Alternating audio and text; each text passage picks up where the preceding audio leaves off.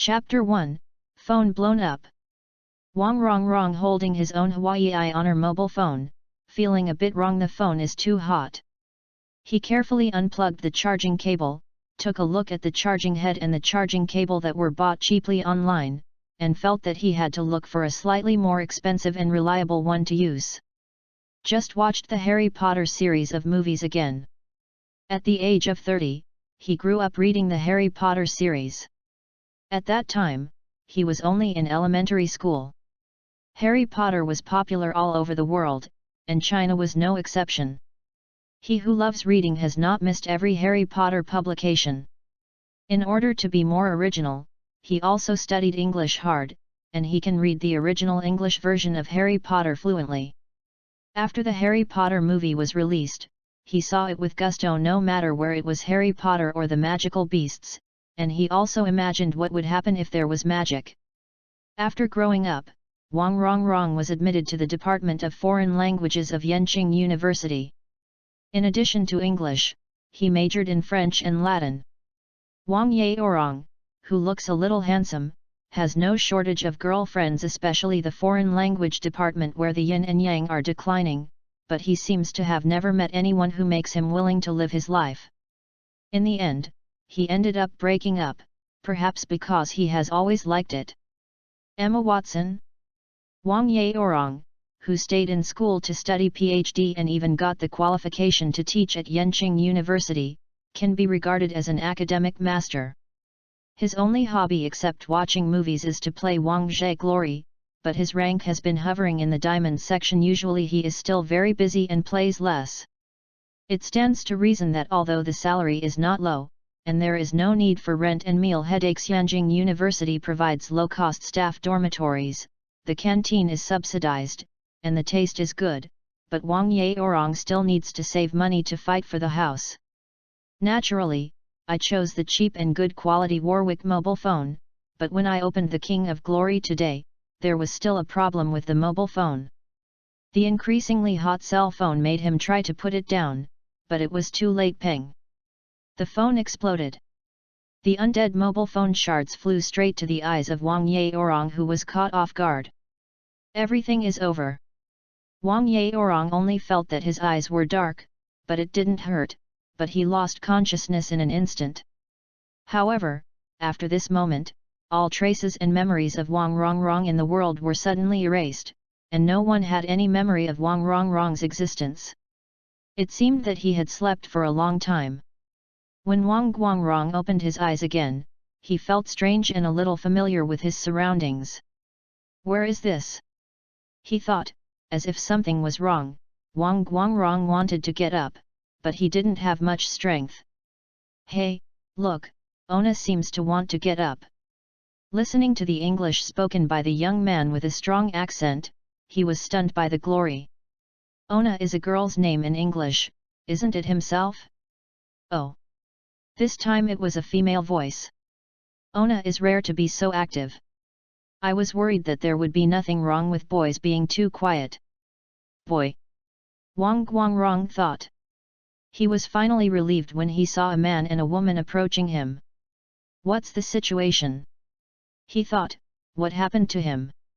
It's rare, I've been sleeping deeply before, are you hungry? With a gentle smile, the woman hugged Wang Yaorong. Wang Rongrong realized that he had become a baby, and he stared at the woman in a daze. Isn't it hungry? The woman patted Wang Rongrong. Is it because Glory was awakened? Anna, don't be too nervous, they just want the full moon. The man said with a smile, according to the Chinese custom, I also invite everyone to eat the full moon wine. Wang Rongrong looked at the man, and he was indeed a Chinese. Who am I? Where am I? When is it now? Wang Rongrong wanted to speak, but he felt that he could only make a babble. Do you want me to hold it? The man was a little delighted. Anna smiled and put the child named Ona into the man's arms. Wang Rongrong didn't resist either. On the one hand, he didn't have much strength. On the other hand, he made his fellow men more comfortable than being held by a beautiful woman who seemed to be England. It looks like Ona is closer to me, the man said cheerfully. Oh! I'm going to be jealous of you. Wang. Anna seemed a little bit savage. I'm a mother. I worked so hard to give birth to you. Although Anna was complaining, her beautiful blue eyes were full of love, whether she was looking at Ona or the man named Wang. At this time, as if being awakened, another voice rang, "Wow!" Anna leaned over and picked up another baby. Glory is waking up now. Wang Rongrong looked at the baby who was soothed to sleep by Anna's arms as soon as he started crying. He was too young to see what he looked like. I guess he is almost the same, right? Ona is still very quiet. The man patted his son on the back lightly. It seems to be more with me. Anna glanced at her lover blankly. You mean Glory is like me? Haha. The man looked at his two children and Anna with a smile. Everything was so happy. Wang Rongrong glanced at the calendar on the wall. June 22, 1980. What? Did he travel back to before he was born? However, he was shocked and soon had no chance to think about it. He felt his son staring at the calendar. The man held his son and walked to the calendar. This is the fan calendar, did you see it? Nottingham Forest. We were born when you were born. The team is just defending the European Champions Cup. Nottingham Forest. Although Wang Yaorong likes to play football, China's football strength is not good. He who likes watching football is a fan of Spain and Real Madrid. What the is Nottingham Forest? Actually defended the European Champions Cup? But Real Madrid has 5 consecutive championships and 3 consecutive championships, a total of 12 UEFA Champions Leagues in hand. I only pay attention to Wang Yaorong after 2000. I don't know that 1978 to 1980 is the golden age of Nottingham Forest. After being promoted to the First Division in 1977, he completed the miracle of being promoted to win the championship in 1978, winning the League Cup and achieving the double crown. Then Nottingham Forest won the European Champions Cup again in 1979 and 1980. In 1979, he won the League Cup again. In 1980, he regretted losing in the League Cup final and missed 3 consecutive championships. The man holding his son pointed to the family photo on the side of the calendar again. Look, this is your grandfather, Brian. This is your uncle, Nigel, you will be proud of them in the future. Okay. Anna said with a smile, Dad, and they will come in a few days. After teasing the child, the man put Ona and the sleeping Glory back into the crib at Anna's urging, and was then driven to take a bath. Wang Glory was lying on the bed, really tired. He just closed his eyes and wanted to think about it, but he was shocked to find that he couldn't remember any information about his relatives and friends, only remember that he was from 2020 China. Who am I? With deep doubts and exhaustion, little Ona fell asleep. Chapter 2, Catch the Weak. The little Ona who woke up seemed no different from before. He was ignorant. Under the careful care of Wang and Anna, he and Glory grew up smoothly. In a blink of an eye, a year passed. On May 28, 1981, Onahi and Glory were 1 year old. On this day, the family gathered together and the 2 children were dressed up. Ona was held in his arms by a middle-aged man, wearing a red tang suit, which looked very festive. Jin, it sounds interesting for you to catch this week. Yes, Wang Jin said with a smile, this is a traditional Chinese custom. These things generally have good meanings. For example, a pen is a writer, a book is a scholar, and a paintbrush is a painter. The seal represents an official. This strange pen it is a brush, which means a calligrapher, and this little pistol is a soldier, the banknote is a businessman, and the abacus is an accountant. For example, this little football is a football player. Then this one is good. The enthusiastic Brian hurriedly pointed to the little football and said to Ona, little guy, choose that one, right? Haha, Nigel is only 15 years old now, but he is already the star of the Nottingham Forest youth team, I will teach him to play at that time. Forget it. Brian gave his son angrily. Train well. We only ranked 7th this year. After Martin went to Norwich, we were really sad to hear that he was going to Manchester City.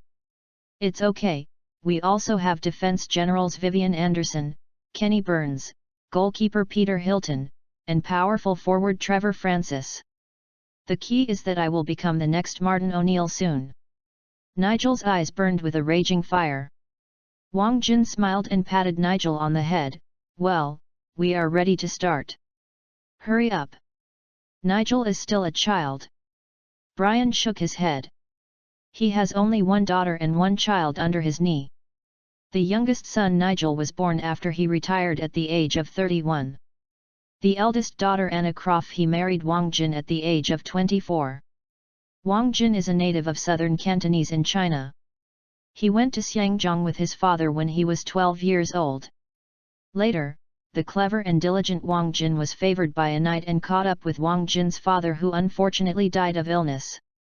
With no worries, he was brought to England by the Jazz at the age of 23 to be his professional manager and responsible for a company. Anna was 22 years old and went to London to apply for this company as Wang Jin's assistant. After 2 years of getting along, the two young people developed into lovers. In the past 2 years, Brian Clough led Nottingham Forest to stage a miracle of promotion. Won the top league championships and the League Cup. The following year he won the UEFA Champions League, defending the League Cup, and became a legendary coach of English football. He was also considered a success, so the combination of his daughter and Wang Jin was no small news at the time. In the first year of their marriage, Wang Jin and Anna had a pair of twin babies, their sister Glory and brother Ona. Their birthdays happened to be the day when Brian's Nottingham Forest defended the European Champions Cup, so Brian was happy. Won the honour of 2 children, and won the European Super Cup as a gift. Seeing that his son Nigel was about to become a talent, Brian suddenly felt that such a life was already complete. Come on, Glory comes first. Wang Jin smiled and asked his wife Anna to put down Glory, who had been attracted by all kinds of gadgets. Today, Glory wore a kind of grid clothes. These 2 clothes were bought in Chinatown. Arrived, Anna is still wearing a cheongsam. As soon as he got rid of his mother's bondage, Glory didn't hesitate to pounce on a music box he had been staring at for a long time. This was a token of love from Wang Jin to Anna. Haha! It seems that Glory will be a musician in the future. Nigel jumped up happily, which surprised Glory, but she still held the music box tightly until Anna picked her up. Take the music box away. Glory wanted to cry at first, but was immediately attracted by the rag doll handed over by Wang Jin who had been prepared. Next is Ona. Brian couldn't wait to put Ona down. Ona glanced at the dazzling variety of gadgets, and crawled towards them silently. The whole family held their breath and watched Ona grabbing the little football that Brian was thinking of without hesitation. For a while, Clough and his son laughed as if they were on the top of Europe again. Wang Jin and Anna smiled at each other. They are now living in the Chelsea area of London. Thanks to Sir Robert, who regarded Wang Jin as his own, he half sold and half presented his small single-family villa that had been idle for a long time. Sir Robert has a lot of real estate and several companies under his name. Wang Jin is responsible for the operation of these companies. Each company sets up managers and supervisors according to its scale. After only 4 or 5 years since Wang Jin came to England, he has successfully managed the market value of most companies has doubled, probably because the managers previously commissioned by Sir Robert are indeed limited. As a result, Wang Jin, who has worked hard from the bottom, is more aware of market dynamics. In November, Wang Jin also plans to go to a drilling rig company called Glenning in Surrey to discuss the acquisition. When Ona is 6 years old, will you consider sending me here? Brian asked suddenly while eating. Don't worry, Anna said first. It's not far from Chelsea. Let Ona go to Chelsea for training first. Basic education here will be better. Yes. Brian thought, yes, it's still early anyway. By the way, it doesn't seem to be safe recently. I heard that people are often found missing. Wang Jin hurriedly changed the subject. London too? Nigel answered naturally. Nottingham seems to have seen several disappearances and explosions recently. Some people say it was Robin Hood's resurrection. Nonsense. In short, I hope everything is peaceful. Brian obviously didn't want to mention this. Ona King drank milk in silence and listened with ears upright. Is the law and order in England so bad? It's better for Huaxia. Ona feels that he has forgotten many things, but he can't remember it. But when he touched football, he thought of some scattered memories, most of which are about football, such as the World Cup in Spain next year.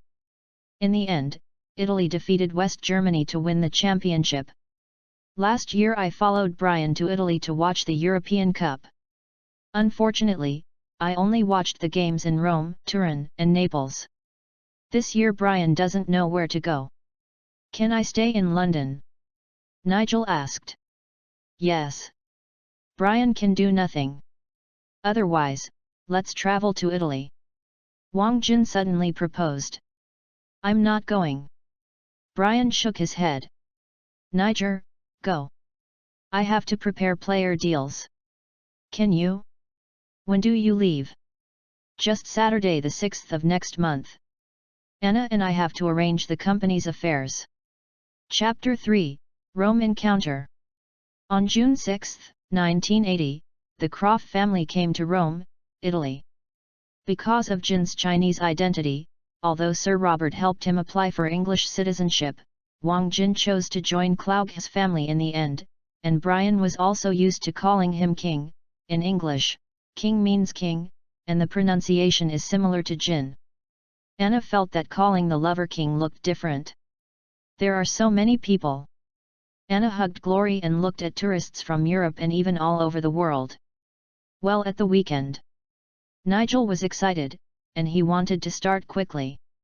Well, let's go to see the Bogsay Art Museum. Anna thought of this, and couldn't help but say excitedly.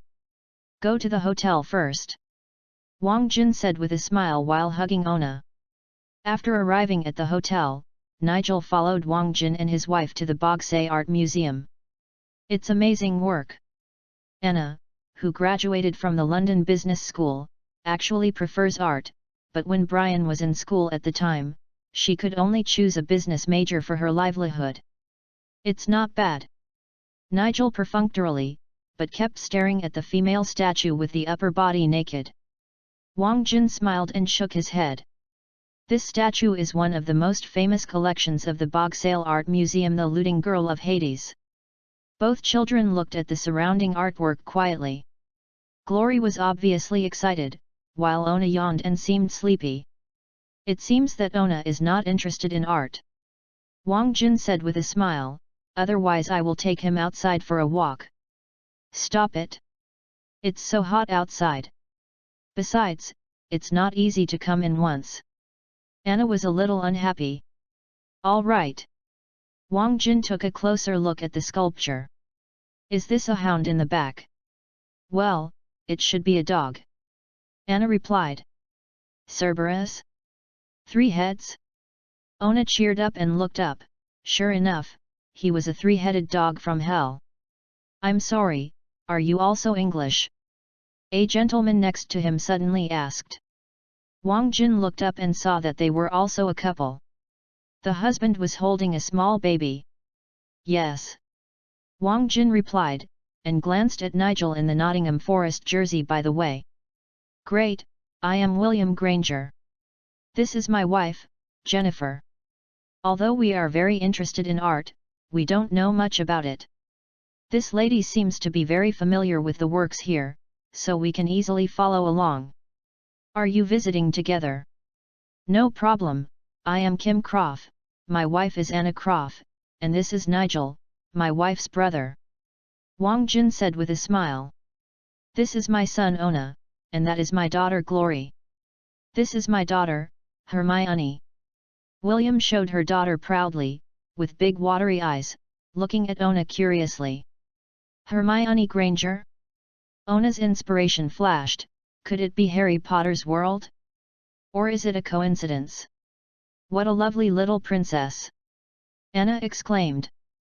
Mr. William recognized my jersey. Nigel asked. Are you a fan of Nottingham Forest? Nottingham Forest? Do you mean football? William shook his head. I watch football less. Oh. Nigel was very disappointed. The English people who don't like watching football are considered to be a minority. Excuse me, my wife and I are both dentists, and I rarely meet football fans. I really don't like watching football very much. William said. It doesn't matter. Wang Jin helped out. His father is a football coach. Besides, we are here to travel. Oh. William didn't know how to continue. Fortunately, Anna hurriedly started to introduce, this is the work of the famous Italian sculptor Bernini. She was only 23 years old when she completed this work. There is a self-portrait of Bernini over there. Let's go take a look. Follow Anna to go forward. It was almost dinner time after visiting the Bogsay Art Museum, and the Grangers, who had talked well, knew that the Wang Jin family lived in the Chelsea area. Many of our customers are in the Chelsea area. Our clinic is not far away. You can visit us if you need it. Of course, you can also visit our home. William insisted on inviting Wang Jin's family to dinner as a thank you. However, Wang Jin's family declined. After dinner, the two agreed to go to the Colosseum tomorrow to meet together. On the second day, Nigel still followed Wang Jin's family to the Colosseum. After meeting with Granger's family, he visited the Colosseum, the Arc de Triomphe, the remains of ancient Rome, the Victor Emmanuel II Memorial, and finally at the Mouth of Truth. After this series of attractions, the five people are extremely exhausted. After all, they have to take care of 3 children. I have to come to treat you at noon today. Wang Jin said with a smile. Just eat a little bit. William didn't excuse him too much. No, I ordered a restaurant yesterday, and a friend of mine recommended a good restaurant, which is nearby. Wang Jin said with a smile. After dinner, regardless of the man's communication, Anna had already started to pull Jennifer into amusement with Glory, Ona, and Hermione, and discussed about bringing the children. After resting, the group continued their tour of Rome. The Pantheon, the Fountain of 4 Rivers, the Fountain of Poseidon, Castel Sant'Angelo, the Vatican. The Vatican is the papal state. Even if Wang Jin is not a Christian, most of the English people are Protestants. This is a worthwhile trip. I had a meal in another restaurant in the evening. This time, both parties paid together. The two families plan to visit another city tomorrow after another day. First go to Florence, then Venice, then Milan, and Turin, and finally Genoa. How about? The two ladies determined the route, and Wang Jin and William had nothing to do. After staying in Rome for another day, visiting several attractions such as the Trevi Fountain, the two families are ready to make a transfer to Florence. Florence is also known as Falenqui. They stayed for 2 days, then transferred to Venice and took a gondola to tour the water city. After only 1 day in Venice, they set off for Milan the next day. Milan Cathedral, Leonardo da Vinci frescoes, and then the two ladies went shopping enthusiastically in the evening, making the 3 men miserable, especially Wang Jin, who had to take care of his 2 children. He took a shower at night and lay on the hotel bed. So he fell asleep, leaving Anna to take care of the energetic Glory, who had slept all night without love. The next day, it is rare for both parties to go to bed late and have to go out this afternoon. The family hurriedly saw a few attractions and then returned to the hotel to rest, preparing to go to Turin the next morning. After arriving in Turin, in the chocolate capital, the 2 little girls who love sweets are happy, watching the adults eating chocolate and looking at them eagerly. Besides Ona, what's so delicious about chocolate? It's so fragrant. Only 1 day in Turin, the group went south to Genoa, the hometown of Columbus and Paganini, where Marco Polo wrote his travel notes. It took 2 days to visit many attractions in Genoa, and the two families returned to London. Before leaving, the two parties left each other's address and phone number, and agreed to have a chance to play together again. I'm afraid no one would have imagined how much impact this encounter would have on the three children. Chapter 4, Vision.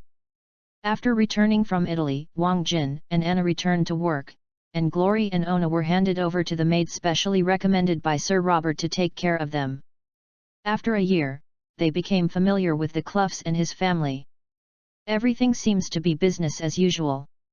Even the century wedding between the Prince of Wales and Princess Diana in July did not have any impact on the life of Wang Jin's family.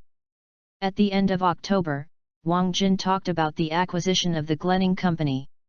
Sir Robert Jr. once treated him very vigilant, but on the eve of Halloween, Sir Robert specially invited Wang Jin's family to his family. After the meal, he called Wang Jin and his son to the study room. After a close conversation for nearly 2 hours, Sir Robert Jr.'s attitude towards Wang Jin improved a lot after he came out, and he even took the initiative to ask Austria. Anna and Glory presented high-end candies and chocolates specially prepared by Sir Robert. After Wang Jin's family returned to Chelsea's villa, Anna couldn't help but ask. Wang Jin explained the situation at the time. This has to be talked about when I was in Xiangjiang.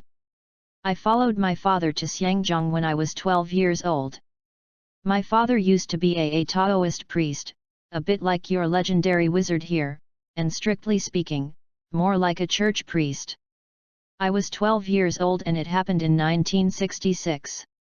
At that time, there was an anti-feudal superstition political movement in China, just like the British Parliament decided to overthrow the Queen. Nobles are the same as churches. My father is said to have dreamed of my grandfather Zheng and received an early warning. He also took some things from a secret room in my old house. After the house was sold, he took me to Xiangjiang. It didn't take long. My father's previous Taoist temple was overthrown, and our house was saved because it was sold. The money from selling the house is also our starting capital to go to Xiangjiang. Wang Jin hugged Ona and couldn't help sighing. Anna and Ona listened carefully, and the tired Glory was already asleep in Anna's arms. After we arrived in Xiangjiang, my father continued to be a Taoist priest. He was at a good level and gradually gained some fame. Sir Robert went to Xiangjiang to do business at the time, but it was not going well. He heard about my father's reputation and invited him to help in the company. After looking at it, the company has also improved. My father and Sir Robert had friendship in this way, but my father's body gradually deteriorated.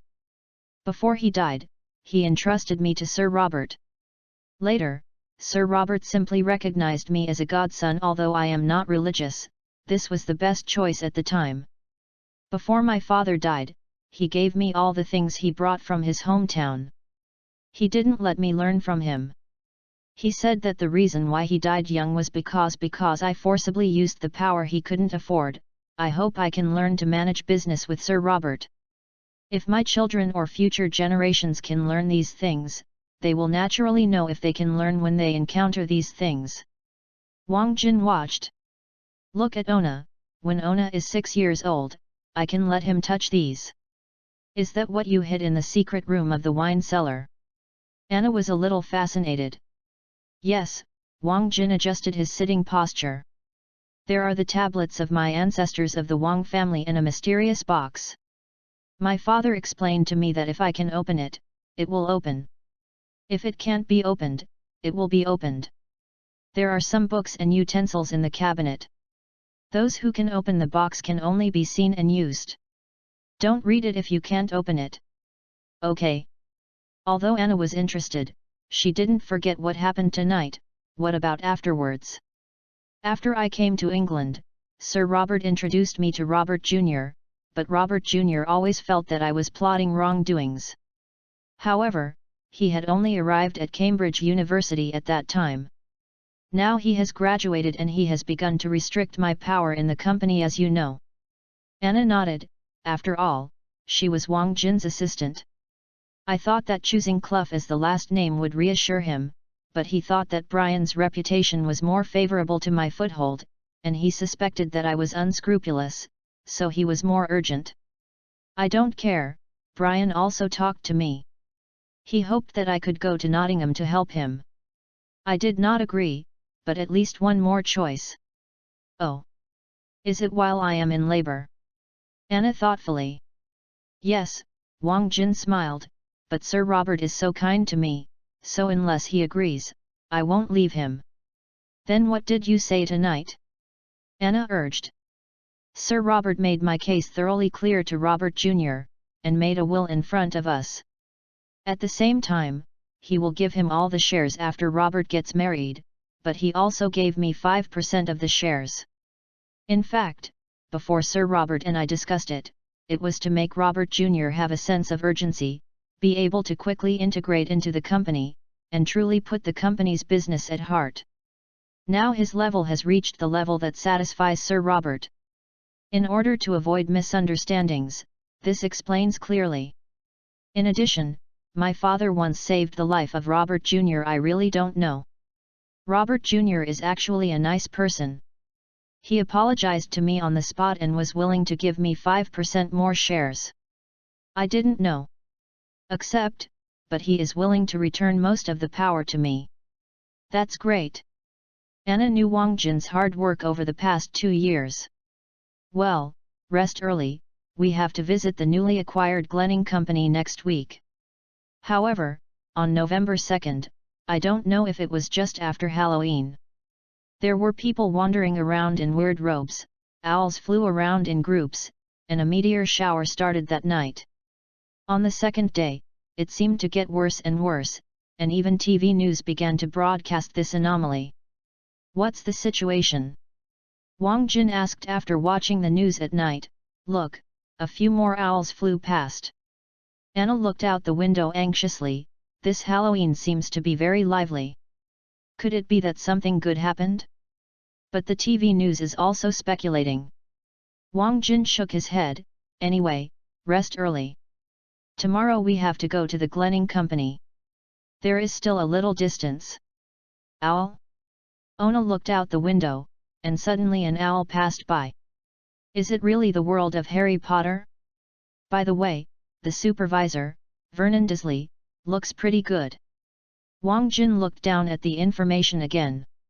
His performance has improved a lot since he became a supervisor. This time I will talk to him and increase his salary appropriately. Vernon Disley? Ona turned to look at his parents. Well, confirmed. After spending the whole day uneasy, Wang Jin and Anna returned. Hey, I want to kill me. As soon as I entered the door, the couple picked up the child one by one. After all, they set off at 8 o'clock in the morning and came back at 9 o'clock in the evening. Fortunately, they had a maid to take care of them, otherwise the couple would not be so relieved. Vernon took a leave today. It is said that something is going on at home, but the employees below are more afraid of him and dissatisfied. Anna said with a smile. This is better. The supervisor is strict, and the employees will be more cautious and diligent. If the supervisor is weak and not dignified, then the employees will easily slacken off. Wang Jin didn't mind. He doesn't know that we will pass, but there is always a chance to meet these days. Chapter 5, 5 years later. Ona listened with his ears upright, but Wang Jin and Anna were already discussing the company's adjustments, and Ona had to start thinking about the information they had received. If I remember correctly, today should be the first day Harry Potter was sent to Disley's house. Ona thought of this and smiled bitterly. He didn't remember who he was, but he clearly remembered all the information about Harry Potter and the accompanying books. What do you remember? In a blink of an eye, another 5 years have passed. On May 28, 1986, Ona and her sister Glory, who had passed their 6th birthday and were about to enter the 2nd grade in the 1st grade of elementary school, had a wonderful birthday with the blessing of their family members. They attended the birthday party for both of them. Naturally there are also Sir Robert Sr. and his son Robert Jr., as well as Robert's new wife, William Granger, and their daughter and classmate Hermione Granger, and even Vernon Dursley. And their fat son Dudley. As for Harry Potter, most people don't know his existence. Speaking of, Hermione Granger, who was born on September 19, 1979, yes, Ona had to call her sister, is exactly the same as Emma Watson in the movie. Ona naturally loves her very much, no matter whether the Wang Jin couple or the William couple are happy to see the result. Glory has a headache. The little fat man named Dudley Dursley does not fit her aesthetics at all, but has been trying to play with her. Fortunately, the younger uncle Nigel is very visionary, so he brought his girlfriend to him. Nigel Craft is now the star of Nottingham Forest's Hope. In recent years, Nottingham Forest's performance has fluctuated. In 1982, it ranked only 12th, rose to 5th in 1983, and entered the top 3 in 1984. Liverpool reached 3 consecutive championships. In 1985, Nottingham Forest slipped to 9th, and Everton successfully defeated his rivals in the same city and reached the top of the championship. Liverpool suffered more than that. On May 29, 1985, the second day of Ona's 5th birthday, Liverpool played the UEFA Champions League final with Italian giants Juventus at the Heysel Stadium in Brussels, Belgium. The result was a match. Before the start, a large-scale clash between the fans on both sides led to the collapse of the stands. 39 people died on the spot, most of them Italians, 32, in addition to 4 Belgians, 2 French and 1 Irish. Affected by this, Liverpool lost to Juventus in the final with a controversial penalty. The latter won the UEFA Champions League for the first time, while Liverpool's 5th UEFA Champions League trophy was postponed until 20 years later. The bigger blow is not only that, because before that, on May 11, England had the Bradford fire tragedy. Bradford won the 3rd Division Championship and was celebrating his promotion to the 2nd Division. On the stage, the cigarette butts of the fans ignited the wooden stands. The trampling caused by the raging fire and chaos caused 56 people to die on the spot and more than 200 people were injured. Mrs. Thatcher therefore ordered the FA to ban all Premier League teams from participating in European competitions for 5 years. Liverpool is more than 10 years. This ban has greatly affected the entire English football world. You must know that since Bayern completed the European Champions Cup 3 consecutive championships in 1976, in the 9 years from 1977 to 1985.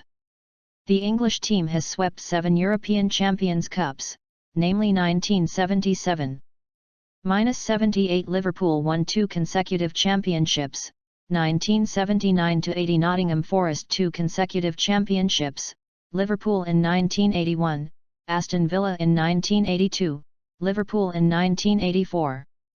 The next Champions League championship and even the English team reaching the Champions League final will have to wait until 1999, which is the Red Devils Manchester United 15 years later.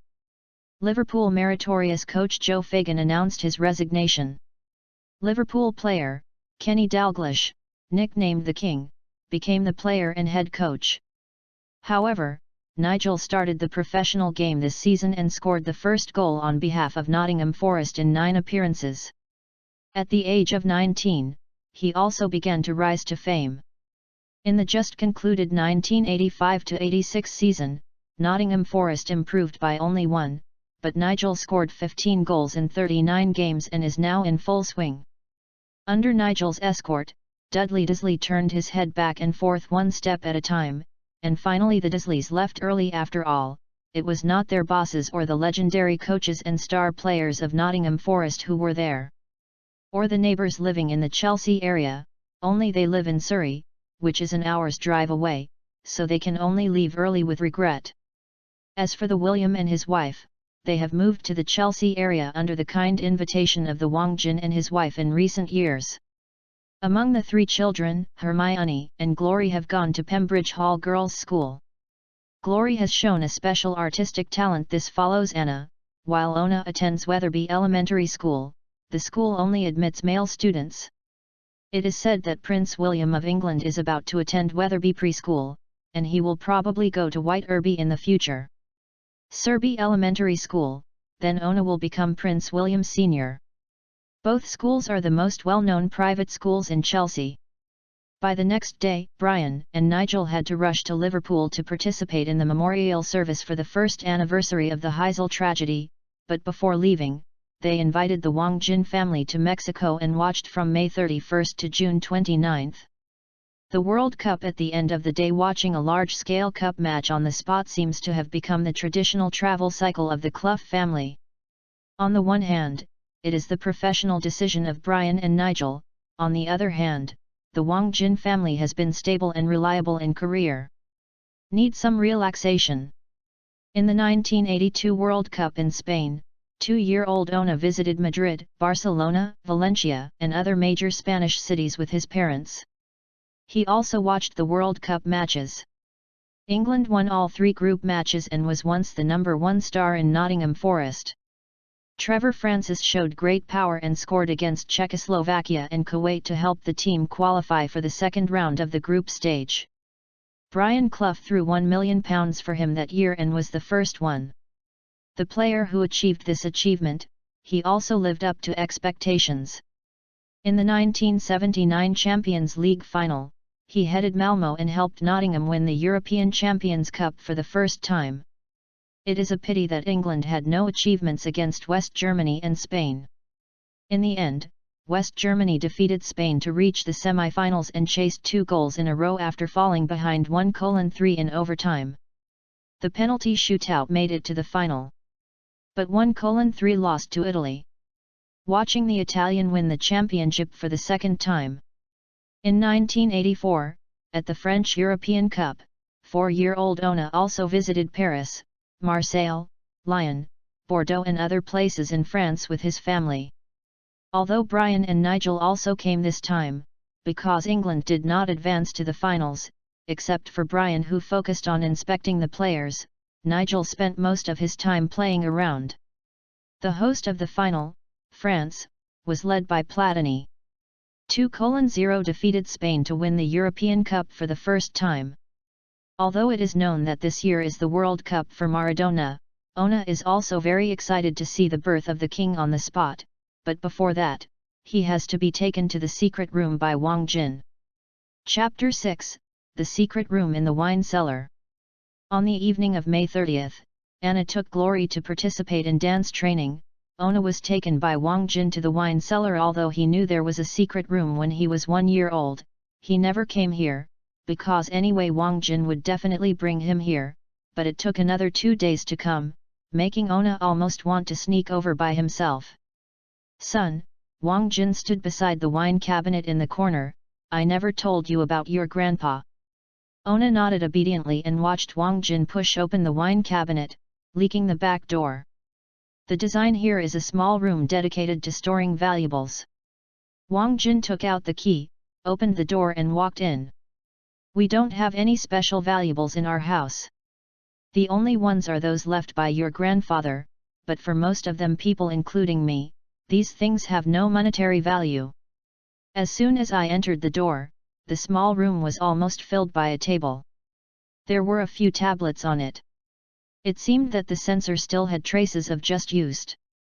Before you were young, I even brought you incense to your grandfather, grandfather, grandfather, grandfather, and grandfather, and today you have to get a stick of incense.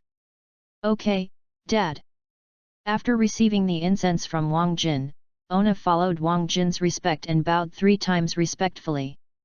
According to the order of gold, wood, water, fire, and earth, your father is Wang Jin, not Jin Clough. Wang Jin said solemnly. You are a wooden character generation, I will name you Glory, you must remember your genealogical name, Wang Glory. Wang Glory. Suddenly, a large amount of information poured into Ona's mind, and he was stunned. I am Wang Glory. Yes. Wang Jin was very pleased, and Wang Yaorong suddenly thought of a lot of things, all about a game, The Glory of the King. Okay, after finishing the incense, I will talk to you about our family's affairs. Ona followed his instructions, and then listened to Wang Jin's details.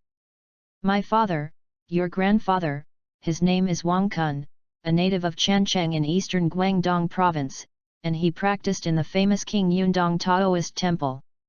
Chancheng is the hometown of martial arts in China, a famous historical and cultural city, and King Yundong Taoist temple was founded. At the end of the Qing dynasty in 1893, it was called King Yun Cave. The big Taoist building is called the cave. Our ancestor Wang was first passed on to Wang Jin, Prince Chiao. We are rumored to be Wang Su's descendants. I'm not sure, but we still have a tablet dedicated to Mr. Gigutsi. Wang Jin motioned to Ona to glance at the highest tablet. It was Gigutsi Wang Su. Ona's Chinese language was taught by Wang Jin, although he could. After you read it, the Song dynasty Chuanzhen taught Wang Chongyang first, and then the Ming dynasty Wang Yang Ming Wang Shaoren. To be honest, I don't really believe it. Then I jumped directly to the master of the King Yundong Taoist temple, which is my grandfather Wang Miao. It is rumored that it was the King Yun cave that he presided over at that time, and it was really able to form an array. Arrange the formation. Ona looked dumbfounded. Gigutsi is said to be the master of the formation. Students Sun Bin, Pang Wan, Su Qin, and Zhang Yi are also famous figures in history. Maybe it's just the arrangement of Feng Shui. Wang Jin actually didn't believe it. After all, he had lived in King Yun Cave since he was a child, but he didn't feel any difference. The next thing is my grandpa Wang Jiang. Most of the legends are said by grandpa. As for my father, that is, your grandpa, he has actually demonstrated magical abilities, but you must know that my grandpa and father both died in their 40s. So my grandfather and my father didn't let me learn the formulas left by my grandfather like they did. Wang Jin said here and was silent for a while. To be honest, I don't know if you can learn, but always give it a try. Wang Jin did not move the box, but took out a small bag from the drawer of the table, took out a token from it, and handed it to Ona. Ona took a look, but it was a gossip, with a yin and yang fish in the middle. Ona glanced at his father suspiciously. Look at the Taiji diagram in the middle. Wang Jin said simply. Ona Yin looked at it, stared at two yin and yang eyes, and then there was another bang in his mind. The Tai Chi in front of him seemed to turn, and then the surrounding gossip lit up with golden light. Ona seemed to hear someone chanting something, the sound of wind and cranes, and in an instant, another message poured into his mind. You are the ancients, the sage is also in the heaven and the earth, and is the first of all beings.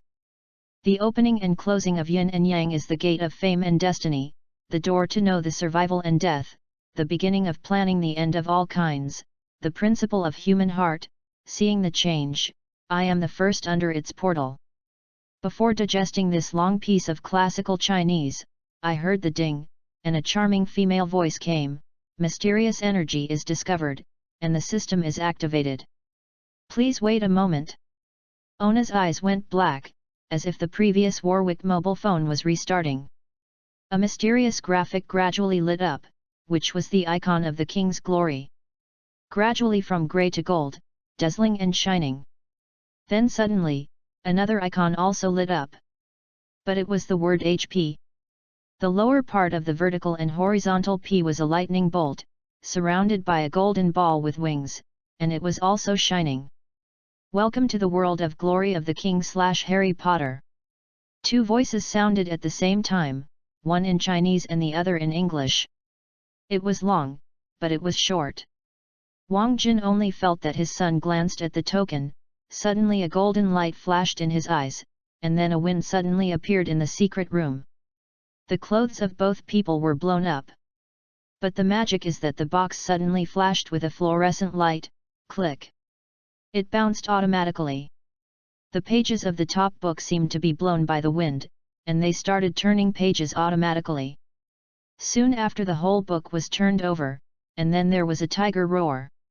Wang Jin was awakened from shock and found that a tiger pattern flashed across his son's forehead, and it disappeared in a flash until he felt dazzled. Here, Ona is still receiving constant news reminders. Detected Gigutsi-related books, activate the hero Gigutsi.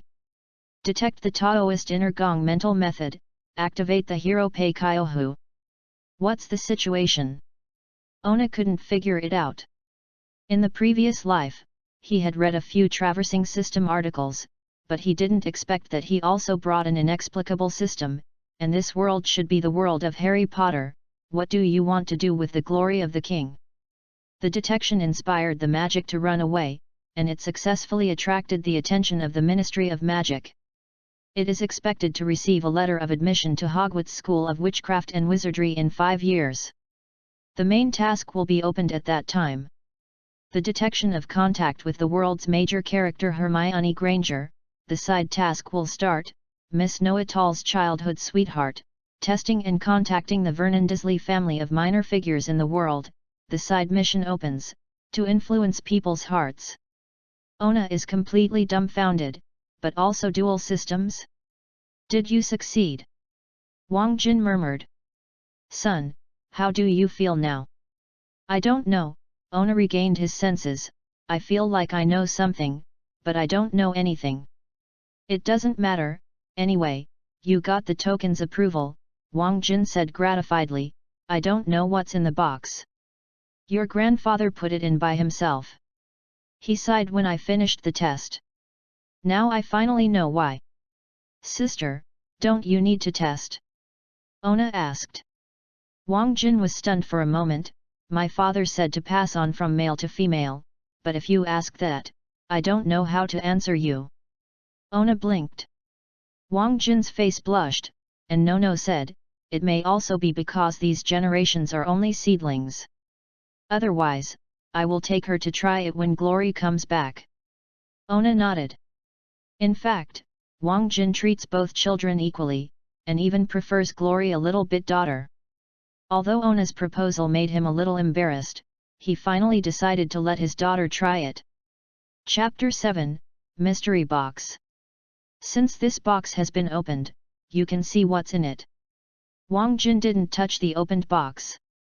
After all, he was an adult and had passed the age of casual curiosity. As for what your grandfather left over there, I have not looked at it carefully besides confirming whether it is damaged. You can also take a look. Ona was impatient for a long time.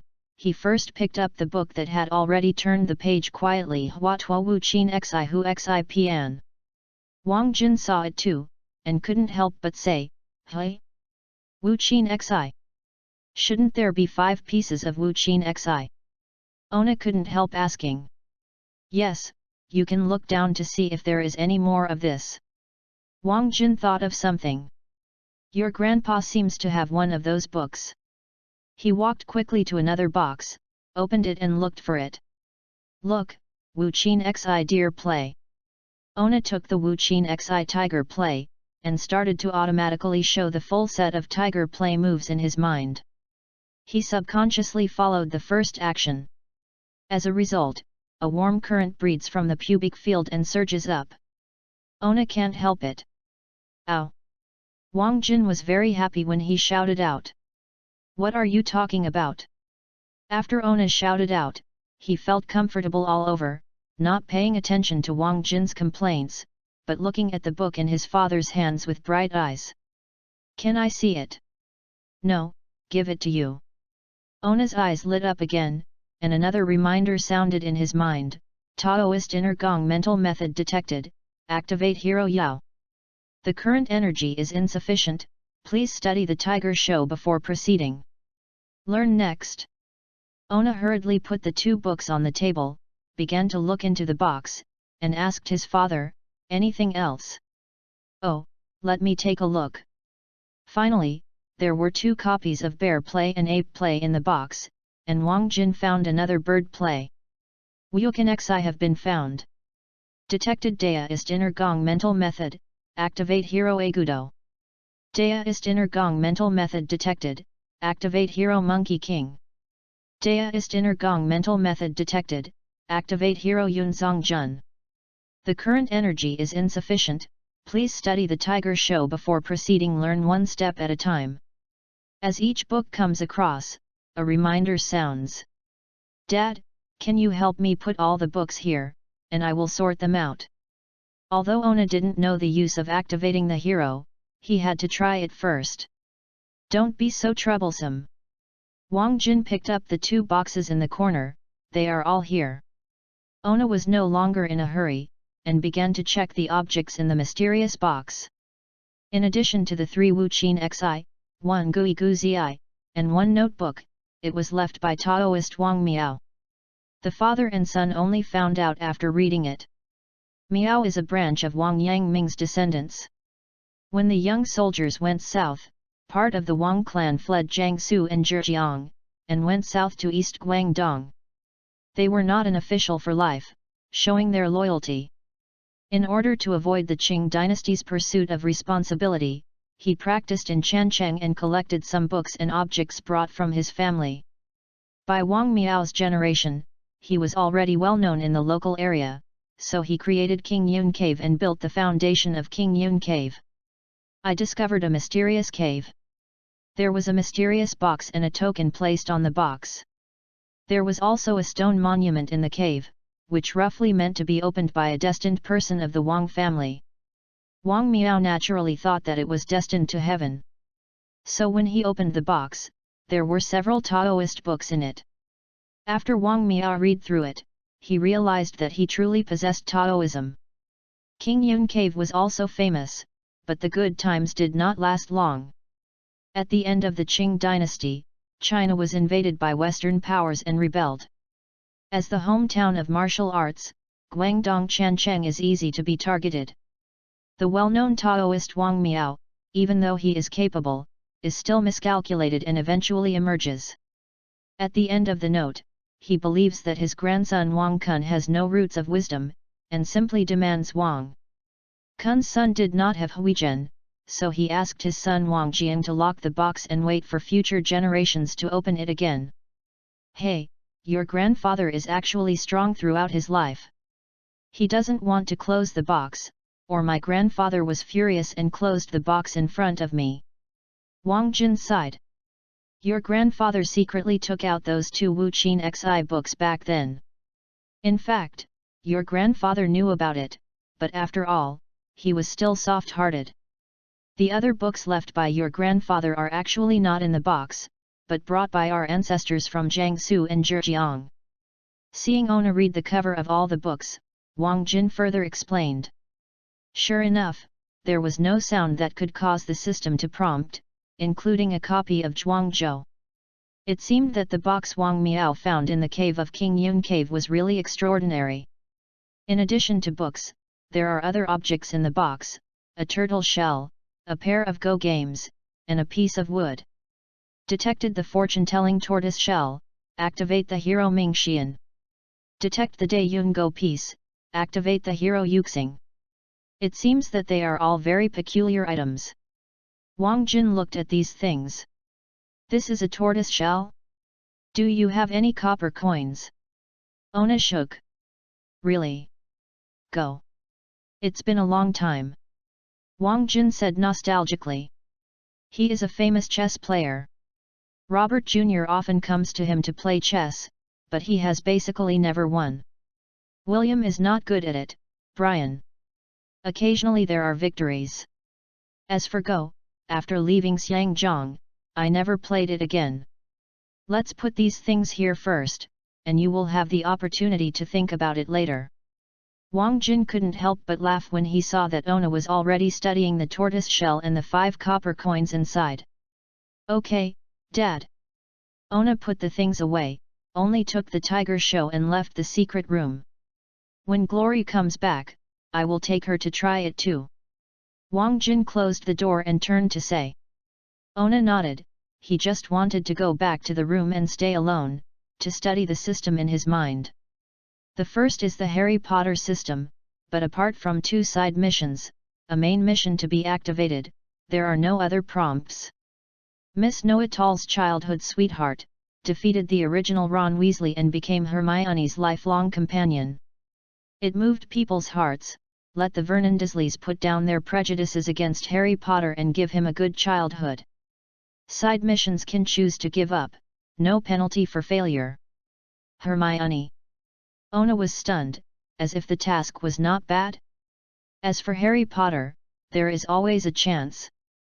In the King's Glory system, there are only a few heroes whose heads are lit: Gigutsi, Pei Kinhu, Yao, Agudo, Monkey King, Yun Zongjun, Ming Xian, and Yuxing. Are you making a lot of money? Currently available heroes: Gigutsi, stimulated by giggling, current level 1, can choose a skill to stimulate. Pei captures the tiger, Wukan Xi Tiger Play, current level 1, can choose a skill to stimulate. Ming Xian, by Gigutsi Tortoise Shell and Ming Dynasty Wang Yang Ming's Great Five Emperor Money, Qin Ben Liang, Han Wuzhu, Tang Kaiwan, Song Song Yuan, Ming Yangel, inspired, current level 1, can choose a skill to stimulate. Yi Xing, by the Tang Dynasty national player accumulated Go pieces are stimulated, the current level is 1, you can choose a skill to stimulate. Gone? Chapter 8, Skill. Ona pondered for a long time, and finally distinguished the situation of the two systems. The Harry Potter system is a mission system, and the Glory of the King system is more like a plug-in. Gigutsi? Ona thought about Gigutsi's skills. There are passive skills, vertical and horizontal warfare. If you have a staff, you can send out mysteries. After 3 seconds from the enemy's field of vision, the mysteries will be restrained in the staff, and the next spell attack will be effective. Strengthen, and cause the enemy to slow down. There are 3 active skills: Prophet Hidden, mysterious envelopes himself, blends himself with the surrounding environment and enters a disguised state for a certain period of time, and increases the movement speed during this period. Other spells will be invalidated. Everything is alive. You can use Suan Weiza to pull the enemy to your side and stun for a certain period of time. If you hit the enemy, you can get a spell shield to resist certain damage. Prophet Fog Shadow, Suan Weiza wraps his own personnel within 15 meters and enters a camouflage state for a certain period of time. During this period, the movement speed is increased, and other spells will be invalidated. At present, there are only 2 skills that can be selected to activate the Prophet, the Hidden and the Spirit of all things, but the mysterious element is needed, and if there is a mysterious element, you must have a staff, so even if Ona can activate now, not available. Pit. Ona thought angrily, so he thought of the next hero, Pei Kyohu. There are 2 forms of Pei Kinhu. Ona instantly thought of a transformation technique unique to the world of Harry Potter animagus. It's a good choice to become a tiger, he thought. At this stage, Pei Kinhu only has a human form. Therefore, his passivity is Nian Qi, it can emit Qigong waves. However, Ona, who has just gotten the tiger show, can't use it at all. The 3 skills of Pei Kinhu's human form are: Punch Style, send Qigong in the specified direction, slow down the movement speed of hitting the target for a certain period of time. Qi Shao Style, use the mind to surround yourself to form a shield and continue for a period of time to increase the attack speed of fists and feet. Xing I Liu He, send out vitality bullets to cause fan-shaped attacks, increasing movement speed for a period of time. In the same way, he couldn't use it even if the skill was activated because his mind was not enough. Ona doesn't want to watch it anymore. He doesn't understand divination and Go either.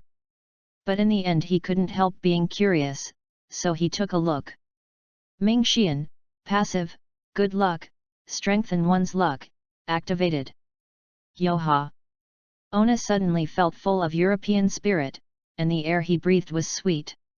Speaking of it, this is a big deviation from the Glory of King's game skills, but it is obviously more in line with the requirements of reality.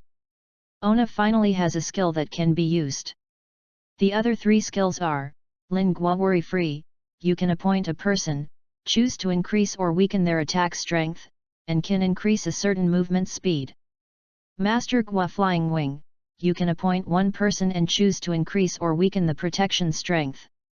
Tai Gua Chongsheng, designate one person, you can choose to lose your own health to restore the other's body, or you can cause the other party to suffer the same injuries as your own. Ona was depressed. The first 2 skills were not bad. But the last one was too bad for himself, harmful, right? Unfortunately, because he doesn't understand the gossip of the Book of Changes, Ona still cannot use active skills. Fortunately, Yuxing's passive skills can also be used. Chi-He, when receiving fatal damage, escape into nothingness, immune to all damage for a certain period of time and increase a certain movement speed. And automatically leave 2 chess pieces, the normal attack bonus, hit the enemy, the next attack distance will increase, and cause double damage. Note that after this skill is triggered, there is a 120-day cooldown.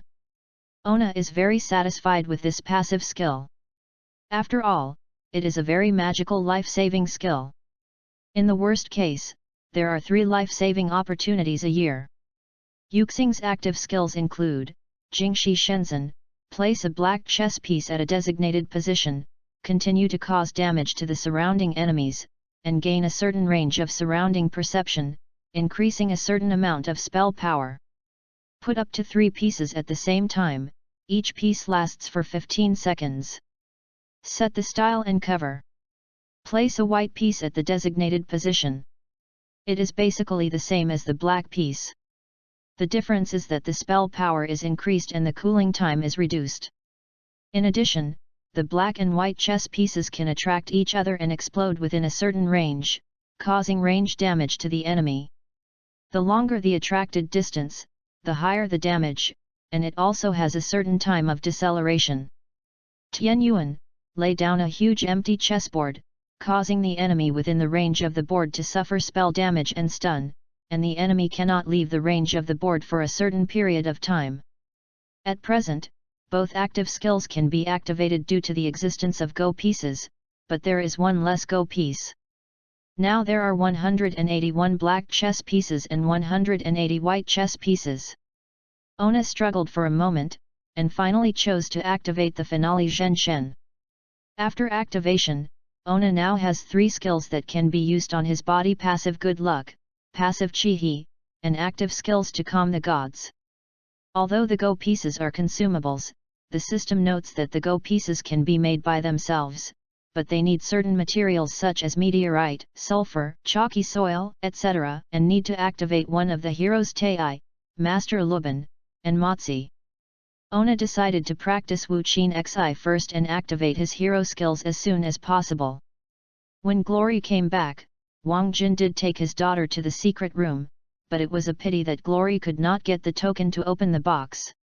However, Ona's Harry Potter system suggested that his twin sister also had magical powers, but the magical powers had not gone away. In the evening, in the room, Glory asked his brother unwillingly, "Ona, is it really possible for me to learn the inheritance of the Wang family?" Glory, Ona guessed that her sister must not be reconciled, this may be only suitable for men. Besides, if I can teach you, I will definitely not hide it. That's right. After all, Glory is still a 6-year-old child, more of a kind of unwillingness that my younger brother has that I don't have, and soon lost interest in what his father was originally ominous. Ah, by the way, Ona, do you really want to learn piano with me? I want to learn guitar. Ona said coolly, otherwise the pipa will work too. What is the pipa? Glory didn't know about traditional Chinese musical instruments. It's also an instrument like a guitar. Ona explained. Oh. Glory still liked the piano. What about dancing? I learned a new move tonight. I'm not suitable for your kind of dance. Ona knew that Glory was studying ballet. We have boys over there too. Glory felt that he couldn't see Ona when he went to school, and now he has to study separately and spend less time with his younger brother. Grandpa wanted me to play football. Ona shrugged, I'm afraid I don't have so much time to learn dance. Chapter 9, Wang Zheajun. On Saturday morning, Ona got up early and started practicing in the garden following the explanations and pictures in the tiger show. Tiger performer, with 4 limbs to the ground, 3 throws first, but 2 throws, long waist, side feet up to the sky, that is, walking back and forth, but 7 crosses in front of each other. In addition to this action, there is an explanation. For the method of breathing and breathing, Ona first follows the instructions in the book and is familiar with the basic posture. Unlike his ancestors, although there is no guidance from the elders, the system assists in reminding more accurately, and can fine-tune according to Ona's physical condition. Ona, what are you doing? Glory couldn't see Ona in the morning, but found that his brother was acting like a cat on the grass in the yard, which was particularly interesting. Are you learning from Hermione's kittens? Do you want to learn together? Ona was already sweating, practicing familiar movements, and then he had to breathe in. Okay. Glory just nodded, and remembered something. Hermione is coming soon. Oh, I know, you want to review it. Ona and Hermione's academic performance is very good, they are basically the first in the whole year, but Glory has no talent for learning, and can only maintain the top 10 in the class. It's only 40 years away. You know that in England primary schools generally have about 30 students in a class, and Glory attends only girls in the school. But Glory's performance in art is very outstanding. He looks cute and has a sweet voice. Although his grades are average, he is not bad. The school teachers like Glory very much. Yes, my sister is stupid, you have to teach me well. Glory said with a smile. Yet. Actually, the reason why Ona learned well was because she had already learned it in the previous life. As for Hermione, her brain is really good. Glory is not so much Ona's sister, but Ona's younger sister. Treat. Speaking of it, even though Ona knew that he was from another time and space, most events in this world were not much different from the original past lives. Then, Ona began to teach Glory the posture of tiger play. After a while, Wang Jin and his wife also came to the garden. What were you doing early in the morning? Anna asked in surprise. Learning to be a kitten. Glory snapped. Kitten. Anna was confused. Anna, this is a set of fitness methods that Ona got yesterday. Wang Jin explained with a smile, which was also an explanation prepared by Ona in advance. If we are interested, we can study together. Yoga. Anna was also a little interested when she saw how the two children looked alike. No, it's aerobics that has been passed down for thousands of years. Ona completed a set of exercises, feeling the hot current gushing out of his body, and a little white mist rising under the sunlight. Shall we learn more when we have time? Anna looked at Ona and Glory's sweat. You go and change your clothes. The Grangers will be here in a while. Today they made an appointment to meet each other and wait until the afternoon to go to the zoo to let the children relax. When Ona and Glory changed their clothes, the Hermione family had already arrived. Hi! Hermione has long, thick, tousled brown hair and big brown eyes. The only drawback is that the front teeth are a bit obvious, just like a little beaver. The three children are about 1 meter, but Ona and Glory are more than half a year late for Hermione, and they may be taller than Hermione in the future. I haven't eaten breakfast yet. Glory hugged his good girlfriend. Would you like to eat some together? I haven't eaten it yet. Hermione was a little bit of bed and got up late, but it was Glory's side that gave her the confidence to go to bed. A good girlfriend would definitely not miss her own food. Breakfast for the children. Anna greeted the three children to the dining room, while Wang Jin accompanied William and his wife to chat in the living room. Hermione, let me tell you, I still have a Chinese name. As soon as he sat down, Glory couldn't wait to tell Hermione about last night's news. What's the name? Hermione knew that Uncle Wang Jin was from China, and was also very interested. Honor King. Glory said proudly, then remembered something, then turned to ask Ona, who was about to put blueberry jam on the bread. Ona, what is your name? Wang Glory. Ona said calmly, and handed the knife to Hermione. Actually, it is the same as the original meaning of our English name. Can you give me a Huaxia name? Hermione took the knife and asked dumbly. Yes. Glory couldn't wait. Why don't you have the surname Wang? Surname Wang? Hermione thought of something. She glanced at Ona, who was drinking milk. She had black smooth hair, fair skin, and her nose was tall like Anna. Her eyes were like Wang Jin, thick black long eyelashes, and a pair of black. Hermione's eyes gleamed like obsidian, and Hermione's cheeks suddenly became hot. Sure. Yet. Glory, who was thinking about naming Hermione, didn't notice the abnormality of his friend, Wang Rongman. Farmer. Ona, who was concentrating on breakfast, almost didn't choke to death. Then you want one? Glory was anxious. Wang. Ona glanced at Hermione, who was staring at her intently. Do you really want to give you a Chinese name? Yet. Hermione stared at Ona. Be nice. Then. Ona was a little uncomfortable with Hermione's hot eyes. Wang Zhejian. No. Hermione didn't even think about it. I want a word of honor. Ona looked at Hermione speechlessly, and found a strange light shining in the little girl's eyes. We are siblings and we use similar names, okay? I want it.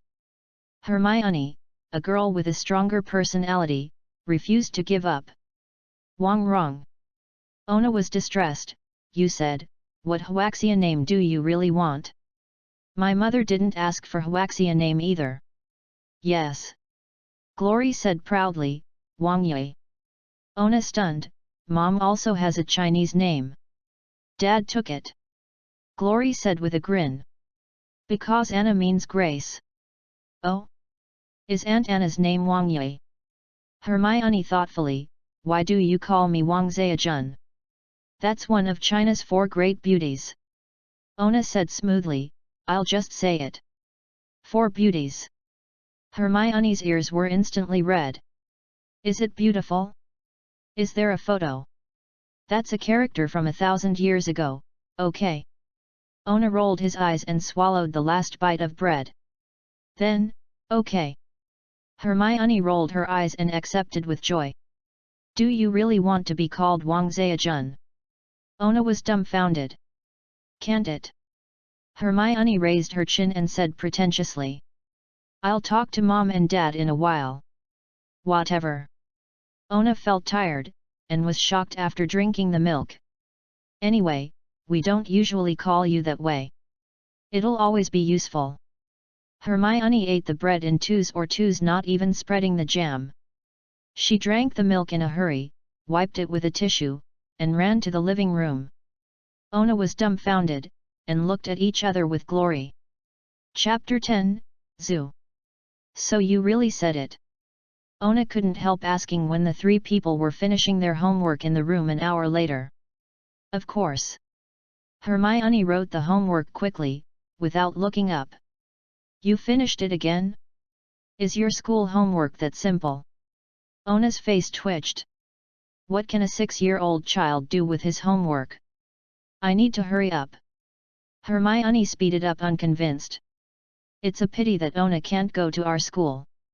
Glory was still struggling. Otherwise, I don't need you to come to help me all the time. It's okay, I'm happy. Hermione hurriedly finished the last few strokes. I'm done. I'm just waiting for you. I'm coming soon too. Glory is used to it. You guys rest first, I'll take another 10 minutes. What did my father say? Ona asked, ignoring her sister. Say a good name. Hermione smiled like a flower. I like it very much anyway. Ona was silent, picked up Hermione's homework and glanced at it. You are doing something wrong here. Ah? Let me see. Hermione snatched the book like a cat stepped on its tail. Oh. Blame you. Writing so fast, I was distracted and miswritten. Ona shrugged and picked up Gigutsi to take a look. Hermione checked it a few more times, and when she was sure that it was correct, Glory had also finished her homework and looked at herself eagerly. I'll help you see, where can't it? Hermione glanced, basically there are not too many problems. No. Glory thought for a moment. There are also mistakes here. Hermione pointed to 2 of the questions. Come on, I'll tell you. Ignoring the teaching of the two girls, Ona was immersed in Gigutsi. Gigutsi is a representative of Taoism and military strategists, and even the originator of political strategists. Even the annotations in his book are in classical Chinese. Ona reads it. It was a bit difficult, but soon, the system helped him explain. What is Ona looking at?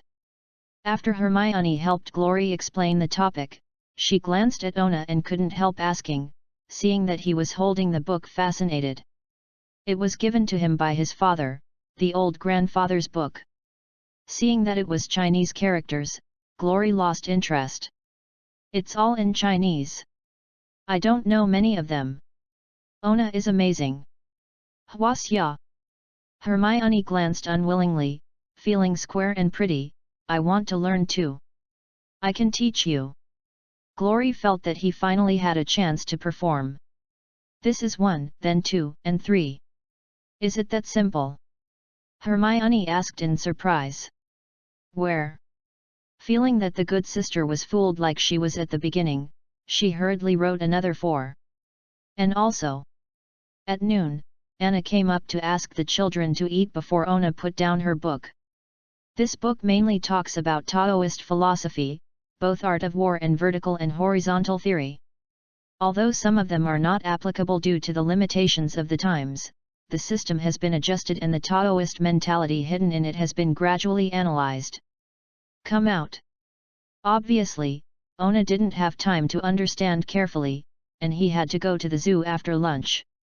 Although the trip to the zoo has already been scheduled, Ona also plans to take this opportunity to observe a few animals to facilitate the study of Wuqin Xi. As soon as they arrived at the zoo, Ona and Wang Jingxin looked at each other eloquently, and immediately walked to the beast area. The others had no objection anyway. Unfortunately, the tigers in the zoo were more willing to lie on the ground lazily, although occasionally they walked around. It was far from what Ona expected. Bored. The tiger roared lowly. Ona was taken aback, and found that he could understand it. Can you understand me? Ona tried to shout. With a move of the tiger's ears, he looked up at Ona outside the railing in disbelief. Hey? Ona, were you just learning how to growl a tiger? Hermione and Glory both looked at Ona. Can you talk to me? The tiger got interested, stood up and walked towards Ona, letting out a low growl that sounds dangerous to others. Wow! The tiger is here! The children nearby shouted with excitement, and the people around began to gather. Wow! Ho ho ho ho! The children were doing everything, but the tigers all sounded noisy. Is that you? Staring at Ona outside the guardrail, the tiger roared uncertainly to overcome the noise of the tailless monkeys. It's me. Ona responded in surprise. My name is Ona, and I never knew I could talk to you. Ona. This is a Siberian tiger, according to China's name, it is the Siberian tiger. Hello, my name is Anton. It's also the first time I can communicate with animals of my own race. Hello, Anton. The zoo staff came nervously to disperse the crowd. They also noticed Ona, who was yelling at each other with the tiger. Children, don't provoke the tiger, it's dangerous. This is a very kind lady. It doesn't matter, he is not malicious to me. Ona said with a smile, and he shook his hand at Anton. It seems that I can't communicate with you anymore. I will see you again if I have a chance. The tiger nodded regretfully. Goodbye, what they always worry about. I grew up here, I don't know what the outside world looks like. Only my mother once said the jungle, but I've never seen it before. I can't imagine it either. Seeing the tiger roared for a while, the zoo staff would tremble if it weren't for the previous nod. It's better not to do this in the future. In case he attacks you, although it is protected by a cage, it will frighten other people. Ona nodded regretfully.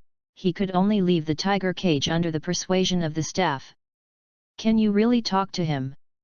Hermione looked suspicious. It was too illusory. Perhaps. Ona's interest is lacking. The tiger show is best to observe the more wild tigers. The London Zoo is one of the oldest zoos in the world, with a history of more than 200 years. Although new wild animals are introduced every once in a while, with the rise of some animal protection movements in 1980, the London Zoo has also begun to decline. Although the current passenger flow is considerable, but it is not as good as before. You must know that the conservation of animals requires a lot of money. I watched European brown bears, various monkeys, various deer and reindeer, various birds. The owl seems to like the three children, but Ona couldn't understand what they were saying. At other times, it was mainly sightseeing. To be honest, there were quite a few children who came to play today. Although a little regretful, Ona also felt that his trip was worthwhile. It was a surprise to be able to communicate with Tiger. It's already dinner time when I get home. The two families have eaten together, and then they go back to their homes. Chapter 11, Another 5 years. In the blink of an eye, it was already 1991.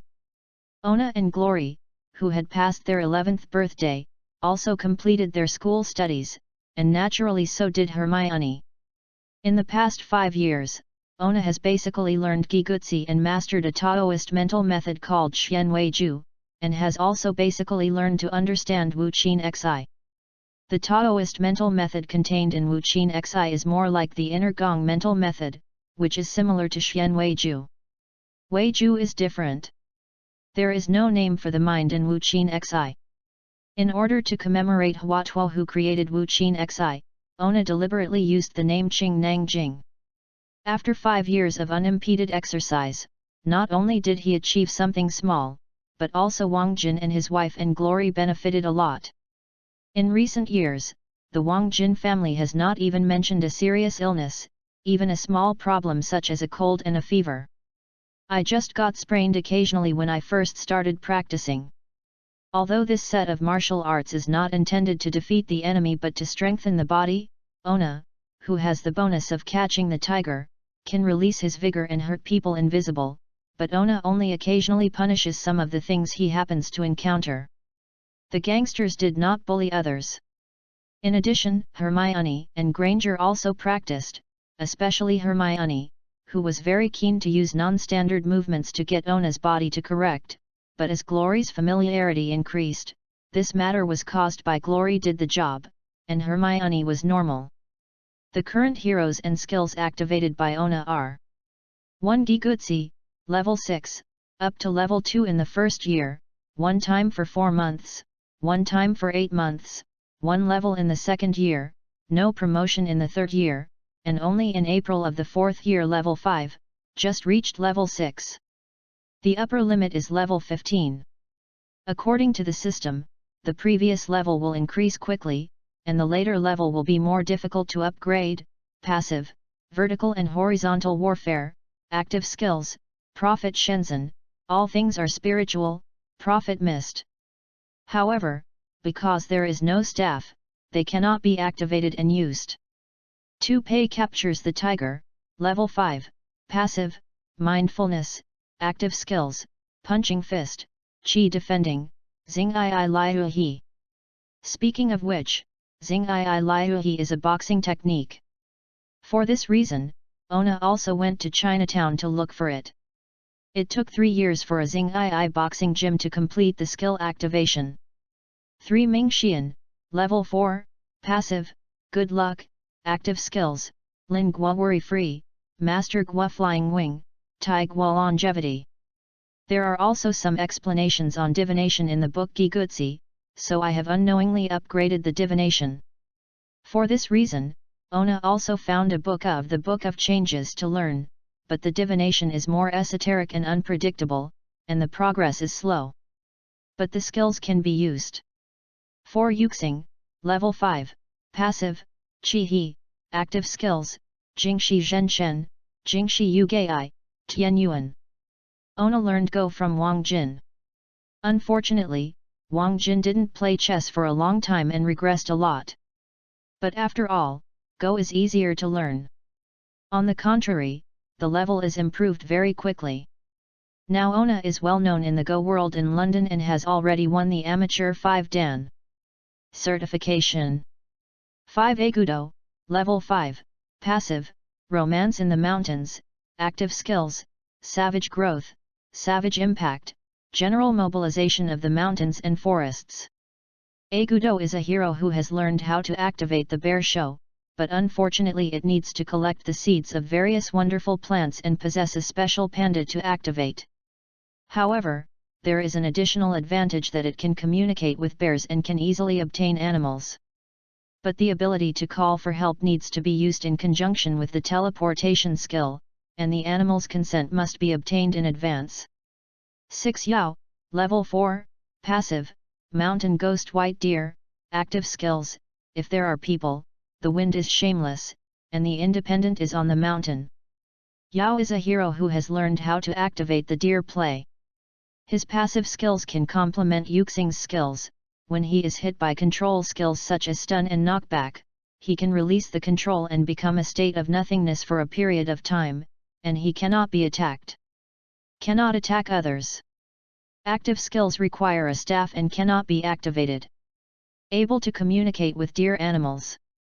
7 Monkey King, Level 5, Passive, Supernatural Power, holding two-handed long club weapons can be excited, the next attack becomes a powerful percussion.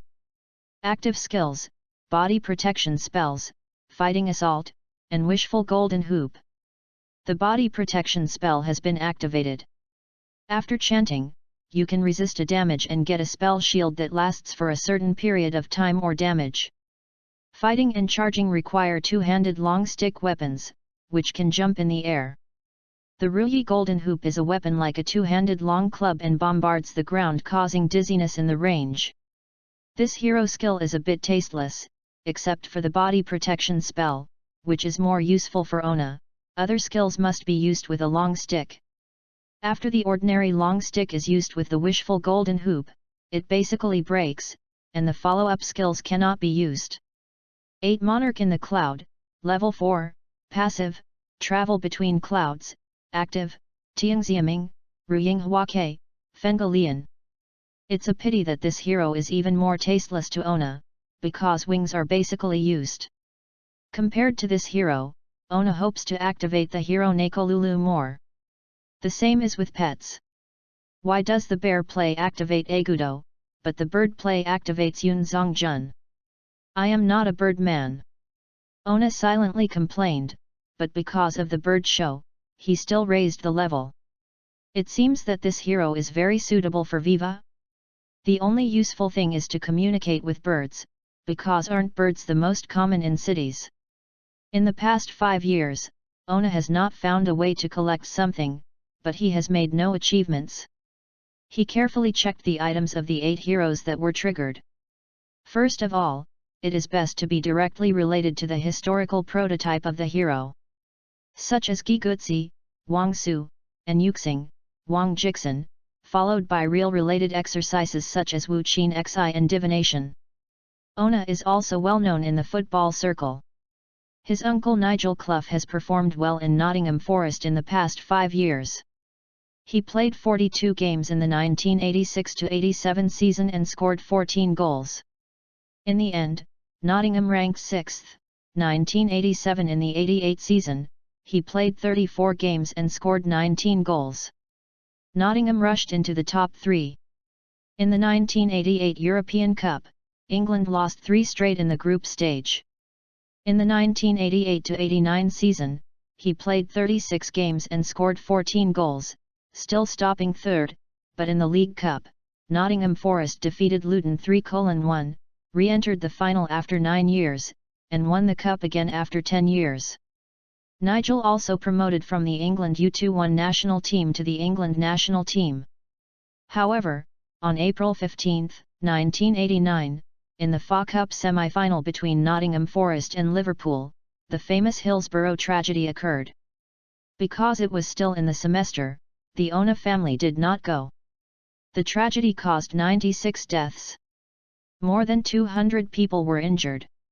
Nigel was also shocked in the first 6 minutes of the game. As a result, Nigel played 38 games in the 1989-90 season and only scored 9 goals. Nottingham Forest also fell to 9th place. In the League Cup final, Nottingham Forest beat Oldham 1-0 to win the championship. It was just that Nigel missed the opportunity to participate in the 1990 Italy World Cup. In the end, the England team, known as the best since 1966, stopped in the semi-finals and lost to the Federal Republic of Germany on a penalty kick. The latter reached the final and defeated the defending champion Argentina 1-0. In the past 1990-91 season, Nigel's form rebounded slightly, scoring 14 goals in 37 games, but Nottingham Forest also ranked 8th. Although the FA Cup reached the final, it was a pity that he lost 1-2 in overtime. Tottenham Hotspur. Chapter 12, Harry Potter. Today is June 23, Sunday. Ona, who had just finished the 5 Animals show in the yard, heard Hermione's shout from afar, and he and Glory knew that it was the Hermione family who came to visit without even thinking about it. Hermione, here it is. Glory rushed directly to his girlfriend and gave a bear hug. Due to the practice of Wuqin Xi and dance, the 11-year-old Glory is much taller than Hermione, who is more than half a year older than herself. This makes Hermione very injured. Although she has also studied Wuqin Xi, it may be due to understanding. Did not reflect the advantage of height. Even Ona was half a head taller than her, and Glory was a head taller. You like going to the zoo? Hermione complained jokingly. Don't you like it too? Glory took Hermione's hand and saw that Ona hadn't come over. The William and his wife had already started chatting with Wang and Jin and asked secretly, "Have you confessed to Ona?" What? Hermione flushed. Should boys take the initiative in this kind of thing? Ona is so good, he is still a Chelsea Youth Academy star, so many little girls have confessed to him. Glory deliberately angered his girlfriend. Humph! Hermione had long been immune to this quirky little girl. Which school are you going to? Ona, don't worry, there will be a school to invite the 3 of us. Glory was convinced of his brother. Even Mom and Dad are not in a hurry. But there has been no news. Hermione wrinkled her face. We'll know in July. Ona had already walked over at this time. Well, are you sure we can be in a school? Hermione asked nervously. It should be okay. Ona smiled. After breakfast, the group set off for the zoo. Ona brought a lot of fruit and meat, which were promised to the animals when they went last month. Hey! Dudley! Just after parking the car, Ona saw the Vernon Dursleys. He actually planned to have a chance encounter with the famous plain son Harry Potter today. Dudley turned his head suspiciously, his face changed suddenly, and the same pale faces were the Vernons. If they knew they would meet the boss's family, they would not bring Harry Potter out. Yes, besides the huge father and son and Petunia, whose necks are as long as a giraffe, there is also a little boy with black hair. Of course, Peel, Dudley's best friend, was also there, but Harry Potter was obviously thinner and easier to spot. Hi! Vernon, Petunia. Wang Jin has always been kind to his subordinates, and Vernon's new car was bought with the bonus he rewarded. Oh! Mr. Clough, Mrs. Clough, what a coincidence! Vernon quickly adjusted his mind. And Mr. Granger and Mrs. Granger. It's such a coincidence that you also came to the zoo. Wang Jin said cheerfully. Yeah, today is Dudley's birthday, so take the kids out. Vernon hoped to ignore Harry. Let the children act on their own, let's go have a cup of tea. Since Wang Jin spoke, Vernon certainly did not dare to refuse. Honor. Petunia glanced at Harry worriedly, hoping that this strange child would not provoke Ona and Glory, but could only act with her husband. Dolly, long time no see. Ona greeted lightly. Master Ona. Dudley stammered hello, and took a careful look at Glory and Hermione. Since Ona cleaned up several times, he didn't dare to blame Glory. Thought about it. Don't tell me about your friends. Ona is not shorter than Dudley, but looks taller due to her stature. Oh, this is Peel, this is Harry. Dudley stammered. Harry. Ona glanced at Harry Potter, who was curiously looking at him with glasses. You are also black-haired, very destined, let's walk together, and you can go and play by yourself. Ona said to Dudley. Waved. Okay. Dudley didn't dare to say anything, and hurriedly pulled Peel away. He is afraid of you. Harry said with interest. Yet. Ona smiled, I am Ona Clough, you can also call me Wong Glory. Harry Potter. For the first time Harry met his peers who treated him so kindly. The key was Dudley was afraid of him. This is my sister, Glory, and this is my good friend, Hermione Granger. Ona introduced the two girls, and a group of 4 walked towards the entrance of the zoo. Have some ice cream. Ona watched Harry staring at the ice cream cart, decisively brushing his favor. With 4 children and 1 big chocolate ice cream, Harry felt so lucky today that he not only got rid of the Dudley family, but also had 3 friends, especially such a beautiful girl. Yes, Harry Potter was overwhelmed by Glory's beauty at a glance. Let's go around together. Ona didn't care. Harry Potter seemed to have no resistance to Chinese girls. Ding! When you meet Harry Potter, turn on the friendliness system. The current Harry Potter friendliness is 30 and Hermione Granger is 100 friendliness. Ding! Activate the summoner skills. The current character level is 3, the skills that can be activated are as follows: recovery, healing, sprinting, punishment can be activated at level 4, termination can be activated at level 5, violent at level 6, and interference can be activated at level 7. Level 8 can turn on dizziness, level 9 can turn on purification, level 10 can turn on weakening, and level 13 can turn on flash. Ona didn't have time to pay attention, he took Harry to several exhibition areas. Hey, long time no see.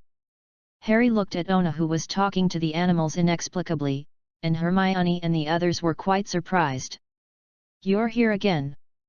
Anton passed away, but his children were familiar with Ona, and even the name was taken by Ona. Nina, Ona smiled at the tiger who came over to be petted, they won't let me touch you. Yes, as soon as Ona appeared, the staff came over as if the enemy was facing him. I always felt that the child came back to tease the animals every few months, but nothing happened. The animals were excited when they saw him.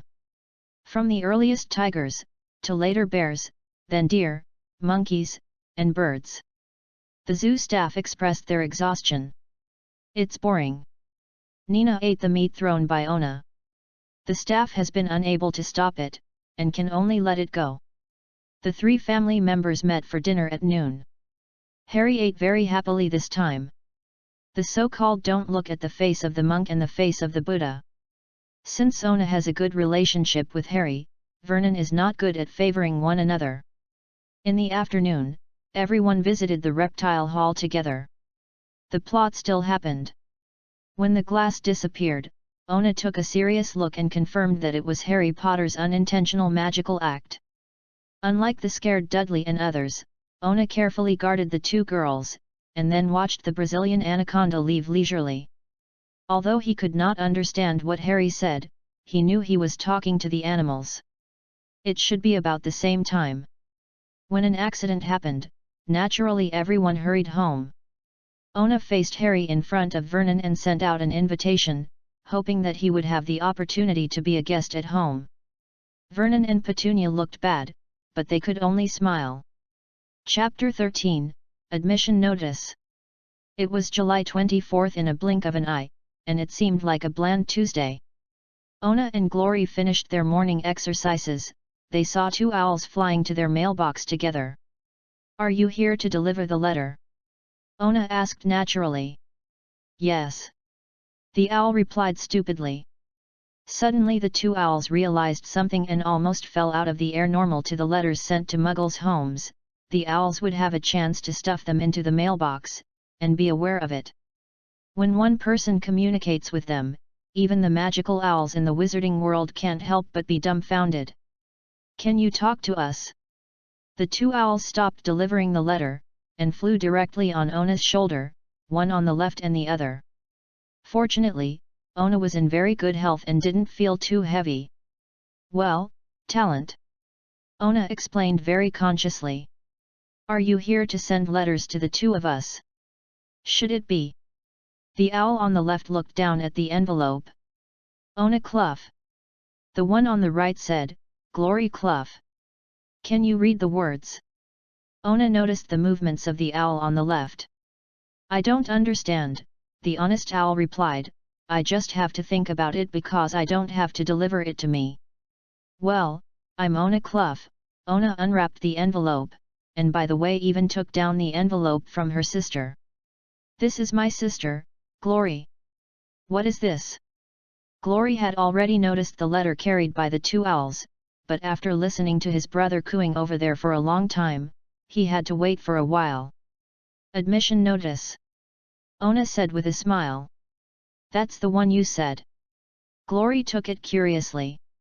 Ms. Glory Clough, the bedroom on the second floor, 60 Drayton Gardens, Kensington, Chelsea, London.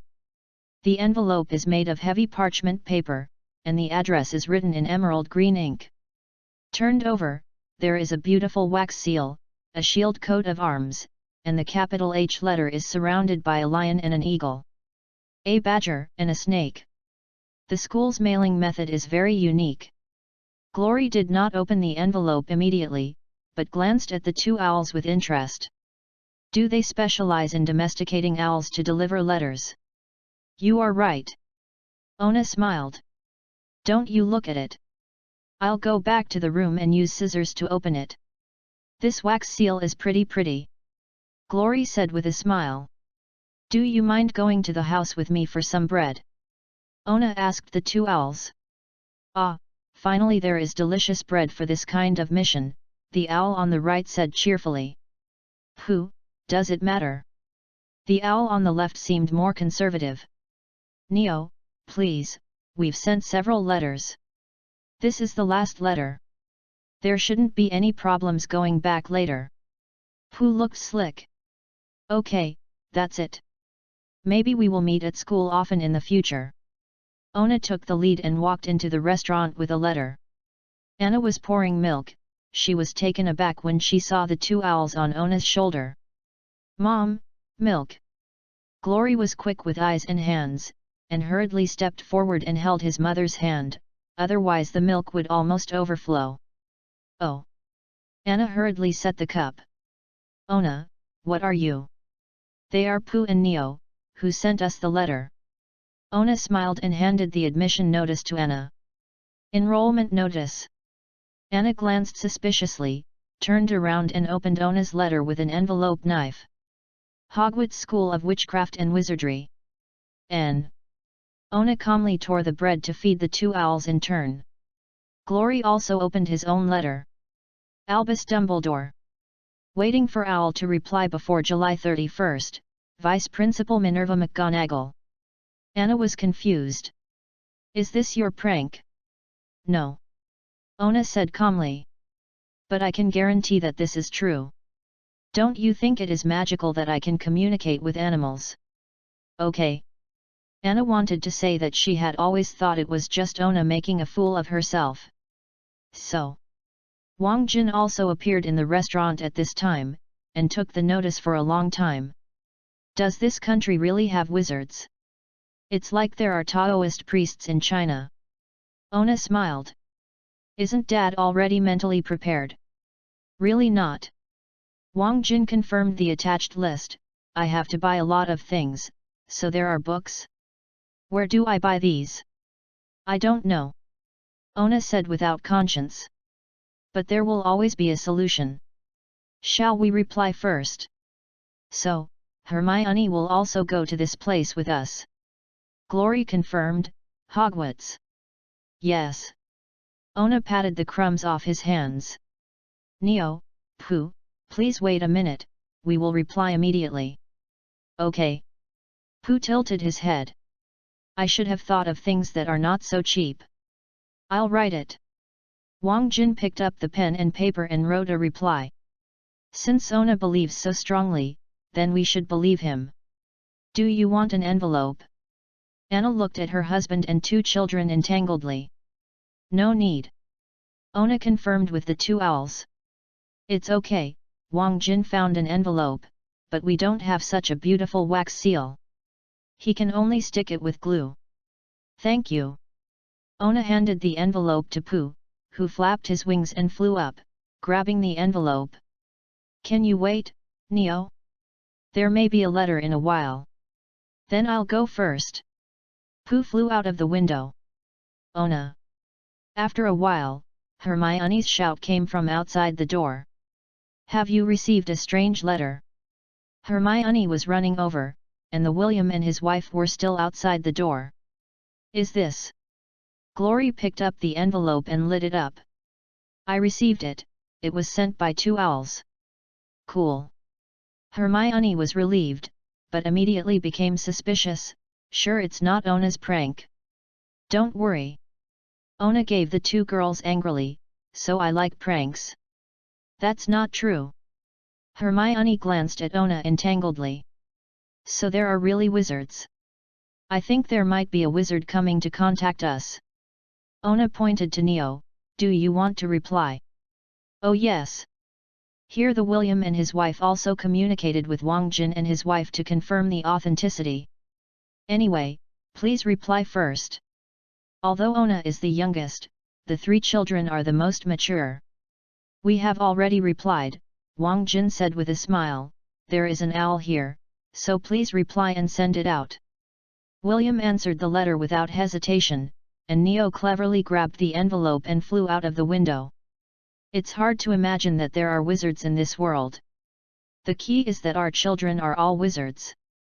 William shook his head. My ancestors are also considered wizards in China. Wang Jin smiled. Really? Jennifer asked. I heard the king said. Anna nodded. Chapter 14, Goodbye Harry. The two families communicated clearly, and they replied to the letter, and they had a party together. In the afternoon, another letter came in, it was Pooh and Neo, which were sent to Wang Jin and William respectively.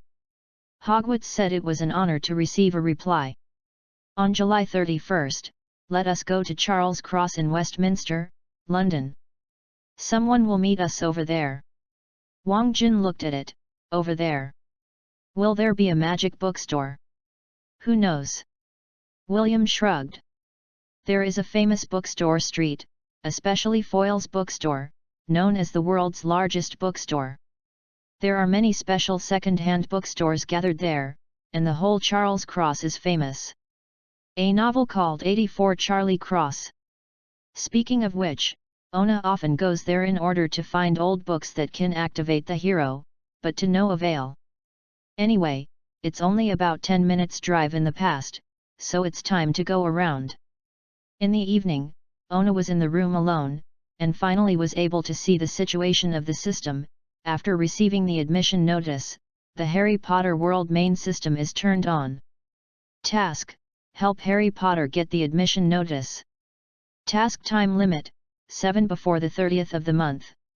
There is no punishment for failure, and success rewards mysterious items. Ona recalled the situation of obtaining the admission letter of Harry Potter. Today, all school-age students should receive the letter of admission. Then Harry Potter shouldn't get it. It seems necessary to go there tomorrow. Farmhouse. Early the next morning, Ona offered to visit Harry. Harry. Wang Jin thought about it. Oh, just the little black-haired boy who went to the zoo with Vernon. Probably because of the same black hair, Wang Jin was impressed with the thin child, and he was a little sympathetic because it seemed that the clothes he was wearing were not very fitting and looked shabby. Okay, let's just go to Granning. Today, Glory and Hermione made an appointment to go out. I don't know when they started. The two little girls often left Ona to go shopping alone. Ona also didn't care. Wang Jin and Anna made a phone call with Robert Jr. and took Ona to the Glenning Company in Surrey. Vernon Disley was very irritable today, and he seemed to be able to hear his roar downstairs in the company. Ona shrugged. Wang Jin and Anna went upstairs, and he went to Vernon Disley's house on his own, in Little Huijan, Surrey. At number 4 Privet Road, Ona found the place easily, and he rang the doorbell. Which one? Petunia Disley opened the door, and she was taken aback when she saw Ona Clough. Hello, Mrs. Disley, I'm visiting Dudley and Harry today. Didn't I bother you? Ona said politely. Oh, no. Petunia was a little embarrassed, and she glanced around nervously. There was no more envelope, and she quickly welcomed Ona in. They are all in the bedroom upstairs. Petunia rejoiced. Yesterday it was the right choice for Harry to move Harry from the cupboard to the second floor. Although there are reasons for this, it is better than being considered child abuse by the boss's son. I'll take you to see them now. Are you going to have dinner at home at noon? Oh, it's okay. Is it convenient for me to invite Dudley and Harry to have a meal together? Ona smiled. I won't trouble you. After all, we are 3 of the same age, so we can talk better. Ah, then I'll let Dudley invite you. After all, you have come from afar, and we have to do our best to be a landlord. Petunia is still very kind to Ona, even a little flattering. No, what are they doing? Ona asked as he went up the stairs. Dolly is going to Smeating Middle School. Harry has bad grades and can only go to Stonewall Middle School. Penny explained nervously, they should be relaxing now. Which school are you going to? Is it Chelsea? Private high school. They sent us the admission letter. Ona said calmly, but I haven't decided yet. You haven't decided yet? Petunia knew this was a very good school. It seems that there is a better school to invite you. It's all boarding system, so I can't be in London for a long time. Ona said haha, before Petunia figured out which school it was. He first arrived at the door of Dudley's room, but it seemed Dudley with his cane was losing his temper. Dolly! Petunia hurriedly called out, too late to think about school matters. Dudley didn't look back, and continued to tap on some invisible appliance with his cane, which looked like a toy car. It was already gone. Dolly! Now Penny couldn't save her face, and turned her head to apologize to Ona. Dolly is a little temperamental today. You can sit downstairs first, and I will let him go and find you later. It doesn't matter. Ona smiled. Hearing Ona's voice, Dudley was stunned for a moment and turned to look at the door, only to find that Ona was coming. It left a good impression on Ona, but he didn't expect the previous efforts to be wasted. He put down his cane in a whisper, Ona, yes, there is a bug, I just wanted to kill it, so I was not careful. It's okay, Ona shrugged. See you later. Petunia hurriedly walked into the room, signaled Dudley to meet Ona, and then began to clean up the room. Dudley walked up to Ona helplessly, not knowing what to do. Take me to Harry's room. Ona said calmly. Dudley pointed his finger to the next room, it's here. Harry. Ona knocked on the door. I'll see you. Harry hurriedly opened the door. He had a good impression of Ona. After all, he had black hair and a beautiful sister. I'll be here today. Ona couldn't help laughing as he watched Harry still looking back. How are your holidays? Not bad. Dudley hurriedly said. He dared not let Harry tell Ona that he had been locked in a cupboard for a long time since he came back from the zoo that day. Harry glanced at Dudley silently. His mood was not beautiful because of the letter. Well, do you want to change your clothes? Let's go around together and have lunch by the way. Ona said with a smile. Harry nodded, and it was good to go out and relax. After Harry changed his clothes, the 3 left the little Huijin district under Petunia's worried eyes. You are familiar with this neighborhood, can you recommend a place to go? Ona is naturally in a dominant position. He is a little taller than Dudley, but not that big. It seems that the Brookland Museum can be entered. Dudley thought for a moment, A&D. Let's do it, Dudley, ask a friend first, Harry and I will wait for you. Ona sent Dudley away easily, and with his limited brain capacity, there was no problem at all. Is there anything you want to tell me? Harry was not stupid, and asked when Dudley hurried to Peel's house. "Have you seen this?" Ona smiled and took out his admission letter. Chapter 15, Reward. "You too?" Harry Potter looked at the familiar cowhide envelope in amazement. Although it was not written to himself, I guess the content should be the same except for the name and address, right? He has been thinking about it for 2 days. "Let's show you." Ona smiled and handed the letter to Harry Potter. Hogwarts School of Witchcraft and Wizardry. Harry Potter read the letter at a glance. "Is this true?"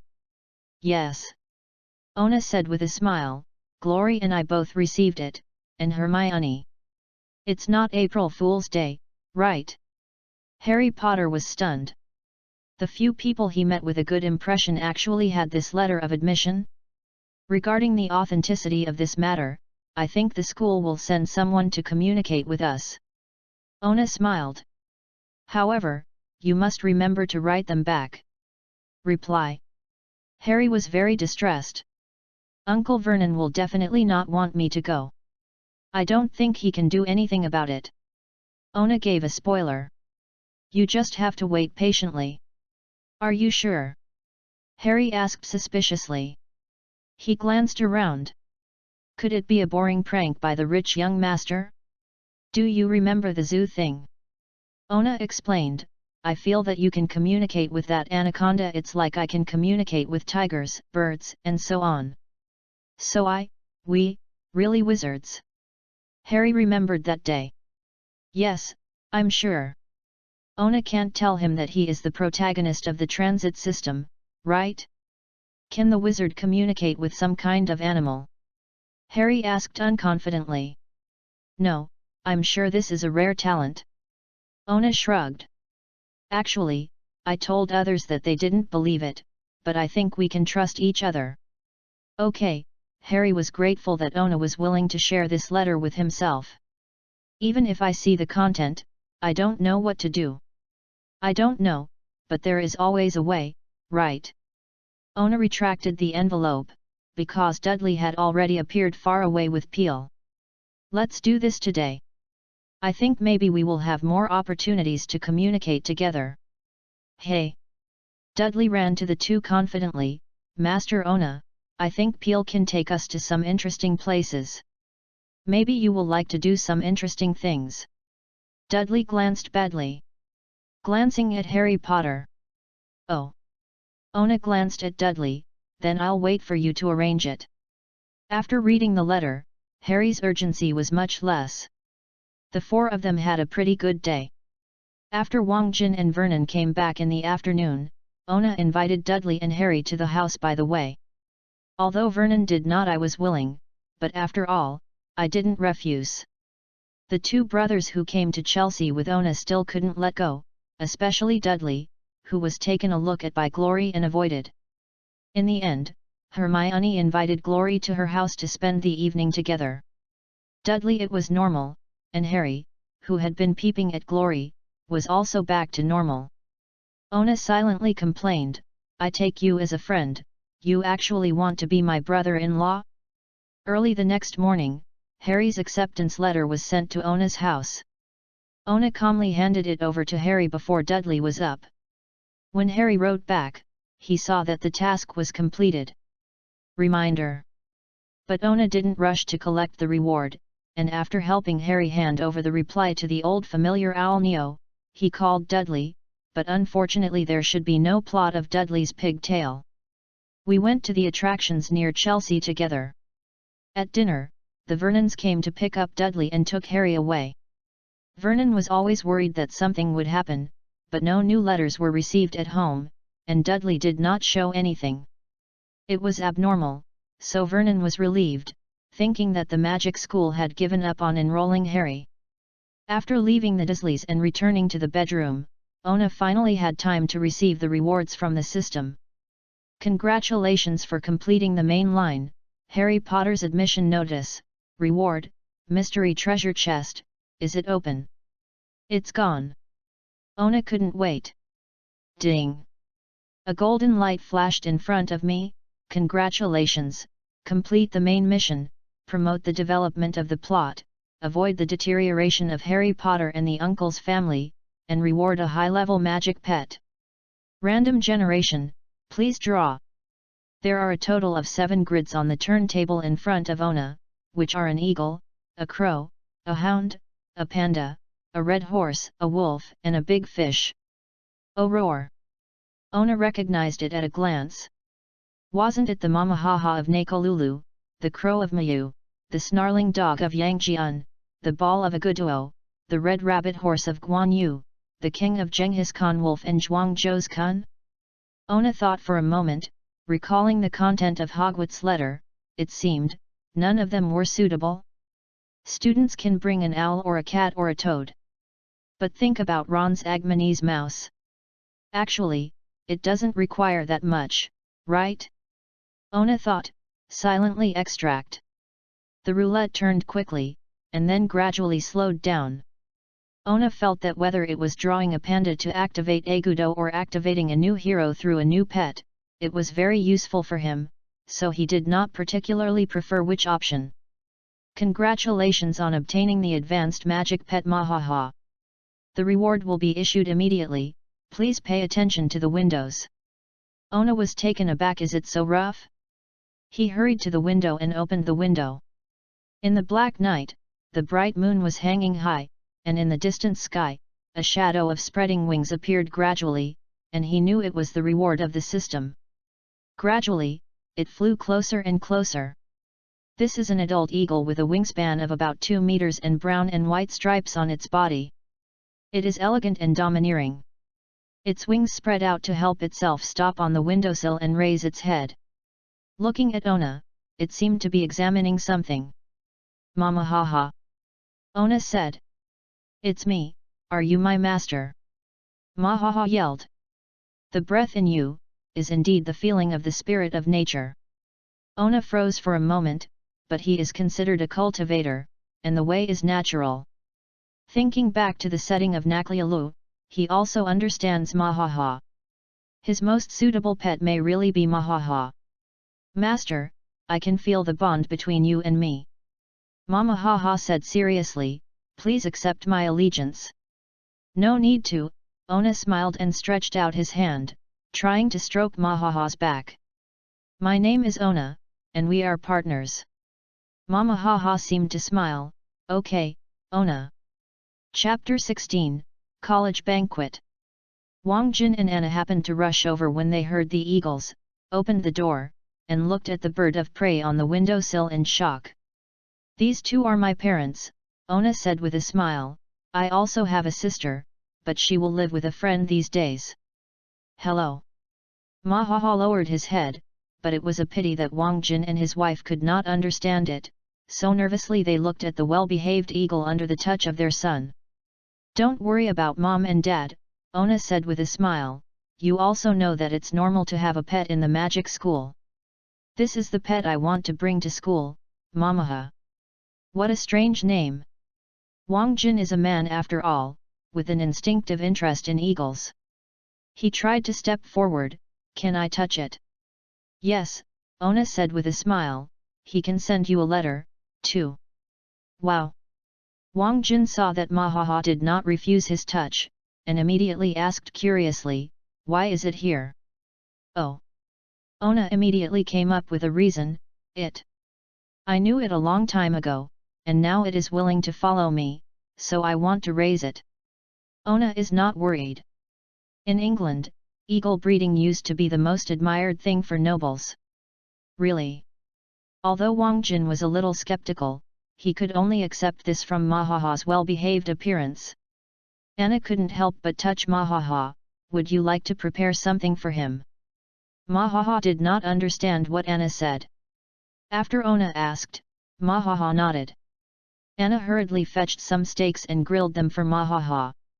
Ona sighed and Wang Jin climbed to the attic and used old bedding to set up a simple nest for Mahaha. Mahaha was summoned by the system, but there was no place to rest.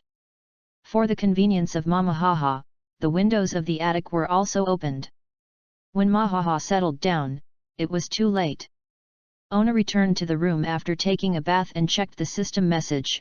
Congratulations on activating Hero Naklialu. You can combine Naklialu skills with Yunzong skills to activate the hero. Skills Integration Module. Hey! Although Ona had guessed in his heart that she could activate Nakolulu, she didn't expect to be surprised. Nakolulu's passive sword dance technique, although it has a sword character, in fact, as long as the skill hits the opponent, the next attack will be strengthened. Active skills, Eagle Attack, summon Mahaha to attack the target, Wind Blade, sprint in the specified direction, hitting the enemy can restore a certain amount of life, Eagle Attack, call Mahaha to grab yourself and fly to the target in the air when attacking, hitting the target will slow down the opponent for threes. Can activate the Cloud Master skills, designated for Mahaha. Cloud Master passive skills, traveling in the clouds, active, Tiangxiaming, Ruyinghua Cai, Feng Lei Yin. The next day, Glory and Hermione, who received the news, hurriedly rushed over, surrounding Mamaha with envy. Ona, I also want a pet like Mahal. Then I can't help. Ona smiled bitterly, I think there should be a place where you can buy your favorite pet. Wow! Glory became excited. It's like a pet shop.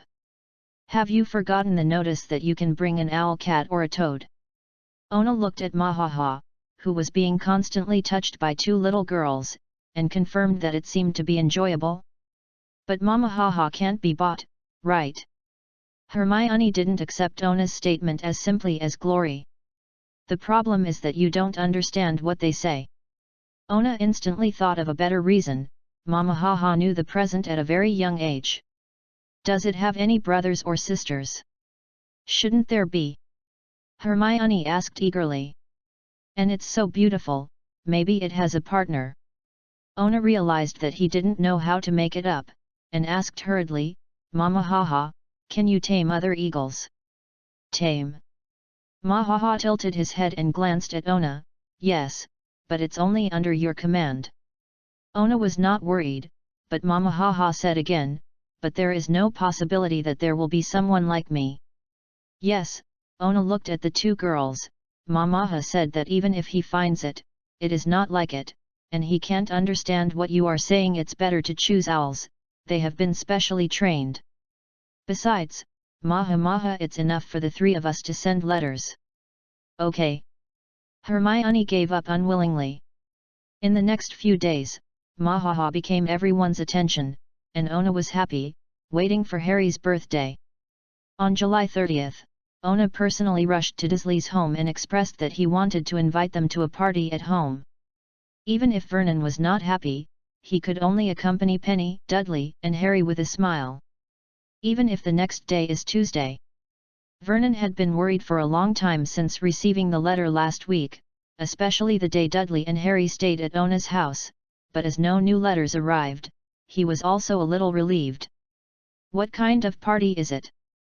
Harry sat in the back seat, enduring the squeeze of Dudley's fat body, and unconsciously began to look forward to it. Since knowing that Ona, Hermione, and Glory are going to the mysterious Hogwarts school with him, Harry has always had a hard time concealing his excitement, which makes Vernon look at him even more pleasing to the eye. Welcome to you. Wang Jin drove Ona to invite Dursley, while Anna stayed at home to prepare a dinner with Jennifer. Because our children have received an admission letter, so I would like to invite everyone to gather together.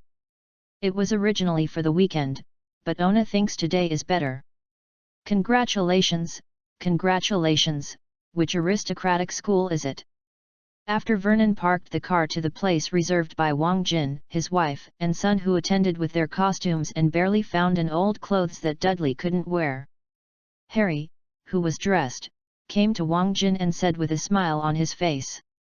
Oh, this school is only open to a few people, Ona took over, most of them don't know this school. Ah, that must be very noble. Petunia hurriedly interrupted. Well, a school with a history of over 1,000 years, Ona said along the way, it's getting late, everyone, come in. Thousands of years. Petunia was stunned. No matter how she thought about it, she couldn't think of any school that could last such a long time. After all, England was unified in 829, and now in 1991, it will be pushed forward 1,000 years to around 990. I'm stupid too, but it's just a child's nonsense. The banquet was nothing special. The Bryans naturally came, along with the Hermiones, Dursleys, and Roberts. Although everyone was curious about Ona's school, Wang Jin chose to conceal the impact of the magical world on them, saying that it was an elite school that required full-time boarding. As time went by, the banquet came to an end. Vernon left with Petunia and Dudley, and Harry was stayed by Ona. Mr. Dursley, I just plan to go to the old book street tomorrow. Harry is more familiar with me and wants to go with him. I will send him back tomorrow night. Chapter 17, Hagar.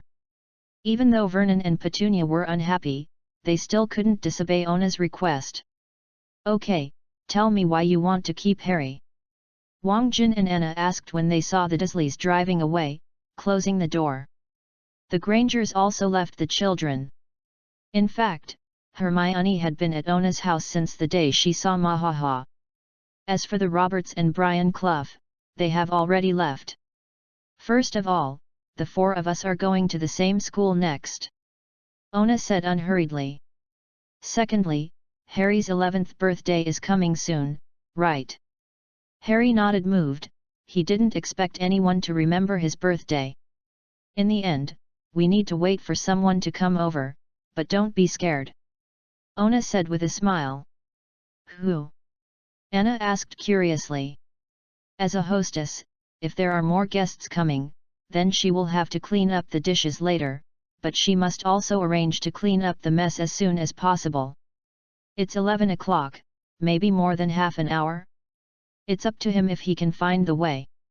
Ona has already asked Mahaha to pay attention to the surrounding conditions, except for Wang Jin and Granger's family. Others knew about the existence of Mahaha. Putting aside the guests who haven't visited yet, Ona brought out the specially prepared chocolate cake, but after all, the time has not come yet, so now everyone is more about rearranging the scene. Birthday banquet and college banquet are not the same. The four children are all sitting on the sofa now. Compared to the three people he has been familiar with since childhood, Harry looks a little uncomfortable. He unconsciously looks around, lest he can't help but see G.E., who had a good chat with Hermione. Lowry. I really envy you. Harry looked at Wang Jin, who was busy under Anna's command, and couldn't help but said to Ona. My parents are really good to us. Ona smiled gently. I will be 11 years old soon. Do you have any gifts you want? I don't know. Harry easily changed the subject by Ona, and unconsciously began to look forward to it.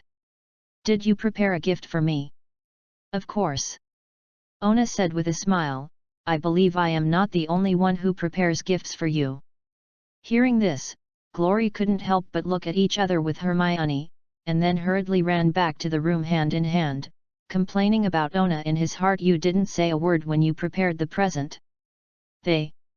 Harry asked awkwardly as he watched the two girls leave without knowing it. Don't worry about them, Ona touched his itchy nose so as not to sneeze. Would you like to make a list of things to buy tomorrow?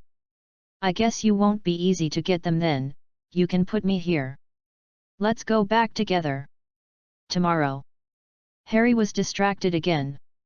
Yes, it is estimated that we will have to go to the mysterious magic street to get some items tomorrow. I think we can list some items that may be used so as not to omit them. Time passed quickly. It seemed that the 31st would be 5 minutes away. Suddenly, the sound of knocking on the glass attracted the attention of everyone returning to the living room. It's Mamaha. Hermione ran over happily and opened the window to let Mamaha in. Come in. Wow! Harry was a little alarmed when he saw such a ferocious bird for the first time. Don't be afraid, Ona walked towards Mahaha. This is my pet, Mahaha. He's here, but now he's studying how to ring the doorbell. To be honest, it's not very good. Mahaha shook his feathers, and the customer's eyes were so hot that the eagle was scared when he saw him. Then I'll go to meet him. Ona smiled and turned to open the door. When everyone saw him walking towards the door, they couldn't help but become curious. Is that the mysterious visitor?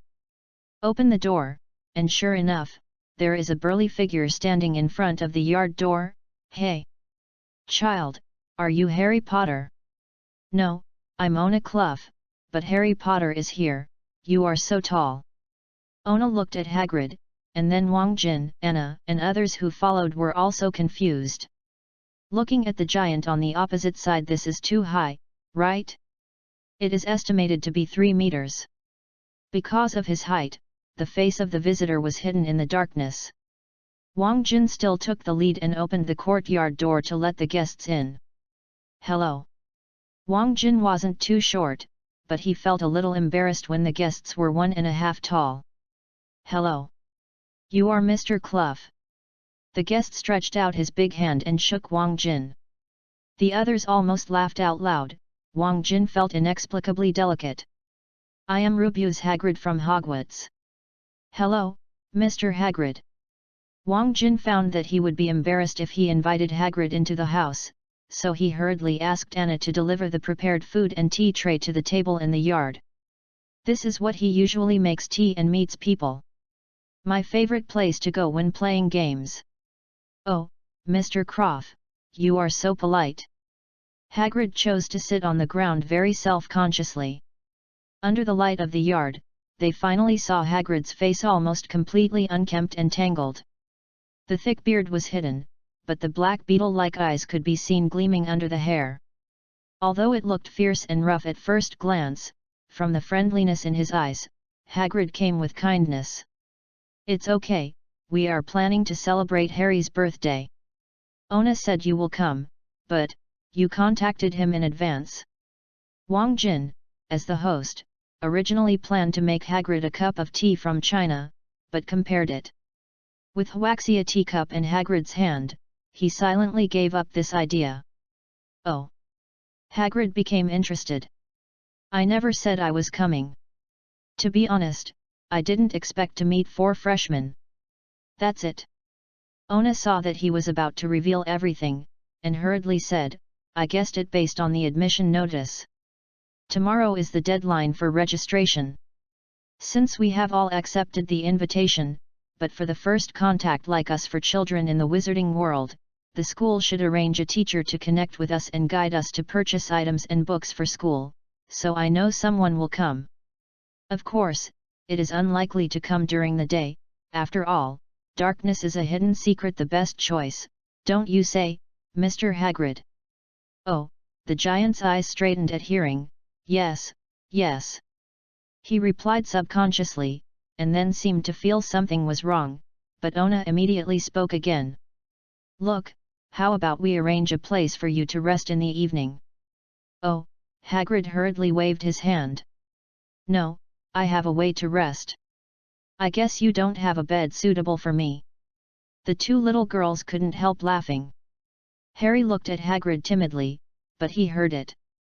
Hagrid asked for his name as soon as he came. Okay.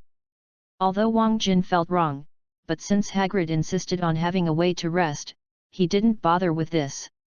It just so happened that Anna had already brewed English black tea and brought it over, and she specially found a beer. A cup of black tea. Hagrid was very happy, thank you. It was 0 hour, Anna pushed the dining car to the birthday cake to the yard. Children and Mr. Hagrid, let's celebrate Harry's 11th birthday together. Chapter 18, Birthday Party. Oh! Yes, and Harry. Hagrid remembered the main purpose of coming here. He reached into his pocket for a long time. The giant was wearing a thick black woolen coat, but he could see it. When he came out, he seemed to attach great importance to Harry Potter, because he took out a slightly squashed box from the inner bag. I also prepared a gift for you, but in some places I may have crushed it, but... Hagrid glanced at the cake awkwardly, then handed it over in an awkward manner. You can eat it tomorrow. Harry took it subconsciously and opened it to see that it was also a chocolate cake with a green syrup saying Happy Birthday to Harry. Thank you. Harry Potter thought that the other party was a temporary gift, but when he saw the cake, he knew it was definitely not. "Harry, I also prepared a gift for you." Ona saw that Harry was a little confused and smiled and handed him a small thing that he had kept in his pocket for a day. It was a gift box. Harry put the cake aside and planned to let everyone try it out. He took the gift box in Ona's hand and opened it. It was a glasses case. Harry was very happy. He couldn't wait to take out the new glasses inside. Also black round glasses, but obviously the quality is much better than this one. "I think your glasses don't suit you a bit, so I rematched them. I hope you haven't deepened myopia during this period." Ona said with a smile. The degree was specifically asked last time, but Harry didn't notice anything wrong. "Oh. Is it Oliver Goldsmith?" Hermione recognized it at a glance. "This is a brand of royal glasses." "Ona, you are too much." Harry was a little at a loss, thinking that Hermione was angry for giving him such good glasses. "I didn't tell you to prepare the gifts in advance." Ona disagreed. "Harry won't mind." "Yes," Harry laughed when he heard that it was because of this. "You guys are willing to celebrate my birthday. I am already very happy. This is the first birthday I have in my memory." "What?" Not only Hermione and the others, even Hagrid yelled. "Where are Dursley and the rest?" Hagrid stood up angrily. His huge body brought a suffocating sense of oppression. How dare they do this?" "Oh, Mr. Dursley, they have already gone back." Although Wang Jin was a little dissatisfied with Vernon's refusal to celebrate his nephew's birthday, it was after all his subordinates who hurriedly got up to appease Hagrid, who looked angry. "Mr. Hagrid, sit down, you will scare the children like this." "Oh, sorry." Hagrid glanced at the two pale-faced girls and the dumbfounded Harry, a little embarrassed, and hurriedly sat down again, almost shaking the cake when he landed. "Let's do it," Ona hurriedly finished. "Give Harry a gift first, and then we will finish the cake." "Yeah." Wang Jin motioned to Anna to take out the prepared gift. Although they didn't get the news in advance, this time was enough for them to choose a good gift for Harry. This game console was intended to be given to Ona at the time, but he was not interested in it. "We didn't give it to him at all. Now it is given to you, and I hope not to mind." Wang Jin is a little sorry, although the gift is still brand new. But it was not specially prepared. "Thank you, Mr. and Mrs. Clough." After changing the glasses, Harry put the old glasses into his pocket, put the glasses case on the table carefully, and then took the game console with both hands. He has always wanted to have his own game console. "You all gave it away." Hermione was a little depressed. "I don't have anything with me, just a book I just bought. I will give it to you before I have time to read it." The temporary wrapping paper was torn, but it was a book of the Birds of England. Although Harry was a little surprised, he still happily accepted it. "Now," Glory walked over afterwards, "Ona didn't tell me in advance, so I had to prepare to send you a birthday song. Just don't give it up." "No. No. No." Harry flushed. I'm very happy." "Happy birthday to you." Glory asked Hermione to bring her accordion. She played and sang, and everyone sang the famous birthday song for Harry. "Thank you." Harry thought he wouldn't shed tears, but the tears had already poured out unconsciously. "Blow the candle." Ona had already lit the candle while singing. Hagrid looked at the lighter with interest. Ona seemed to hand him the lighter. He squeezed it carefully. Fortunately, this lighter is a pistol style, he can barely use it, and has a lot of fun. 11 candles were inserted on the cake. Harry wiped his face indiscriminately, and then blew out the candles. After eating the cake, Glory and Hermione were a little sleepy, but Hagrid seemed to have something to say to Harry, and they also cheered up and listened. "Harry," Hagrid seemed to think of something, his voice floating a little. "I'll introduce myself again. I'm the hunting ground guard and keykeeper at Hogwarts. You know Hogwarts, right?" "Ah, I know." Harry nodded. "It's a magic school." "Yes." The greatest magic school. Hagrid and Eurongian, magic, do you know? Your parents are great wizards. They are very famous, and you are very famous. Magic. Harry looked at Hagrid in confusion. My parents? Famous? Me? You don't know? Don't you know? Hagrid said incredulously. Don't you know who you are? What? Harry couldn't figure it out. The strong man in front of him seemed to know everything about him, but he didn't know anything. You're a wizard, and Dumbledore left you a letter, logically you should know. Hagrid thought of something, so didn't the two muggles tell you? Muggle. Harry repeated. Yes, muggle, that's what we call people who don't know magic or even believe in magic. Hagrid suddenly noticed Wang Jin and his wife. Sorry. It's okay, Wang Jin smiled, we believe in magic.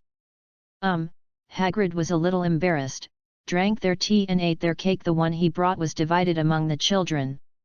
By the way, where I just said, yes, I don't know what Dumbledore thinks, I have to keep you in that family. You seem to know my previous situation. Harry asked hesitantly, sitting in a chair. Of course, I was the one who sent you there. After your parents passed away, Dumbledore and McGonagall were also there. Hagrid always remembered everything that happened. My parents? Did they die in a car accident? Harry asked timidly. Car accident? Hagrid couldn't help roaring. May the car accident hurt Lily and James? Funny. Then how did they die? Harry asked eagerly. The anger on Hagrid's face disappeared, and he looked a little anxious. Chapter 19, Mystery Man. I didn't expect it to be like this, Hagrid said in a low voice, looking a little frustrated. Dumbledore told me that looking for you might be troublesome, because there are many things you don't know, although everything went well for finding you. But I didn't expect, oh, Harry, I don't know if it's appropriate for me to tell you, but someone has to tell you you can't go to Hogwarts without knowing anything. Just say it. Ona said, I believe Harry is eager to know everything. Well, I'll tell you everything I know, but I can't tell you the whole thing, because many things are still a mystery. Hager paused. I think I have to call from one, but you don't know him. It's unbelievable, everyone in our world knows. Who? Harry asked. Well, I don't want to mention his name unless I have to. No one wants to mention it. Why don't you want to mention it? For those gore workers who run wild, Harry, people still have lingering fears. Oh, it's hard. There was a wizard at that time, and he became so bad that he was so bad that he couldn't be bad anymore. His name called. Hagrid swallowed, but still couldn't say a word. Can you write it out? Harry reminded. No. I don't know how to fight. Okay, he's called Voldemort. Hagrid shuddered. Don't force me to repeat his name. Everyone calls him the Mysterious Man. In short, this wizard, about 20 years ahead, he started looking for his own men, and found some people. Some of them were afraid of him, and some wanted to learn some magic from him, because he was very powerful. Okay, those days were really dark. Harry. You don't know who to believe, and you dare not make friends with strange wizards and wizards. Many terrible things have happened. He took over our world, and of course some people opposed him, so he killed them all.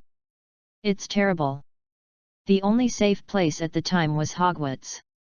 The mysterious man feared Dumbledore the most. He dared not move the school, at least at the time. Wang Jin and the others were fascinated by it. After all, they knew nothing about the world, and Ona didn't show anything strange, but listened quietly. Now let's talk about your parents. They are the best wizards and wizards I know. They were also the chairman of the Boys and Girls Student Councils at Hogwarts. What is unclear is why the mysterious man didn't have it. Pull them to his side, maybe he knows that they are very close to Dumbledore and don't want to have a relationship with the dark forces. Hagrid said here, couldn't help crying again. Just when Harry was crying, Hagrid pretended to be playing with a lighter, but actually kept tears, but was covered by hair and beard. No one noticed except Ona. Maybe he thinks he can persuade them, maybe he wants to kill them all together. Everyone knows that he came to your village on Halloween 10 years ago, when you were only 1 year old. He came to your house just. Hagrid suddenly took out a stained, terribly dirty handkerchief and blew his nose, sounding like a morning horn. I'm sorry, he said to everyone, this is unfortunate news. I know your parents, and I can't find anyone better than them. Anyway, the mysterious man killed them, but they were called people. What I don't understand is that he wants to kill you too, maybe he wants to kill you. But if he didn't succeed, you never thought about how the scar on your forehead came from? It's not a normal scar, but a very powerful spell. It killed your parents and ruined your home, but it didn't work on you, so you became famous for this, Harry. As long as he decides to kill it, no one can escape the catastrophe. Only you survived the catastrophe.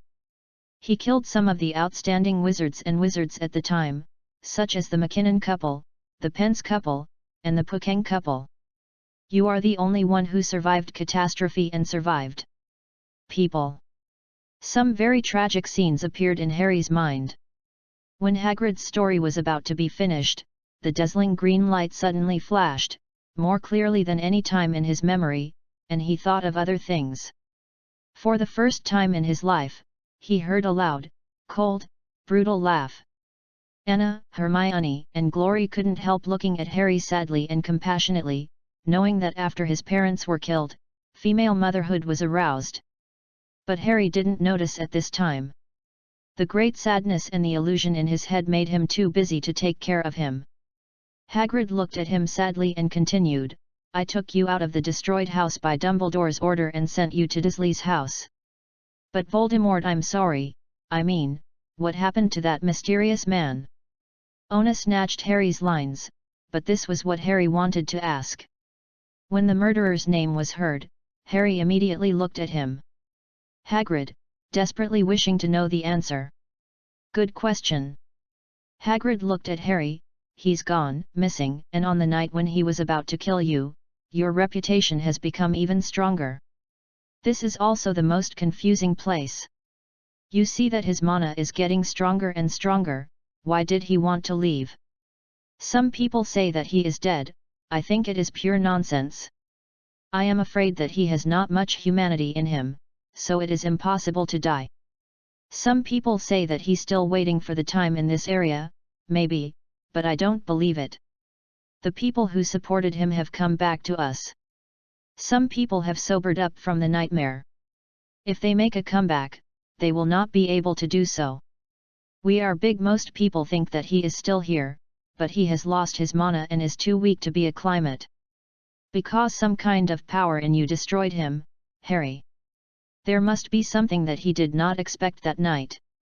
What happened? I don't know what it will be, no one knows, but some power in you frustrated him, that's it. Hagrid looked at Harry with eager and reverent eyes, but Harry did not feel happy or proud. On the contrary, he thought it must be a terrible mistake. Although he knew he would be a wizard, facing the murderer of his parents, can he avenge his parents? The power in him? Why did he never feel it? Until Ona reminded him. Ona! Harry shouted suddenly. Everyone looked at him and Ona for unknown reasons. Do you know something, right? I feel. It's also the first time I know. Ona said against his will, but I guess it might have something to do with your parents. Okay, it's getting late, Mr. Hagrid, do we have any plans for tomorrow? Oh. Yes. Hagrid patted his forehead. It's really too late. We have to set out to buy books tomorrow morning. Most of the text here is in the original text.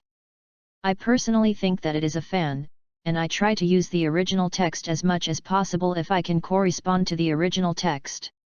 Maybe it was because I was young at the time and I didn't feel it when I watched it. Now I feel a little awkward when I look at it, but in the end it still respects the original text. Just be lazy. Chapter 20, Broken Cauldron Bar. To be honest, everyone except Hagrid didn't sleep well this night. Hagrid was called by an owl because he subscribed to the Daily Prophet, and the owl needed him to pay for it.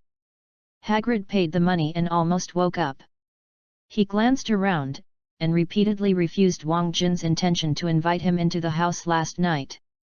Hagrid chose to spend the night in the tent that Wang Jin took out. This tent was originally bought for the family's outing, considering the children.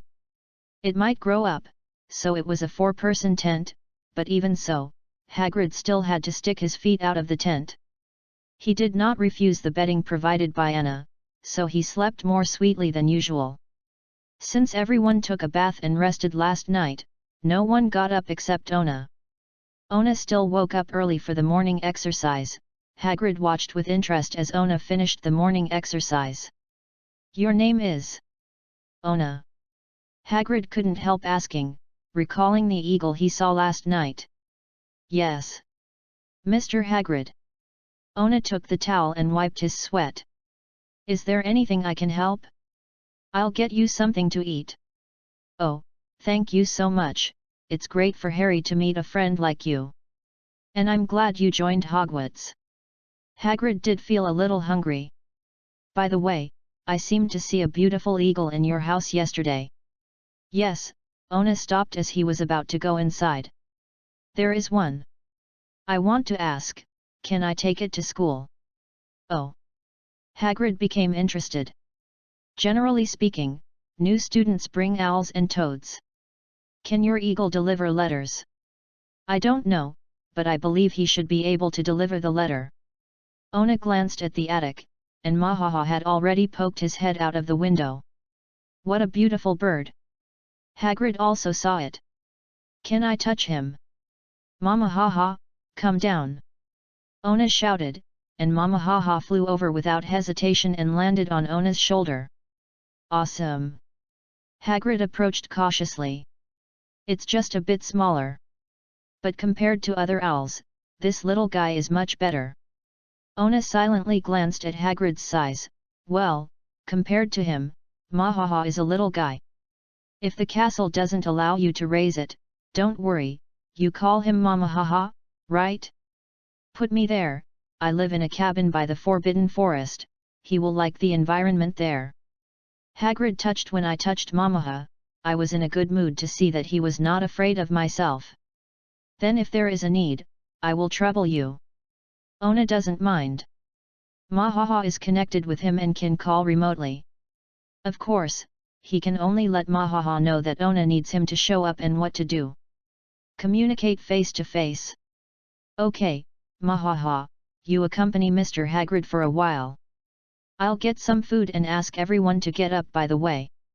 Ona saw that Mahaha did not seem to resist Hagrid, and he was relieved to let Mahaha and the sea being alone. Mamaha nodded and flew on Hagrid's shoulders, making Hagrid unhappy. He took out 2 dormouses, cough cough, just treat them as Hagrid's pets. Mamaha is not hypocritical either, he eats meat. Ona first went to the master bedroom to wake up his parents, and then began to prepare breakfast. The girls asked Anna to be responsible for the call. As for Harry, wait until breakfast is ready before calling him. Girls usually need more time to come ready to go out. Harry was sleeping in the guest room, and Ona knocked on the door politely. "Please come in." After a while, Harry's voice came. "It's time to get up." Ona opened the door and looked at Harry, who was sleeping with messy hair, although it was usually messy. "Mr. Hagrid is still waiting for us to go shopping together." "Okay." Harry put on the new glasses hurriedly. "I'll be fine right away." Ona smiled, went back to the room to take a shower, and Hagrid's breakfast was delivered by Wang Jin.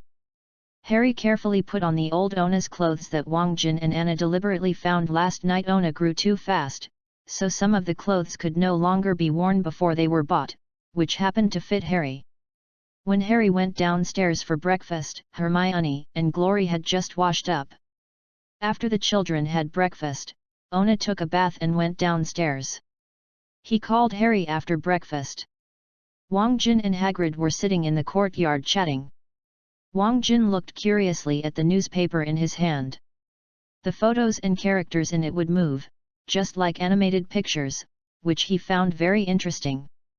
The Grangers had also drove to the door. They were responsible for taking the girls, while Harry and Ona were in Wang Jin's car. As for Hagrid, everyone was a little bit troubled, but Hagrid didn't care. He said he had a motorcycle, just placed not far away. I'll lead the way on a motorcycle.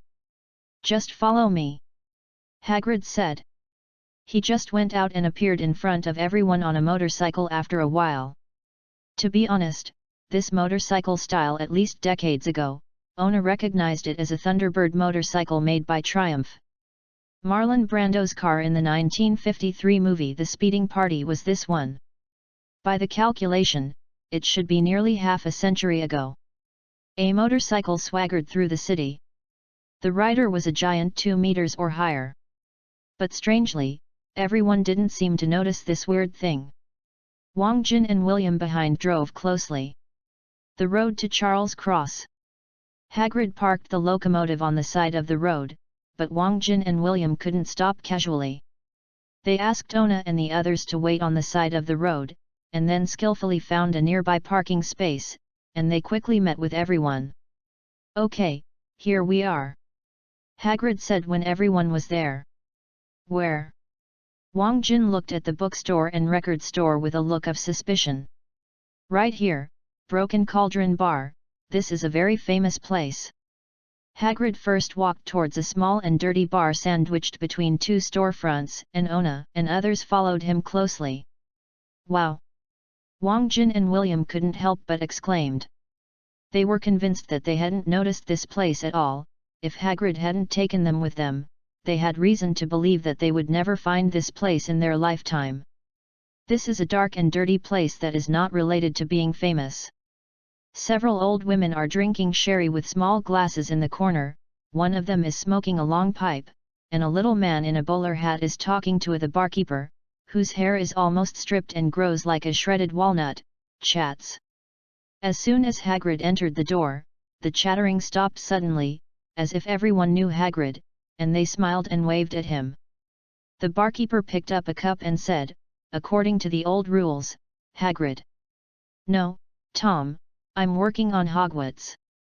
Hagrid patted the barkeeper on the shoulder with his giant palm, and almost didn't press him on the ground. Chapter 21, Professor Quirrell. Oh my god! The bar owner suddenly spoke with a flamboyant expression similar to Xiao Yuiyu. He looked at Harry carefully and said, This is. The Broken Cauldron Bar was not big at all, and this time it was even more silent, and everyone seemed to be expecting something. Oh, the barkeeper whispered, but everyone could hear it clearly, Harry Potter, a great honor. He straightened up quickly, came out from behind the bar, ran towards Harry, grabbed his hand, tears in his eyes.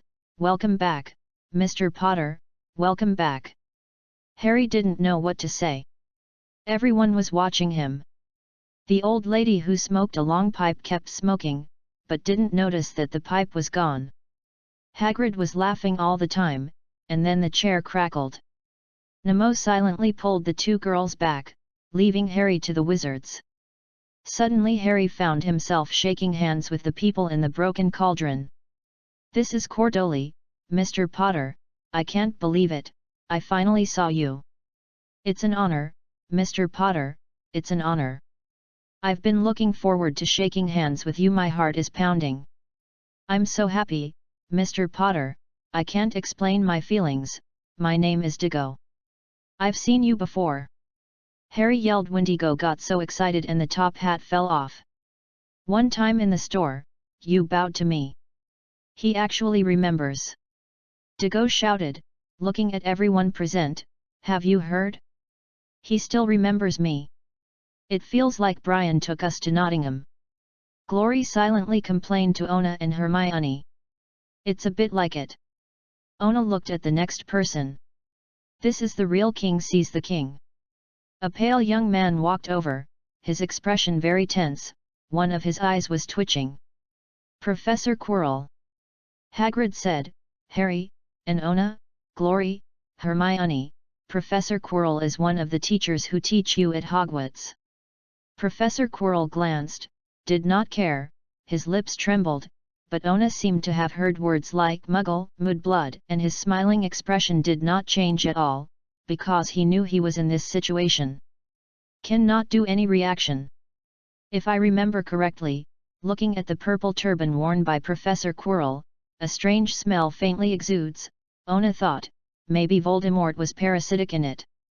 Thinking of the fact that Professor Quirrell couldn't touch Harry at all in the plot, Ona wondered with interest, if he reveals what's in Professor Quirrell's headscarf now, would it have a direct ending?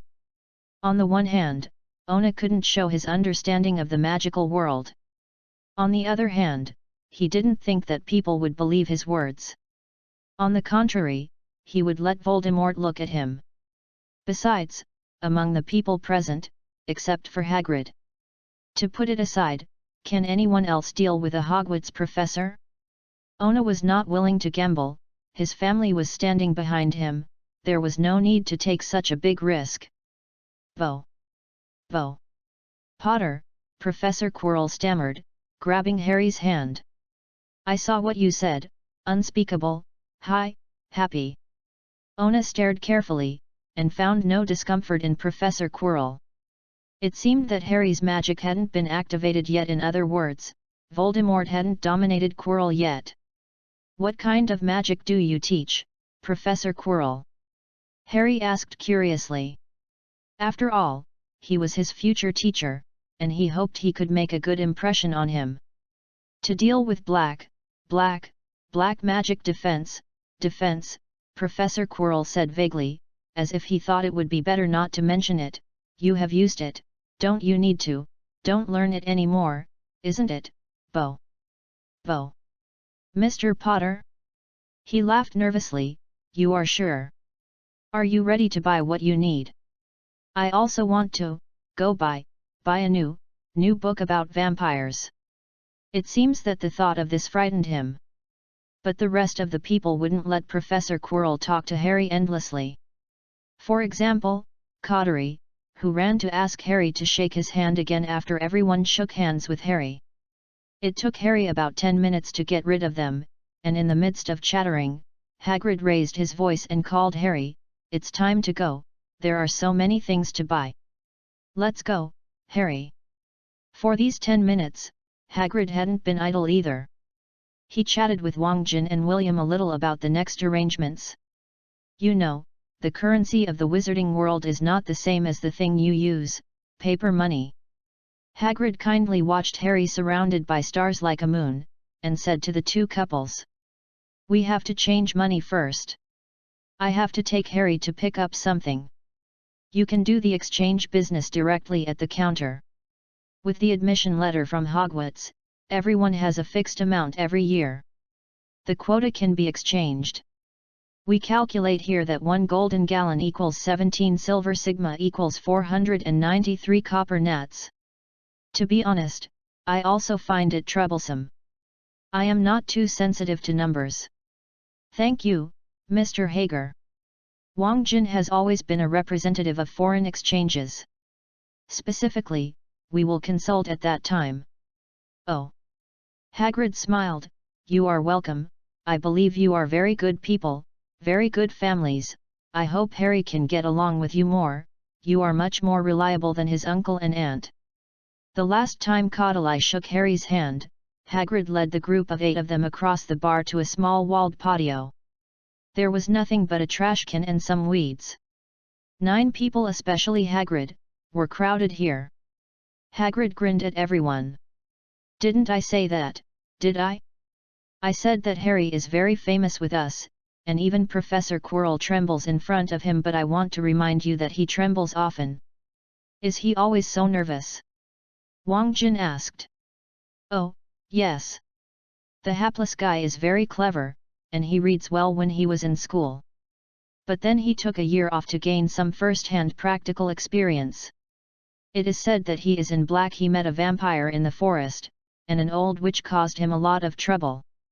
Since then, he has completely changed into another person, afraid of students, afraid of the subjects he teaches. Hagrid said. Counting the bricks on the wall above the trash can, remember, count 3 pieces up, and 2 pieces horizontally, okay, stand back, everyone. Hagrid took out a broken pink umbrella from the inner pocket of his coat and tapped it 3 times on the wall with the tip of the umbrella like a sword. Chapter 22, Diagon Alley. Everyone was surprised to see the brick that Hagrid had struck shaken and began to move. A small hole appeared in the middle. The opening of the hole became bigger and bigger. After a while, there was a wide arch in front of them that was big enough for Hagrid to pass through. The road leads to a winding cobblestone street with no end in sight. Welcome, Hagrid looked at everyone with incredible expressions with satisfaction. Welcome everyone to Diagon Alley. Seeing everyone in shock, Hagrid couldn't help grinning. He took the lead and walked towards the arch. Harry hurriedly followed, and Ona also led the 2 families forward.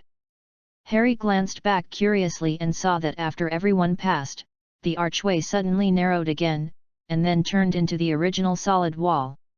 It's incredible. Wang Jin and his wife and Grangers tried to touch them. If they hadn't just passed by, they would never have thought that this wall had hidden a passage. Haha, this needs to be opened by magic. Hagrid didn't worry, and explained, after next year Ona and the others will be able to open it by themselves. Ona looked at Diagon Alley carefully, and the dazzling sunlight cast on a stack of pots outside the nearest store. A sign hanging above the pot, copper brass tin plated silver cauldron, complete models, automatic stirring foldable.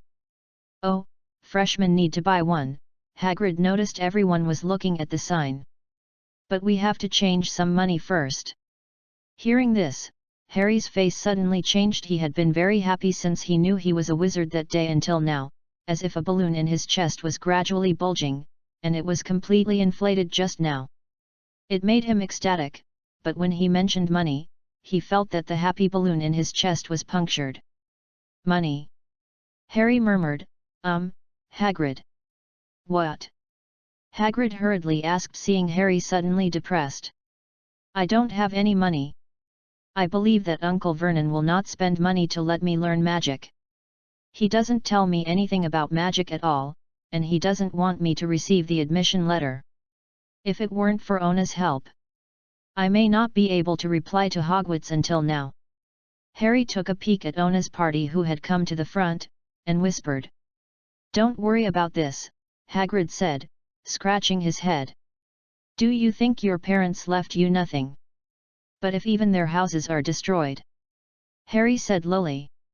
They don't keep gold at home, boy. Our first stop is Gringotts, Wizarding Bank. Hagrid said with a smile. The wizard still has a bank. Harry was interested. There is only one, Gringotts. It was opened by the fairies. Goblin. Not only Harry, but the Wang Jin family and Granger family, who just pretended to be watching the cauldron, were interested. Yes, so, listen to me, if someone wants to rob the bank, they must be crazy. You must not annoy the fairies. If you want to find a safe and secure place to store things, then, I think except for Hogwarts, there is Gringotts outside of Zell's. In fact, I will go to Gringotts anyway to do a Hogwarts business for Dumbledore. Hagrid raised his chest triumphantly. He always wants me to do important things, such as picking up Harry, picking up things from Gringotts, and he wants me to go. He knows he can trust me, understand? Then we are going to Gringotts to exchange currency? Ona asked. Yes. Hagrid nodded. Come with me. The group of people continued to pass through various magic shops. Harry and the others couldn't wait to have 8 more eyes and walk on the street. Everyone except Hagrid was looking around, hoping to see everything. A transparent, all the shops, the objects in front of the shops, the people who shop. A fat woman was standing outside the pharmacy. When they passed by, she shook her head and said, Dragon liver, 17 ounces, they are crazy. Dragon liver.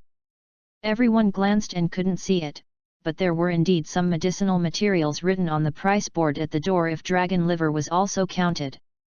Hagrid's pace is relatively large, so everyone has to keep pace.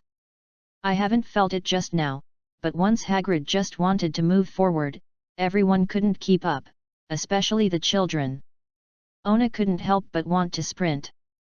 There was a low and soft whine from a dark shop, and the sign in front of the door read, Owl Store Greywood Owl, Horned Owl, Grass Owl, Brown Owl, Snowy Owl.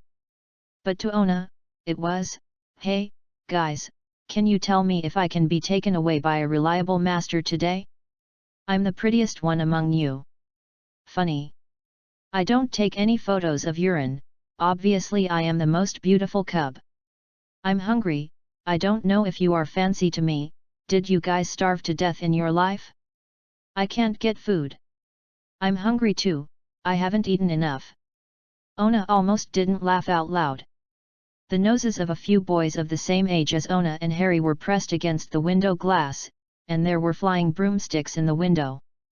Look, they could hear one of the boys say, that's the new Light Wheel 2000, the highest speed. Some shops sell robes, some sell binoculars and weird silverware that no one has ever seen before, and some shop windows are filled with baskets of bat spleens and eel eyes, piled with spell books, quill pens, etc. Rolls of parchment, medicine bottles, lunar instruments. Gringotts is here, Hagrid said. Finally, Hagrid stopped, everyone caught up and looked up. This is a snow-white building towering high above the surrounding shops. Next to the shiny bronze gate, stands a figure wearing a scarlet and gold uniform. Isn't that? Yes, that's a fairy. Hagrid whispered calmly as they walked towards the man along the white stone steps. This goblin was about a head shorter than Harry, with a dark face with a clever face, a pointed beard, and extremely long hands and feet. When they entered the door, the goblin bowed to them. The girls were a little disappointed. They thought that fairies would be the kind of beautiful and strange creatures, and now there are only fairies. Then a second door appeared in front of them, silver, and the following words were engraved on the two doors, Please come in, stranger, but you have to be careful about what will end if you are insatiable, just ask for it, get something for nothing, you will receive the most severe so if you want to take away a piece of wealth that never belonged to you from our underground vault, thief, you have been warned to be careful not to bring treasure, but evil. Like I said, if you want to rob the bank, you are crazy. Hagrid said. Chapter 23, Gillen Court. The two fairies bowed to them and led them into a tall marble hall. About 100 or so fairies were sitting on high stools behind a long row of counters. Some used copper balances to weigh coins, and some used eyepieces to check gems, while scribbling in the large ledger. There are countless doors in the hall, leading to different places, and many fairies guide people in and out of these doors. Hagrid led everyone to the counter. Morning, Hagrid said to an idle goblin, we have to do a few things. The three little guys here have to do the Muggle currency exchange, and we have to take it from Mr. Harry Potter's vault. Some money. Do you have his key, sir? The goblin is obviously more interested in the vault, but anyway, Harry can naturally do currency exchange when he goes to the vault. Bring it. Hagrid said, taking out everything in his pocket and putting it on the counter, accidentally sprinkling a handful of moldy dog biscuits on the goblin's account book. The goblin wrinkled his nose. Whether it's Anna or Jennifer, even Glory and Hermione are staring at the goblin on the right, who is weighing a pile of rubies the size of burning coals. As for Harry, I don't know if he is looking at Ruby or Glory. Ona, Wang Jin, and William looked at the other fairies around. They noticed the exchange rate between the British pound and the galleon today 5.1:1. In other words, 5 pounds and 10 pence a gallon. William and Wang Jin prepared the children to exchange 200 gallons each, which would be 1,020 pounds. According to Hagrid's introduction, they knew that 1 gallon was equal to 17 ckers, and 1 cker was equal to 29 nats. Found it? Hagrid finally said, holding up a small golden key. The goblin carefully checked, there should be no problem. I have another letter from Professor Dumbledore here, Hagrid said solemnly, puffing up his chest. "It's about that thing in the underground vault 713. The goblin read the letter carefully. "Very good," he said, returning the letter to Hagrid. "I'll find someone to take you to these 2 underground vaults." Griphook. Griphook was another goblin. After Hagrid put all the dog biscuits back into his inner pocket, he and Harry followed Griphook out of the hall through one of the doors. Ona's party did not follow. The goblin turned his head. "How much are you going to exchange?" "The exchange rate is 390 gallons, another 160 sicer, and 290 nats." Wang Jin took out 40 banknotes of £50 and 2 £20. "I'll take a look at the admission notice." The fairy took the banknote and 2 admission notices. "Yes." After counting the banknotes, the goblin skillfully took out 4 bags and placed them on the counter. "Each bag is 100 gallons, which is a bit heavy. Then I took 10 of them." He opened one of the bags and took away 10 gold coins. Wang Jin took this bag, took a look, and confirmed that it was 90 gold coins, and the other 3 bags had been confirmed by the other 3 people. Seeing Wang Jin nodded, the fairy took out 10 other small bags. 170 CKers. The goblin took 10 silver coins from one of them in the same way. Wang Jin wouldn't be too lazy to confirm this. He guessed that this kind of bag should be Gringot's standard bag, and it was a fixed number before it was opened. Then the goblin threw out another 10 purses. "I've counted it, and I'm not responsible for leaving the cabinet. Is there anything else I need? I want to exchange it too. 195 gallons, 75 seco, and 290 nats." William also reported the amount he needed. "Okay. The same 2 gold coin bags, take 5 gold coins from them, and then 5 loose silver coin bags, each of which contains 17 silver coins. Take 10 silver coins from one of them, and the same 10 loose coins. Copper coin bag. It doesn't seem to be very easy to take." Wang Jin sighed, and he and William looked at each other, thanking him for choosing to use a backpack. William was bitter. He was carrying a handbag. A bag full of gold coins was really heavy to fit in, and Wang Jin had to carry 2 of them. "Are you considering opening a vault in Gringotts?"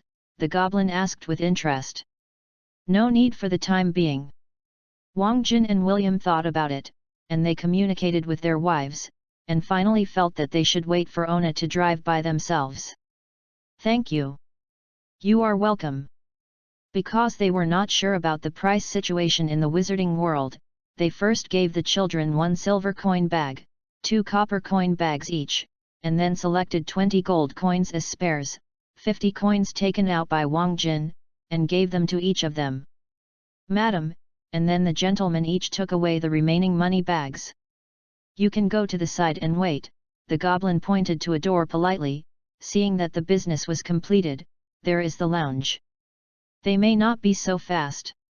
Sure enough, it took a while before Hagrid covered his mouth with a sullen face, and staggered out, while Harry walked with a bag in his arms. "You don't look very good," Ona said to Harry.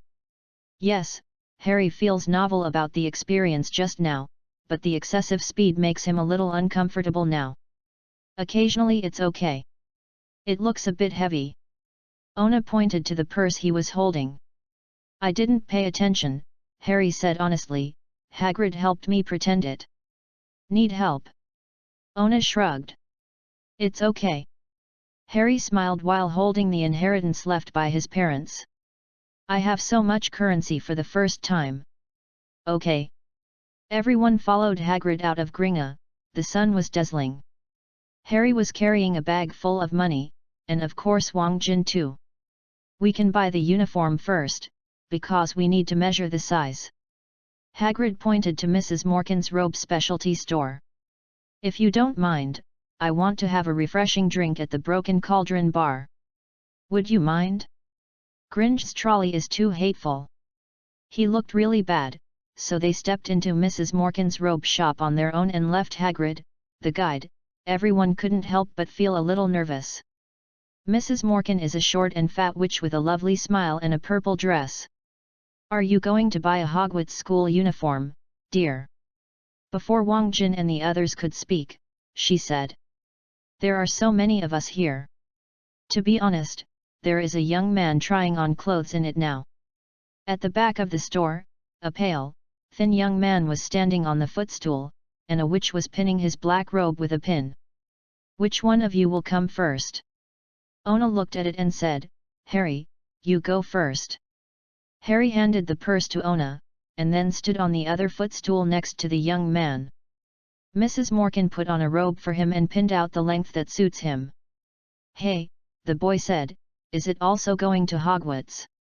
Yes. Harry replied. Are they too? The boy glanced at his glasses, glanced past Ona and Hermione, and stayed on Glory's face. Chapter 24, Unpleasant Conversation. Yes. Harry, who noticed this scene, felt uncomfortable, and answered a bit bluntly, but the boy didn't notice it. My father bought me a book next door, and my mother went to the street to find a magic wand. He spoke slowly, dragging his tongue, which was annoying. Then I will drag them to see the flying broomstick. I don't understand why first-year freshmen can't have their own flying broomstick. I think I will force my father to buy me one and then find a way to sneak in. Boy said deliberately, as if he wanted to tell Glory. Harry's face changed. Do you have your own flying broom? The boy continued. No. Harry didn't want to continue talking to him, he felt that the boy seemed to have no intentions. Have you played Quidditch? The boy's mind was not on the thin boy beside him. No. Harry was a little dumbfounded. I've played. Dad said, if I hadn't been selected to our college's representative team, it would be shameful. I want to say, I agree with this view. Do you know which college you are assigned to? The boy finally looking away from the mirror, he glanced at Harry. I don't know. Harry thought he knew nothing. Of course, no one really knows which college I will be assigned to before arriving at school. However, I know I will be assigned to Slytherin, because our whole family graduated from there. If I were assigned to Hufflepuff Odd, I think I will drop out. What do you think? The boy looked into the mirror again, because he noticed that everyone was listening to him carefully, and he was very satisfied. Yet, Harry noticed this and repressed his temper. Hey, look at that man, the boy suddenly nodded to the front window and said. Hagrid happened to be standing at the window, grinning at Harry and pointing to a few large ice creams in his hand, indicating that he could not enter the shop. That's Hagrid. Harry said. Everyone noticed Hagrid, so they kept Harry and went out to help Hagrid get the ice cream. Seeing everyone left, Harry hurriedly said again, he works at Hogwarts. Oh, the boy said, and he was a little depressed when he noticed that Glory and the others were walking towards Hagrid. I've heard of him, he is a servant, right? He is the guard of the hunting ground. Harry disliked the boy less and less. Yes, that's not bad. I heard that this man is very rough. He lives in a small wooden house on campus. He gets drunk from time to time and plays with some spells. As a result, he burns his bed. The boy said casually. His gaze stayed on Glory, and he couldn't help but feel a little unhappy when he saw her smiling and taking the ice cream from Hagrid. I think he is very smart. Harry said coldly. Really? The boy turned his gaze back, and said with a slight mockery, why did he come to accompany you, your parents? It's the dark-haired man? It doesn't look like you, and his skin color are the same, and those of them seem to be muggles. They are all dead. Harry didn't want to talk about it. The muggles you mentioned are all very good people. Oh, I'm sorry. The boy's tone was not apologetic at all. They are like us, right? They are wizards and wizards, I think you probably meant this. Harry saw Ona and they were eating ice cream, and he wanted to meet them sooner. I do think they shouldn't let alternative schools. What do you think? They are different. They have never received our education since they were young and don't understand our world. Think about it, some of them even before they received a letter. I have never heard of Hogwarts. I think the school should be limited to students from the ancient witchcraft family. By the way, what is your last name? Before Harry could answer, he only heard Mrs. Morgan say, "It's been tried, dear." Harry hurriedly jumped off the footstool. The boy didn't feel embarrassed either. "Okay, then we'll see you at Hogwarts." The boy dragged his voice. When they came out, Harry didn't say a word when he got the chocolate with raspberry and crumbled nut ice cream that Hagrid had bought for them, and just ate in silence. "What's the matter?" Ona asked, noticing Harry's unhappiness. "Nothing." Harry ate the ice cream, and Ona didn't care. The three of them finished eating earlier and went in to measure the size together. Harry silently watched the boy turn his head away step by step, and breathed a sigh of relief. When Ona and the others came out, they went on to the next store, this time to buy parchment paper and quill. Harry found a bottle of ink that changed color when writing, and seemed to be in a much better mood. "Hagrid, what is Quidditch?" Harry asked suddenly as he walked out of the store. "Oh, my goodness, Harry, I forget that you know so little that you don't even know Quidditch." Hagrid glanced at everyone apologetically. "Excuse me, don't make my mood worse, okay?" Harry said to everyone after the pale boy. He also said that people from Muggle families like you should not even be admitted to school. Ona was nothing. He recognized the boy just now as Draco Malfoy at a glance, but he didn't talk to him, nor did he trigger the relevant plot task. Glory and Hermione are different, with a look of indignation. "Fortunately, we just said that this boy looks good, but we didn't expect it to be this kind of person." "I didn't say it." Hermione noticed Ona's gaze and hurriedly dismissed it. "Oh, isn't this the point?" Glory waved his hand. "We still want to ask if we should ask if there is anything we need to pay attention to. How much can he know?" Hagrid was not too happy. "I saw that many of the best wizards came from the only people in the Muggle family who knew magic like your mother." "What the is Quidditch?" Harry smiled, and finally asked. "That's one of our sports. A ball game played by wizards. He is like football in the Muggle world. Everyone likes to play Quidditch riding a broomstick in the air. There are 4 a ball. As for the rules of playing the ball, it's a bit difficult to explain." Hagrid said not quite clearly. "Football." Hermione and Glory glanced at Ona. "Then Ona should be easy to play." "Why?" Harry asked. "Ona is a star player in the Chelsea Football Youth Academy," Hermione said proudly with her head high. "Hermione." Ona smiled. "I don't think riding a broomstick is similar to playing football. It should be said that Quidditch is as popular among wizards as football. So, what are Slytherin and Hufflepuff?" Harry hurriedly changed the subject. He didn't know much about football, and the Dursleys didn't watch football games. "That's the name of the college. There are 4 colleges in the school, and they all say Hufflepuff has many eateries, but..." Hagrid explained. "I think I will be assigned to Hufflepuff," Harry said unhappily. "I would rather enter Hufflepuff than Slytherin." Hagrid interrupted with a gloomy expression. "There is no witch or wizard who turned bad later from Slytherin. The mysterious man is one of them. Sorry, the mysterious man also went to school at Hogwarts. Many years ago." Hagrid was silent after speaking. Chapter 25, Book and Snow Owl. "I bought all the textbooks from Lihen bookstore. Ona didn't want to buy it at one time. He thought it would be good if he and Glory share a copy. In the end, Wang Jin thought that if the two were not in the same college, it would be inconvenient, so I bought 2 sets. Ona saw that there was a complete set of Hogwarts freshman admission book sets for sale, so he silently walked to the bookshelf full of books. The bookshelf here stretches to the ceiling, and there are leather hardcover books as big as paving slates. A silk face book the size of a stamp. Some books are full of peculiar symbols, and a few are non-word books. The other 3 children are also reading books that interest them. Harry was holding a copy of The Curse and Anti-Curse, Hermione was reading A History of Modern Magic, and Glory turned over important magic events of the 20th century. Ona smiled, he was looking for a book Merlin's Legend. When she finally left the bookstore, Hermione bought several books in addition to textbooks. The two that she and Glory turned over were among them, and it seemed that there was also a copy of The Rise and Fall of Black Magic. The other Ona didn't care. In fact, their books are common to each other. Ona found a book related to Merlin. When paying, a long-lost reminder sounded, "You have a book that contains magic."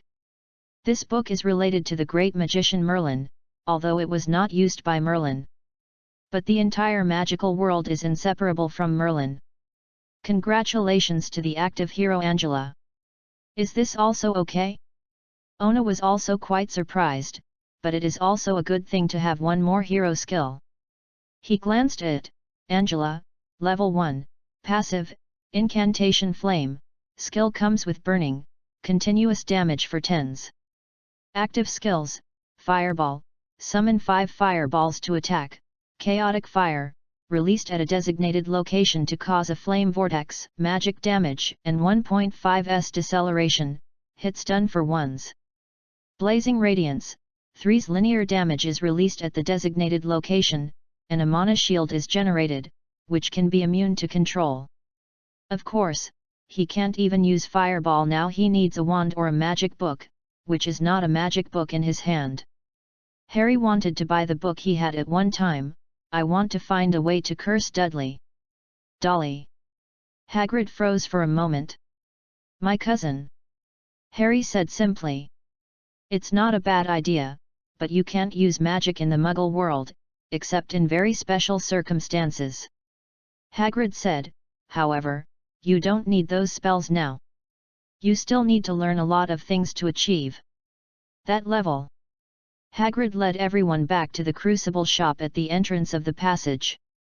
Harry wanted to buy a pot of pure gold again, but Hagrid refused to let him. You still follow the list and buy it.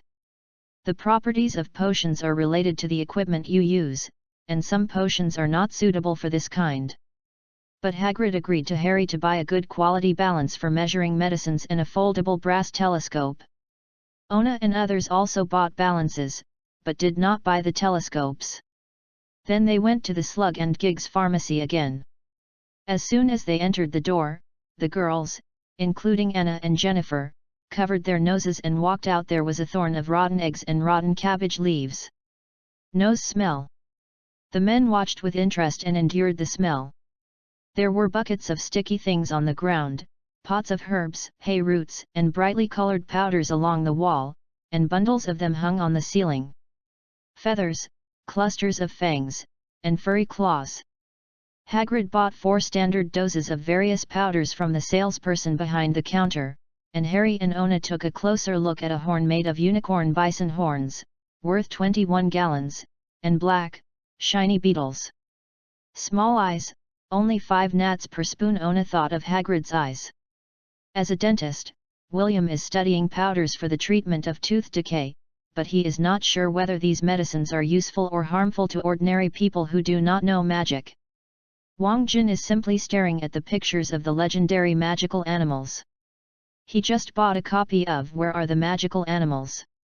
After walking out of the drugstore, Hagrid checked the shopping list again. The only thing left is the wand. Oh, yes, I have to give Harry a birthday present. Hagrid said cheerfully, not counting the cake. You don't have to. Harry said blushing. I know you want to say you don't need to buy it. Hagrid asked everyone to store their things at the Broken Cauldron bar. That's right, I want to give you an animal, not a toad. Toad is out of fashion many years ago. People will laugh at you. I don't like cats. Cats always make me sneeze. I will get you an owl. Children love owls, they can deliver letters and packages for you. Neither Hermione nor Glory are planning to buy any more pets. Hermione has a cat at home, and she is considering the possibility of taking it to Hogwarts. As for Glory, she and Ona have a mamaha, but it's a good choice to accompany Harry to see pets. A few minutes later, they came to the black hole of the owl shop. Wang Jin and others did not go in because the shop was crowded with people, and the various flavors of the owl shop made them uncomfortable, or it may be because the shop did not sell animals other than owls. With Mama Haha, where is the rare owl of Wang Jin and his wife? It's not a kid. Someone is here again, this one is big. Should you want to buy it? Choose me, choose me. There are girls. Look at me, look at me. Ona felt a little dizzy as he listened to the croaking noise of the owls. Harry, I suggest choosing a snowy owl, which is good looking. Hagrid relied on the tall man and went straight to the counter. How many snowy owls are there? Just one, the clerk replied. There weren't many, and it's still very popular. Snowy owls mainly live on islands around the Arctic tundra and even the Arctic Circle that is not completely covered by snow and ice. For example, Alaska, Canada, Greenland, Scandinavia, and the Soviet Union in the United States, but there are also some in England. I want it. Hagrid said nothing, and immediately paid for it. Okay. The clerk likes this kind of refreshing customers the most, I'll get it for you. After a while, the clerk carried a large birdcage with a beautiful snow owl, with his head buried under his wings and sleeping soundly. Do you want to wake it up for you? No need. Hagrid looked at the beautiful white snow owl with satisfaction. Gave it to you. Harry took the birdcage, and the girls over there were also attracted by it. It's beautiful. Glory exclaimed. Okay, let's go out first. Hagrid separated everyone, leading them away with the rustling flapping of wings and the shining jewel-like eyes. Ah! Snowy owl again. Isn't my brown owl not good looking? Don't you have any points in your heart? Even my horned owl did not speak. Well, the last snowy owl has been shot, and then it's our turn. Ona has been holding back, not wanting to speak. He is afraid that if he speaks, all the owls will want to post him. It only took a total of 20 minutes for Hagrid to fix Harry's owls. Also, with Hagrid's eyes, he must have already figured out what owls he would buy for Harry. Harry couldn't help stammering his thanks again and again. It sounded like Professor Quirrell was talking, perhaps because Glory had been leaning against him and admiring the snowy owl. Chapter 26, Hedwig. No thanks. Hagrid said hoarsely, I guess the Dursleys will not give you gifts. Now that Ollivander is left, only the Ollivander family sells magic wands. Go there. You can definitely buy the best wand. Maybe the voice was a little louder, and the snowy owl woke up and glanced blankly at the two girls surrounding it. The head was round and small, the face was inconspicuous, and there were no ear feather clusters, and the mouth was almost covered by beard feathers. The eyes are golden yellow, the mouth is lead grey, the paws are grey, and the ends are black. The whole body is white with black spots. Wow! It's beautiful. Glory couldn't help holding out his finger to order a little bit of this beautiful snowy owl. Be careful. Hermione slapped her hand hastily. Ona. Glory looked at his brother, tell him I want to touch him. Okay. Ona nodded and asked the snow owl, can you hear me? Oh. Snowy owl looked at Ona in surprise, I can hear you, can you talk to me? Yes, my sister wants to touch you. Is it convenient? Ona said bluntly. Can she understand what I'm saying? But I probably understand what she said. If you want to touch it, touch it. This lady is very angry. The snowy owl bounced to the edge of the cage so that Glory could touch her. Okay. Ona signaled that Glory was all right, and while she was petting the snowy owl, he said to Harry, this is a lady. Give her a name. Hagrid's chin almost didn't fall off. Ona, can you really communicate with an owl? More than that, Hermione said proudly. There are tigers, deer, bears, and so on. Wow! Hagrid's eyes glowed, can you talk to the dragon? I have always wanted to raise a dragon. Tell you guys, the reason why the Gringotts we visited just now said that lunatics would grab them. On the one hand, the fairies can spell can cast witchcraft. On the other hand, they said that the most secure vaults are guarded by dragons. You just didn't go down with us to take a look. Gringotts has been underground for hundreds of miles. The place, understand? If you could really steal something, you would have starved to death before you found the way out. You just said you want a dragon. Harry noticed this. I've wanted it since I was a kid. Hagrid said without hesitation. Well, Harry, are you sure what you want to call her? Ona asked. How is Hedwig? Glory suddenly said. I just saw it when I flipped through the textbook. What do you think? Ona asked Harry. No problem, it sounds great. Harry immediately liked the name. The snowy owl in the cage spread its wings comfortably, I like it too. Okay. Ona shrugged. We should go buy a wand. The last shop was small and broken, and the golden sign on the door had peeled off, and it said, Ollivander a well-made wand since 382 BC. Everyone couldn't help but stand in awe. It wasn't nearly 2,400 years ago, more than 2,300 years ago. Ona's eyes flashed, isn't that exactly the same period as Gigutsi? In the dusty window, there was a magic wand solitary on the faded purple cushion, and Ona felt the magic wand beckoning himself. When they entered the store, jingle bells came from somewhere behind the store hall. The store hall was small and there was nothing but a bench. It was very crowded with so many people going in. In the end, Wang Jin and Mrs. William chose to wait at the door and wait until the payment was time to come in. Harry entrusted Hedwig to Wang Jin, and Anna also learned that Glory was teasing her. Hagrid sat on the bench and waited. Harry and the others had a strange feeling, as if they had come to a strictly managed library. They suppressed the many new questions that had just arisen in their minds, and began to see the ones that almost reached the ceiling. Thousands of long and narrow cartons. Good afternoon. A soft voice said, startling them. Ona was not scared. He had heard the footsteps of the shopkeeper a long time ago, but Hagrid was also very scared because of the sudden transmission at this time. There was a loud clicking sound, and he quickly got up from the bench. An old man stood in front of them, and his big light eyes looked like two shining moons in the dim shop. Hello! Everyone greeted the elderly one after another. Oh, yes.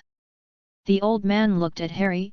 Yes, yes, I know I will see you soon, Harry Potter, that's not a problem. Your eyes are the same as your mother's. Back then she came here to buy her first wand. It's almost like yesterday. It's 10¼ inches long, made of wicker, and whistling. It's a good magic wand. Mr. Ollivander walked up to Harry, and Harry was nervous. Your father is different. He likes the mahogany wand. It's 11 inches long, flexible, and stronger. It's the best for polymorphism. I say your father likes it. In fact, of course it is. The wand is choosing its wizard. Mr. Ollivander leaned closer and closer to Harry, his nose was about to touch Harry's face. Oh, this is... Mr. Ollivander stroked the lightning-shaped scar on Harry's forehead with his long pale fingers. I'm very sorry, this was made by a wand I sold. He whispered softly, 13 inches and a half long. It's made of you. It's very powerful, very strong, but it fell into the wrong hands. Here, if I knew this magic wand was made, I would have done something like this. He shook his head, then recognized Hagrid with another glance, which made Harry seem relieved. Rubber. Hagrid. I'm so glad to see you again. Oak, 16 inches long and a bit curved, right? Yes, sir. Hagrid said. That's a good magic wand. But I think they must have been crushed by them when they fired you. Mr. Ollivander said, suddenly becoming serious.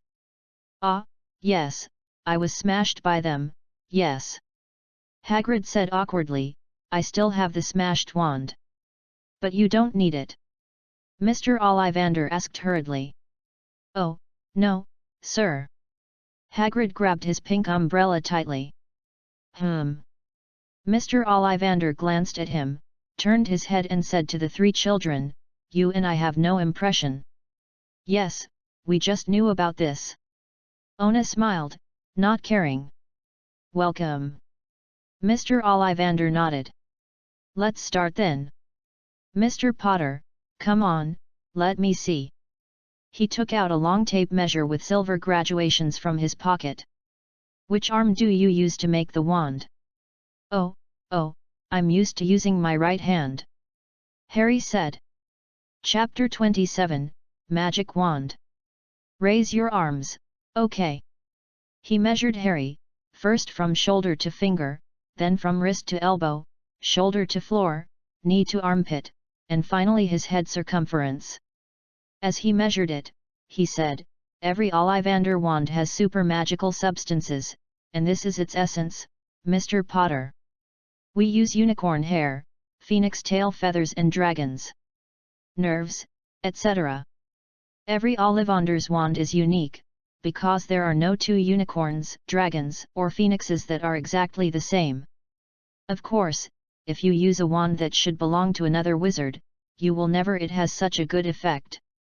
When the distance between the two nostrils was measured, Harry realized that the tape measure was operating automatically, and other people had noticed it when they were looking at it. Mr. Ollivander was moving between the shelves, busy selecting some long boxes and moving them down. "Okay," he said. The tape slid down to the ground and rolled into a ball.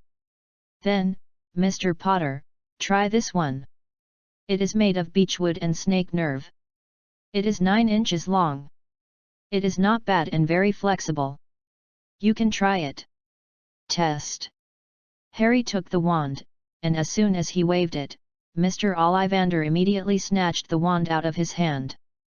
"Maple, phoenix feather, 7 inches long, good elasticity, try it."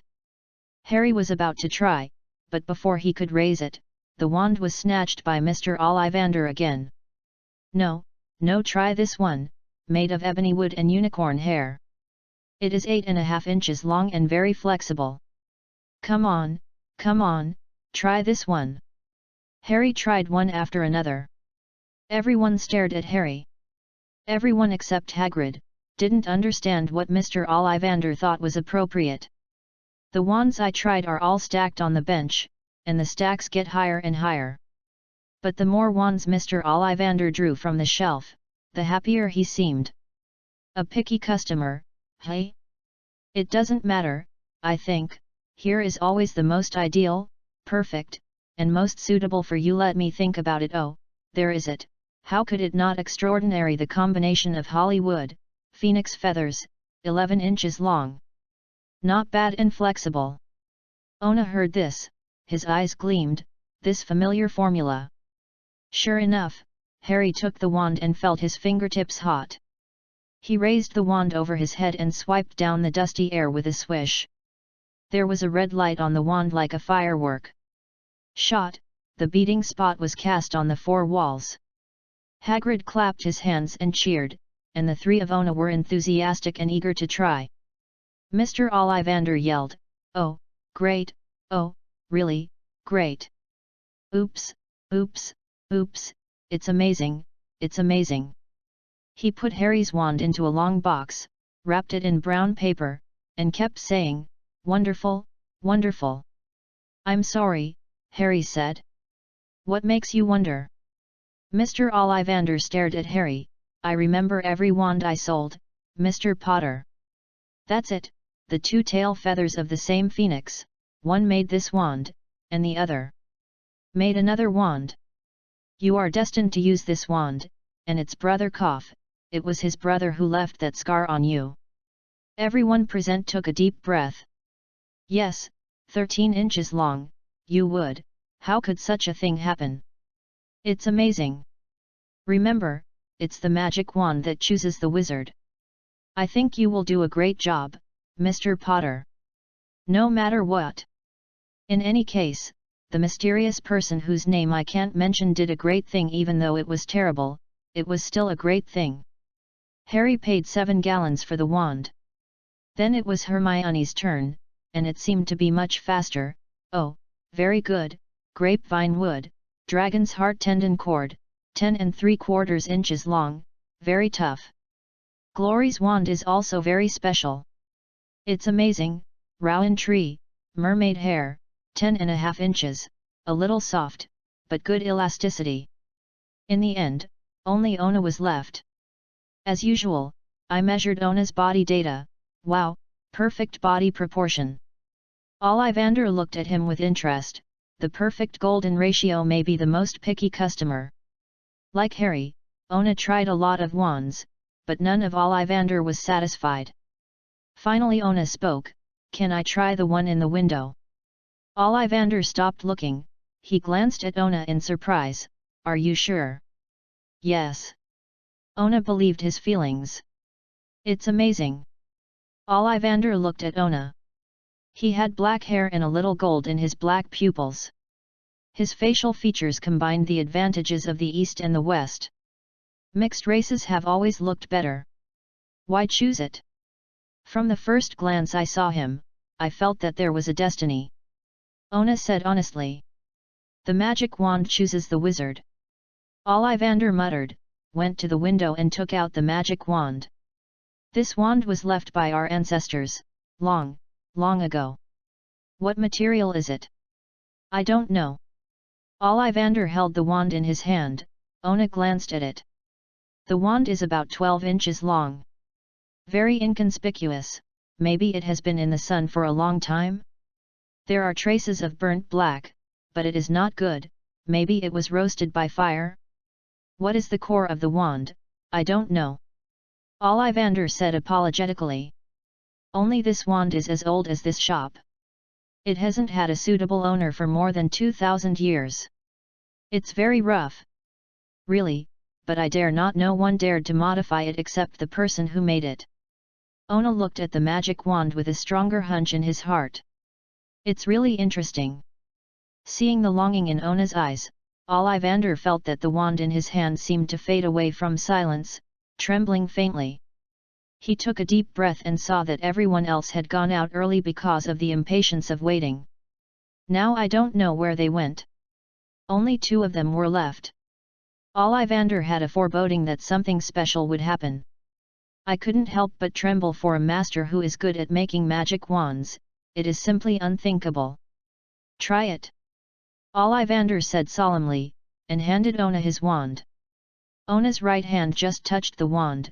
Suddenly a series of system prompts sounded, but he didn't have time to pay attention to it. The needle, the fingertips hurt, and a drop of blood came out and was absorbed by the wand. Then the temperature of the wand suddenly dropped and became warm. He grasped the wand and involuntarily raised it over his head. Seeing countless glimmers converging from all corners, Ollivander's eyes widened, staring at the illuminated shop in shock. Ona felt something, this should be the Suanwiizi. Then he waved down subconsciously, and 5 fireballs popped out instantly. Ollivander was startled, and Ona's eyelids jumped. How much would he have to lose if he ruined those wands? Chapter 28, 7 gallons. Fortunately, even though the fireball was ejected, Ona could feel that the intensity was not too great, probably because his own magic power was not too powerful. The fireball hit the wall and made a loud explosion, but the wall seemed to be protected by magic, leaving only a black mark, and the scattered flame ignited a part of the carton. Ollivander drew out his wand subconsciously, aguamenti, clear water like a spring. He saw a stream of water spout from the tip of his wand, easily extinguishing the flames of the paper boxes. He breathed a sigh of relief. These paper boxes, it was the empty carton he had just thrown over there, and the wands in it were now piled on the bench like a hill. It's amazing. Ollivander put away his wand and stared at the wand in Ona's hand. It's amazing. Ona said, sorry, I'm causing you trouble. No, no, it doesn't matter. Ollivander began to smile. What was it just now? Fireball? How did you do it? What fireball technique? Ona knew it well, but he refused to admit it. I just got my wand, I can't do any magic. It's amazing. Ollivander was non-committal. What are the light particles just now? Where did they come from? Also, we usually use flame spells, fireballs. This is what the former wizards like to use. And it's normally a small fireball, but just 5 fireballs.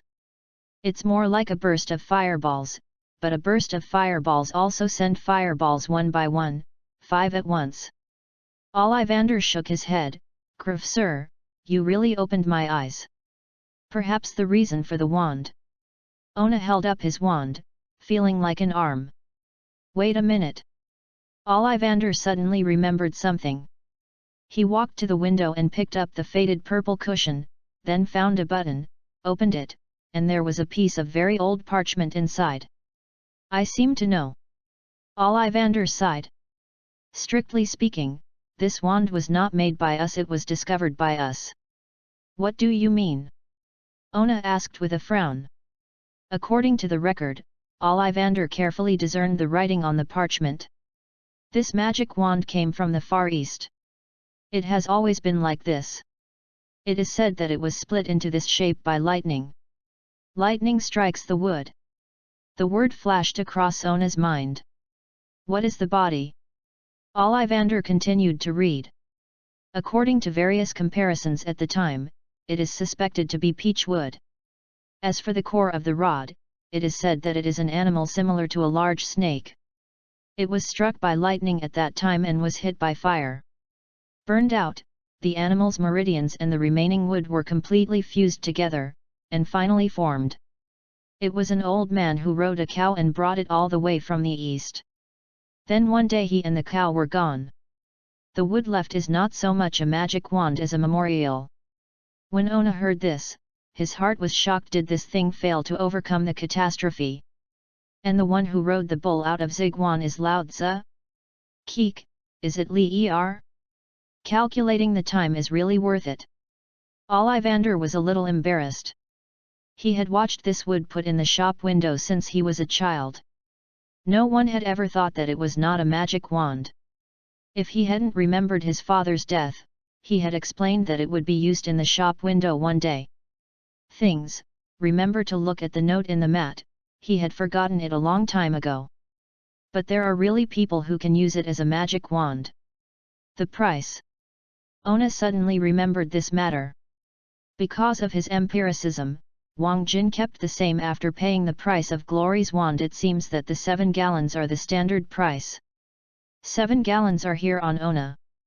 I don't know. Ollivander couldn't laugh or cry. Although it has a long history, it is more like it is placed in our place. If you really want a price, then 7 gallons. Ona silently handed the gold coin in his pocket to Ollivander, and then let the other party help pack the wand. It's too early, looking forward to your magic wand performance in the future. Ollivander handed the wand over, then bowed and sent Ona out of the shop. When everyone was about to leave Diagon Alley, the sun was about to set. After all, it took a lot of time to make the robe. At noon, they had lunch at the Broke Cauldron Bar, which is a little hard to say. Okay, gentlemen and ladies. Hagrid got on his motorcycle. Wang Jin and William came over and stopped the car early. The big and small bags were all in the trunk. The most troublesome thing was the bird in Harry's hand. Fortunately, Ona had anticipated that she had bought a custom-made bird cage cover from Mrs. Morkan in advance. Hedwig still liked this cover quite a bit, leaving a few ventilation holes, but if you don't get close to the outside, you won't be able to see it. Go inside. Let's leave it alone. Are you okay, Harry? You didn't say a word.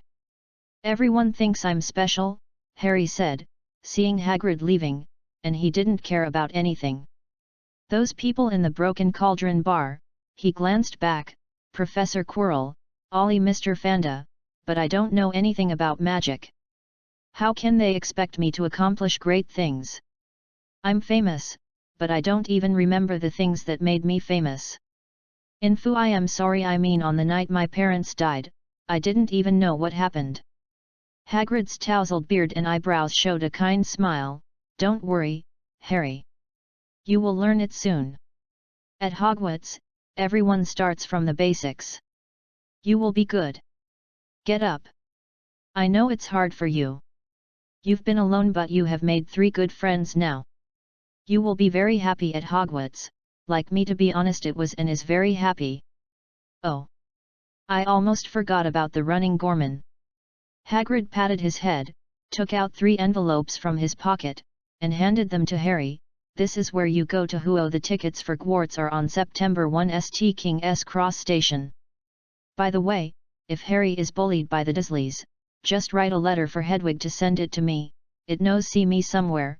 See you next time, Harry. And everyone. Hagrid started the motorcycle and disappeared into the traffic. With the same allocation as in the morning, the 2 cars returned to Wang Jin's house. After dinner together, Hermione and her parents went back. They had to sort out what they had purchased today. Here, Ona and Harry are also sorting out today's gains. Mama Haha looked at his home for a day, which made him feel a little uncomfortable. When Hedwig saw Mama Haha, the enthusiasm in her eyes almost turned Mama Haha scared away. Mama Ha is an eagle and has excellent eyesight during the day. Normal eagles can't be seen at night, but Mama Ha is a condor after all, so although his night vision is not as good as daytime, it is similar to an ordinary owl. As for the owl, it has daytime vision. Poor, good eyesight at night. In fact, Hedwig should have been afraid of the huge Mahaha, but the breath of Mahaha made Hedwig very fond of it. Chapter 29, Gain and Reward. What are you talking about? Vernon Dursley looked at Ona and Harry in shock. Early the next morning, Ona followed Wang Jin's car and brought Harry to Vernon's office. Now Vernon is an independent office, with 4 people sitting on the sofa. Before Vernon could report to Wang Jin about yesterday's work, he was shocked by Ona's words. I mean, Harry was chosen by the school I was going to and sent him an admission letter. Ona repeated what he had just said to Vernon. You. There was a mess in Vernon's head. Harry is going to the same school as you. Yes. Ona said calmly, you can check with my father. Wang Jin looked at Vernon's face blue and white with amusement. He didn't care much about Vernon's family affairs at first, but Ona seemed to be very concerned about Harry's affairs. Vernon, yes. Not only Ona, but also Glory. So. Vernon stared at Harry, who was hiding behind Ona. So, you knew it already? No, I just know. Vernon had accumulated prestige in Harry's heart for a long time. Facing Vernon's questioning, Harry subconsciously chose to lower his head to avoid it. Okay. Wang Jin couldn't stand it anymore. Vernon, you should have known it a long time ago. Facing his boss, no matter how angry or scared Vernon was, he could only answer honestly, yes, yes. Before I married Petunia, I knew it about their world and Harry's parents I know. Then it's over. Wang Jin waved his hand, since I know, then I don't have to spend much time. Ona and Glory, including Harry and Hermione, will go to that Hogwarts. I hope you won't stop them. I know. I know, boss. Vernon slumped on the sofa. I knew it, I knew it. Yet, if they were, how could Harry not? I saw that letter last week. At that time, I knew I couldn't hide everything. Okay, Vernon. Wang Jin is soaking tea. The effect is good. Wang Jin likes to drink tea. Vernon has to learn no matter what. At least he can provide it to Wang Jin to drink when Wang Jin comes. Don't be too nervous about this matter. I believe that besides us, there are many people such as those big men know the world. But... Vernon grimaced. He wanted to say that this was not decent, but when he got to his lips, after seeing Ona, he changed his mind. But shouldn't that world be dangerous? We have no choice. Wang Jin calmly put the teacup in front of Vernon. If you are afraid, I can also recognize Harry as my godson and let him live with me. What do you think? No need. Vernon was startled. He held up the teacup, as if Hagrid was holding up the beer glass, looking funny. I can take care of Harry. Really? Ona glanced at Vernon suspiciously. Today is August 1st, and there is still a month left. This month Harry can live with us. Really, Vernon may have been scalded by the tea, his face flushed, big beads of sweat dripping from his forehead. Okay. Ona patted Harry on the shoulder. Then we'll take Harry back soon, and he will take his luggage with him. If I know Harry is not doing well. No. Vernon sweated even more. Okay, Ona. Wang Jin finished his tea. I believe Vernon.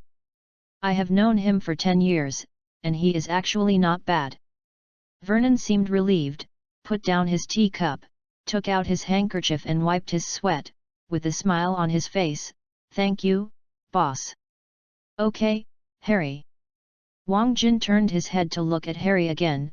You and Ona are friends, and Vernon is your uncle. In this regard, he is closer to you than we are, but he has more opportunities to come home. Although Ona has many friends, you and Hermione seem to be the only ones who can go to Hogwarts together. Okay. Harry breathed a sigh of relief. He felt that the tea in his mouth didn't have the bitterness at first, but a sweetness came from his heart. Thank you, Uncle Clough. Then it's settled. Wang Jin saw everyone finish their tea. You can go out. I have business talks with Vernon. Ona took Harry out, and Vernon more respectfully reported yesterday's company-related business to Wang Jin. Not to mention Petunia's hysteria when she returned home at night, Ona began to study her own panels after returning home. Yesterday, I went to Diagon Alley for a day. I was exhausted when I got home, so I didn't check it further. First, Hedwig was asked to send a letter to Harry. Hedwig was sleeping in the morning, and she naturally occupied Mama Haha where I usually stay. But Mama Haha didn't care too much. He went out to free himself during the day as usual. After taking a shower and lying on the bed, Ona began to count the system's prompts. Ding! Encountered Rubius Hagrid. Current friendliness 80. Harry Potter, friendliness 100. Hermione Granger, friendliness 100. Draco Malfoy, friendliness 0. Query NAS Quirrell, friendliness is 0. The above data is updated in real time. Ona felt that his friendliness was pretty good. When he got the admission letter for Harry, his friendliness was 70, and he was full with a gift after his birthday. As for Hagrid, he was better, as soon as he met him. The friendliness of 30, helped Harry reach 50 after his birthday. Mahaha contributed 20, and Hedwig helped contribute 10. Ding! Found a famous landmark, Broken Cauldron Bar, reward experience value, 50, a reception voucher for accommodation in Broken Cauldron Bar, you can live for 1 day for free. Ding! Found a famous landmark, Digiao Alley, reward experience value, 100, a contract with Digiao Alley store, the current store location is number 93 Digiao Alley. Ding! Found a famous landmark, Gringa, reward experience value, 100, a key to the Gringa vault, number 567. Ding! Touch the magic currency and open the system store. Ding! Discover the famous landmark building, Lihen Bookstore, reward experience value, 30, can be remembered. Ding! Found a famous landmark, Ollivander Wand Shop, reward experience value, 50, exclusive wand has been issued. Ding! Complete the main task, purchase Hogwarts entrance items, reward experience value, 300, reward space suitcase. Ding! Complete the side mission, Harry Potter's best buddy. You are a very special existence in Harry's heart, the first friend of the same age and sex. He sees everything you do for him here, he is happy to share everything about him with you. Reward Harry Potter for his talent in flying broomsticks. Ding! Has been upgraded, the current level is 4, can activate the summoner skill, Smite. Ding! The staff is detected, and the following hero skills are activated, Gigutsi skills are activated. Yao skills are activated. Angela skills are activated. Summoner skills, recovery, 5s continuously recover a certain amount of blood and mana, will be interrupted when attacked. Cooling time is 60 minutes. Healing, instantly restore a large amount of blood of the friendly party within 10 and the cooling time is 120 minutes. Sprint, increase the movement speed by 10s, and the deceleration effect is exempted when it is turned on. The cooling time is 90 minutes. Smite, cause real damage to non-human creatures, stun for 1s, and cool down for 30 minutes. Chapter 30, System Wall. Ona counted the harvest and took out the suitcase. After opening it, I felt that a wardrobe was opened. There were wardrobes, shoe cabinets, lockers, and a full-length mirror. After opening the closet, you can put a lot of clothes, and there is a safe hidden in various cabinets. It looks like it can put some money or valuables. Ona was still worrying about how to put things on. This time it was easy, and put a few sets of wizard robes. There are winter, autumn, and summer. Anna did not hesitate to buy clothes for the children, even if Ona repeatedly said that she was still growing up. Tall. And so is Glory, one person wants all kinds of robes. This is better for Hermione, but there is no charge for these robes. The reason is that Anna and Mrs. Morgan talked about an endorsement agreement. Glory and Ona provided images for free. As a result, some of the robes made that afternoon were specially invited by Mrs. Morgan. The photographer took photos as publicity, and Mrs. Morgan once hit Harry's idea, but Harry finally chose to give up. Thinking of this, Ona couldn't help but get a headache again. According to the agreement, he and Glory will go to Diagon Alley to meet Mrs. Morgan these days. Anna suggested that Mrs. Morgan choose a few representative locations to take pictures, which instilled some examples of the promotion of sales by advertising, as Anna, who is in charge of company advertising in addition to financial management. This is just popular science knowledge. Mrs. Morgan would like to hire Anna as a consultant. As a veteran wizard robe clothing store, Mrs. Morgan's biggest challenge comes from the Extraordinary clothing store, also located in Diagon Alley. More and more high-end customers choose the expensive but extremely high-quality Extraordinary. It is said that they were also Pride on that day. A single. Anna suggested that she choose to target the middle-end customer group, especially the Muggle-born wizards who have more requirements for robes. And with the passage of time, the aesthetics of the young wizard will gradually move closer to the outside world. Anna and Jennifer told Mrs. Morgan the development strategies of several luxury brands and some clothing brands. In this way, even if Hermione did not become the spokesperson, several of her wizard robes received a great discount. After putting the 100 gallons that Wang Jin gave him into the safe, Ona used some of the lockers as bookcases. After communicating with Mrs. Morgan, Ona learned that he could wear his own clothes in the robe, and Ona chose some more favorite clothes to put in. After finishing the suitcase, he handed it over to Glory. Both Anna and Glory were surprised. Wang Jin curiously asked where the suitcase came from. Ona had already thought about it a long time ago. Oh, I bought this from Mr. Torhage, and I have already given him Kanan. Anyway, Hagrid didn't have a chance to meet Wang Jin in a short time. Wang Jin assumed that he had to go through Mahaha if he wanted to ask. How much? Wang Jin moved a little, and he wanted to make one too. 50 gallons. Ona had already inquired about the price. Almost all the money saved by the robe is used up. But if you share it with Glory, it's a good deal. That's not bad, Wang Jin thought about it. Help buy one in the past 2 days? I'll give you another £1 for 500 gallons. Okay. Ona doesn't mind. He also has some pocket money saved, and he plans to replace most of it with Garen. After Hermione came to visit Ona's suitcase, she couldn't help but put her clothes and belongings in Ona's suitcase. Ona almost fainted, although he didn't bring many things, but 2 girls there were so many things, and finally promised to buy a new suitcase for Glory. Hermione was determined to share one with Ona. Having settled the luggage matter, Ona also began to study the skills he could currently use. Gigutsi, passive, vertical and horizontal warfare, active skills, prophet divine hidden, all things are animated, prophet fog hidden. Basically a stealth skill, similar to the phantom spell in the Harry Potter world.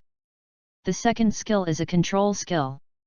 Pei Kin Hu, passive, Nian Qi, active skills, punching fist, Qi Shao, Xing I Liu He. It is a Qigong skill. For a wizard with a relatively weak body, the hero's skills and characteristics are a great advantage. Ming Xian, passive, good luck, active skills, Lin Gua worry-free, Shi Gua flying wing, Tai Gua chongsheng, except for passive skills that assist others. Yuxing, passive, Qi He, active skills, Jingxi Zhenshen, Jingxi Yugai, Tian Yuan. Active skills are used with special chess pieces. Yao, passive, mountain ghost white deer, active skills, if there are people, wind and wood, independent on the mountain. Use Suanwei as a detection attack, the last skill needs to learn to call the gods to protect it before it can be used. Monkey King, passive, supernatural power, active skills, body protection spell, fighting assault, and wishful golden hoop. Basically, you need to use two-handed sticks to cast. The spells of the body protection spell seem to be the Diamond Sutra, Om, Orla, Anibarani, Yadui, and Shaha. It took a lot of effort for Ona to meditate proficiently. Monarch in the clouds, passive, travel among the clouds, active, the sky gaps, Ruying Huake, wind and thunder lead. Mahaha skills, as far as feather arrows, are actually the natural energy of Mahaha. Naklia Lu, passive, flow knife dance, active skills, flying eagle attack. It is still the skill of Mahaha. This skill allows Mahaha to appear directly at the place where Ona is summoned regardless of distance. Angela, passive, incantation flame, active skill, fireball. Ona clicked on the system mall again, which contained various equipment, such as physical attack equipment, spell attack equipment, defensive equipment, mobile equipment, and auxiliary equipment. Equipment can be purchased directly with Kanan. It is a pity that Ona currently only has 100 gallons in his hand. Ona sorted by gold coins and selected equipment below 300 gold coins to check. Alchemy Talisman, 120 gold coins, which continuously restore a certain mana every 5s, Refreshing Crystal, 140 gold coins, every 5s continuous recovery of a certain physical strength, Sapphire, 220 gold coins, maximum mana increase, Cloth Armor, 220 gold coins, Physical Defense, Anti-Magic Cloak, 220 gold coins, Spell Defense, Iron Sword, 250 gold coins, Physical Attack, Fast Speed Boots, 250 gold coins, Movement Speed Increase, Hunting Broad Blade, 250 gold coins, use punishment to cause damage and slow down the character, increase monster damage, Dagger, 290 gold coins, attack speed increased by 10%, Spell Classics, 300 gold coins,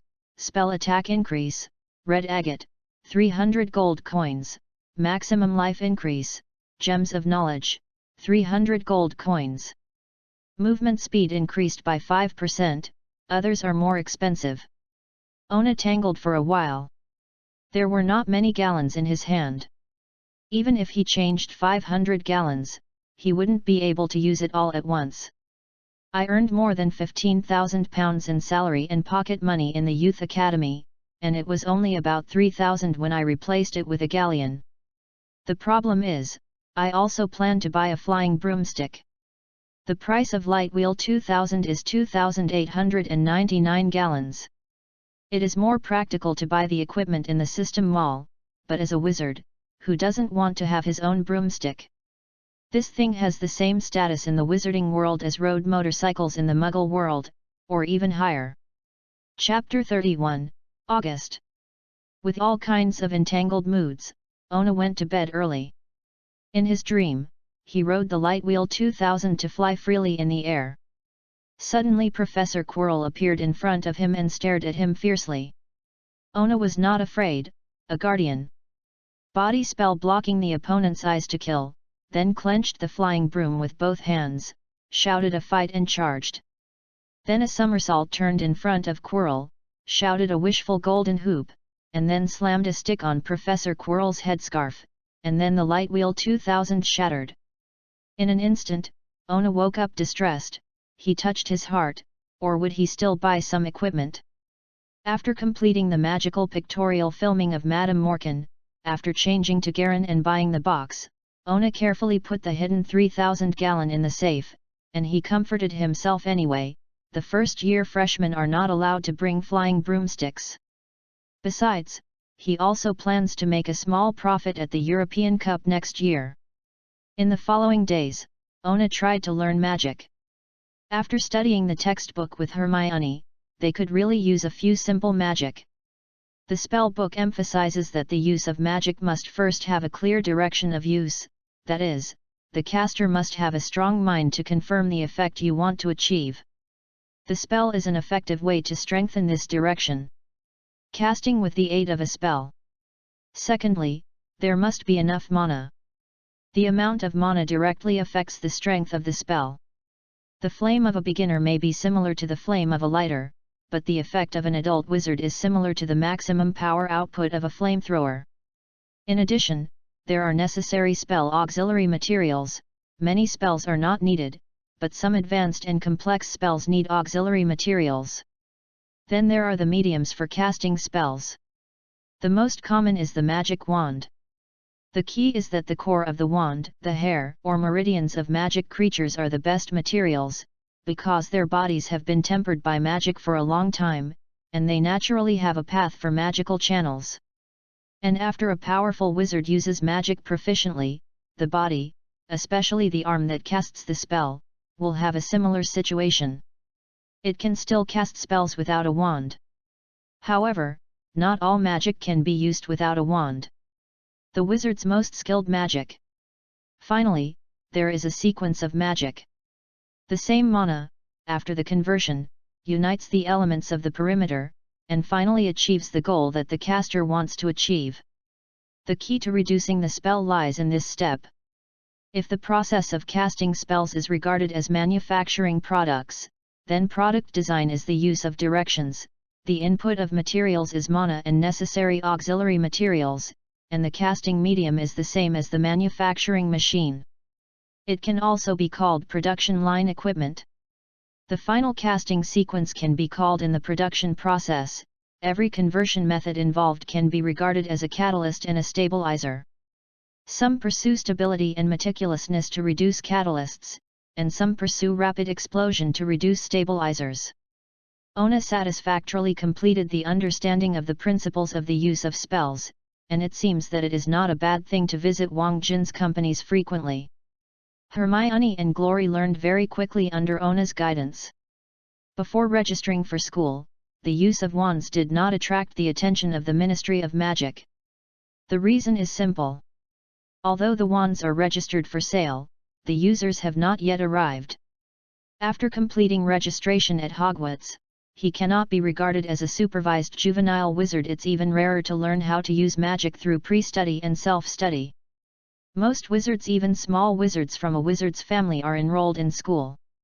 It's normal to not be able to use magic before. Maybe it's related to the happy learning that the West promotes. After initially mastering some of the spells, what Ona has to do is to continue to be proficient. He is not interested in some mischievous spells, such as itching spells and dancing spells, except for dealing with the little wizard to make the other party look ugly, which has no meaning at all. He had almost practiced relatively practical spells such as levitating curse, door opening curse, blazing fire curse, and repairing curse. Time just passed day by day. The biggest event during this period was the August 19 incident, which was the Soviet coup.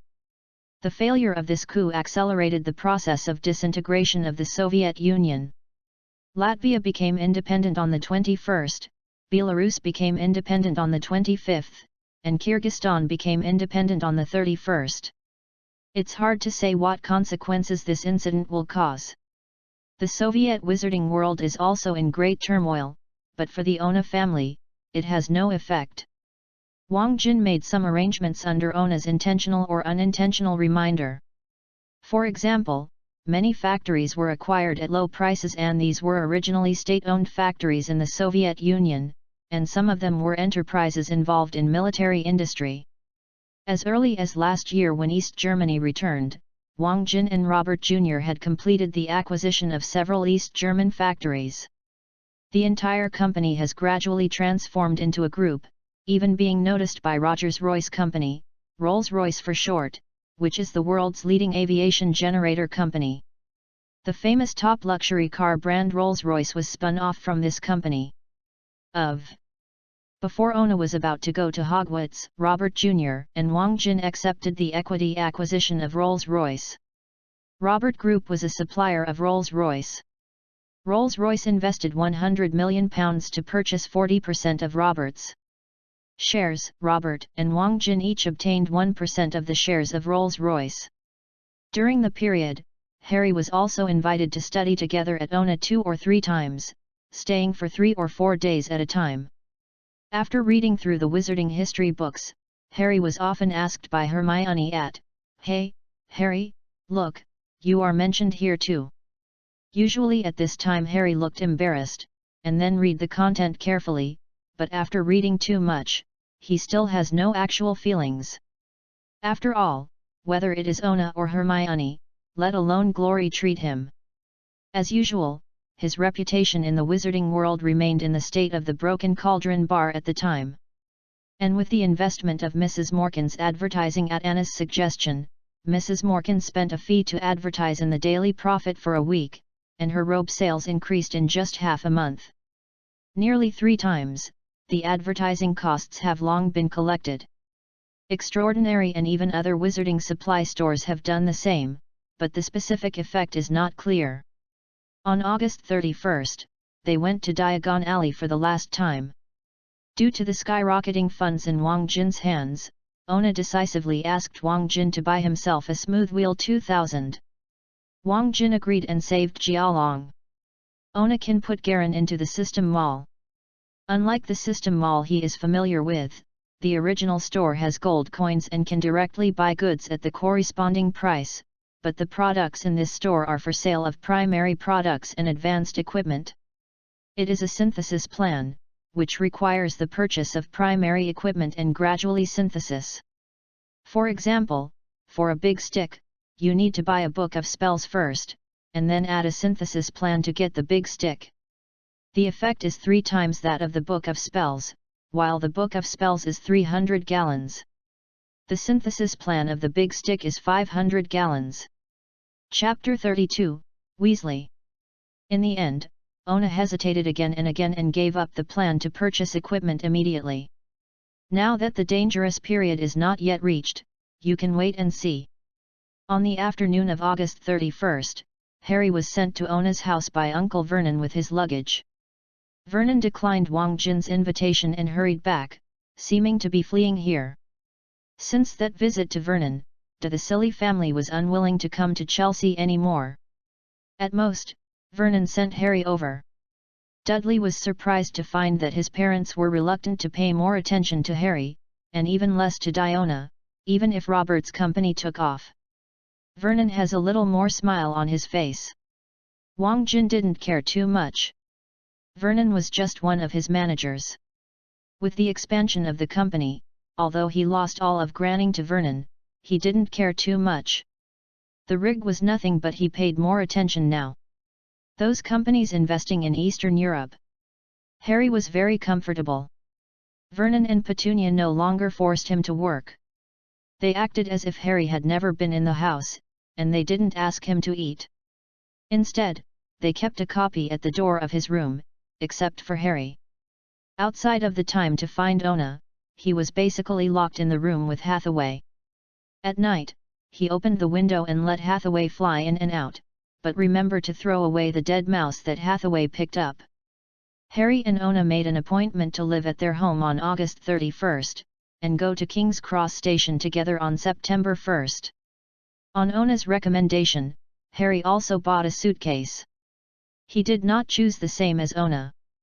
Black leather suitcase, but the same style as Glory, but Glory is pink, and Harry's is dark blue. Ona just smiled, just like Glory smiled when she knew that Hermione was determined to share the suitcase with Ona. At 9 o'clock in the morning, Ona and the others were ready to go. Mahaha was also installed in a large birdcage. He could actually choose to stay at Ona's house. When Ona arrived, he would use skills to summon him. Necessary trouble, or choose to take him along. Wang Jin and William also drove the children to King's Cross Station. This station was opened in 1852 and is located in central London. It takes an hour's drive from Drayton Gardens to there, so it was already 10 o'clock when they arrived.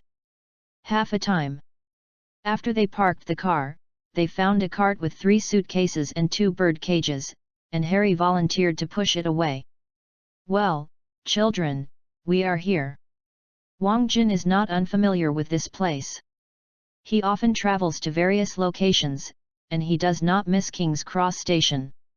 Platform 9 is right here, so did you mention how to get to platform 9 3/4? Do you want to tap somewhere? I asked Hagrid. He wanted to come and pick us up, but it is said that he was not comfortable taking the train, so let him tell me what to do. Ona smiled, come with me. Ona was trying to find the fabled partition wall. As soon as he looked up, he saw a group of people. The leader was a short and chubby woman, holding a little red-haired girl, talking to 4 red-haired boys. Of course it's crowded with muggles. Harry and the others heard it, and they naturally knew that they must be wizards too, especially the boys also pushing suitcases and carrying an owl cage. Ona was taken aback, unexpectedly meeting the Weasley family. He took the initiative to step forward. Sorry, ma'am. Hello, child, Mrs. Weasley felt that the child in front of him was a little familiar. Have I met you somewhere? I know, Mom. The little girl said loudly, sharply, he is the brother in the newspaper, the one who keeps changing his robes. Ona was embarrassed. Since Wang Jin read Hagrid's Daily Prophet, he specially ordered a copy from the Daily Prophet of Diagon Alley.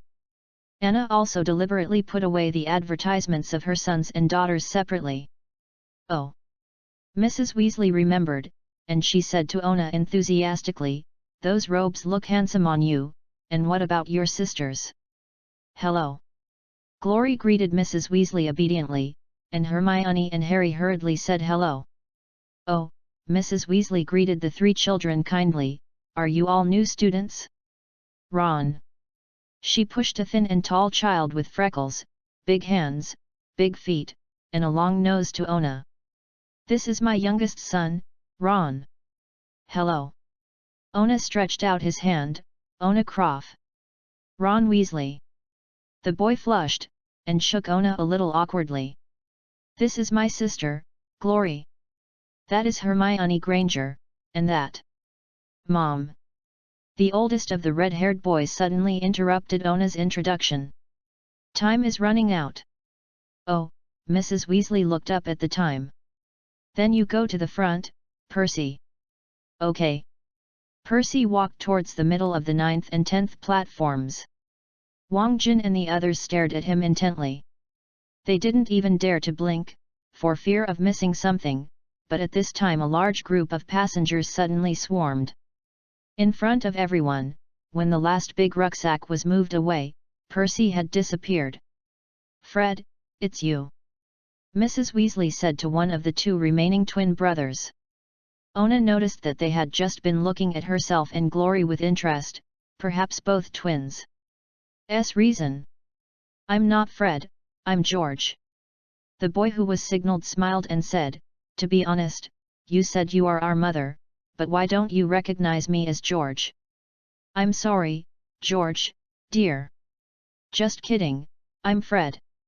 Fred walked forward as he said, and George had been urging behind him. I saw 2 people walking straight towards the partition wall between the 9th and 10th platforms, and suddenly disappeared. Did you see it clearly? Mrs. Weasley said enthusiastically. See clearly, madam. There is a question, our parents are not wizards, how do they get in? Ona looked at the Wang Jin couple and the William couple and asked. Leave this to me. Mrs. Weasley agreed without surprise. You go first, Ron can be with you, and this little boy. Mrs. Weasley smiled at Harry, don't stop, don't be afraid, and rush straight in. It's very important. If you're nervous, you just trot. Let's go, otherwise you go first and Ron will follow you. Oh, okay. Harry pointed the car at the wall and rushed in. Ona laughed blankly. He motioned for Glory and Hermione to follow, and walked towards the partition wall leisurely. Ron sneaked a glance. After a few glances at Glory, he walked at the end. Ona clearly felt like he was passing through a layer of phantom. He saw Harry dash forward a few steps before stopping. Looking back, Glory and Hermione walked hand in hand, Ron pushing his luggage. The car is about to pass through the wall. If you want to say it, it is like a single-sided mirror. The outside can be seen from the inside, but nothing can be seen from the outside. What if someone pushes a tall luggage trolley out, will they hit someone who is about to come in? Such a thought floated through Ona's mind. Chapter 33, 9. Platform. Ona retracted his thoughts and kept walking forward. Hermione and Glory couldn't help but exclaimed.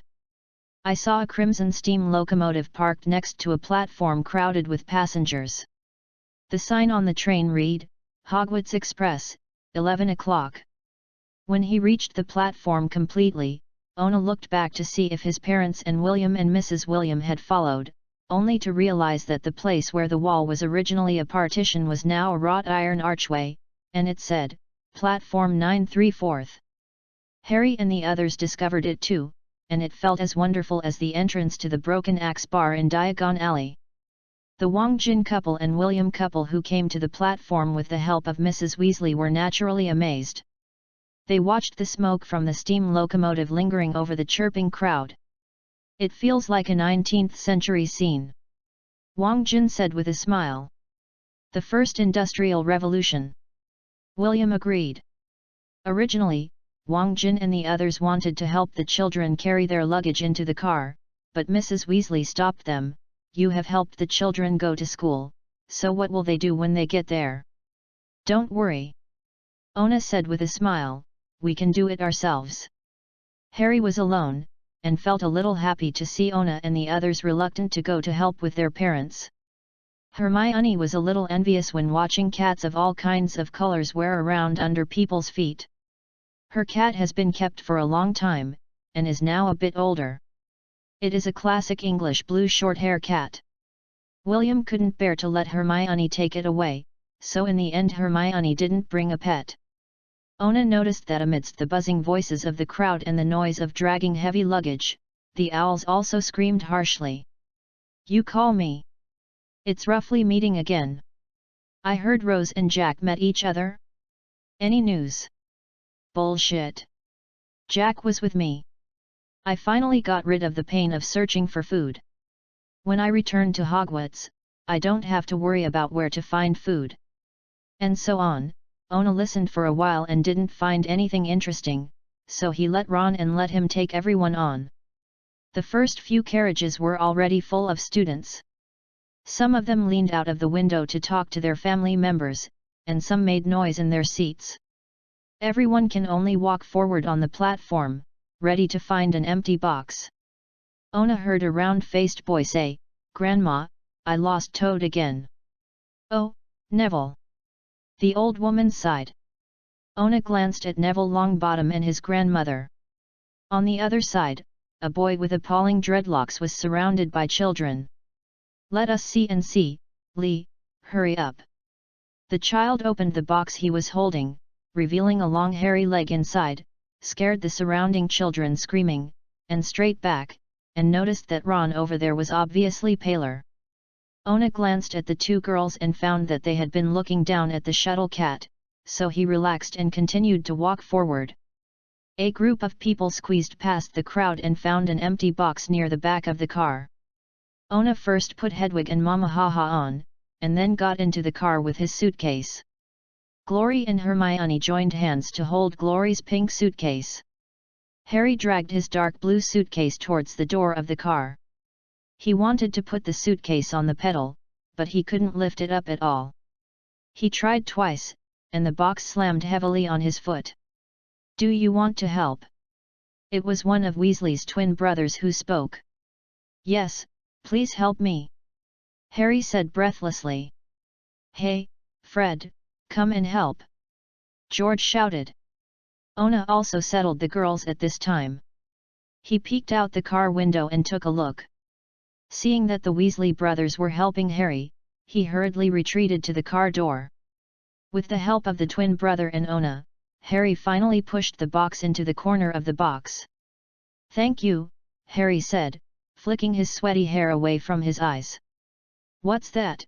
said one of the twin brothers suddenly, pointing at Harry's lightning scar. "Oh my goodness," said the other of the twin brothers, "could it be that you are?" "He is." The one who spoke before continued, "Are you?" He asked Harry again. "What is it?" Harry asked. "Harry Potter," the twin brothers said in unison. "Oh, he." Harry said, "I mean, yes, I am." The brothers stared at him blankly, and Harry felt red.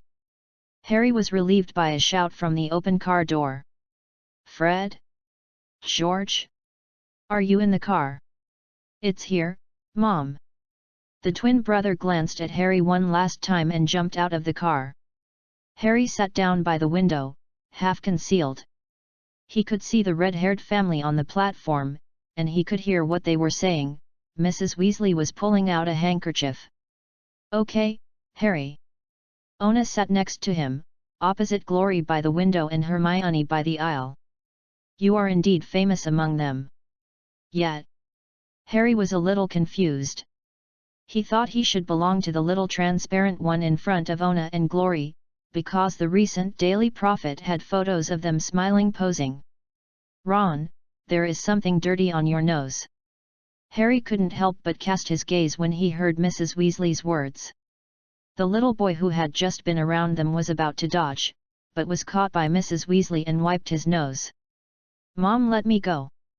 He broke free, and when he saw Glory by the window smile at him, his face turned red again, and the tip of his nose was even brighter, perhaps because Mrs. Weasley tried a little harder. "Well, Ron, your little devil's head and nose are dusty again," said one of the twin brothers. "Shut up," Ron said, then glanced at Glory secretly again. "Where is Percy?" Mrs. Weasley asked. "He came." They saw their brother striding over here from a distance. He had changed into his fluttering black Hogwarts robe. Harry found a gold-red badge pinned to his chest with the letter P on it. "I can't stay long, Mother," he said, "I'm at the front. There are 2 boxes for the prefect." "Oh, Percy, are you the prefect?" said one of the twin brothers in a very surprised tone. "You should have told us long ago, I don't know at all." "Wait, I think, I remember he said it," said the other of the twin brothers. "I said it once. Maybe it was twice. Wait a while. Speaking of a whole summer." "Hey, shut up," Percy said. "You said, how did Percy get the new robe?" "Because he is the prefect." Mrs. Weasley interrupted at this moment. "Okay, dear, I wish you a smooth semester, and ask Owl to bring me a letter when I arrive at school." Chapter 34, Box. Mrs. Weasley kissed Percy on the cheek, and Percy walked away. After that, she turned to the twin brother and said, "Now it's your two's turn. You two have to behave this year. If the Owl reports to me that you blew up a toilet, or blow up a toilet?" "We never blow up a toilet." "That's a good idea, thanks a lot, Mother. This is no joke. Take good care of Ron." "Don't worry, Ron Imp will be fine with us." "Shut up," Ron said. He was disappointed to see that Glory was now saying goodbye to his mother. Wang Jin and William were explaining Ona and Hermione, and Jennifer was quietly wiping tears. "Hey, Mom, guess what? Guess who I met on the train just now?" Harry flashed back quickly so that they would not find him peeking, and no one else would pay attention. Do you know the black-haired boy standing next to us at the station, with those two beautiful people? Do you know who he is? Who? Harry Potter. Oh, Mother, can I get in the car to see him? Please, Mother. It was the little girl led by Mrs. Weasley. You have seen him, Ginny. This poor boy is not an animal in the zoo, so you can see it. Is he really Harry, Fred? How did you know? I asked him. I saw his scar. It's really there, like a bolt of lightning. Poor boy, but I think he is getting along well with Clough and Granger's family now, and the children are also very polite. Don't worry about this. Do you think he will remember the appearance of the mysterious man? Mrs. Weasley suddenly lowered her face. You are not allowed to ask him, Fred. You are not allowed to ask. You dare to ask. You want him to remember that the first day he arrives at school. Okay, don't get angry. A whistle sounded. Quick, said Mrs. Weasley, and the three children hurriedly climbed onto the train.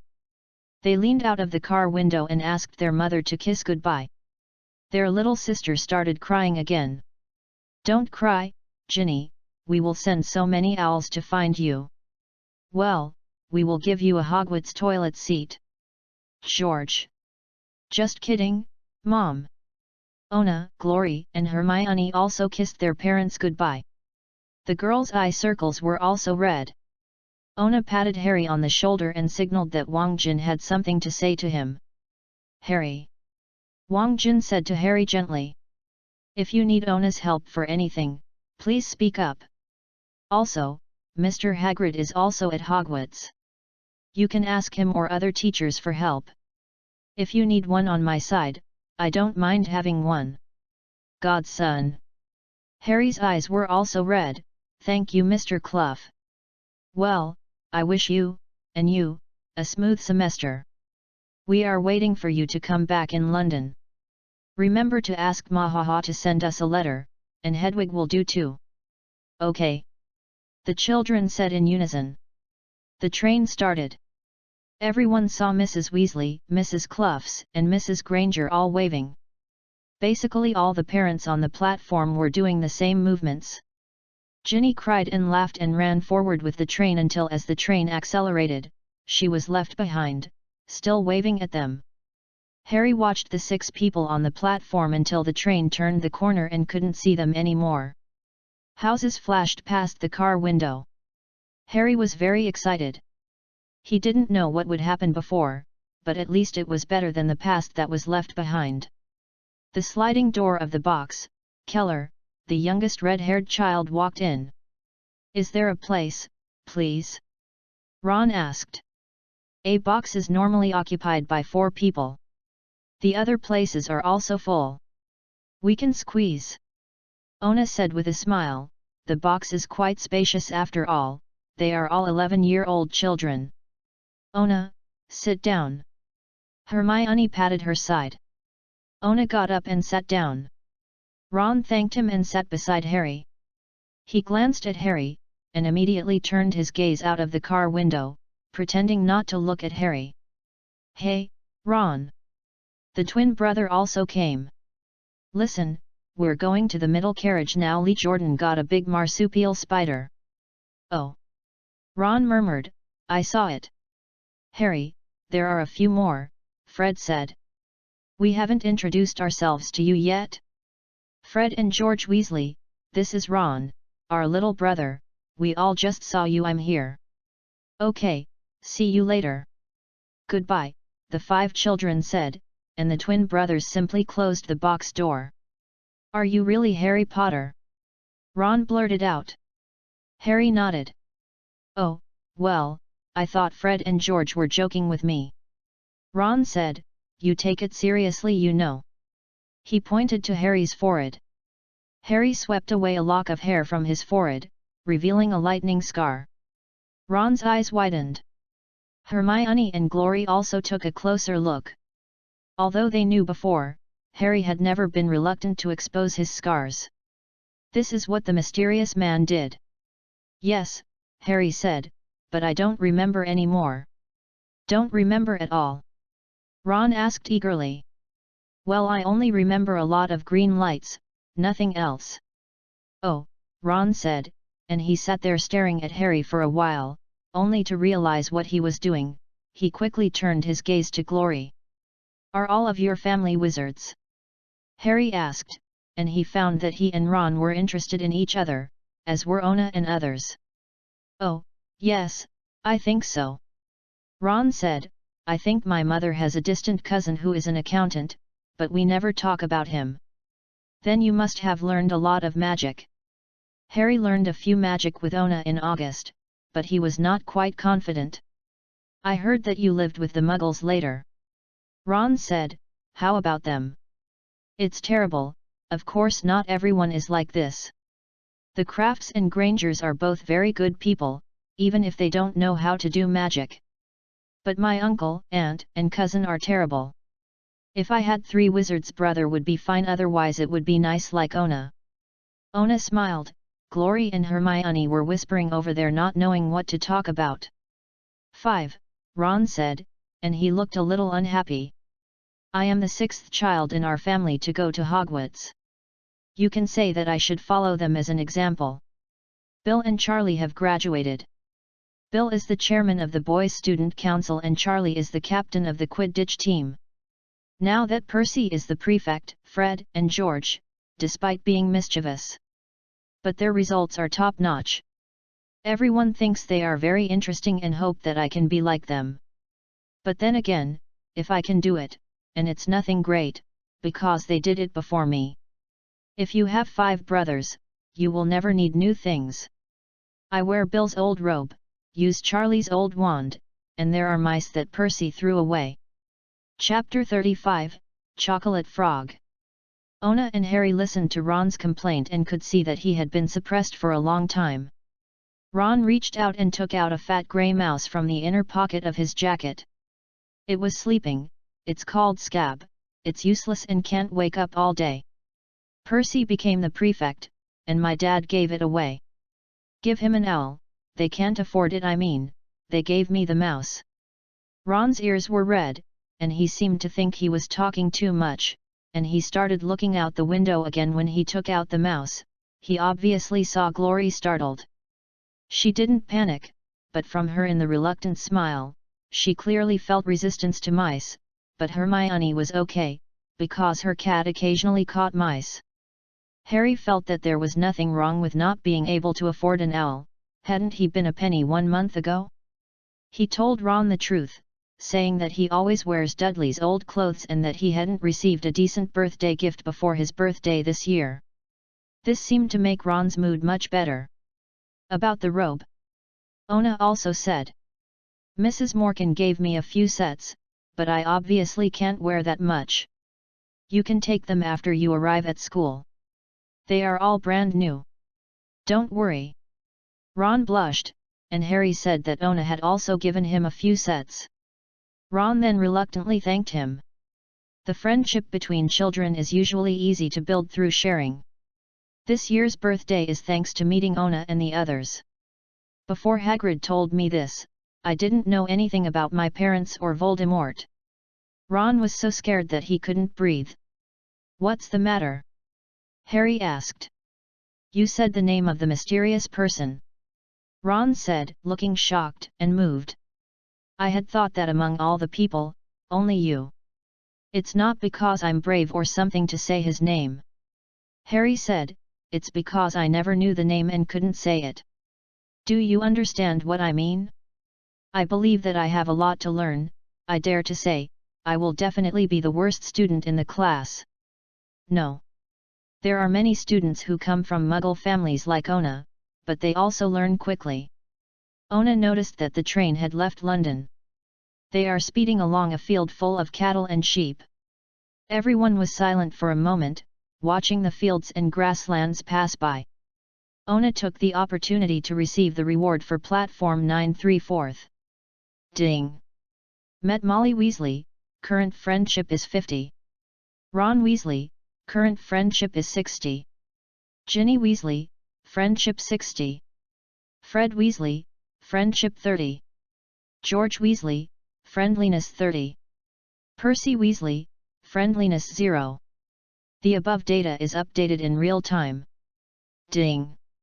Discover the famous landmark building, King's Cross Station 934th Station, Reward Experience Value, 100, a King's Cross Station ticket, free ride on any train departing and ending at the station, Hogwarts Special Train at Platform 934th, it is only used to transfer Hogwarts students without payment. This package is for Muggle World. Ding! Complete the main mission, set sail. Reward Experience Value, 300, Reward Space Suitcase Expansion doubled. At about 12:30, there was a loud noise from the aisle. A dimpled woman with a nice smile pushed open the box door and asked, "My dear, do you want to buy some food in the car?" The children almost jumped up. Ron's ears were red, and he mumbled that he was carrying a sandwich. Ona and others came to the aisle. "Are there any Martian rods?" Harry asked. "What's that?" The woman asked in surprise. "I have Bibidoo, super bubble gum, chocolate frog, pumpkin pie, crucible cake, licorice wand, and so on." Harry did the same. He bought some of each and only spent 11 silver sykes and 7 nats. Hermione and others chose pumpkin pies and cakes, but Ona bought almost all the chocolate frogs. "Are you hungry?" Ron watched straightly as Harry carried the purchased food into the box, and all of it fell on the table in front of the window. "No, I just want to try it." Harry ate pumpkin pie first because Glory was eating pumpkin pie. Ron took out a bulging cardboard box and opened it, which contained 4 sandwiches. He took out a piece and said, "She never remembers that I don't like corned beef." "I'll exchange a piece with you," Harry said, picking up a pie. "Come on. You won't like to eat this, it's too dry." Ron said, "She doesn't have time, you see, she has to take care of our brothers and sisters at the same time. Come on, let's have a pie." Ona finished a pie, and it tasted good. Ron finally failed to exchange the sandwiches. Everyone ate the pies and cakes and talked while eating. It felt pretty good. "What are these?" Harry asked Ron, pointing to Ona and the chocolate frog he bought. "Aren't they real frogs?" Glory ate the cake silently. She still didn't like animals like mice and frogs. "No," Ron said. "Look at the pictures inside, I'm missing one Agrabah." "What?" "Oh, of course you don't know. Chocolate frogs have pictures attached to them. You know, they can be collected. They are all famous wizards. I have almost 500 copies, but Agrabah and Ptolemy are missing." Up. Harry opened the chocolate frog and took out the picture. The picture shows a man's face, wearing a pair of half-moon glasses, a long crooked nose, silver hair, and a drooping beard. The name under the picture is Albus Dumbledore. "Oh, it's Dumbledore," Harry said. "Don't say you've never heard of Dumbledore." Ron said, "Can you give me a chocolate frog? Maybe I can get Agrabah, thank you." Harry turned the picture over, and Ona also opened a chocolate frog. His card was Merlin, the legendary magician. He smiled and handed the card to Harry. "You take it." Harry was not very polite. He glanced at Dumbledore's card. At this time, the card was already empty. After seeing the dynamic poster and the photos of the Daily Prophet, Harry had a meeting with the moving drawing card. "No fuss about the changes. I got another Morgana. I already have 6 of her pictures, right? You can start collecting too." Ron fixed his eyes on a bunch of unopened chocolate frogs. "You take it yourself," Harry said, and Ona didn't mind. Harry watched Dumbledore slip back onto the card and smiled at him. Ron's interest lies in eating chocolate frogs, and the other 4 people are looking at the pictures of the famous wizards with interest. Like Ona, Hermione, and Glory were not interested in collecting pictures. In the end, Harry also collected Hangus, Auberic, Cess, Polythur, and Cryana. It's mainly because Ron can't eat chocolate frogs anymore. In Ron's reluctant gaze, the remaining chocolate frogs were collected by Ona. Chapter 36, Neville Longbottom. Try this. Ron forced himself to stop looking at the chocolate frog, picked up a bag of bibidoo beans, opened it, and passed it to Harry and the others. You have to be careful when you eat this. What they call multi-flavor, you know, means a variety of flavors are available. It tastes not only chocolate, mint, orange jam, and other general flavors, but also spinach, liver, and belly. The taste. George said that once he ate a dried nose cow-flavored bean. Ron picked up a green bean, took a closer look, and took a bite. Oh, do you understand? Sprout beans. This pack of multi-flavored beans made everyone enjoy it. There are toast, coconut, baked beans, strawberry, curry, grass, sardines and other flavors. Harry even bravely licked a strange grey bean that Ron couldn't even touch. Damn it, yes. Pepper. At this time, the fields that drove past the window of the car looked even more deserted, and a neat farmland had disappeared. What followed was a forest, a winding river and dark green hills. Another knocked on the door of their compartment, and the round-faced boy who had passed by them at platform 9 3/4 walked in, tears in his eyes. I'm sorry, he said, I want to ask, have you seen my toad? Everyone shook their heads, and he burst into tears. I lost it again. It always wants to run away from me. It will come back. Harry said. It could have been cursed by flying, Ona said, but I don't know what your toad looks like. Yes, Neville said sadly, then, if you see, remember to tell me, my name is Neville Longbottom. Seeing everyone nodding and agreeing to help him pay attention, Neville left. I don't understand why he is so anxious. Ron said, if I buy a toad, I will find a way to lose it as soon as possible, the sooner the better. But since I have the spots, I'm fine. It can be said. The mouse was still napping on Ron's lap. Ona looked inexplicable. He remembered that the mouse was an animagus, and it was the murderer who indirectly killed Harry's parents Peter Pettigrew. It might have died early, but life and death are the same anyway. Ron said annoyedly. I tried to make it yellow yesterday, to make it more fun, but my spell is not enough. I will show it to you now. Pay attention. He fumbled in the suitcase for a long time, and pulled out a very old wand, which was peeled off in some places, and one end was still shining white. The unicorn hair is about to be exposed. But everyone stared at Ron curiously. After all, they had actually tried wands and magic, and they were able to cast some good magic, but they hadn't used it on animals, let alone people. Feeling Glory also looking at him, Ron's ears were red, and he cleared his throat. Daisies, sweet cream, and sunlight have turned this silly fat mouse yellow. Ron waved his wand, but nothing happened. The spots were still grey, and they were sleeping soundly. Are you sure this is really a spell? Hermione couldn't help asking, it doesn't look great, does it? We tried a few simple spells at home, just to practice, and they all worked.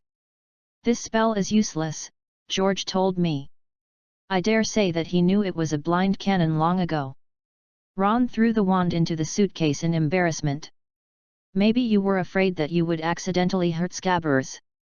Harry made an excuse. No, they just like pranks, Ron said angrily. I think they are quite funny.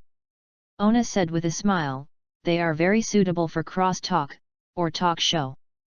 They are indeed easy to bring joy to others, but unfortunately it is either Percy or me. Ron felt a little embarrassed. By the way, which college are your two brothers at? Harry asked. Since Hagrid mentioned Slytherin and Hufflepuff that time, he has been obsessed with each college. Fortunately, Hermione bought Hogwarts, a school history, and knew that Hogwarts had lions and snakes. The four major colleges of the Eagles and Badgers. Gryffindor, Ron said, and he seemed to be unhappy again. Mom and Dad also went to this college before. If I don't go to that college, I don't know what they will say. My brothers are all Gryffindor. Actually, I want to go to Ravenclaw and there is nothing particularly bad about it. Just think about it, don't assign me to Slytherin College. That's foo. I am sorry, I mean, is that the mysterious person's stay? Not bad, Ron said, slumping in his seat, looking very depressed. I hope we can all be assigned to Gryffindor, saying that it is the best. I heard that Dumbledore himself graduated from there, but I don't think Ravenclaw is too bad. Min looked at Ona. To be honest, she wanted to have an academy with Ona. Now that the wish of a school is fulfilled, then naturally an academy is better. We'd better put on our clothes as soon as possible, you know, we will probably be there soon. The three of Ona walked out of the box, let the two girls change their clothes, and avoided Ron seeing that Hermione was using his own suitcase. Harry knew it in the morning. By the way, you said that your two brothers have graduated, what are they doing now? Harry asked. Charlie studied fire dragons in Romania, and Bill worked for Gringotts in Africa. Ron said, have you heard about Gringotts? The Daily Prophet is full, and some people are trying to prevent robbery. Where's the underground vault? I heard. Ona knew that Professor Quirrell did a good job, but Harry didn't know it. What happened to it?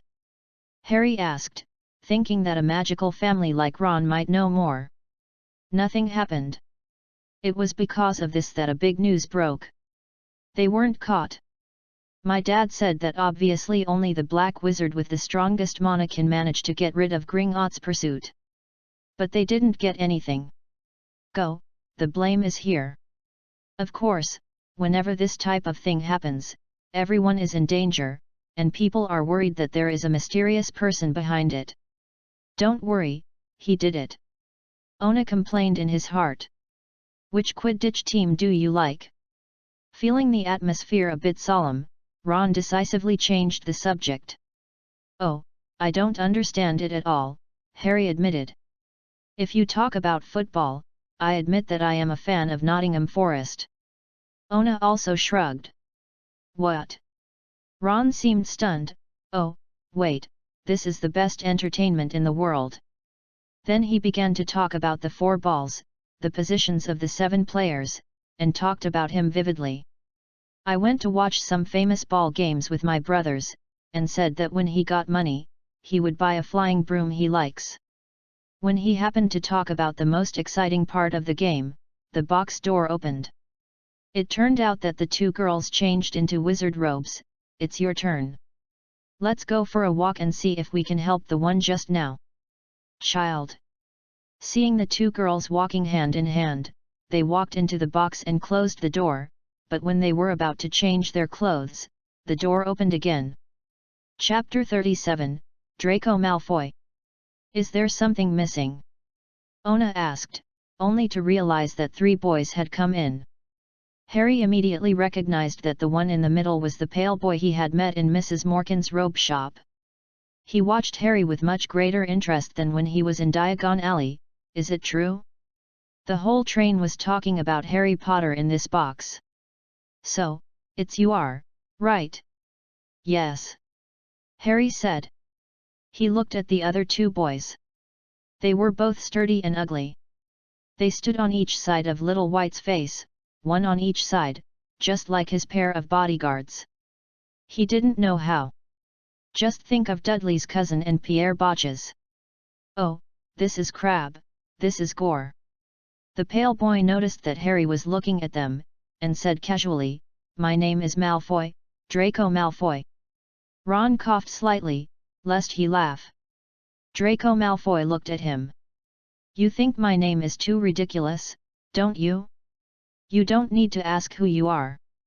My father told me that the Weasleys are all red-haired, freckled, and too many children to support. He turned around again. Said to Harry, you will soon discover that some wizard families are much better than others, Potter. You don't want to make friends with strangers. I can help you at this point. He stretched out his hand to shake Harry's hand, but Harry didn't answer him. I think I can tell who is the stranger by myself, thanks a lot. Ona raised his eyebrows and watched this scene, but he didn't speak. Draco Malfoy's pale cheeks didn't flush, just a faint flush. If I were you, Potter, I would be very careful. He said slowly. You should be polite, otherwise you will follow your parents' path. They don't know what is good or bad. If you follow you will be affected if you mix in different people like the Weasleys or Hagrid. Ron and Harry dropped their robes with anger, and Ron's blush was as red as his red hair. You say it again. Oh, you guys want to fight, don't you? Malfoy sneered. Unless you give me out now. Harry said, and glanced at Ona next to him. This was his greatest confidence. He had accidentally heard Dudley say that Ona had repaired it. But we didn't mean to leave, did we, lads? We ate everything we ate, and you seem to still have it here. Gore reached out to grab the candy next to Ron. Ona said, okay, stop making trouble. He waved his hand gently and struck out vigorously. Gore's hand was opened, and by the way, he was about to pounce on. Scabbard flew out, and the mouse fell on the seat with a dazed expression. Malfoy and the others were also staying. They looked at Ona incredulously. They obviously didn't touch Gore, but Gore's hand was obviously opened.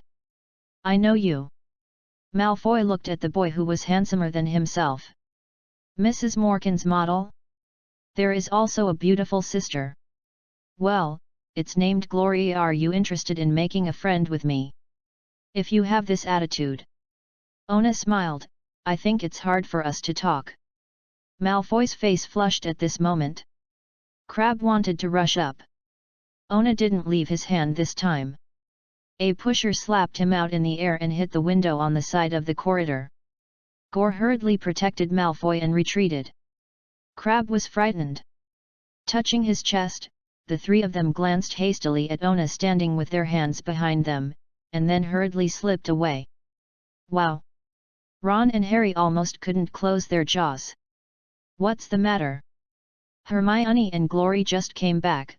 They couldn't help asking as they looked at the wide-open box door and Ron and Harry's surprised expressions staring at Ona. You didn't see it. Ona shot a guy taller and stronger than me into the air. Ron said excitedly. Oh, that's it. Hermione rolled her eyes. If anyone wants to bully me and Glory, Ona will do it. What are you? Harry asked. Is it magic? No, it's Chinese Kung Fu. Ona said with a smile. It's amazing. Ron was moved. Can I learn? This, just like wizards, it depends on talent, at least they can't learn this trick. Ona pointed to the girls and said. Okay. Ron and Harry were disappointed. By the way, Scab. Just now Scab fell on the chair and didn't move for a long time. Ron picked it up with his dappled tail. Oh, I can't believe it, it's asleep again. By the way, have you met Malfoy before? Harry told everyone about his encounter with Malfoy in Mrs. Morgan's shop. I've heard about his family. Ron said gloomily. After the mysterious people disappeared, they were the first people to come back to our side. Saying they were crazy, my dad didn't believe it. He said Marl. Fu's father easily fell to the dark power without making any excuses. Well, let's not mention him. You'd better change into robes as soon as possible. I just asked the driver when I got to the front of the car and he said we were coming soon.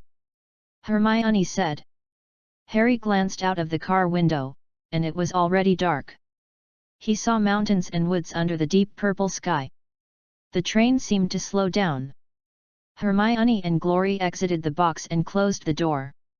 Ona and others took off their coats and put on black robes. Ron's robe was a bit shorter, and his sneakers were exposed underneath, so Ona quickly asked him to change into the new robe. Ron happily put on the new robe, then stuffed the old robe back into the suitcase. After changing their clothes, as soon as Hermione and Glory entered the box, they heard a voice echoing on the train. The train will arrive at Hogwarts in 5 minutes. Please leave your luggage on the train. We will be sent to school for you." Harry and Ron were a little nervous, but Ona looked as usual. They packed up their things, such as stuffing leftover candies into their pockets, and rushing forward with the flow of people in the aisle. The train slowed down and finally stopped. The passengers shoved and shoved, rushing to the door, and down to a dark and small platform. The chill in the night shivered Harry, and so did Ron. Then a light flickered above the students, and Harry heard a familiar voice yelling, "First graders!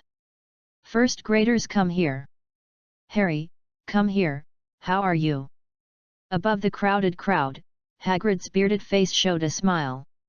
"Come on, come with me, are there any first-year students? Watch out for your feet, okay? First-year students, come with me." They slid and stumbled with Hagrid, seemingly down a steep and narrow path. It was pitch black on both sides of the path, and Harry thought to himself that there should be dense woods on both sides. No one spoke, only Neville sniffed once or twice. "Save the manuscripts, save the manuscripts, they are all used up, these are the time to type out." Chapter 38, Hogwarts. "Turning this turn, you will soon see Hogwarts for the first time," Hagrid shouted back. Then there was a burst of loud "oh!" A black lake suddenly spread out at the end of the narrow path. On the high hillside on the other side of the lake stands a majestic castle. The top of the castle is lined with spires and windows are gleaming under the stars. Ona also saw it, and his heartbeat started to accelerate. Neither in Diagon Alley nor on platform 9 3/4 of King's Cross Station gave him such a feeling. It was more like the feeling of seeing the token in his own secret room. "There can be no more than 4 people in each boat," Hagrid said loudly, pointing to a group of small boats moored on the shore. "Oh!"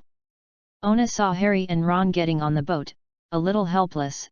He got on another boat with Glory and Hermione, and Neville followed. Harry was a little embarrassed, but 2 more students got on the boat, and Harry, who was still hesitating, could only sit well. "Have you all been on the boat?" Hagrid shouted, riding a boat by himself. "Well, go ahead." A group of small boats can sail forward across the flat, mirror-like lake. Everyone was silent, staring at the huge castle high into the sky. When they approached the cliff where the castle was, the castle seemed to rise above their heads. "Head down!" Hagrid shouted as the first boats approached the cliff. Everyone bowed their heads, and the boat carried them through the ivy curtain covering the front of the cliff to the secret open entrance. They appeared to be underground in the castle along a dark tunnel, and finally reached a place similar to an underground dock, and then climbed onto a ground of gravel and small pebbles. "Neville, you're Toad." Before disembarking, Ona habitually checked and found a toad hiding under Neville's seat. "Thank God!" Neville stretched out his arms and exclaimed ecstatically, "Ona, if it weren't for you, I would have to look for it again for a long time." Afterwards, they climbed up a tunnel in the rock under the light of Hagrid's lantern, and finally reached a flat and damp grass in the shadow of the castle. Everyone climbed up a section of stone steps and gathered in front of a huge oak door. Hagrid raised a huge fist and knocked 3 times on the gate of the castle. The door opened immediately, and a tall, black-haired witch in an emerald-green robe stood in front of the door. She looked serious and looked hard to deal with. "First-year freshman, Professor McGonagall," Hagrid said. "Thank you, Hagrid. Let me pick it up when you get here." McGonagall opened the door wide, and the hall was big enough to move the Ona house in. Like Gringotts, the stone walls are surrounded by flaming torches. The ceiling is so high that it is almost invisible. On the front is a luxurious marble staircase that leads directly to the upper floor. They followed Professor McGonagall along the stone-paved floor. Everyone heard the buzzing of hundreds of people from the door on the right. The students in other grades of the school must have arrived, but Professor McGonagall took the first-year freshmen to a small empty room at the other end of the hall. Everyone rushed in, rubbing their backs and squeezing together, staring nervously at everything around them. Ona took care of the 2 girls. He caught a glimpse of Malfoy under the protection of Gore and Crabbe. After seeing himself, his face was obviously pale and he hurriedly looked away. "Welcome you to Hogwarts," Professor McGonagall said. "The opening banquet is about to begin, but before you sit in the auditorium, you must first determine which college you enter. The classification is one item. A very important ceremony, because during your stay at school, the college is like your home at Hogwarts. You have to take classes with other students in the college, stay together in the college dormitory, and spend time together in the college's common room. After school time. The names of the 4 colleges are Gryffindor, Hufflepuff, Ravenclaw, and Slytherin. Each college has its own glorious history and cultivates outstanding wizards. You are here during Hogwarts, your outstanding performance will earn points for your college, and any violations will deduct points for your college. At the end of the year, the college with the highest score will receive the College Cup, which is very high honor. I hope you can win honor for the college no matter which college you are assigned to." Professor McGonagall paused, let everyone digest the content, and then continued, "In a few minutes, the sorting ceremony will be held in front of the teachers and students of the school. I suggest that you organize yourself and be more energetic while you wait." Her eyes flicked over Neville's cloak and Ron's nose. Harry, standing between them, strained his hair nervously and desperately. "When it's ready over there, I'll come to pick you up," Professor McGonagall said. "Please keep quiet while waiting." She left the room and everyone seemed to breathe out. "How can they accurately assign us to which college?" Harry asked Ron. "I think, I have to pass a test. Fred said it hurt us a lot, but I think he was joking." Ron shook his head. "Quiz? You don't want to use magic, do you?" Harry stroked his wand. Ron paled. And he remembered that he had dropped his wand in the suitcase. He looked around anxiously, and everyone was panicked.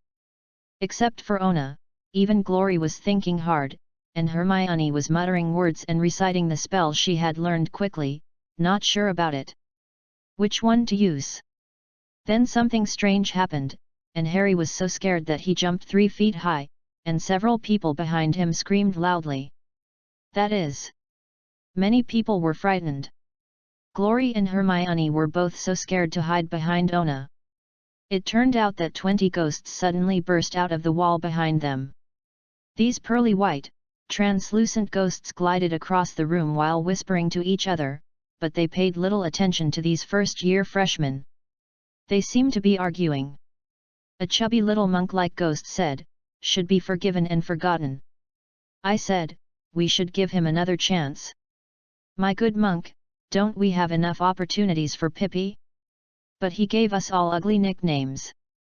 You know, he can't even reach a minimum." Ghost, I said, "What are you doing here?" A ghost in a wheel-shaped ruffled collar tights suddenly spotted a freshman. No one answered. "Newborn yo." The fat monk smiled at them and said, "I think, maybe you are going to be tested." Some students nodded silently. "I hope you can get Hufflepuff," said the monk, "I was in that college before." "Now move forward," a sharp voice said, "the sorting ceremony will begin soon." Professor McGonagall came back, the ghosts drifted, and the fish disappeared through the opposite wall. Chapter 39, Sorting Hat. Now, in a single row, Professor McGonagall said to the freshmen, "Follow me." Ona lined up, with Harry and Ron in front of him, and Glory and Hermione behind him. A group of people walked out of the room, through the hall, and then through a double door into the luxurious auditorium. Ona glanced at the auditorium. The students of other grades were already sitting around 4 long tables. Above the tables, thousands of candles floating in the air illuminated the auditorium. On the 4 tables were glittering gold plates and goblets. There is another long table on the upper stage of the auditorium, which is the seat of the teachers. Professor McGonagall took the first-year freshmen over there and asked them to face all the senior students in a row, with the teachers behind them. The candle light flickered, and hundreds of faces staring at them looked like pale lanterns. The ghosts were also mingled with the students with a hazy silver light. Stars shone on the velvety black ceiling. There was magic here, and it looks like the sky outside. I read about it in Hogwarts, a school history. Hermione and Glory bit their ears quietly. Harry seemed to have heard it too. He looked at it in disbelief. He couldn't believe that there was a ceiling. He thought the auditorium was open. Professor McGonagall gently put a four-legged stool in front of the freshman, and put a top wizard hat on the stool. The hat was patched, worn out, and extremely dirty. Should we clean up this hat? Or what are we going to do? Hermione asked Ona. Ona smiled slightly. Let's look at it. Everyone was staring at the hat, and there was no sound in the auditorium. Then, the hat twisted, and a wide slit opened, like a mouth. The hat began to sing. Ona listened carefully, nothing more than saying all the colleges, and then mentioned that he was going to be worn. After the hat sang the song, there was thunderous applause from the audience.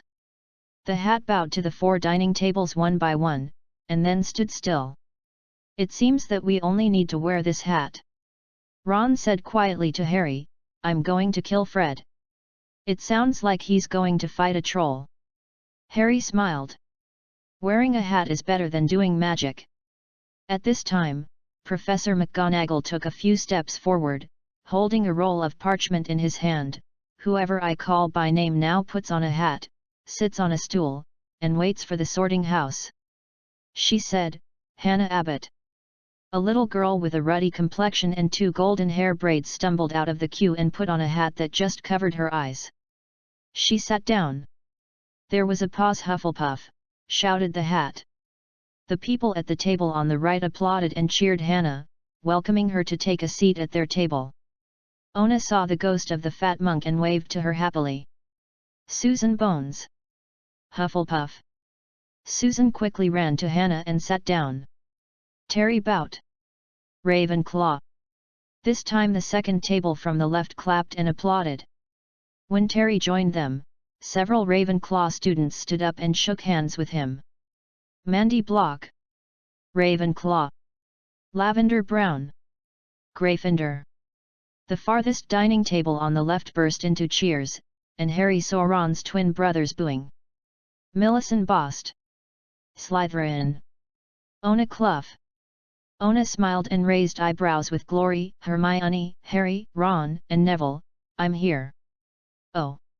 It's the boy from the Daily Prophet, and his sister is here too, so handsome. His sister is also very beautiful. I don't know which college she will be assigned to. Ona walked to the sorting hat and bowed to Professor McGonagall. Professor. What's the matter? McGonagall glanced in surprise. Everyone noticed this, and the noise suddenly fell silent. Can you clean up the hat? It's a bit, well, it doesn't fit the image of Hogwarts. Although Ona doesn't have a cleanliness, Glory seems reluctant to wear a sorting hat. Although she didn't say it, Ona felt it. After all, are twins. If you want, just try. McGonagall hasn't encountered a similar situation, but she never helped out and the little wizard who just started school? She has never heard of anyone who can make the sorting hat cleaner. Thank you. Ona pulled out his wand. Clean up. The sorting cap sneezed, and a burst of smoke erupted, and then the sorting cap yelled, comfortable. The sorting hat got a new look, and it yelled happily, great. If I have a hand, I must give you a hug. But if I have a hand, I don't have to trouble you to clean it up. They always think I don't need to clean it up. Quickly. 2000 years. Only Ms. Hufflepuff likes to clean me. You always think I should be covered in dirt. McGonagall was embarrassed. She would naturally be able to achieve the same effect or even better, if she shot it, but they had never thought about it. Okay. Professor McGonagall nodded. You performed very well.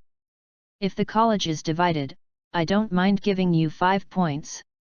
Professor Dumbledore watched with interest. Originally, he had been paying attention to Harry Potter, and he had already understood the situation of the Ona family. Over the past month, the Clough brothers and sisters, especially Ona, gave him a lot of surprises, but he did not expect the surprise to be even greater. He glanced at Ona's wand thoughtfully, and he felt that his wand seemed to vibrate. The wand in his hand is the legendary elderberry wand, combined with the resurrection stone and the invisibility cloak to form the 3 holy artifacts of death. Ona put on the sorting hat. It felt like the sorting hat was jumping over his head, and he sat on the stool. Wow! The sorting hat's voice sounded, a faint voice in the ear. Rarely, you have the wisdom and knowledge of Ravenclaw, the integrity and loyalty of Hufflepuff, and the Gryffindor. Bravery, and Slytherin's assessment of the situation. I can feel the taste of Merlin from you, so where do you want to go? Gryffindor. Ona didn't think much. Gryffindor. The sorting hat shouted immediately. Ona took off his hat. Gryffindor's long table was cheering. He walked to the table, and the prefect Percy shook his hand. Thank you for helping the academy win 5 points. Fred and George winked at him. Glory Clough. Professor McGonagall smiled and continued reading the list, and Glory's beauty also surprised everyone. Gryffindor. Glory sat next to Ona. Several seniors had already reported their names maliciously. Ona smiled and helped to stop.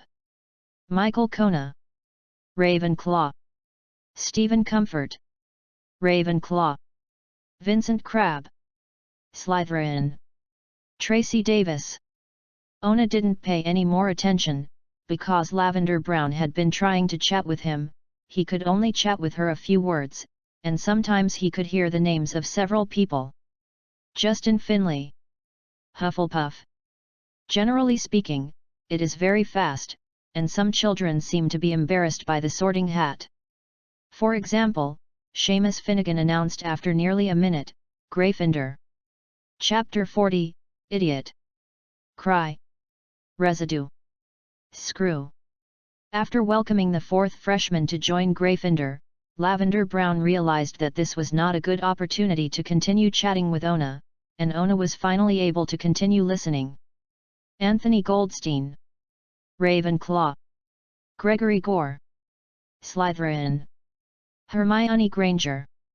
Ona looked at Hermione and saw that she glared at herself and Lavender Brown beside her, and couldn't help laughing. Hermione almost ran to the stool and hurriedly buttoned her hat on her head. Gryffindor, the hat shouted. Hermione quickly ran to Ona and sat down, separating him from Lavender Brown, and then glanced at Lavender as if she had sworn sovereignty. Lavender Brown frowned and glanced at Hermione. Sparks erupted faintly. Daphne Green Glassnot. Slytherin. Wayne Hopkins. Ona. Before Ona could listen, Hermione pulled Ona. What were you talking to that girl? It's nothing. Ona smiled, just a few words from her and asked me where I am from. Neville Longbottom. Ona heard the familiar name, turned his head and looked over, and saw Neville fell on the road towards the stool, and everyone laughed. This time it took a long time for the hat to shout, Gryffindor. Neville was so excited that he ran away with his hat on, and the sorting cap yelled anxiously, Stupid boy, you put me down.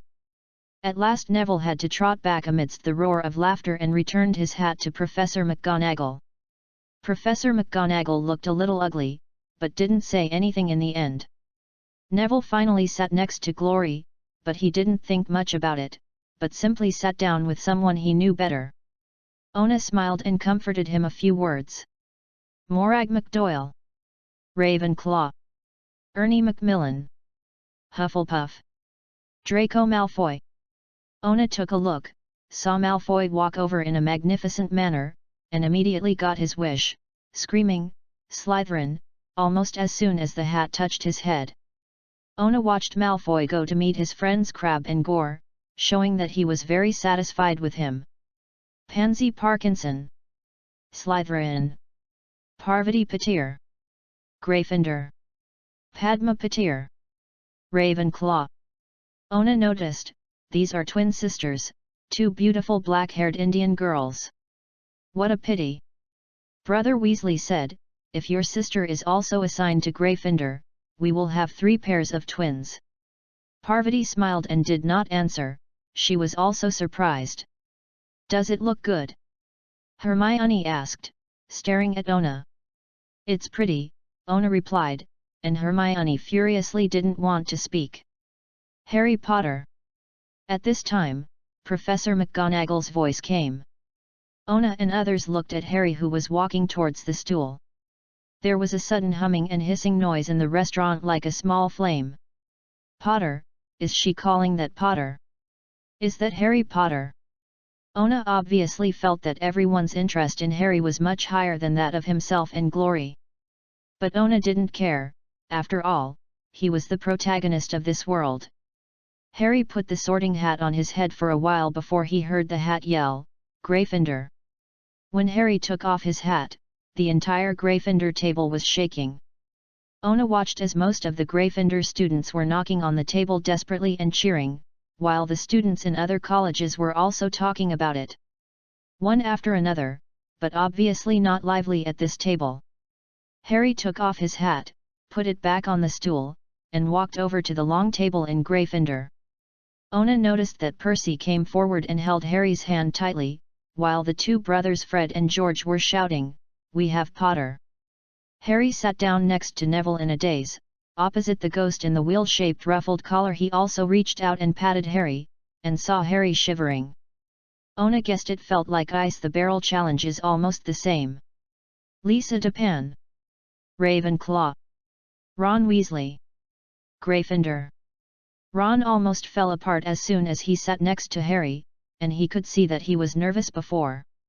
Very good, Ron, great. Percy said exaggeratedly. Breshbani. Slytherin.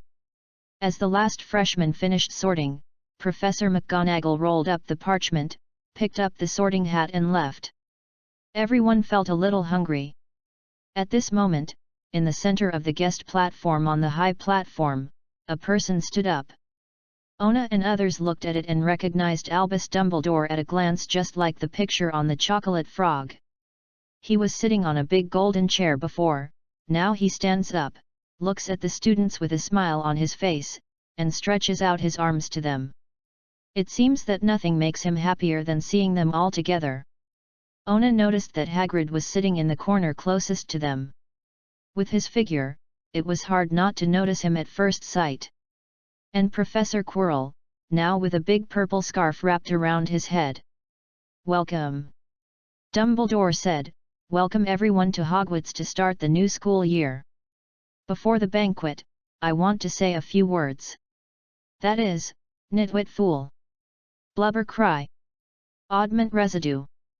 Tweak screw. Ona and others looked at each other, not understanding what it meant. Thank you everyone. Dumbledore sat down again and everyone applauded and cheered. Is he, a little crazy? Ona heard Harry ask Percy. Crazy? Percy whispered, he is a genius. The best wizard in the world. But you are right, he is a little crazy. Would you like some potatoes, Harry? Ignoring Harry's stunned expression, Ona began to take out all kinds of delicious food that suddenly appeared on the plate on the table: roast beef, grilled chicken, pork chops, lamb chops, sausage, steak, boiled potatoes, roasted potatoes, fried potato chips, Yorkshire pudding, pea sprouts, carrots, gravy, ketchup, etc., and even mint hard candies. Ona took a little bit of every kind of meat. He had been eating a lot after practicing martial arts. Glory ate more vegetables, but couldn't help taking a piece of steak. Everyone is really hungry. Eat at noon is just a snack, not long. It looks so good. The ghost said sadly as he watched Harry cut the steak. Aren't you coming for a little bit? I haven't eaten for 500 years, said the ghost. I don't need to eat, but of course I miss their deliciousness. I think I haven't introduced myself yet. Nicholas de Mincy-Beaupin Sir Dunn, the resident ghost of the Gryffindor Tower. Chapter 41, Almost Headless Nick. I know who you are. Ron said suddenly. My two brothers told me about you. You are the nearly headless Nick. I think I would prefer you to call me Sir Nicholas de Mincy Poppington. The ghost looked a little awkward, but the pale brown-haired Seamus Finnegan interjected, almost headless? What are you doing? Almost headless. Sir Nicholas looked very angry. It seemed that he didn't want to talk about the subject.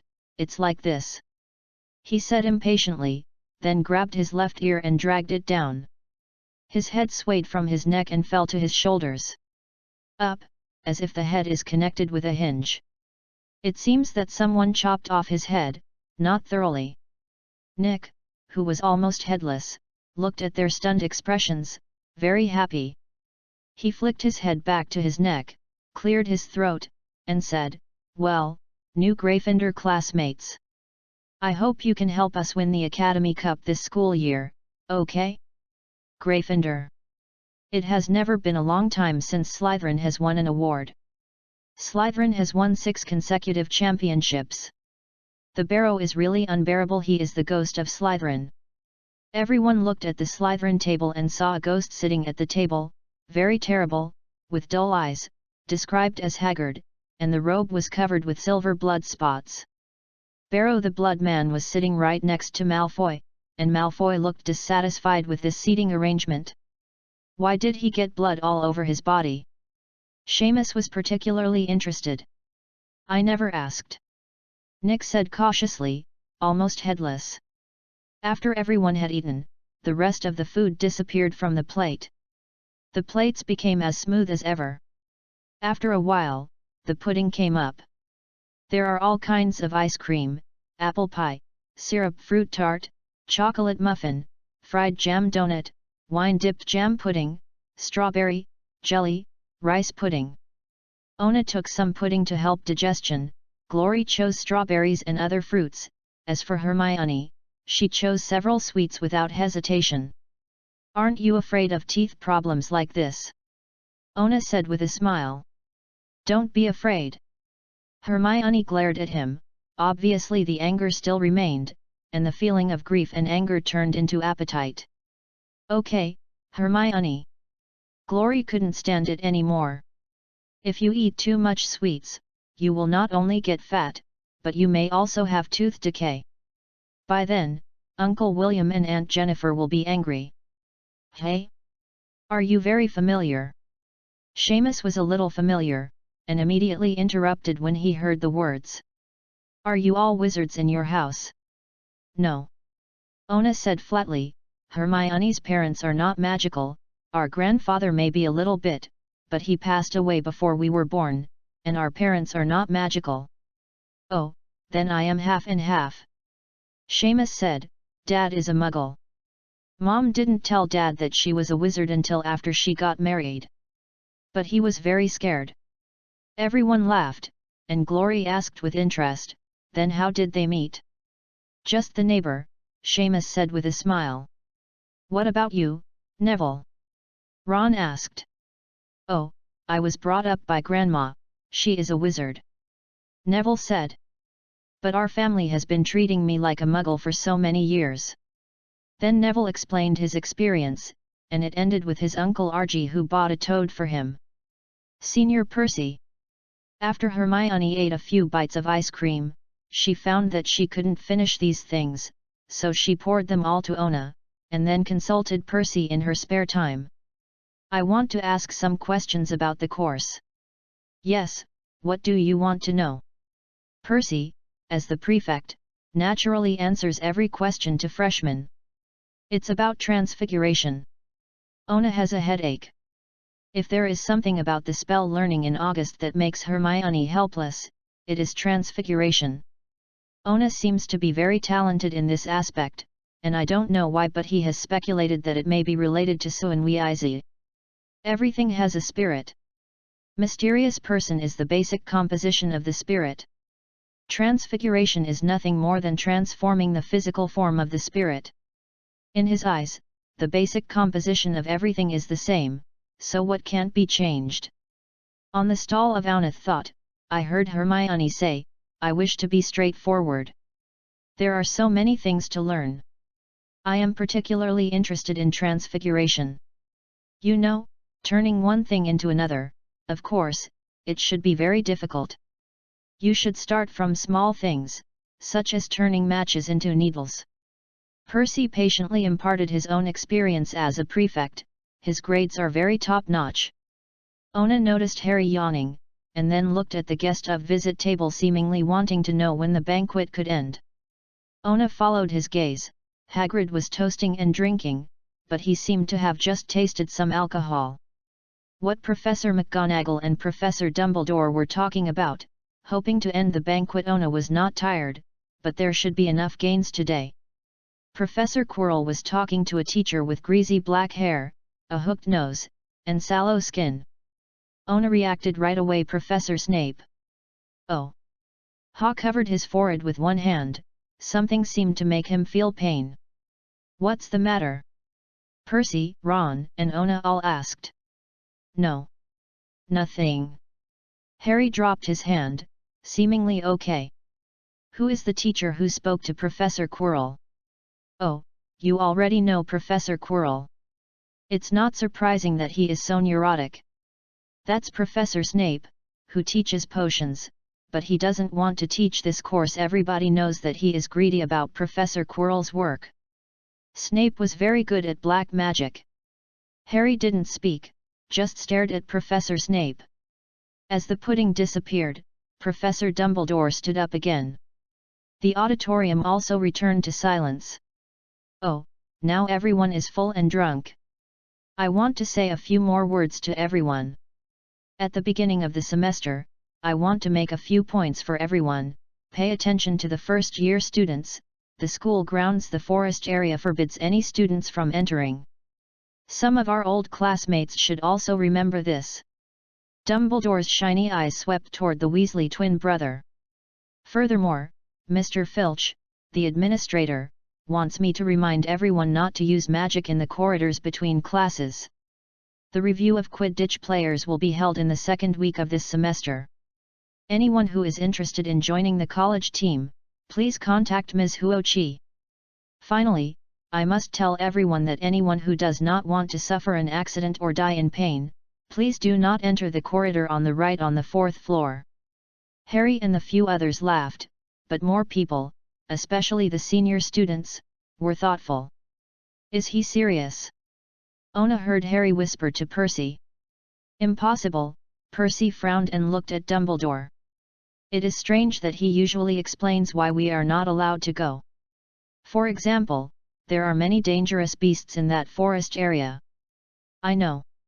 I think he should at least explain clearly to our prefect. Chapter 42, Gryffindor Tower.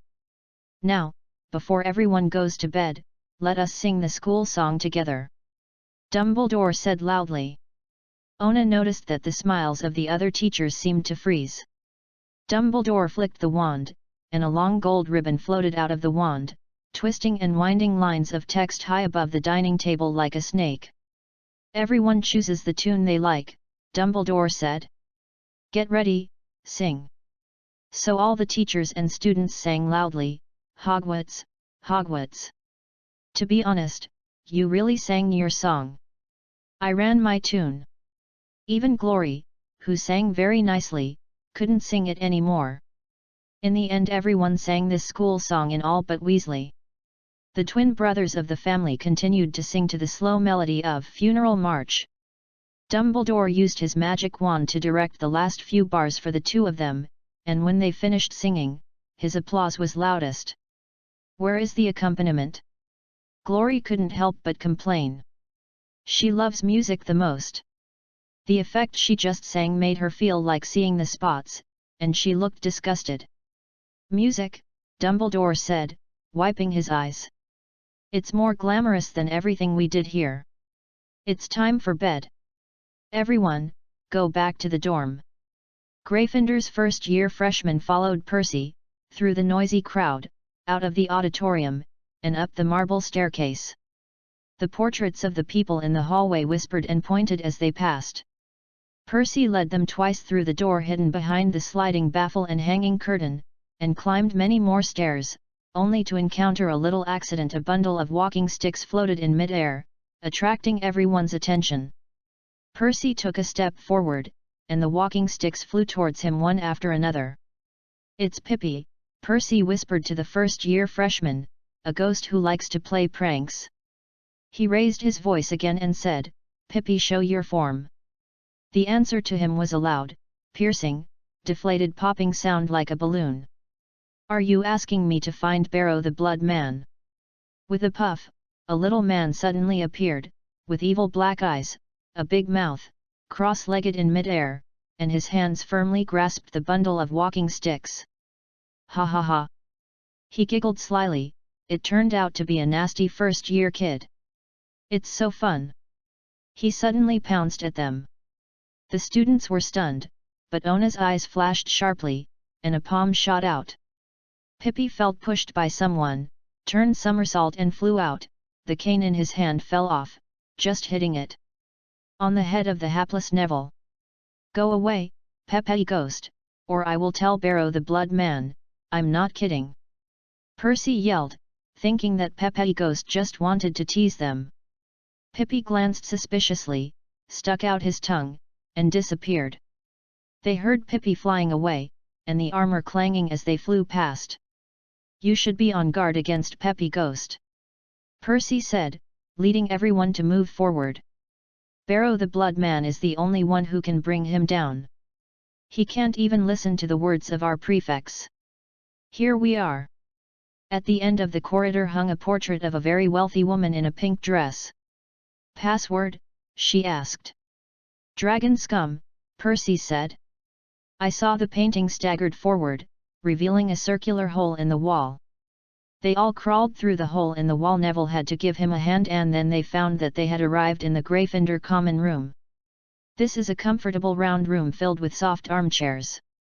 Percy guided the girls through a door to their bedroom. Hermione and Glory yawned, walked hand in hand at the end, and waved goodbye to Ona before leaving. After Ona watched them leave, he followed the boys with Percy into another door. On the top of a spiral staircase, they were obviously in a tower. They finally found their bunks, 5 beds with 4 pillars, draped with crimson velvet curtains. Their boxes had already been delivered: Ona, Harry, Ron, Seamus, Neville, exactly 5 people. Ona started to have a headache. He remembered that Hermione's clothes were still with him. The other 4 changed into pajamas and fell asleep. Ona had to pack his clothes into another Muggle's luggage that he had already prepared. In the suitcase, he intends to lend this space suitcase to Hermione. He carried the suitcase and walked back to the common room, only to find that he dared not go to the girls' bedroom. Fortunately, Hermione seemed to have a heart and came out. "Great," said Hermione, blushing, "how can I find you if I have a headache?" "No," Ona handed the box to Hermione. "You can use it first. I don't have much clothes anyway. I even gave Ron a half of the robe." "Okay." Hermione took the box and hurried away. Ona shook his head back to his room and found everyone asleep. So Ona took out his clothes and found the bathroom, took a shower and changed his clothes, and put the dirty clothes in the dirty clothes basket designated by the bed. He estimated that the house elves would help clean them. Didn't see Mahaha, he guessed it was sent to the owl shed. Lying on the bed, Ona began to count his gains. Ding! Met Minerva McGonagall, the current friendship is 30. Albus Dumbledore, the current friendship is 40. Ron Weasley, the friendship is 80. Fred Weasley, the friendship degree 50. George Weasley, friendship degree 50. Percy Weasley, friendship degree 30. Neville Longbottom, friendship degree 70. Draco Malfoy, friendship degree -30. The above data is followed in real-time new. Ding! Discover the famous landmark, Hogwarts School of Witchcraft and Wizardry.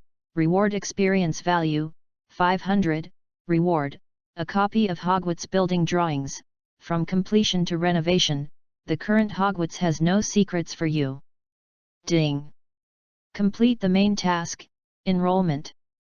Rewarded experience value, 300, reward, by analogy, you can diverge thinking and understand by analogy in the process of learning.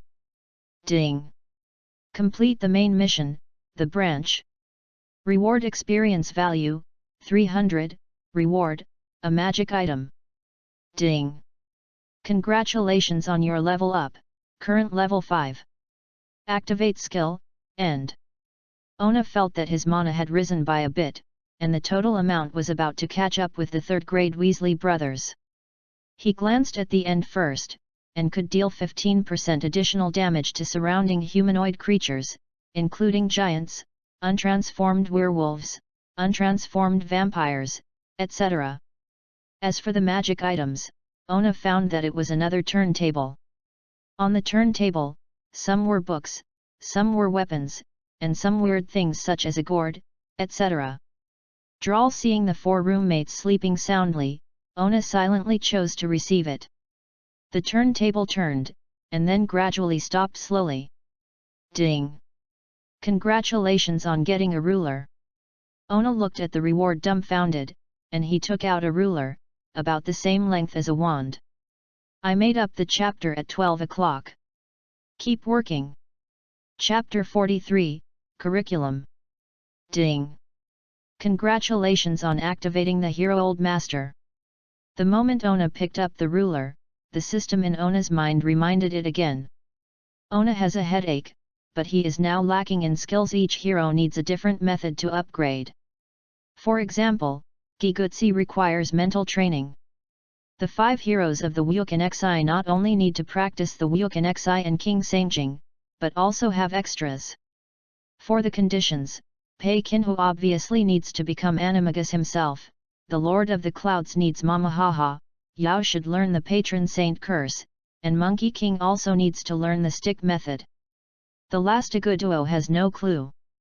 Seemingly looking for special seeds, he can only hope in the herbal medicine class. Another example is Yi Xing's Go skills, Ming Xian's divination. Ona can't wait for a time converter. He looked at the Old Master's skills.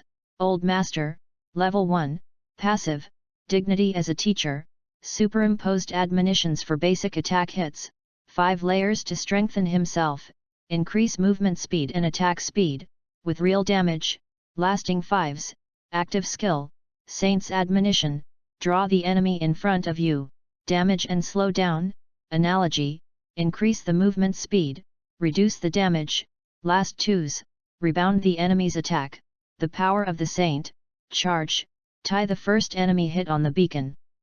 Make it be restrained in the light range for 5s, reduces damage, and cools down for 30 days. However, the wand must be fused with the paddle ruler before it can be used. Fusion? Ona raised the paddle and looked at it, then drew the wand out again, putting the 2 things together. Ding! It is detected that the 2 objects can be fused. Do you want to merge? What is the price of integration? Except for the loss of the ruler, there is no additional cost. Fusion. Ona watched the ruler turn into light particles and merged into the wand. It seems that this thing can be called the Lord of the Rings in the future. It was late, and Ona lay down and woke up the next morning. After getting dressed, Ona took out the architectural drawings of Hogwarts. This is a roll of parchment, which shows the room where Ona is currently located. He thinks this is a bit familiar. Thinking about it carefully, isn't it the navigation system? Choosing the fastest route to the outside of the castle, Ona was surprised to find that he could switch an escape slide directly from the handrail of the tower stairs to the outside of the castle. He tried it. Due to the protection of magic, this slide was almost unused. He wasn't sure if Harry's father or the others found the passage, and then he slid to a room, which was used as a forage room. It was full of straw, so sliding down was just a soft landing. It is estimated that it was designed intentionally. It turned out that there must be buildings such as shelters for escaping magical animals nearby, but it seems to have been removed now. Ignoring more, Ona started a day of morning exercises on the lawn. As for Hermione and Glory, they can use Ona's space suitcase. Since the space has been doubled, there is enough space for 2 girls to practice. Ona left a note for Hermione last night. But Hermione would definitely ask Ona why his box space suddenly expanded, and Ona thought of an excuse all night. When Ona came back, naturally, he could only take the stairs obediently, but it was still very early and there were no students. After Glory and Hermione freshened up, they saw that Ona was ready to go downstairs. "Morning," Hermione said with a smile. "Let's go, eat breakfast." The 5 boys in Ona's dormitory are still sleeping soundly. Ona tried to call them, but it was just after 7 o'clock and naturally failed. Today is Monday, September 2, 1991. In the end, Harry and Ron caught up with breakfast, which was served from 7:30 to 8:30. The first class starts at 9 o'clock, and ends at 10:10, with a 20-minute break, from 10:30 to 11:40.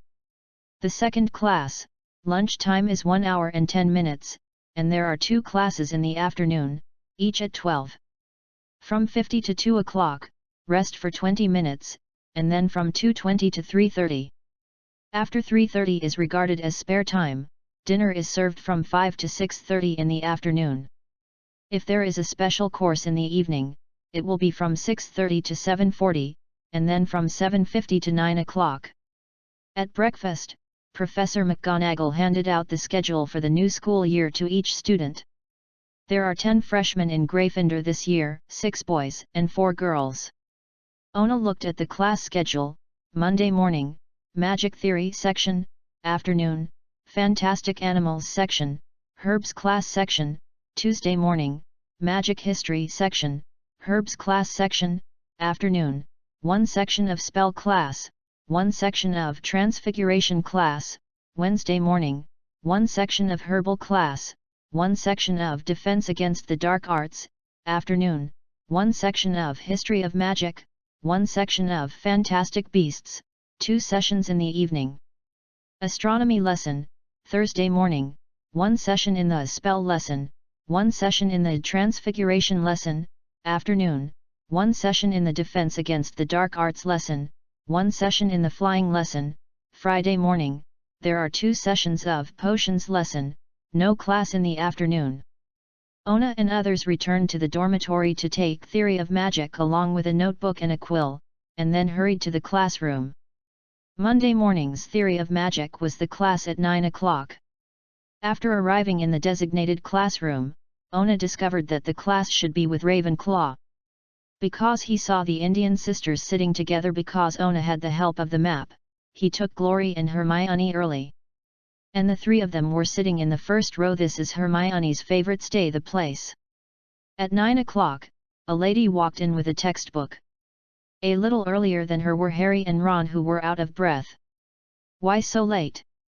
The road here is too hard to find," Harry grumbled, panting.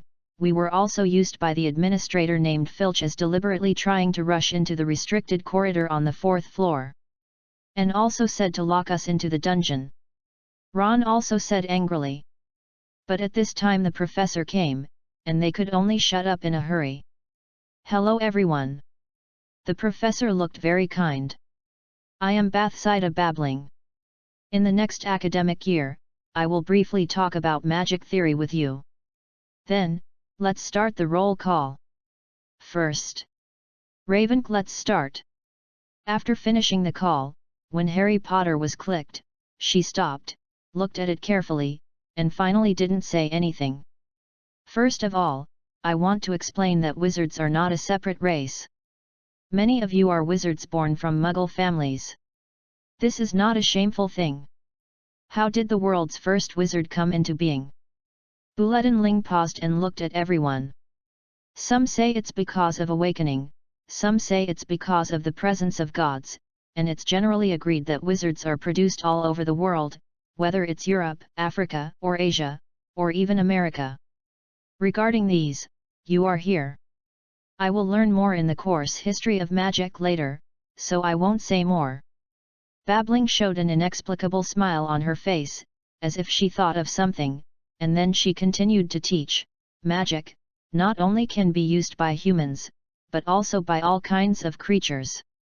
Then the first content of magic theory is to discuss magic essence. For this kind of purely theoretical course, most of the students may be in the first class, so they are still very serious. Especially many students come from Muggle families. They know that their status as a wizard is only 1.5 months, except for the excitement. In addition, there are more unknown hesitations. This is also the reason why the first class arranges Theory of Magic. Chapter 44, Magic Theory. Magic should be a process of using energy. What we call the explosion of magic power, or the first condition for us as a wizard, is to awaken our ability to communicate magic, which is defined in the book as perception. We must first be able to perceive it. The power of magic, that is, magic power, can use magic. Write down the key points: magic power, perception power, magic. And for this kind of magic energy, we call it magic power. Ona and others struggled with writing, except for the professor's voice. It was the rustle of a quill or fountain pen across the paper. I give you two simple formulas: magic power plus perception power equals magic power plus magic power equals magic. Do you know it now? Seeing everyone thoughtful, Babbling waited for a while, and then she continued talking when everyone stopped the pen in her hand. I have figured out why you became a wizard and how wizards use magic, so that it is convenient for you to learn in other aspects.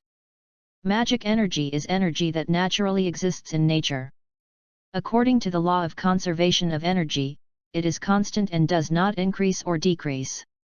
As for how magic energy is produced, there is still no conclusion. Some say it comes from the sun, moon, and stars. Some say it comes from water, fire, earth, and wind.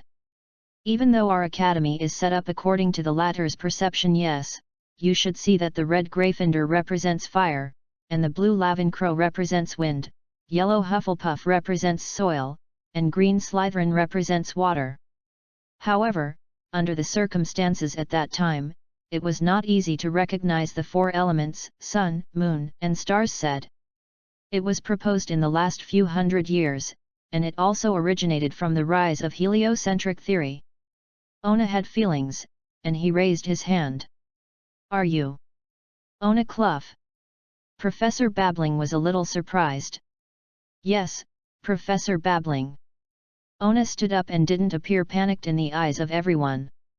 Any question? Yes, Ona said. The law of conservation of energy is acceptable to me. I just want to know how energy was first generated. From the recognition of the Muggle world, the Big Bang, and then the planets were created, the current situation is finally there.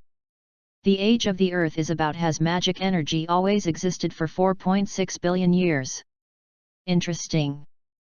Babbling said, you are not the first student to ask a similar question.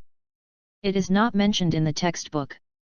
It does not mean that no wizard has thought about it. Even most powerful wizards have thought about this question. How it can be produced, there must be a beginning at the earliest, but no one knows anyway. Muggles think that God created the world, then who created God? There is no answer to this question. We can only base on the known situation. Conduct theoretical teaching. Ona expressed understanding, and Babbling asked him to sit down. Gryffindor adds one point. I like to think deeply. It's a pity that you are not a Ravenclaw student. Teacher. Not to be outdone, Hermione stood up after being agreed by Babbling. I want to know, can magic be brought back to life? That's it for the people in the magical photos. Why can the people in the canvas think and communicate? What is going on with the existence of ghosts? If they can still have their own thinking, will it be possible to resurrect? Oh, is it another Gryffindor? Are Ravenclaw's standards swapped with Gryffindor now? Babbling glanced suspiciously at the register. Well, these contents are a bit complicated, I will say one by one. First of all, it is about returning to life, as mentioned by Adby Wolverine in the Basic Rules of Magic, to tamper with the deepest secret, the source of life, the self at will. The essence of the world must be prepared to bear the most extreme and dangerous consequences. Finding that all the students didn't understand, Babbling explained, it's very simple and possible, but the conditions are very difficult. Do you know the legendary 3 Hallows of Death? In the last chapter of the story of Poem and Pita, the legend of the three brothers, in fact, this legend is not groundless. I know. Hermione's eyes lit up, and the book she bought naturally contained this one. It's a resurrection stone. Yes. Babbling is a very good-tempered teacher. But you should also know the result. The people who were resurrected were not happy. Cadmus, who used the resurrection stone, also committed suicide. It can be seen that death and resurrection are not what is worth looking forward to. Secondly, magical portraits are actually painted wizards who used a lot of magic power. Under each canvas, especially important portraits, enough runes and magical arrays are painted first. Cover with paint, and most of these paints are made of precious magic materials. After the painting is finished, they are activated with special spells and potions. The wizard of the portrait needs to inject his own magic power, shape the character of the portrait, and give the portrait enough mental power can achieve the current effect. Once the portrait is damaged, it may cause permanent damage to the portrait. However, there are exceptions. If the canvas is damaged, if there is a canvas made in the same way around, the characters inside can be realized. Intercommunication, because it is equivalent to using a canvas to create a flat world. When the same canvas is replaced, it can still be restored to the original portrait. Some people will ask whether the world in the painting can become real, but even if it is painted three-dimensionally again, it can't change the essential attributes of the picture even if it's magic. It's like a photo. It only requires potions and spells, but without the bonus of canvas and wizards. There's no way to give people a sense of reality like a portrait. It's kind of like an upgradable intelligent AI. Ona thought. Finally, the existence of ghosts. Generally speaking, ghosts are transformed by wizards, such as Mrs. Grey of Ravenclaw and Barrow, the Blood Man of Slytherin. They were both students and even teachers of Hogwarts. There are also Nick of Gryffindor and the Fat Monk of Hufflepuff. Babbling paused. There are also ghosts that are not transformed by wizards, such as Pippi. Strictly speaking, it is called a ghost. It is believed that Pippi ghosts were born soon after Hogwarts was founded. The birth of ghosts is not uncommon, but not everyone wants it. Only with strong obsessions can be transformed into ghosts. It is hard to say whether this is good or bad for me. Babbling was a little confused. In addition, by magic it is difficult for the slain wizards to transform into ghosts. Their souls will be attached to the wands that hurt them, and disappear as the wands are destroyed. This is just a legend. After Babbling explained, she glanced at Hermione. Gryffindor gets another point. Then Babbling seemed to be less interested in answering questions, so she continued to lecture. The principle of magic, in simple terms, is how to use it. The most direct way to use it is to cast a spell. Babbling randomly used a floating spell to make the textbook float in the air. You can learn specific spells and spells from the spell class. I'm just a simple demonstration. Secondly, it is to use items that contain magical power, but generally speaking, making magical items is a complicated process, such as wands, magic props, potions, etc.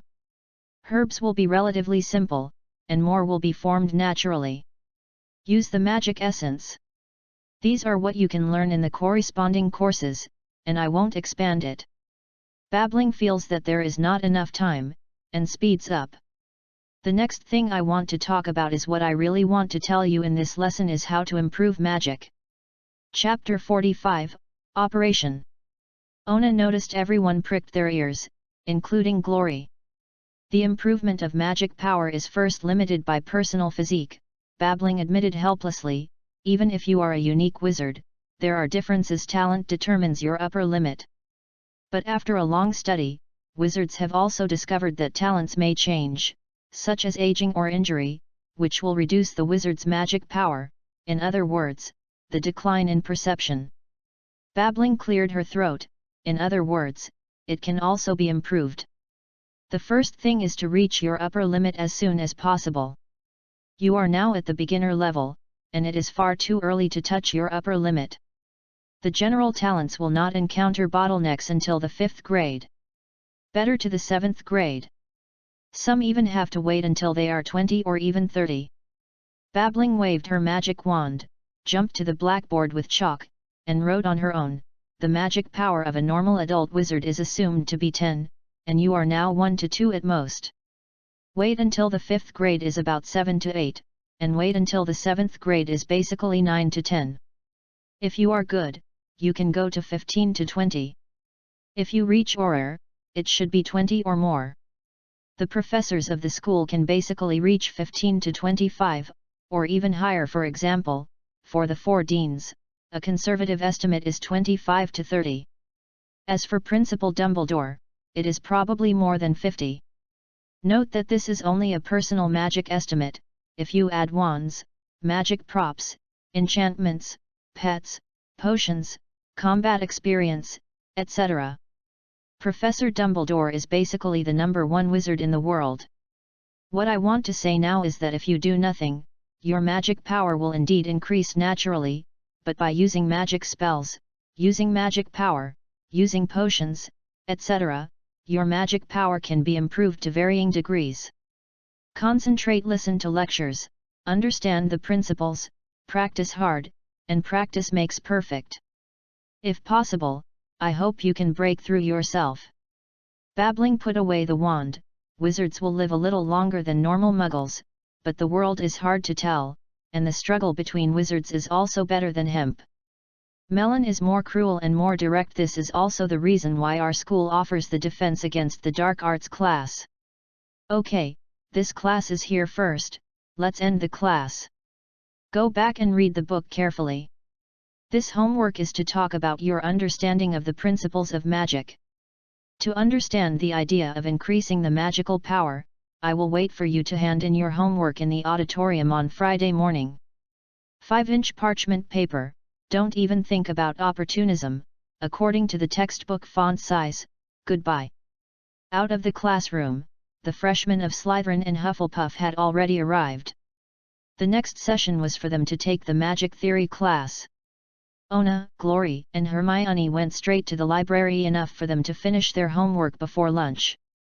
Ona did not take out the parchment, but chose to ask other seniors who passed by and watched Harry Potter. A senior sister volunteered to take them there, and it seemed that it was Hufflepuff's anyway. Every year Hatchpatchy is the most populous. I think I can actually go back to the common room. Ona whispered. The library atmosphere is better. And how long does it take to write this? I can see if there are any interesting books. Hermione retorted, do you want to meet that Indian girl? What do you want? Ona couldn't laugh or cry, but Glory couldn't help laughing. The 3 people took advantage of their good condition and completed their homework just after 11. Ona wrote mainly formulas to demonstrate the principles of magic. He proposed that magical energy exists in every corner, and what affects the magical energy content of items lies in affinity. From the perspective of wizards it is perception, and he believes that the spiritual concentration of wizards can strengthen his perception. He proposed the concept of meditation, which may help improve the perception of magic. Later, mental training methods were proposed, such as anti-interference training. From the perspective of music, Glory proposed that you can relax your mood and enhance your perception. Training is similar to practicing musical instruments or painting, which can be improved through interest. Hermione analyzed the theoretical knowledge in the book more and put forward the idea of reading to enhance perception. After finishing the homework, Hermione looked for a few books, intending to further study magic theory. Look, I'm going to see what happened to Mahaha. Ona said. He was about to leave. Then I want to go too. Hermione hurriedly put the book back on the shelf. She hadn't seen Mahaha for a long time. The 3 people found the owl shed all the way and saw Hedwig, but did not see Mamaha. Hedwig, have you seen Mamahaha? Ona asked. It thinks it's 2. I went out to find a place to live. Hedwig said with his head tilted. The environment is a bit bad. Ona saw Glory and Hermione hiding outside the door and didn't want to come in.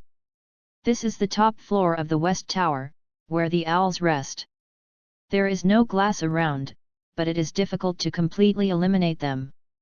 Kind of smell. Ona summoned Mahaha, and after a while, Mahaha flew over. You're not used to it here, right? Ona took Mahaha out of the shack and let the girls touch it. It's a bit. Mamahaha glanced back at the shack, his eyes full of disgust, but the food is not bad. Who brought you here? Ona asked curiously. The short winter guy, who used magic to move me directly from the cage here, is a bit interesting. Mamaha squinted his eyes. Glory was touching his head. Nothing to say. No, many people don't know me yet. Mahaha said. Is it convenient to go back? Ona took out the home letter that Glory had just written while waiting for Glory to do his homework. Okay, there's nothing to do here anyway. Mahaha accepted the letter. Hermione prepared another letter and asked Mahaha to send it back. There is no phone here, we can only rely on you. Hermione was a little regretful. Small things. Mamahaha was about to return immediately.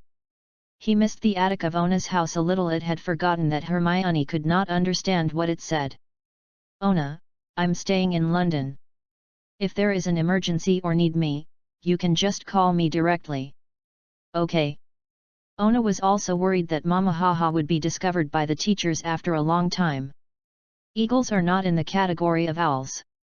Seeing Mahaha disappeared on the top of the cloud, the three people turned around and returned to the auditorium. It was time for lunch.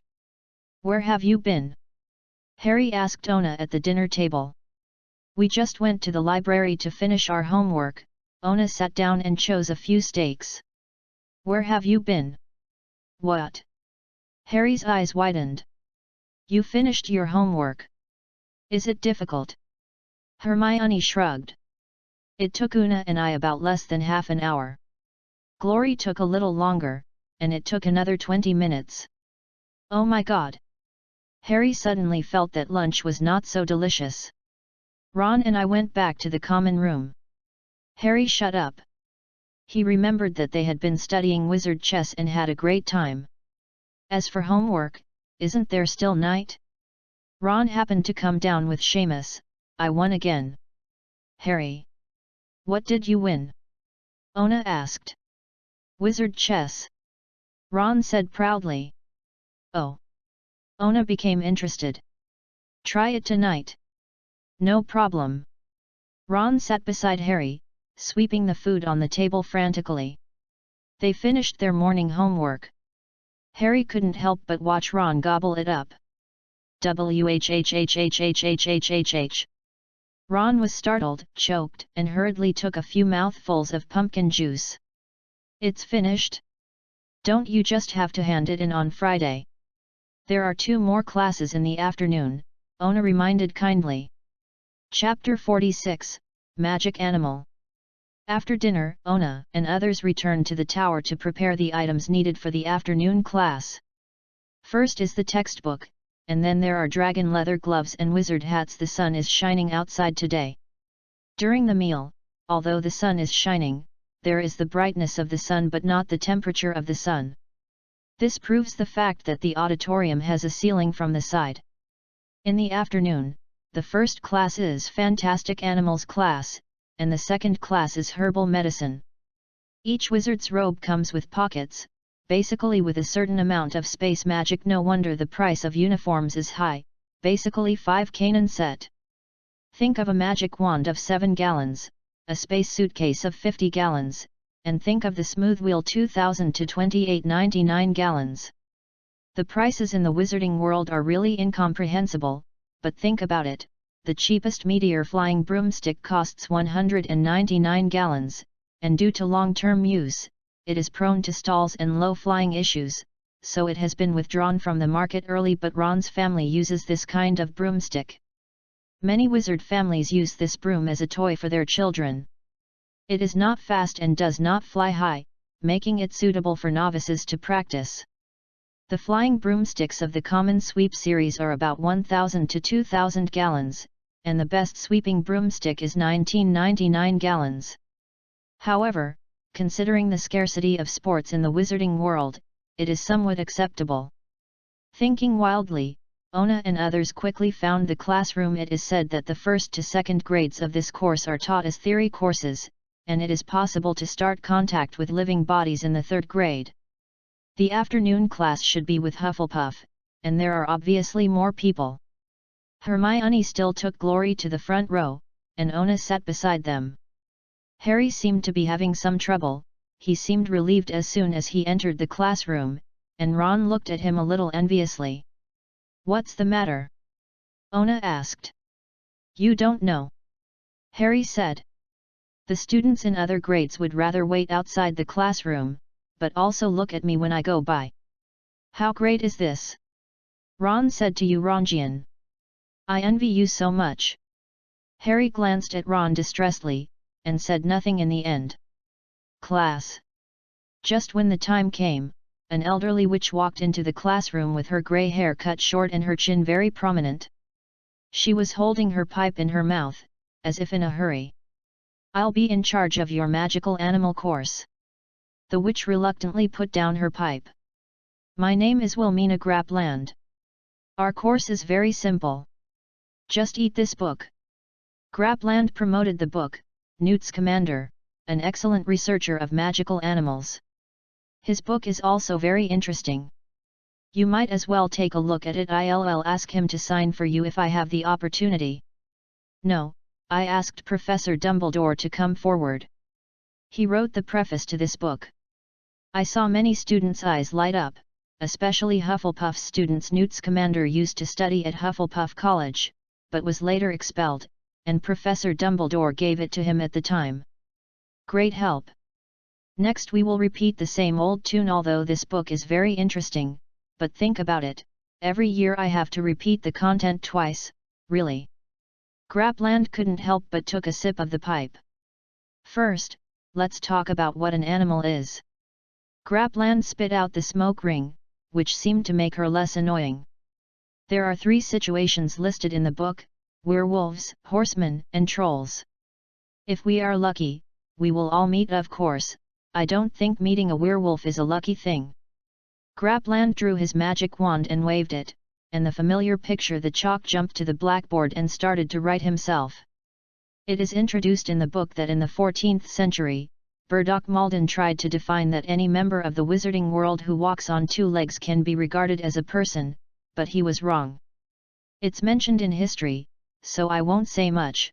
Naturally there will be, the professor told you. Then it was Mrs. Alfreda Cragg.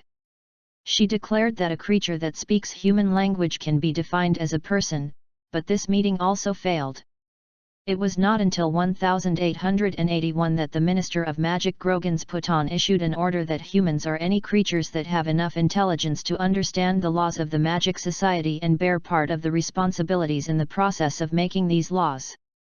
Murlocs were recognized as humans for the first time, although they gave up after a year. Trolls, fairies, elves, and goblins are all classified as animals.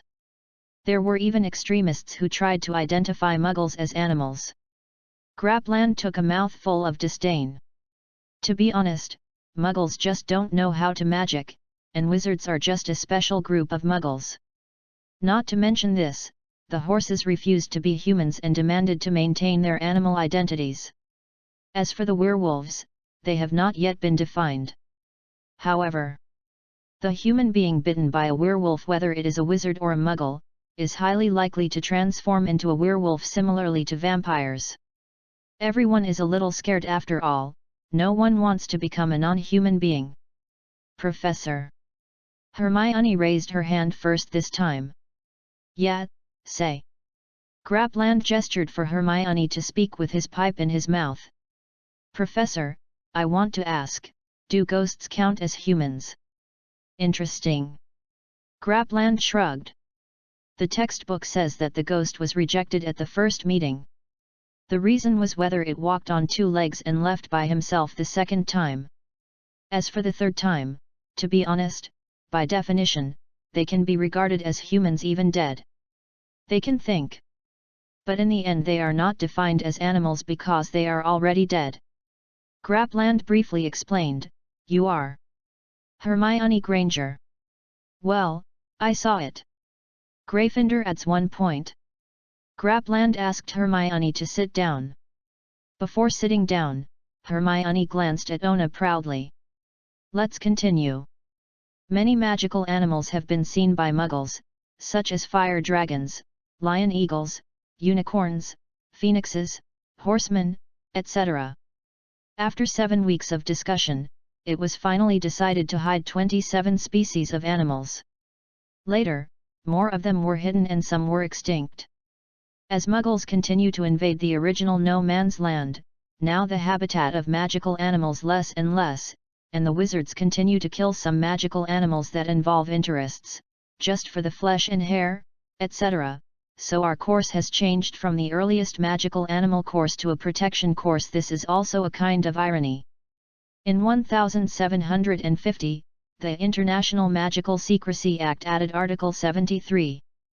For you to read the book, I am too lazy to repeat it and must take the test. Grapland said lazily. The Ilfracombe incident in 1932 was also very famous. Yes, it is a must. In addition, the snowman in Tibet and the Loch Ness horse-shaped monster in Scotland are often seen by Muggles. A compulsory test. Grapland looked at all the little wizards with satisfaction. If you are interested in animals, you may wish to study our course. The Department of Management and Control of Magical Creatures is the second largest department of the Ministry of Magic, second only to the Department of Magical Law Enforcement, and requires many wizards to join each year. They are specifically responsible for taking various methods are used to respond to the diverse needs of many animals. Chapter 47, Herbal Medicine Class. In fact, the most important requirement for magical animals is to ensure the safety of their habitats. Grapland continued. The jungle where horsemen and unicorns inhabit, the rivers and lakes where mermaids stay, etc., but there are always some animals who prefer not to be confined to a certain area. Food is also the most troublesome problem for wizards. For example, fire dragons, in their eyes, Muggles and even wizards are their food, and 8-eyed giant spiders. At this point, Ron couldn't help shaking his hands and made a little movement. Grapland glanced at Ron, who was pale, and realized that he didn't mean it, so he continued to lecture. There are also some magical animals eager to be noticed, such as horse-shaped water monsters, and big hair monsters. I will talk about these animals in a later course. The book only draws simple illustrations. Newt is really not a good painter, so they are more like silhouettes. I will find some better pictures for everyone to see. If possible, I don't mind bringing live magical animals to open your eyes. Grapland smoked his pipe and watched the students underneath whispering in excitement. By the way, in 1965, the ban on prohibition of raising for experimental purposes made the creation of magical animal species an illegal activity. A must. Ona raised his hand. Oh? What? Grapland had planned to end the course with a few more words. You just mentioned creating magical animals. Ona stood up and asked, is it possible that there will be new magical animals that form naturally? Yes, there are actually a lot of magical animals created, such as the 8-eyed giant spider. There are also basilisks. 5-legged monsters. As for the cats and raccoons, they are cultivated locally. As for the second question, it is difficult to say that it is in the world great. I can't guarantee that all magical creatures will be discovered, and the earliest magical creatures, perhaps like wizards, were derived from ordinary races. Grapland said, are you Ona Croft? Yes, Professor. Ona was a little surprised. I heard Hagrid say that you have an eagle. Well, it's really beautiful, and it's magical, a bit like a thunderbird. We wanted to take a look last night, but he seems to have spotted us and hasn't waited. We flew away when we got around him. Is he there? Oh, sorry, Professor. He sent me the letter home in the morning. It's a pity. Grapland was somewhat distracted. Gryffindor adds 2 points. Hermione's face flushed, but she could only stare at Ona, who was sitting down. Okay, the time is almost there, and there is not much content left. The Phantom Mantra and the Forgotten Mantra are not my teaching content. Finally, I will emphasize that the important meaning of the magical animal class is protection. Okay, let's set it up. Homework, 5 inches of understanding about magical animals. I don't want to see the full text of the book, give it to me before the next class, and now the get out of class ends. The students in the 2 classes rushed to pack their things and rushed to the greenhouse. This is outside the castle, and the Hufflepuff students were even more anxious because this was the course of their Dean Pomona Sprout. As soon as they walked to the foyer of the castle, everyone wore a wizard hat. This kind of hat can effectively prevent sun protection and also has a certain cooling function. On the way, they ran into the students of Ravenclaw and Slytherin. They were also in a hurry, shaking off the mud from their robes and the leaves on the dragon skin gloves. Before the class, they finally arrived at the greenhouse. "Everyone is welcome," Sprout said kindly. This is a squat witch with flowing grey hair. Although she wears a thick hat full of patches and is covered in mud, no one dares to look down upon her because of it, and it has nothing to do with the scissors that she wields. Let me introduce myself first, Pomona Sprout, Professor of Herbal Medicine and part-time Dean of Hufflepuff. After all the little wizards bowed to say hello, Sprout opened the door of the greenhouse. "Hufflepuff students, go in, I know you. The Gryffindor children will wait a moment, just in time. I'll call a name and know a bit." Hufflepuff students filed in. 10 of Gryffindor waited at the door. "Sorry, I've been waiting, come on, let's hurry and start." After finishing the call, everyone followed Professor Sprout into the greenhouse. The place provided for the students in the greenhouse was similar to a workbench. You could see the mud and herbal fragments left over from the previous lesson, and some people even dropped one. "Quill. Clean up." Sprout took out his magic wand with his other hand and waved it. Suddenly, the mud and stray herbal remnants disappeared, and the quill jumped into the trash can, seemingly finished. "Sit down, everyone. The textbook is still necessary to read, but I prefer you to follow me to learn it by yourself. Just read it later in the textbook," Sprout said when seeing Hermione take out the thick textbook. Herbalism is more important than practice, not to mention the curse class, transformation class, potion class, and defense class. Our courses will be combined with actual plant teaching. Taking into account your level, I will start with harmless plants and gradually move to dangerous common plants. Not every plant can become a herbal medicine, not every herbal medicine. They all come from plants, Sprout said. Analyzing the characteristics of herbs, it is inevitable that experiments are needed. At present, many experiments are done with mice, and monkeys or orangutans are also used. In the potions class, you have more opportunities to use this kind of experiment. Sprout smiled, "At least I don't need to use the content of my current teaching. There are thousands of magic herbs. Let's start with the more common ones," Sprout said, pulling out a plant from the soil around him at will. In Hungary, it is about 12 to 35 inches tall. It can be seen that the stems are erect, the plants have white long hairs, the leaves are grey-green needle-like, sessile alternately, and the leaf edges are serrated, hence the name sawgrass. Sprout let all tables, 4 to 5 people per table, choose one to find a plant to see. Ona, Hermione, Glory, Harry, and Ron are at a table. Hermione is the most active and ran away. "Look, sister and brother Ona are not surprised," that is, Ron frowned and looked at Hermione, thinking that this girl was a little unbearable. When every student who went to dig grass came back with dragon leather gloves holding a Chiba Achillea, Sprout looked at it with satisfaction. Naturally, Hermione shared it with her good girlfriend for the first time. Ona glanced, and quickly remembered all the characteristics. Only Harry and Ron stared eagerly.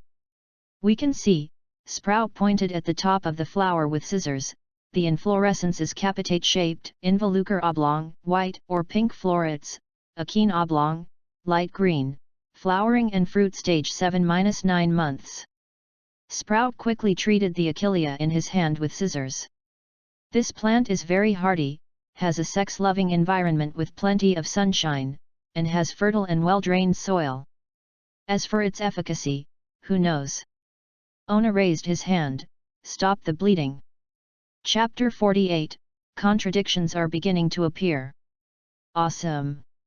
Sprout praised. Grayfinder adds 1 point. Although this herb is common, it has a better effect. Therefore, it is not specifically mentioned in the textbook, only a simple description. It is not easy to answer accurately. Thank you, Professor Sprout. Ona was not complacent.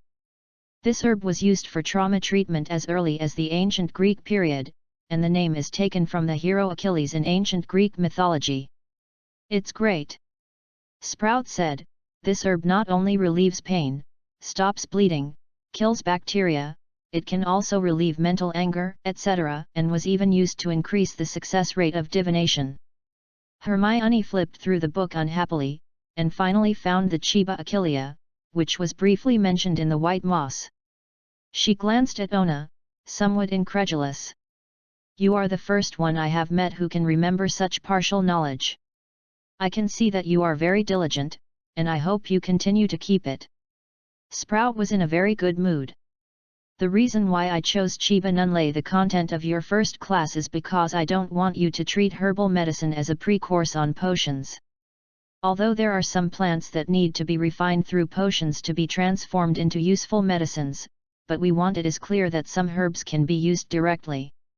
Not only wizards or horsemen or other magical creatures, even muggles and even non-magical creatures can also use it. Direct use includes squeezing juice, chewing, etc. Indirectly boil soup medicine and so on. Remember. Sprout increased his volume. The herbal medicine class can save your life at some point. Don't think that magic is omnipotent. When you run out of magic power one day and you don't have a potion in your hand, maybe rely on herbs to save your life. Now, take out your pen and make a record. Sprout was very skilled in completing the dismissal. In this lesson, you have to understand the meaning of herbalism and the inconspicuous herbs in your hands, which are similar. There are many more. Even if there are in the book, unless you can memorize it, even the pictures, or you might eat poisonous weeds as life-saving medicine. Many plants are similar in length, but their effects are very different, or even completely opposite.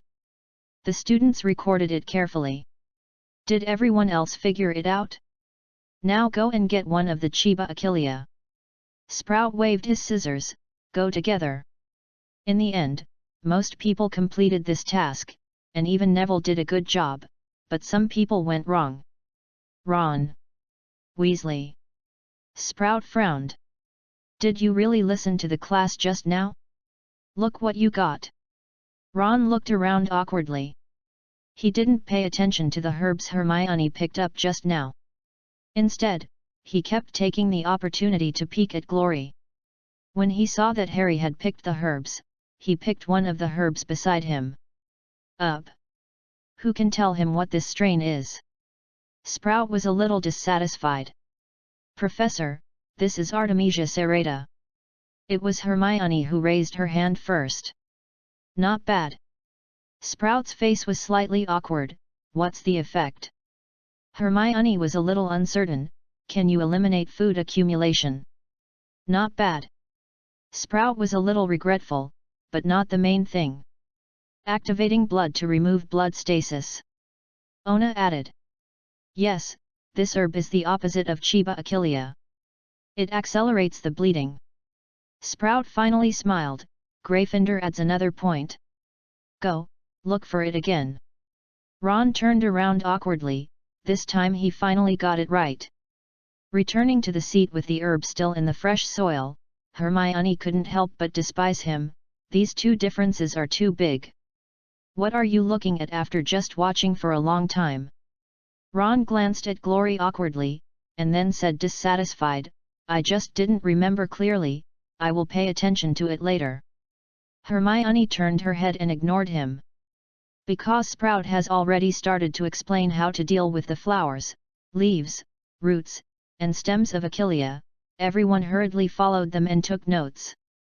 Soon, one lesson passed. For the knowledge of Chiba achillea, you can go to the library to find materials, 6 inches is enough. Professor Sprout took back the processed herbs, get out of class is over. Now Ona and others finally understand why the students of Slytherin and Ravenclaw just now are all covered in mud and ruined leaves, especially the girls feel dirty and it's really hard for Sipu. Professor Louter can bear all this. Clean up. Ona waved his wand. He really liked this magic. Although he couldn't achieve the level of Professor Sprout, it was enough to deal with the dirt on his body. Helped Harry and Ron to deal with it. The 2 boys were envious. Hermione cleaned it up by herself with her head held high, making Ron even more unhappy. Glory pulled Hermione a little. It's unimaginable, said Hermione when Ron was a little far away, a wizard from a magic family, brothers are better, and they don't even know such simple magic. All right. Glory smiled, if it weren't for Ona and you to help me, I wouldn't know much. The problem is that we can master nearly 10 spells in a month. Hermione said angrily. Hermione, Glory had a headache. If she hadn't grown up as a child, she probably couldn't stand Hermione's aggressive and unreasonable performance. In elementary school, Hermione had nothing but her better friends. Don't always think that others should be great. You and Ona are both geniuses, and I have worked very hard to reluctantly follow. Sorry, Hermione was touched, but I really don't agree with it. Ron should behave better than us, including Harry. We have just come into contact with the world of wizards.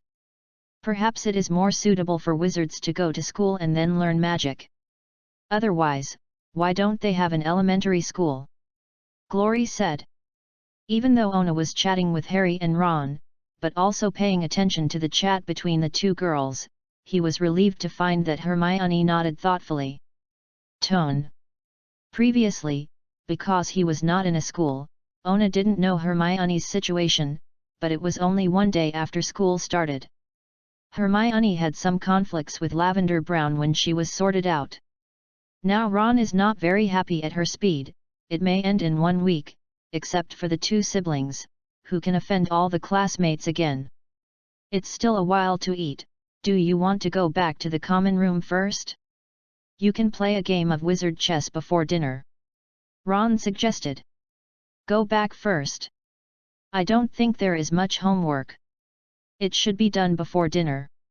Ona agreed. Oh, homework. Fortunately, Professor Sprout will only accept it the day after tomorrow, or she will have her class tomorrow. Ron took off the worn gloves. This one was used by Percy before, because young I gave it to him, but now he wears a little bigger. Bill and Charlie's gloves are on Fred and George's side. Can I have a look at your paper? Harry asked cautiously, he still didn't know how to write it. I just want to see how it is more appropriate. Okay, I'll bring it to you. Ona was responsive. Chapter 49, Wizard Chess. Ona, will you go to the library later? Should you go to the library to check the contents of herbal medicine? Hermione asked Ona, not knowing the previous conversation.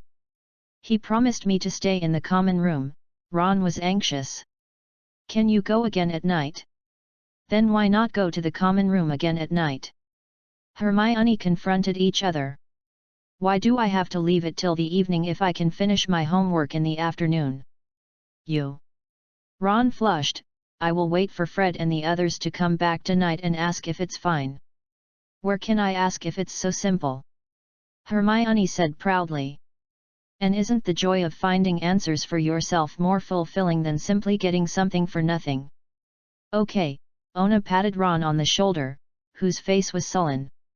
You will go to the common room first, and I will go back in an hour. That's all. Ron helplessly, where's Harry? Shall we go to the library, too? Harry also felt that he should hurry up and finish his homework. Okay, okay. Ron finally compromised, I'll go too. A group of people came to the library. Ona first took out parchment paper and wrote about Chiba Achillea's homework. Not only did he write out the description of Chiba Achillea, how to use it, and the history of discovery, Ona also had a mood to draw a sketch figure. Hermione's eyes were a bit straight. Are you as good as it? Nothing is easy, there is another homework. Ona cut off the parchment and continued to write the homework for magical animals. Hermione gritted her teeth and finally didn't try to draw a picture. Harry and Ron were at a loss with Ona's magic theory homework. They have not been able to suffocate a few words so far. Glory is about to finish the magical animal homework, but she hasn't started the herbal medicine class yet. Operation. At less than 5 o'clock, Ona and Hermione both finished their homework. Hermione was discussing with her while holding Glory's homework. It was probably not in line with the professor's statement. Ona patiently took a look at Harry and Ron's magic theory homework. Ron still took the 4 elements as the main body, which seemed to be a matter of course. He was adhering to external force enhancement methods, such as higher quality magic equipment, more effective potions, etc. This seems to be the mainstream thinking in the wizarding world. Harry was plausible, but so was it. This was the level of a normal 11-year-old. Ona helped him sort out a bit, and roughly explained to him the theory of the sun, moon, and stars and the theory of the 4 elements.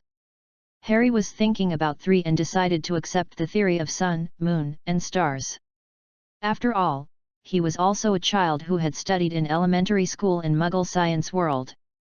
In comparison, he was more likely to accept the former theory. As for the enhancement of magic power, Harry can only talk about it in general terms. It's almost time for dinner. The exhausted Harry and Ron can only finish their dinner quickly so that they can return to the lounge and continue their homework. In front of the 3 of Ona, they really can't afford it. In the evening, Hermione and Glory were mainly reading books, and Glory also took out the flute they had brought and played a song, which drew many Gryffindor students in the lounge to applaud. Ona grabbed the 2 boys and barely finished the homework. By the time Ron and Harry left their pens, it was almost 9 o'clock. Can you play chess now? Ron asked hopefully when he found out the wizard chess he had taken down and placed in the common room after he came back. Yet. Ona studied for a while, and Ron brought this chess piece. Tell you, this is my grandfather's stay. Ron said proudly, since my grandfather passed away, no one can beat me. Is it a chess that moves? Ona smiled. Do you use mine? Seamus Finnegan handed him his pair. Okay. Ona accepted naturally and took the chess piece. At the beginning of the chess game, the chess pieces were still a little skeptical of Ona, and some were not very active after all. Whether it was Seamus or Harry in the morning, it was a miserable loss, and the pieces were beaten by Ron's pieces. However, as the battle progressed, the chess pieces found that Ona was evenly matched with Ron, and even had the upper hand. Naturally, they were very clever and carefully followed Ona's command. In the end, the 2 sides drew. Ron was not depressed, but more excited. Sweep away tiredness while doing homework. Come again. Ron asked the chess pieces to return to the board. Unconsciously, there are many students around to watch the battle. After all, there is not much entertainment in the wizarding world. The second game was still indifferent, but Glory seemed to see it. Ona released the water. Hermione didn't see anything, but was obviously interested. It depends on your IQ in chess. Why is it so laborious to do homework? Hermione can always make others angry with one sentence.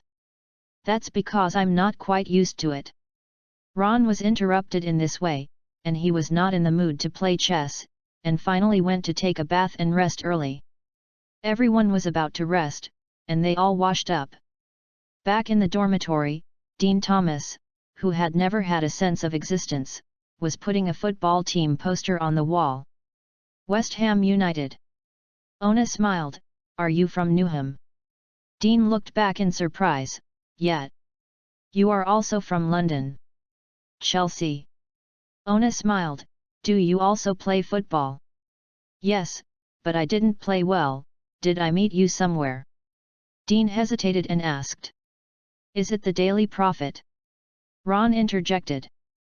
No, I didn't subscribe to the newspaper, and the family is not interested.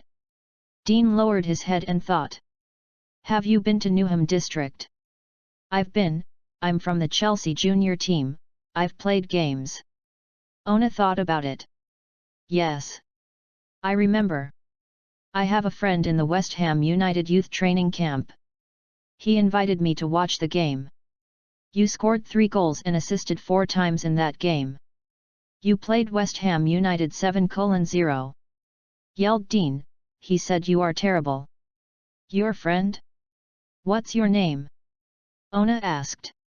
John, his name is John Terry. Dean Thomas said. He said he wanted to go to Chelsea because he didn't want to be your enemy.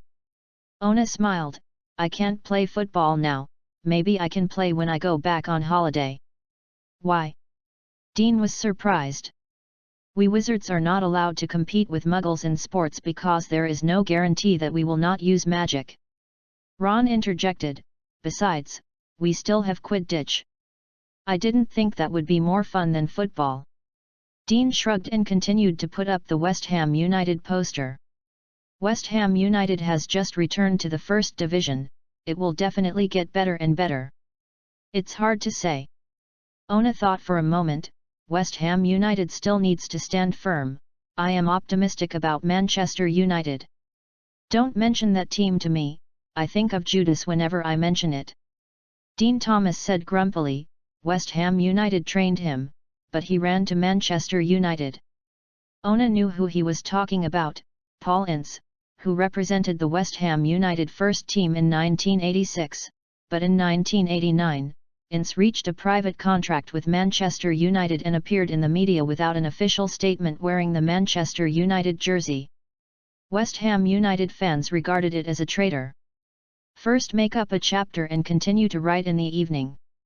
Open a group, 668157097, you can add it if you are interested. Chapter 50, The Original Explorer. Can you please tell me something I understand? Ron had a headache.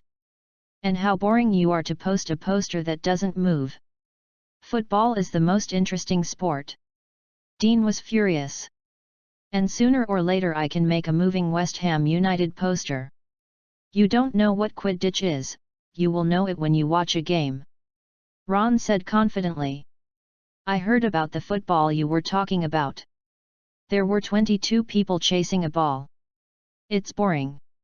How much is a game score? You ask Ona, he is a talented player. Dean said loudly. Okay, Ona didn't want to get involved. Personally, I still like football. My grandfather is the head coach of Nottingham Forest. Oh. Ron replied unwillingly. I introduced you to the train, haven't I? Quidditch team of 7, 4 balls. Isn't it more interesting? Before Ona could speak, Dean sneered, 7 people and 4 balls, like a circus. Hey! Ron jumped up again, I told you, these 7 people are a goalkeeper who is responsible for protecting their own goal, and 3 chasers are responsible for the offense. They are responsible for the ghost fly ball. 2 batsmen, responsible for hitting 2 wandering with a bat, attacking or defending with the hitting ball, the last seeker, specifically looking for the golden snitch, and ending the game. Listen, aren't these alone enough to attract people? You say yes, Harry. Harry froze for a moment, but nodded anyway. What kind of messy sport is this? It's like a handball plus ice hockey plus equestrian game. Dean still insisted on his opinion. Okay, there will be class tomorrow. Ona interrupted the dispute between the two. Quidditch is not applicable to the Muggle world, there is nothing to argue about. It's like Americans like football, and we like football more. In the end Ron had to close his eyes and sleep, and Dean died. Ona closed his eyes and began to enter the system. Ding! For the first time to learn the magic theory course, complete relevant thinking, and deepen the experience of magic principles, the hero level experience of Gigutsi, Yao, and Angela has been improved. The level of Gigutsi is increased by 1, the level of Yao is increased by 1, and the level of Angela is increased by 2. Ding! For the first time to learn the magical animal course, complete relevant thinking, and deepen the experience of magical creatures, the hero level experience of Yunjun and Naklialu has been improved. The level of Yunjun is increased by 1, and the level of Naklialu is increased by 2. Ding! Since I learned the herbal plant course for the first time, completed relevant thinking, and deepened the experience of herbal plants, the hero level experience of Aguduo has been improved, and the level of Aguduo has been increased by 1. Ding! Since the first contact with wizard chess and a successful game, the experience of chess has deepened, and the level of the game star increases by 1. Ding! Because he helped Harry and Ron complete their homework, answered questions, and felt deeper about the teacher's way, the old master's level increased by 1. Ona had some surprises. He didn't expect to have worked so hard to improve his level before, but now he has only come to Hogwarts for the first day of school, so many heroes have been upgraded. Mainly, several more skills can be used. Ding! Since Gigutsi is at level 7, the hero skin is opened and can be purchased with gold coins. The skin mall is partially open, and the skin characteristics can be obtained by using the skin. Are you short of money for the system? Ona had a toothache. What do you do with gold coins? Magic gold coins contain the energy required by this system, and metal can be used to shape system props. So, Ona suddenly realized. What do I see? Gigutsi skins are available as follows: Duke Amos, Knight of Fantasy, Original Secret Explorer. Wearing skins can increase spell power, and Duke Amos's skin can enhance the affinity for magical animals. Knight of Fantasy skin can help you become a proficient singer in rock music. The Original Explorer can help you think about magic theory. Ona was speechless. What the is rock music? But after looking at the price, it was unexpectedly cheap. It only costs 288 silver. It is only 17 gallons when converted into gallons. The Duke of Amos is slightly taller, 588 SEC, less than 35 gallons, and the most expensive Original Explorer is 1288 SEC, slightly more than 75 gallons. After thinking about it again and again, Ona gritted his teeth and bought the Original Explorer. To his surprise, there was also a mask attached. Ona tried to put on the mask, and he felt that his thinking became clearer. The face has a hidden function, which cannot be discovered by others, and there are two kinds of visible functions. One is to reveal the mask, and the other is to reveal the whole body. It is not a problem to change your clothes in 1 second. It's a pity that the robes turned out are a bit too beautiful. It's dark blue. Ding! Meet Pomona Sprout. Friendliness 30. Ron Weasley, Friendship 100. Friendship updates in real time. Ding! Ron's favorability level reaches 100, and Ron's wizard chess talent will be rewarded. Since your own talent is higher than Ron, the reward will increase your chess talent. Star game experience gains are increased by 50%. Ding! Found a landmark building, Hogwarts Magic Plant Greenhouse, rewards 200 experience points. Reward, Special Magic Plant Devil Net Seed, activate Agudo's ability to grow wildly. Using Devil Net Seed can quickly grow and bind enemies. The disadvantage is the enemy can break free quickly by using flames. Overall the harvest is good and Ona is satisfied. On the next morning, Ona went to practice and went back to the dormitory to change his clothes. He found that the clothes he changed in the previous 2 days were neatly stacked on the bedside. After breakfast, the group headed to the Magic History classroom, which was a classroom on the 2nd floor and a student with Hufflepuff. Many people were taken aback by Professor Binz's appearance. He came out of the blackboard. Only then did everyone know that ghosts can also become professors. Strictly speaking, it was the professor who became the ghost. Hello, classmates. Professor Binz may be the only professor who is not named. He looks a little old and shriveled, wearing a pair of small and thick glasses, and his voice sounds like an old vacuum cleaner. Buzzed, I am Professor Cuthbert Binns. My course is the history of magic. I study facts, not myths and legends. I have been teaching the history of magic since I started in this school, so I know many things, but what I want to talk about today is history that is older than me. Professor Binns said, according to various historical records, including the history of Muggles, magic existed as early as when mankind was born. Whether it is ancient Greece, ancient Egypt, Babylon, ancient India, ancient China, or even ancient Maya, there are many records of magic.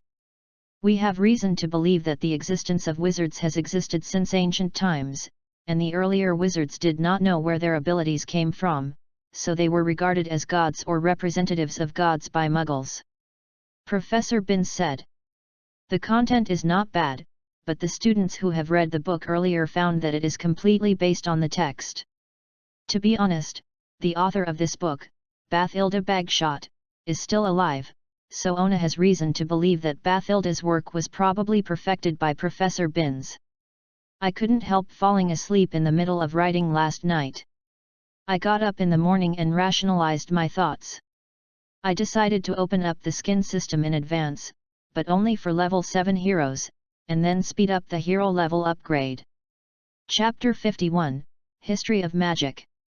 We learned from the Nordic records the rune script, which is currently recognized as the most powerful text symbol. And other scripts cannot be said to be inferior to the rune script but lost.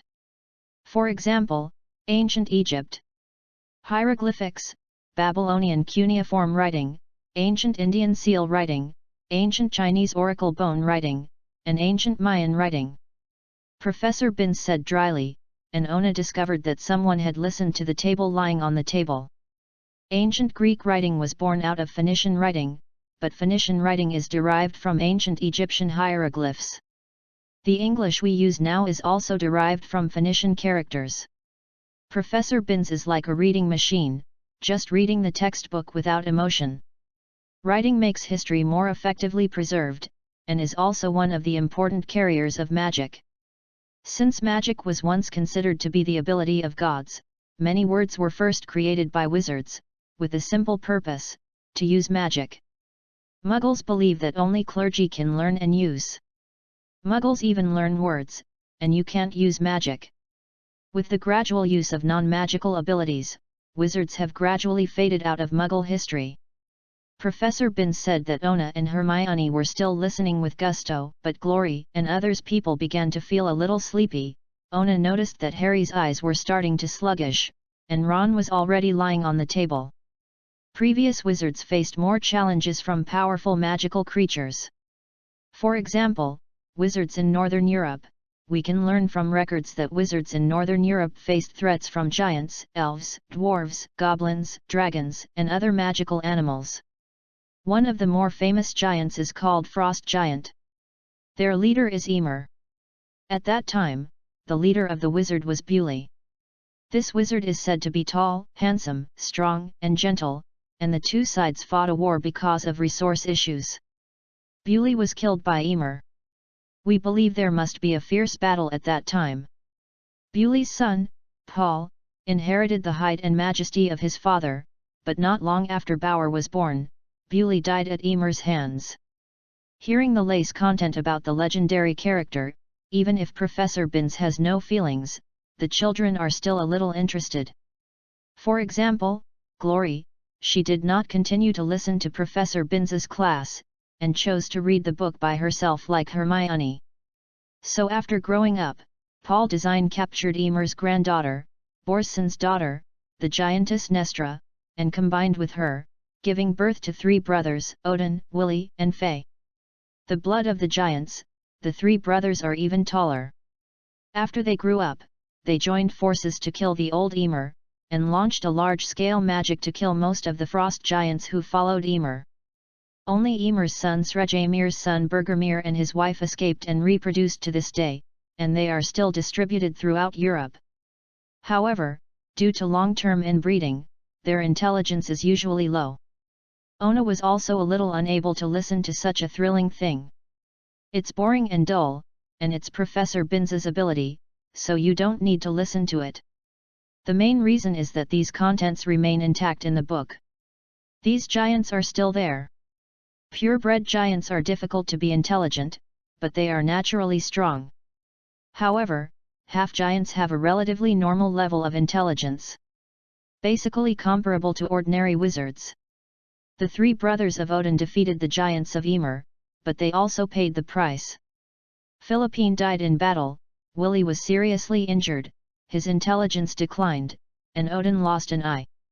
Later, Odin and the fortune-teller Frigga combining, gave birth to Badr and Hodel, gave birth to Thor with the giantess Jade, and gave birth to Vidal with another giantess, Grid, and then other illegitimate children, Tyr and Heimdall, Wally, Helmod, Blakey, Mary, etc., also gave birth to some children who did not inherit magic, such as Skijord, Ingwe, Siminger, etc.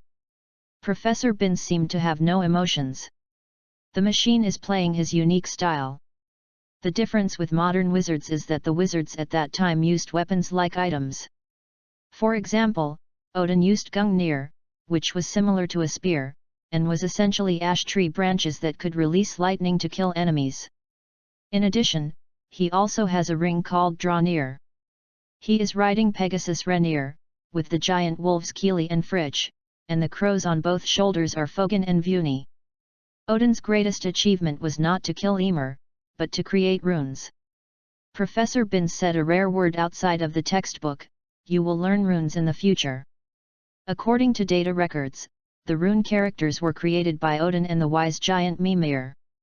Later, Mimir was beheaded by the wizards of the Warner faction. Eventually, Odin perfected and promoted the rune characters. Professor Binz added the topic. Turn back to the textbook. The Asad faction headed by Odin is considered to be an orthodox wizarding faction because of its victory over the giants, but there are also some other wizards who are unwilling to join the Asad faction and form the Warner faction. The Asad faction led by Odin. There was also friction with the Warner faction led by Niold. For better development, the Warner faction decided to send the witch Gulvid to negotiate with the Asad faction, hoping to reach an equal cooperative relationship. Odin thought this was a provocation. So he took the lead in attacking Gulvid, but the strength of Gulvid was beyond the expectations of the Asad faction. 3 powerful magical offensives failed to kill Gulvid, and the two sides entered the war. After a long war, the wizards of both sides suffered countless deaths and injuries, and the giant took the opportunity to multiply and threaten the wizards again, which prompted Asad and Warner to decide to form an alliance in the form of an exchange of hostages. Warner's leader, Ni. Alder, changed his name to Nijad and joined Asad with his children Frey and Freya. Odin also asked his younger brother Willie to change his name to Heinar. Although Heinar is handsome, he is fighting with Ymir. The midbrain was injured and his intelligence was impaired, so Odin asked Mimir to join Warner with him. Binz described the situation back then. Finally, some students couldn't help but doze off, but Professor Binz didn't even notice. So more students got down. The Warner faction was very happy at the beginning, and once let Heinel be the leader, but once Mimir was gone, Heinel was completely exposed. The wizards of the Warner faction found out this fact and thought they had received insults and deceptions, but since they couldn't deal with Austria, Ding's brother started, they chose to behead the old giant Mimir and send the head to the Asad faction to express their dissatisfaction. For the continuation of the alliance, while also avoiding Nijad's return to the Warner faction, Odin chose not to pursue it. That's it. Ron sighed, I've heard Grandpa say it a long time ago. I'll sleep for a while. The wizards reached an agreement, but the long struggle made the wizards less powerful than before. In addition, Loki, the second leader of the Frost Giants after Ymir, integrated the Frost Giants scattered throughout the Ymir era. Unlike Ymir, who only advocates strength, Loki has a very strong wisdom. He pretends to form an alliance with Odin and become a brother, but keeps designing secretly.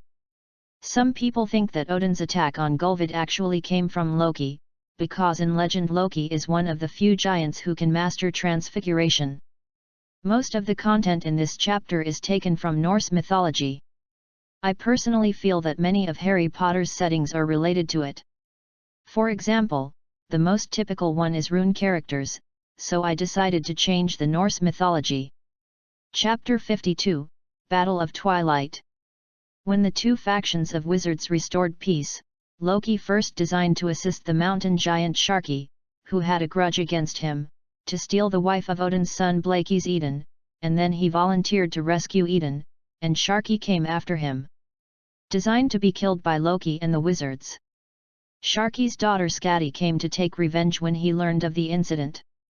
Odin asked his son Badr to come forward. Skadi fell in love with Badr, but it was Ni who married her in the end. Jodar. The combination of the two was just a stopgap measure, and they separated in a short time. Professor Binz's teaching method caused most of the students to fall successfully, and the three of Ona turned the book on their own to avoid being hypnotized. Harry followed Ron's footsteps and got down. Because of the one-eyed reason, Odin doesn't like Hodel, who looks the same as Badr but is born blind. Rocky used this trick to get Hodel to shoot his twin brother Badr, Badr's wife Nan. Na also passed away due to excessive sadness. Odin, in a rage, mistakenly thought that Hodel had bad intentions, so that another son, Vali, shot Hodel as well. Professor Binz didn't care that the students were lying on the table like fallen wheat ears. Go on, continue reading, but Odin, who had calmed down, quickly discovered the truth of this matter. So they caught Loki, imprisoned him, and took one of Loki's sons and his two sons. Become a wolf, that is, Fenrir and his two sons, Skjold and Heitai, tore up Loki's other son Narfur together. But Fenrir turned to attack the wizard and bit Tyr, the right hand of the wizard. The wizard tried to imprison him. Fenrir is considered the ancestor of the werewolves. In order to save Loki and avenge the bereavement, Loki's wife Sigyn and the leader of the fire giant Siltir, in the female the giant, also Loki's lover, Angel Boda, launched an attack with the help of it. Ona found that although Professor Binz was drowsy, his speed was not slow, basically similar to his own reading speed. They rescued Loki first and liberated Fenrir, along with the son of Loki and Angel Berta, Jemengard. He was also targeted by the wizard, turned into a giant snake, and took the daughter of the two. The ship built by Hela killed Asgard, the headquarters of the Asad faction. Hela sent a pet and Garm the Hellhound to join the battle. Ona listened carefully, describing the most famous battle in the wizarding world. Odin took the lead, but after all he was old and was bitten to death by Fenrir, but his son Vidal picked up Gungnir and killed Fenrir to avenge him. Thor killed Jemengard with the hammer, but he was also poisoned by Jemengard's venom. Tyr was left with only his left hand and died with Garm the Hellhound. Loki could not please. After being imprisoned, he was greatly reduced by Heimdall's head with a sword, but he also used a spell to kill Heimdall before he died. Seltr killed Nijod's son Frey, but seeing that almost all his companions died under the attack of the wizard, he decided to use a large-scale flame to burn everything, including himself. Ona listened attentively.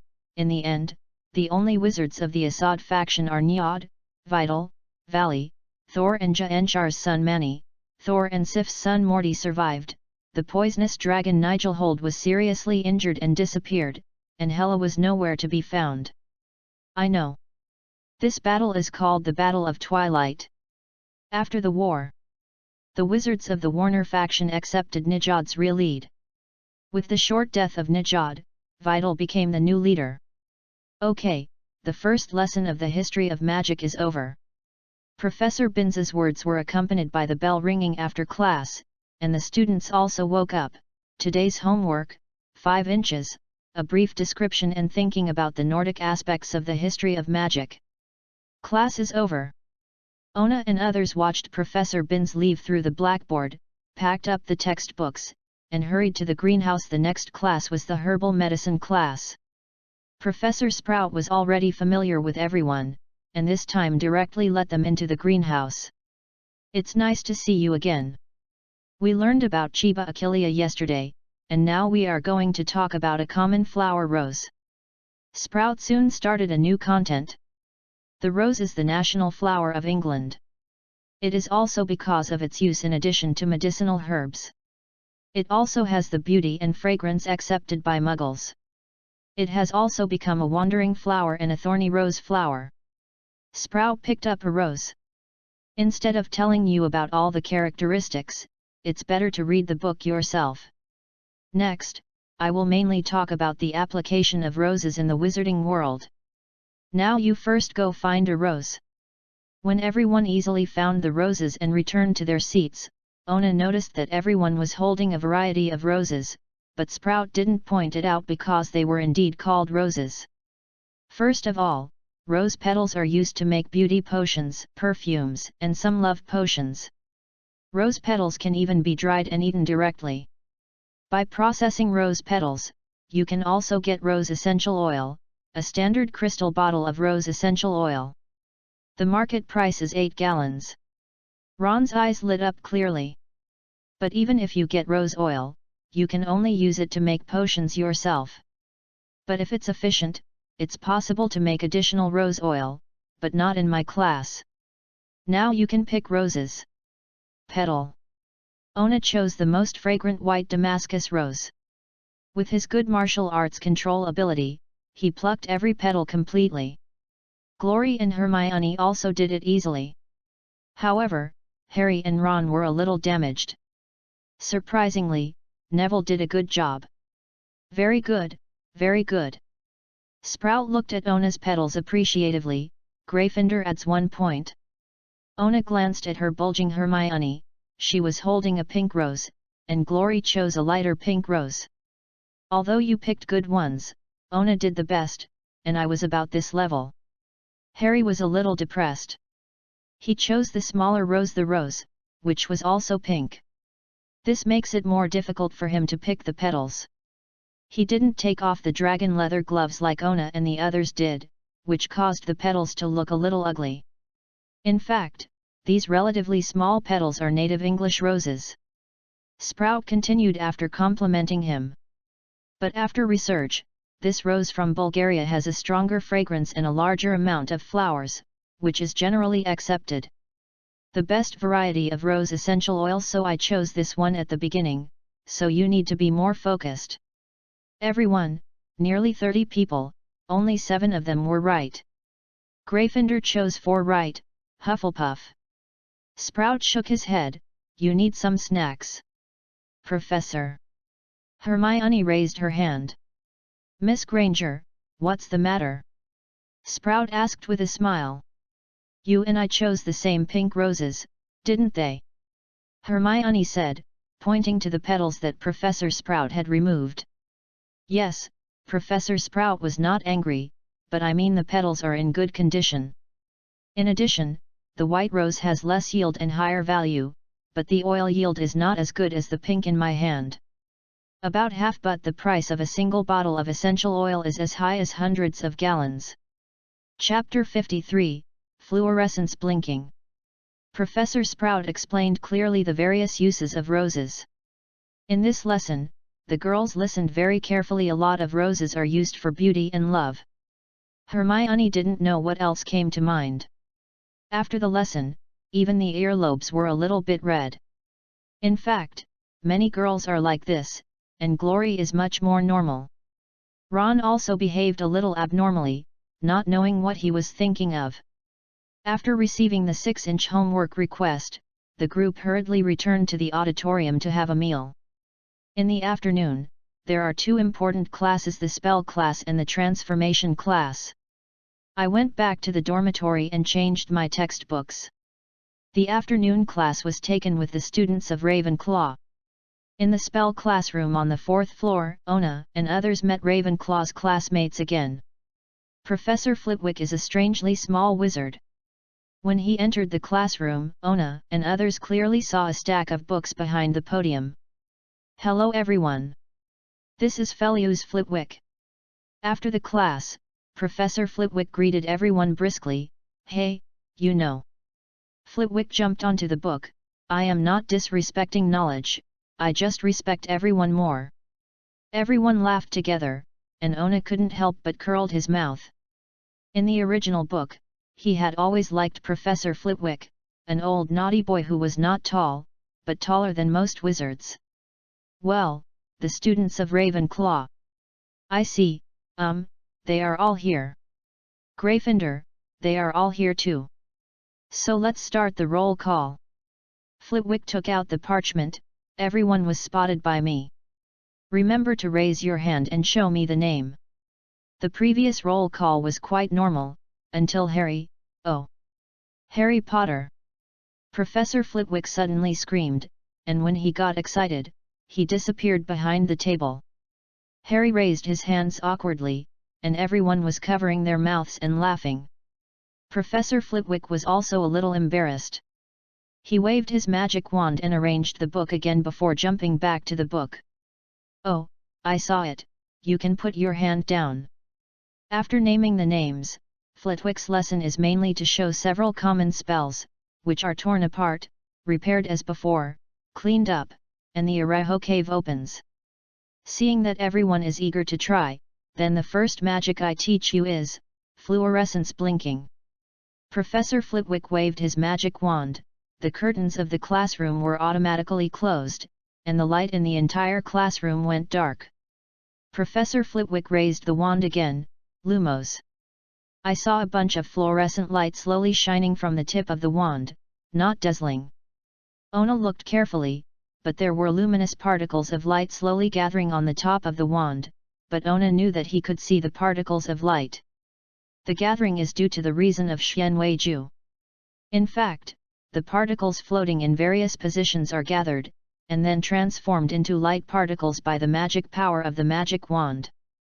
Well, before you cast the spell, make clear what you want to achieve, communicate the magic power, strengthen your beliefs through the spell, and then slowly release your own magic power and gather to the top of the magic wand. Professor Flitwick again demonstrated again. Lumos. Hermione raised her wand, and a small group of light appeared on the top of her wand. Although it was not as good as Professor Flitwick's magic that could illuminate most of the classroom, it was enough to illuminate Hermione's face. Excellent! Professor Flitwick shouted excitedly, Hermione Granger. She made it. Very good. Gryffindor adds 1 point. Thank you, Professor. Hermione was so excited that the magic effect disappeared. Stable, be stable. Professor Flitwick said cheerfully. Lumos. Ona raised his wand, and the ball of light appeared, a little bigger than Hermione's, illuminating the Glory, Harry, and others around him. Wow! Look, Ona Cluff! Good job! Professor Flitwick had just finished speaking, and both Glory and Harry had successfully released the fluorescent charm from the tips of their wands. Oh my god!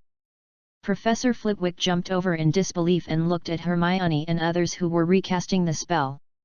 This year's Gryffindor! What a great thing!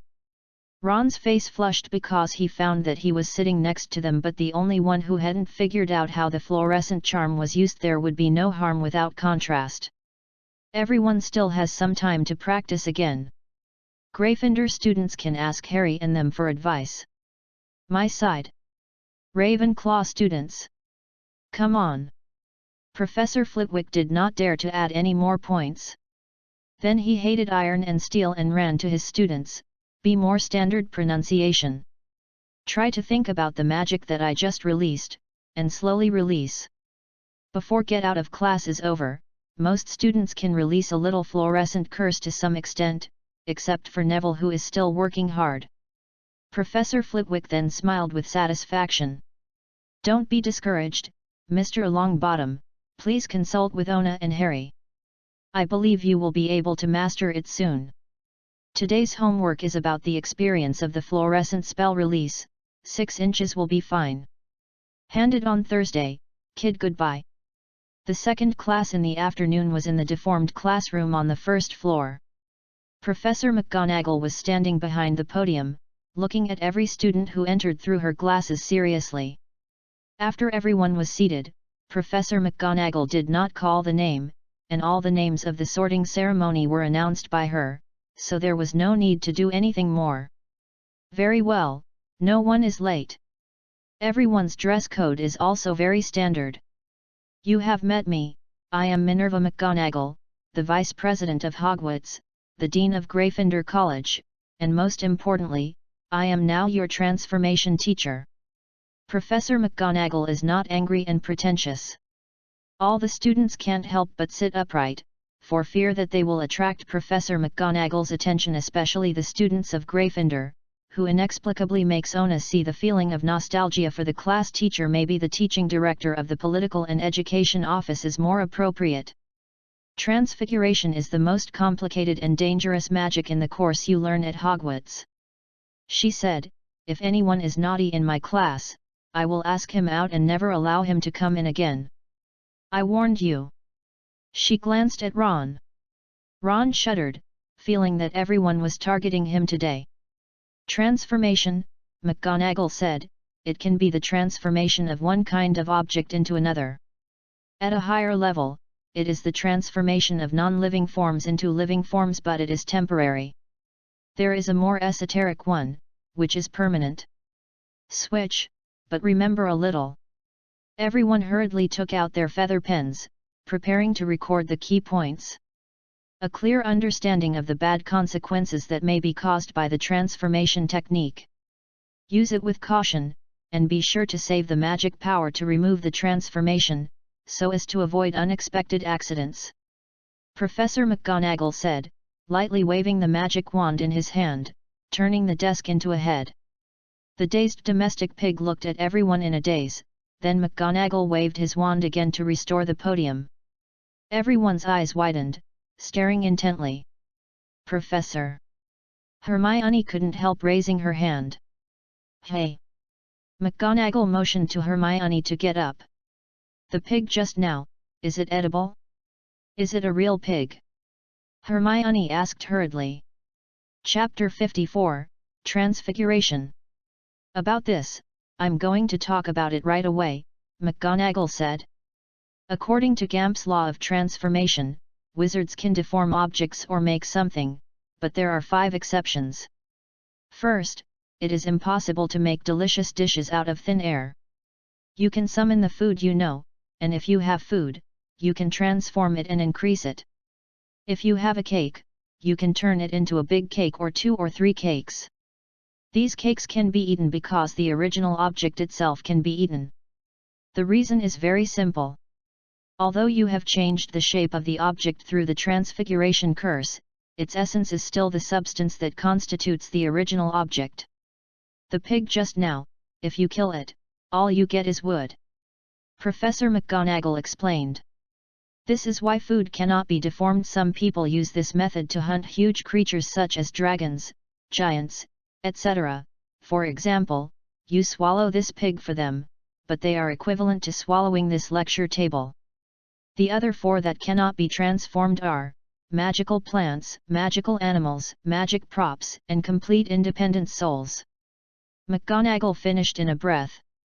A magical plant refers to a plant with magical properties.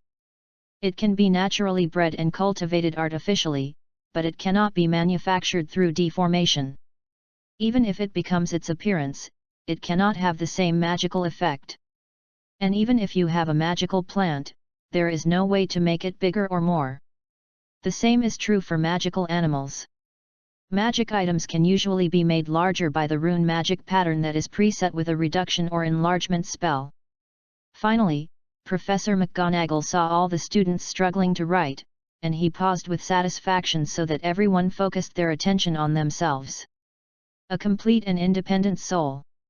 A living body that has been transformed from a non-living body, such as the pig, does not actually have independent thinking, nor does it require eating or other physical behavior.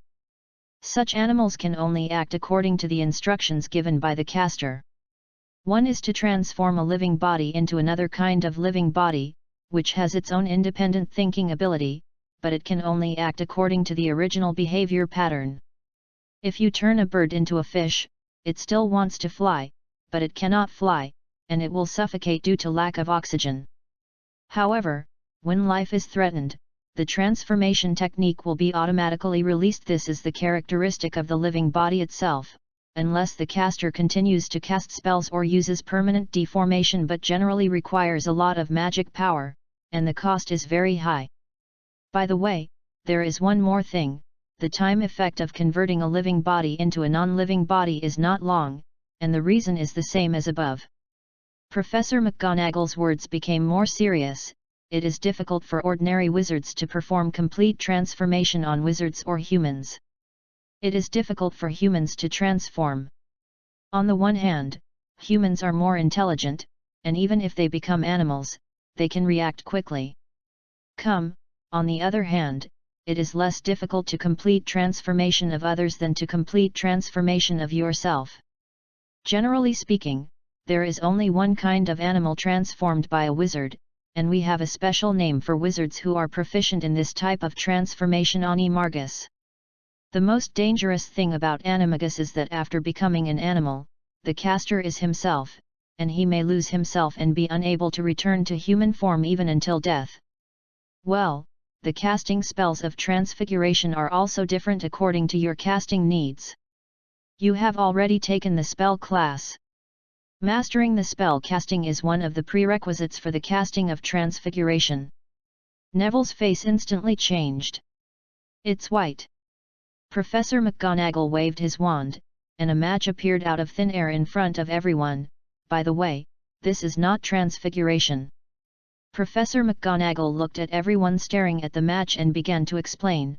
Generally speaking, it must be right. Objects that have been deformed by other wizards need to be deformed again, and they need to exert more magic power than the other party, or even several times more. Now it is a classroom exercise, and deforming with the original object is more suitable for you. Professor McGonagall used a floating technique to make a match float in the air. Acre. The match gradually turned into a needle. The greater the magic power applied, the faster the deformation speed. The closer the shape and size of the object and the deformed object are, the easier the deformation. Next, try it yourself. Acre. With a wave of Ona's wand, the transformation was completed in an instant. Professor McGonagall held the glasses in disbelief so as not to fall off. She couldn't help but walked over, picked up the needle and looked at it. Very good. Professor McGonagall smiled. Ona Croft? You? Very talented. Gryffindor adds 1 point. Hermione gritted her teeth, but no matter how hard she tried, she even practiced in advance. Percy told her to practice in this way at the school dinner, but after all, the time was too short now. She just turned the match into metal, a little bit fine. Ona, you can show it to your classmates. Professor McGonagall asked Ona to stand at the desk, and McGonagall conjured another match. Slower casting speed, let everyone see clearly. Okay, Professor. Ona held the wand and whispered to the match, Acre. Everyone saw that the match slowly changed from a wooden stick to metal along one end, and it became thinner and thinner, and the head of the match completely turned into a sharp needle. Perfect. Professor McGonagall nodded.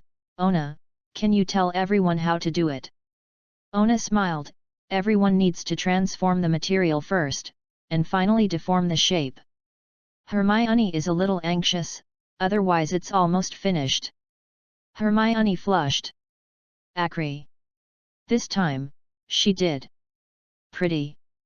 Professor McGonagall looked at the two people with satisfaction, and said in his heart, it seems that Gryffindor has produced a few good seedlings this time. Glory basically completed the transformation before get out of class, and Ravenclaw's side was as good as before Hermione. Well, about the understanding of transfiguration, 8 inches. Get out of class is over. Today Ron didn't mention it back to the common room, and a group of 5 people went directly to the library. After all, 4 classes were connected and there was no time to finish eating at noon. Before dinner, Ona and Hermione basically completed today's homework, and Ona still drew pictures of the herbal medicine homework. You are showing off, do you know? Hermione bit her lip. Why don't you draw me, with glory? At night. Ona didn't mind. Hermione was overjoyed and happily counseled Glory to go. Harry, there is still something wrong here. Ona read Harry's homework on the history of magic. Good guy, basically copy the textbook. Looking at Ron again, it is even more outrageous because he is sleeping most of the time. He is based on the description of the story he has heard, which has a greater deviation from the textbook. Ona had to ask Ron to read the textbook before writing, and Harry only wrote a simple sentence after the description. Think more about why the wizards finally won so badly because of the excessive internal friction in the early stage. What is the inspiration for us now? I believe that the assignment of homework by the professor is considered by the school. After dinner, Hermione coached Glory to continue his homework. Harry and Ron wanted to find Ona, but Hermione glared at him. Write it yourself first. Harry and Ron were bitter. The history of magic homework was basically rewritten by Ona, and they wanted to simply let Ona talk about what they were writing. Ona's homework was put away by Hermione. Ona had nothing to do and had to help Hermione and Glory to paint portraits. In fact, Hermione knew about drawing, but she hadn't paid much attention to Ona's paintings before, and now she found out that they were pretty good. Mainly the 5 indeterminates. I thought about it for a long time, otherwise it was too late to complete it last night. Wake up in the middle of the night. Code word, by the way, take a look at the Champions League. Chapter 55, Rose Swordsman. After Ona sketched the portraits of both girls, Glory's homework was also completed. Harry and Ron looked at Ona eagerly, but Neville came over first. Ona, the professors have asked me to ask you for advice. Will I disturb you? It's okay, Neville. Ona took the homework Neville worked hard to complete. I'll take a look first. Neville is indeed a bit slow, but from the perspective of homework, his studies are fairly solid, and he understands where he wants to understand, and doesn't know how to write down where he can't figure it out. Neville's homework in the herbal medicine class is very good, even surpassing Harry and Ron, and the other homework can only be considered satisfactory. Generally speaking, you have mastered the theory now, that is, you lack a certain amount of practice in casting spells. You should try to cast spells first. Ona took the wand and demonstrated the fluorescent spell to him. This spell is very simple. You don't need to wave the wand. Just focus on the tip of the wand. Try to imagine making the tip shine. That's good. After nearly half an hour of patient teaching, Neville successfully mastered fluorescence. The curse, the effect is also very good. The brightness of the light source can be adjusted independently according to Neville's idea. Next is transfiguration. Ona found a match. You first try to turn it into a wooden needle. Even Lavender and Dean came together. Hermione frowned and looked at the 2 girls next to Ona, but touched the painting Ona had given her, and she endured it. Glory was a little amused.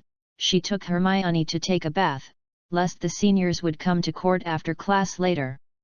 It took Ona a night to teach Neville with difficulty, while the others learned it relatively an hour earlier. But Ona noticed that although Neville was slow to learn, his spells were much more stable than others after he mastered it.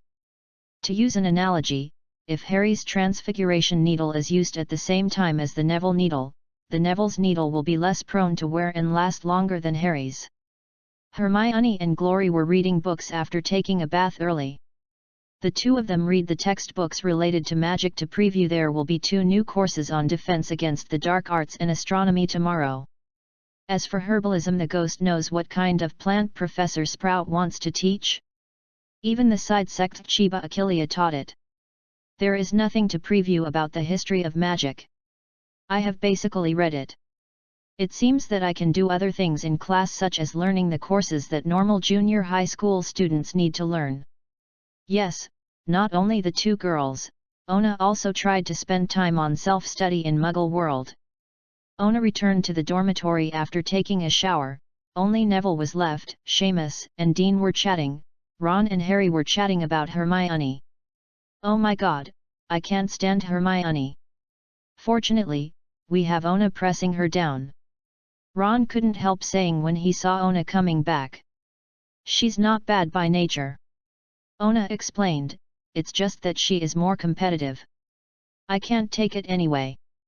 Ron considered that Glory and Hermione had a very good relationship, so he didn't say much, but Harry stabbed him secretly. Hermione and Ona have known each other since childhood. Ron was embarrassed, seeing Ona's expression as usual. He changed the topic of conversation. Ona saw that it was late, so he lay down and clicked on today's system Harvest. Ding! For the first time learning the History of Magic course, completing relevant thinking, and deepening the experience of history, the Old Master's hero level experience has been improved, and the Old Master's level has increased by 1. Ding!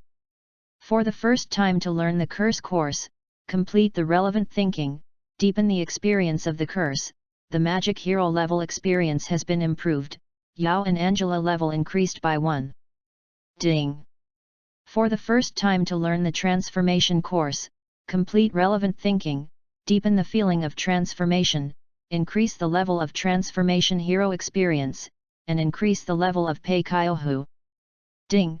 Because I taught Neville to learn the spell, answer questions and solve doubts, and deepen my feelings about the teachings, the Old Master's level will increase by 1. Yo roar! Ona was so happy. Although after yesterday's gains, I knew that learning the new curriculum would help improve the hero level. I didn't expect the Old Master to raise level 3 in 2 days. Angela and Yao raised level 2, and even Pei captured the tiger. Up to level 1. Ding! Meet Felius Flitwick. Friendship 30. Meet Minerva McGonagall. Friendship 40. Pomona Sprout. Friendship 40. Neville Longbottom. Friendship score is 100. Friendship score is updated in real time. Ding! Neville's favorability reached 100, rewarding Neville's herbalism talent. Ona discovered that Neville's herbalism talent was still above him. Ding! Special task trigger Rose Swordsman. Since you are in contact with roses in herbalism, and in the transformation class, you touch the transformation magic to turn the matches into needles. Please turn your wand into a rapier, and make the fine essential oil made of red roses by yourself. Apply it on the rapier, and activate the new hero Charlotte. Ona opened his eyes. Is this okay? However, the conditions are not easy. I have to find a way to learn to reconcile rose oil. The problem is that I have chosen the white rose. Red rose. He has a headache. The Damascus rose suitable for making rose essential oil is not pure red. If it is an essential oil made from ordinary roses, it is difficult to reach the level of fine quality. In addition, he also thought of one thing.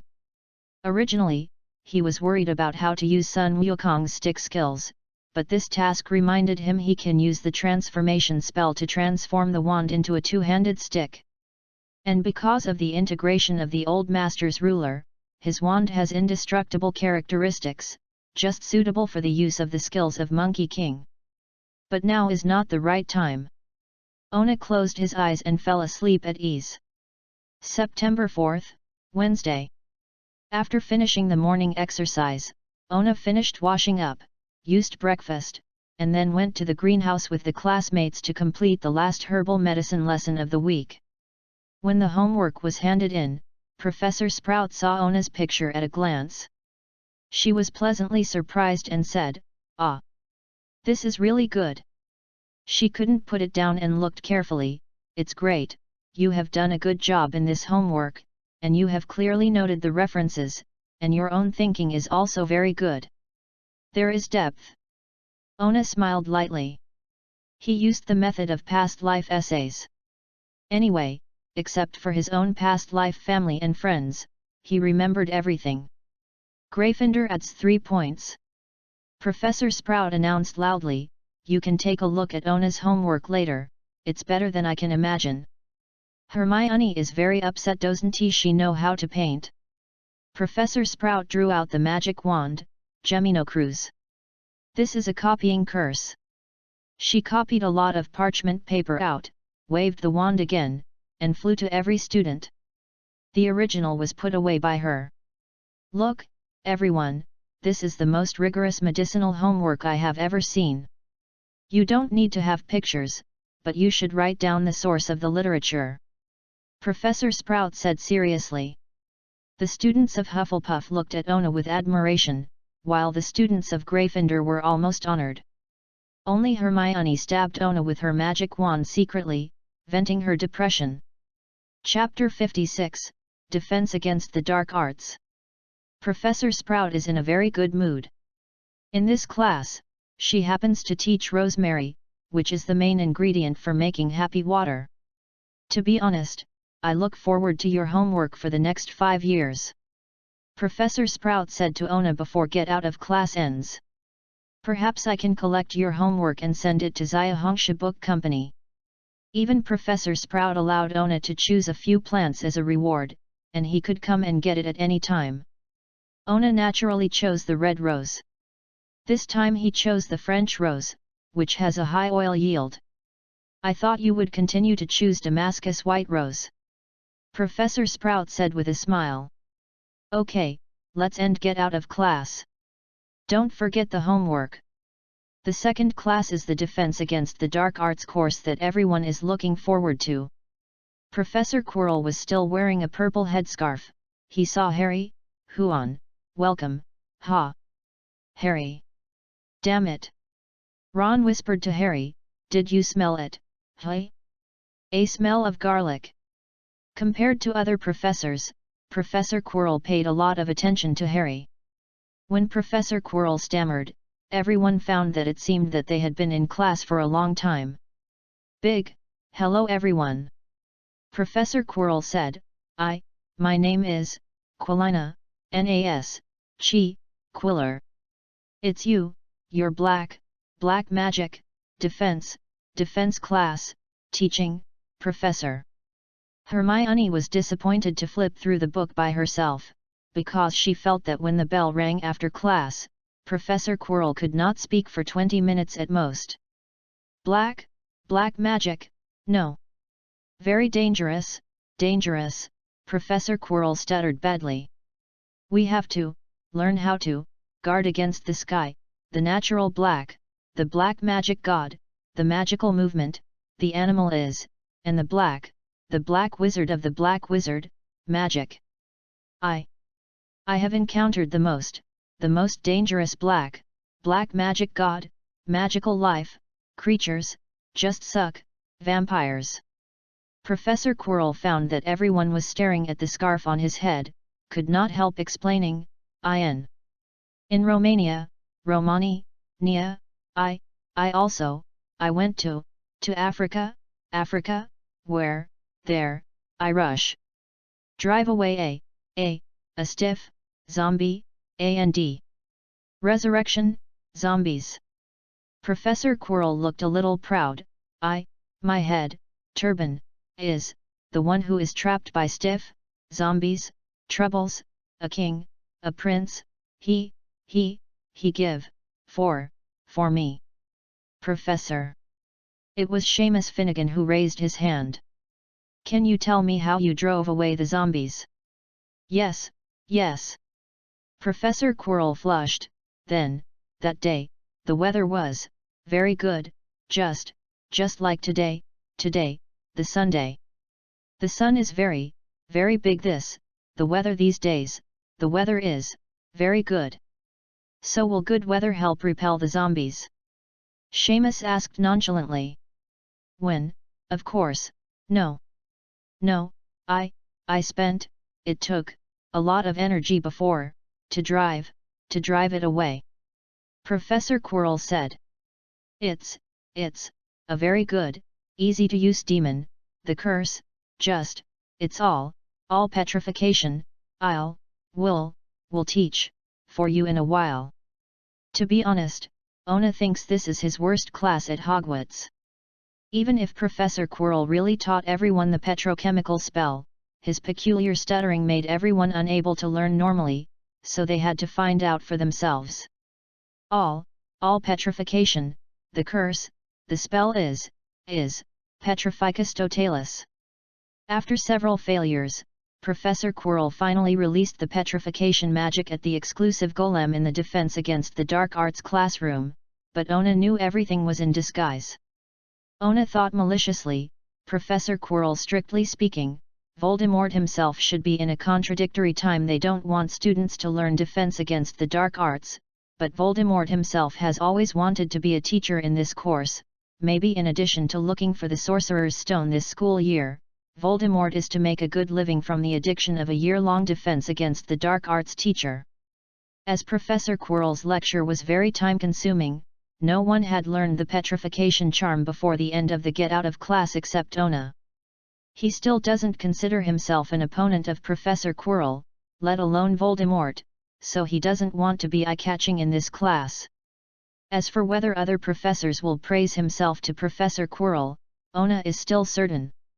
Presumably, in order to better hide himself, Professor Quirrell will try to minimize the time spent with other professors, because in addition to the welcome dinner, these days Ona didn't even see Professor Quirrell in the auditorium.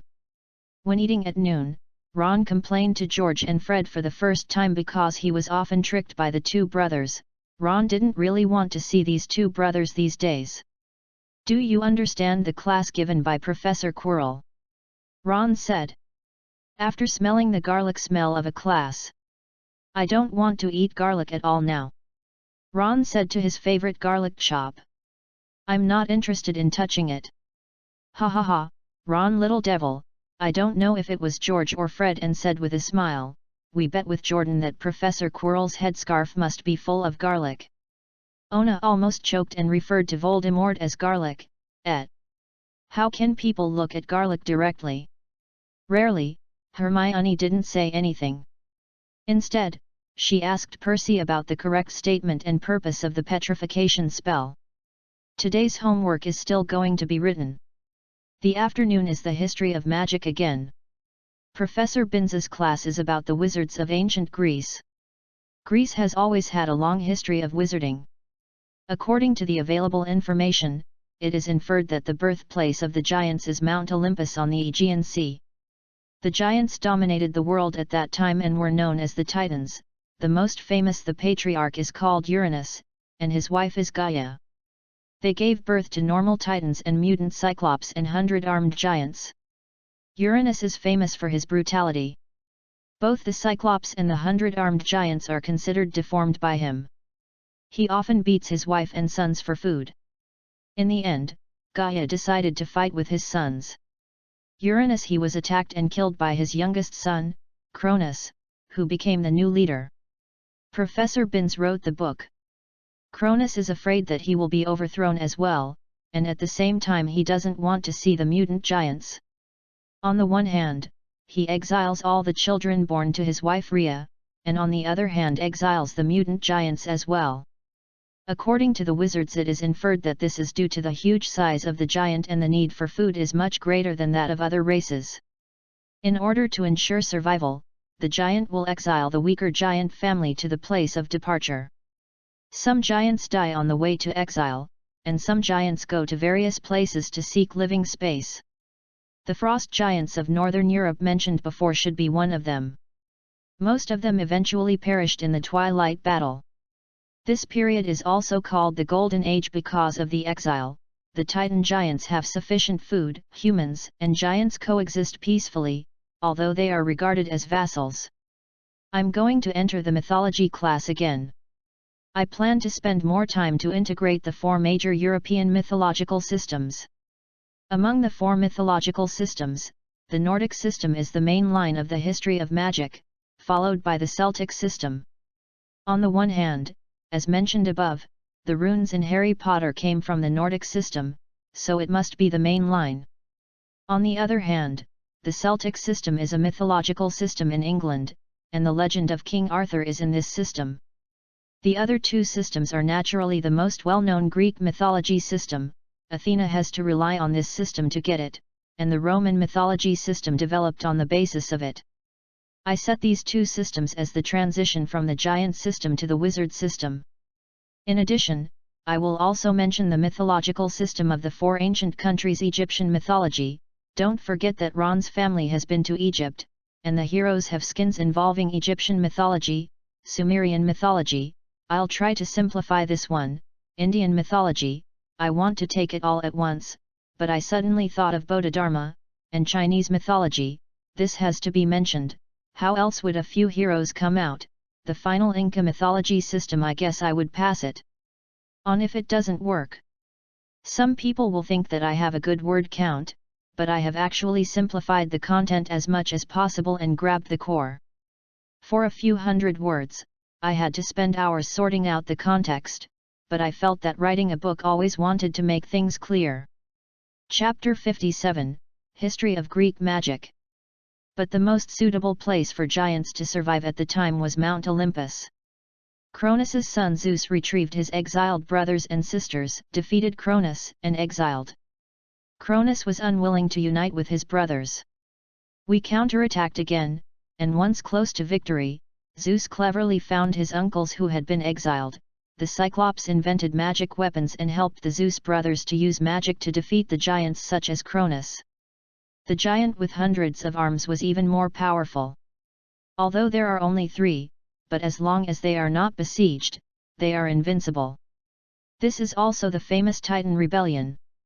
Professor Binns said here, and a rare addition, although this history is earlier than the Twilight War, but since the main body of history is a giant, it will be described later. After the Titan Rebellion, because humans supported the original Titans, Zeus exiled the humans who participated in the rebellion, which is the Silver Age. The remaining humans continued to serve the Titans headed by Zeus, but their status was not as good as before. Also known as the Bronze Age. Professor Spinner said, paused. The Bronze Age ended in the Great Flood. What's interesting is that this Great Flood is recorded in many historical sources: Noah's Ark, Babylonian flood records, ancient China's Great U governing water, ancient Indian Aztec Fourth the era of the flood era, and so on. We have reason to believe that the whole world encountered a great flood at that time. Remember that after the battle between the Odin brothers and Ymir in northern Europe, the flood was also mentioned. A certain number of magical historians believed that this time the Great Flood is the same. But in the end it is recognized that the wizards of the Asad faction led by Odin used this method to kill the giants, and the source of inspiration may be from Greek historical materials. The giants of Greece exposed a huge flaw in this flood. Although they were tall and ordinary water could not drown them, it also led to their inability to water. Once they encounter a flood that they cannot resist, then the death rate of giants is extremely high. Professor Binns returned to his original state of reading the text. Because of the heavy casualties of the Titans, in order to continue the race, Zeus had to choose to combine the giants with humans, giving birth to many half-giants. At the same time, various magical creatures and wizards began to be active, so it was called the Age of Heroes. Out of the position of ruler. There are many major events in the heroic age. The earliest incident was theft of fire by Prometheus. This incident actually occurred at the end of the Bronze Age. Due to the low status of humans during that period, dissatisfaction gradually accumulated. Prometheus was Urano, the grandson of Si and the nephew of Cronus. He saw the dissatisfaction of humans and other creatures with Zeus, so he decided to use these powers. He found those humans who can perceive magic power, that is, the prototype of wizards, and taught them how to use magic. But Zeus discovered this and used Pandora's box to create a plague to try to kill the wizard, and imprisoned Prometheus. Then the war between the wizard and the Titan broke out, and the leader of the wizard, Lycaon, was used by Zeus. The transformation curse turned into a wolf, and the magic of both sides created a huge flood. The wizards had long been prepared. Prometheus' son Deucalion drove the human wizards to escape, and the Bronze Age ended. Professor Binns finished reading this paragraph, and Ona noticed that almost everyone was on the ground again. Just after lunch, it was a warm noon. Professor Binns's lecture was like the deepest hypnotic spell, which brought down all the students including Glory. Hermione was struggling to support it. Ona was the only student who listened attentively. Zeus found that many giants died in this flood, and humans and all kinds of magical creatures have come back. He can only choose to hide in Olympus. Human wizards occupy most of the territory, but Zeus is not willing to fail, so he lets the giants integrate with humans. In addition, he also tried to provoke the struggle between humans. In the heroic era, most heroes fought with magical creatures. The more famous ones are Cadmus killing the poisonous dragon and Perseus wearing flying shoes. Killed Medusa and the sea monsters, Atalante shot the horses, Meleagros assassinated the wild boar Calydon, Pelelavon rode the Pegasus and killed Camellia, the birth of Zeus the half-giant Hercules killed Hydra and the giant lion Nemea. Professor Binns paused. According to the record, Nemea restored his human form before his death. This is also the earliest recorded one in history. Animagus. After that, an important event happened. Jason joined many heroes to seize the Golden Fleece, including Hercules. Along the way, he killed the six-armed giant, helped the prophet Phaneus drive away the strange bird, and experienced many sufferings. In the end, Jason married the witch Medea and got the Golden Fleece with her help. On the return journey, with Orpheus's help, he resisted the temptation of the sea monster and killed the giant Talos. Bin Professor Si turned a page and read on. The last wizard leader who is well documented is Theseus. His deeds include killing the dark wizard Periphas, Sinis, Skyron, Kerkuon, Masters, and killing the wild Borphia, the bison Marathon, the half-bull Minotaur, became the leader of the wizard after success, which greatly developed the Athenian faction. He married the Amazonian warrior Hippolyte and triggered a war. Although he won, he fought against Hippolyte. He died. Later, he helped his brother Pirithous to kill the crowd of expelled horses, but after a long time, the elderly Theseus later lost control of Athens and eventually died in a sneak attack by Lycomedes. Although some of the heroes are half-giants, Zeus wants to restore his dominance all the time, and in the end he provoked the biggest wizard war, the Trojan War. This war was about the 12th century BC, and it was caused by the wizard Paris eloped with Zeus' daughter Helen, Helen's husband, Menelaus, the leader of the Spartan faction, and the leader of the Mycenae faction, and his brother Agamemnon, attacked the Trojan faction together. Professor Binns said here, will a series of personal names reported, this war involves almost all Greek wizards. The attacking party, Protatheres and Paloclos, were killed by Hector, and Trepolemos. He was assassinated by Sarpedon, Periphas was killed by Titan Ares, and Achilles was shot by Paris with a secret arrow. Not only that, but the contradictory attacker also had internal friction. Odysseus framed and killed it. Paramedes died, and another wizard Aias committed suicide because of injustice in rewarding him. But as the final victor, the coalition has achieved brilliant results. Diomedes threw a spear to kill Pandaros, joined forces with Odysseus to assassinate Rhexos, Agamemnon killed Kun, and Tcros. Kill Gorgothion, Alctopolemos, Achilles kill Hector, the Amazon warrior leader Penthesia, and the wizard Menon from Africa, Philoctetes shoot and kill Paris, the son of the leader of the Trojan faction that caused the war. In the end, Odysseus used a Trojan horse, and the prophet of the Trojan faction, Laocoon, saw through the plan, but was killed by two giant snakes in the dark. Death. That night, the defensive Trojans were slaughtered. So far, the 10-year-long Trojan War ended, the Trojan faction was destroyed, and the attacking Mycenaean faction also suffered heavy losses. Chapter 58, Troll. Agamemnon returned victorious, but was murdered by his wife. His son Orestes later grew up to avenge his father. Another hero, Odysseus, killed the Cyclops on the way for 10 years. The giants chased and killed, evading the witch Carker, the Siren, and the sea monster Scaura. They finally returned victorious, but this also marked the end of the heroic age. Eventually entered the Dark Iron Age. During this time we have suffered heavy losses, but the giants have not been able to restore the glory of the Bronze Age. Professor Binns finished the lecture and smiled at the only one who could look at him. Let's get out of class. Today's homework is to describe the Battle of Troy and thinking, 5 inches. As if it were accurate, the bell rang as soon as the voice fell. Hey! Seeing Professor Binns cross the blackboard, all the students looked at each other. Have no homework been assigned today? It's set up. Ona stood up and said, there will be a magical creature class for a while. Today's homework is the description and thinking of the Battle of Troy. 5 inches. Everyone hurriedly put away their textbooks and rushed to the classroom of the magical biology class. Wilmina Grapland smoked a pipe, collected her homework, and threw it on the desk.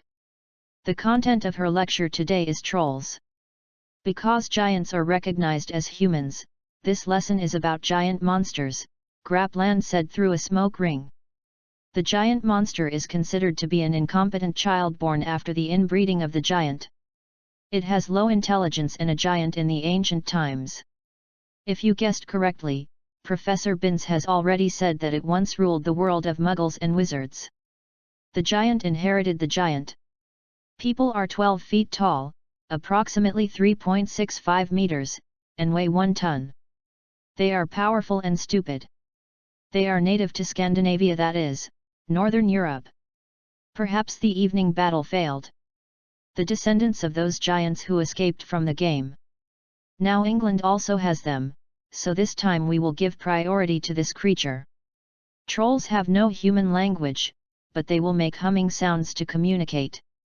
Some relatively smart trolls can understand or even speak a few simple human languages. These are often trained by wizards as guards. Grapland wand one with a wave, an image appeared on the blackboard, and a giant monster looked at the students stupidly, as if he didn't understand what was going on. There are 3 types of giant monsters.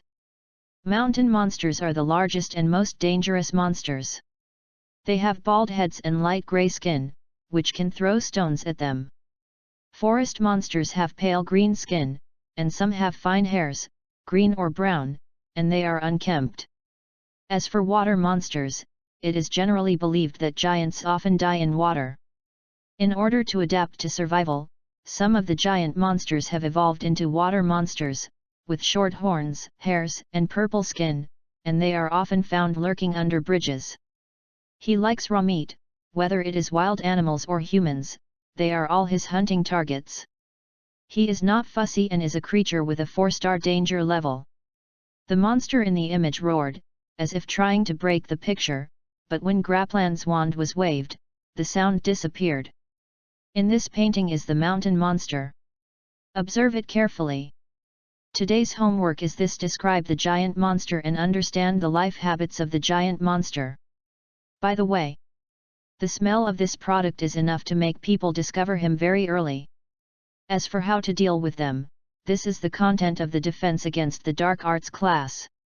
Professor Grapland said sarcastically. To be honest, ordinary adult wizards are unlikely to deal with trolls alone. These guys are really tight. Ordinary spells are of no use to them. Let alone you little first-year dolls. Professor. Ona raised his hand. Grapland raised his eyebrows and glanced, say. Assuming that a troll is inevitable, how to deal with it? Ona asked. Run and hide in a safe and secure narrow space. Professor Grapland smoked a pipe. This is the most suitable for you right now. Thank you, Professor. Ona glanced at the 3 of Harry with a deep look. I hope I won't use it. In the rest of the time, Professor Grapland explained in detail the life habits and scope of the monsters, and added one to the homework after class. Before dinner, Ona and Hermione completed the homework quickly as usual, and Glory adapted to the difficulty of the homework. Although it was a bit slower, it was completed early. Ron and Harry only had time to complete the Defense Against the Dark Arts and Herbology homework mainly because it took a lot of time to practice the petrification spell later. In the evening is a course in astronomy. Everyone finds out the telescope. There is no textbook for this course. Ona specially reminded Hermione and Harry to choose the monocular telescope when he bought it. In addition to the magic telescope, Ona also prepared an astronomical telescope. This one was received on his birthday. gift. Walking all the way to the highest astronomy tower in Hogwarts, the classroom is surrounded by transparent floor-to-ceiling windows. Everyone guesses that you should be able to see the entire Hogwarts area, but now outside Hessian, you can't see anything except Black Lake. Wow, you can come and see if there is no class usually here. It was Glory who spoke. The astronomy tower always has classes at night, and there may be more sunlight during the day, and generally no one wants to stay here. Yet, Hermione imagined with some excitement, shall we see the sunrise tomorrow morning? Ona and Glory agreed. Ron and Harry rolled their eyes, didn't they sleep well? Aurora Sinista is an African witch, and Africa has a deep research on astrology. Good evening. Professor Sinista said to everyone kindly. Call me. Very well, everyone is here. Professor Sinista collected the parchment. Welcome everyone to the world of astronomy. Since a long time ago, wizards have had a great interest in astronomy and have conducted research. Ancient China, ancient Egypt, ancient Greece, and Babylon have records of astronomical observation history for thousands of years. The origin of astronomy in Europe in Mesopotamia, which is Babylon. In 2000 BC, the Sumerians built 7-level temples in Ur and Uruk, and each level represents the Moon, Sun, Mercury, Venus, and Mars. Jupiter, and Saturn. Professor Sinistras said. In 2778 BC, ancient Egypt compiled an accurate calendar based on astrological signs. As for ancient China, there were related astronomical records in the 14th century BC. As for England, there are also traces of astronomy Stonehenge. It was established in 2000 BC. You will learn this in the history of magic. Our next course will focus on understanding the various celestial bodies. Gentle, seeming vaguely under the stars, can't help being attracted.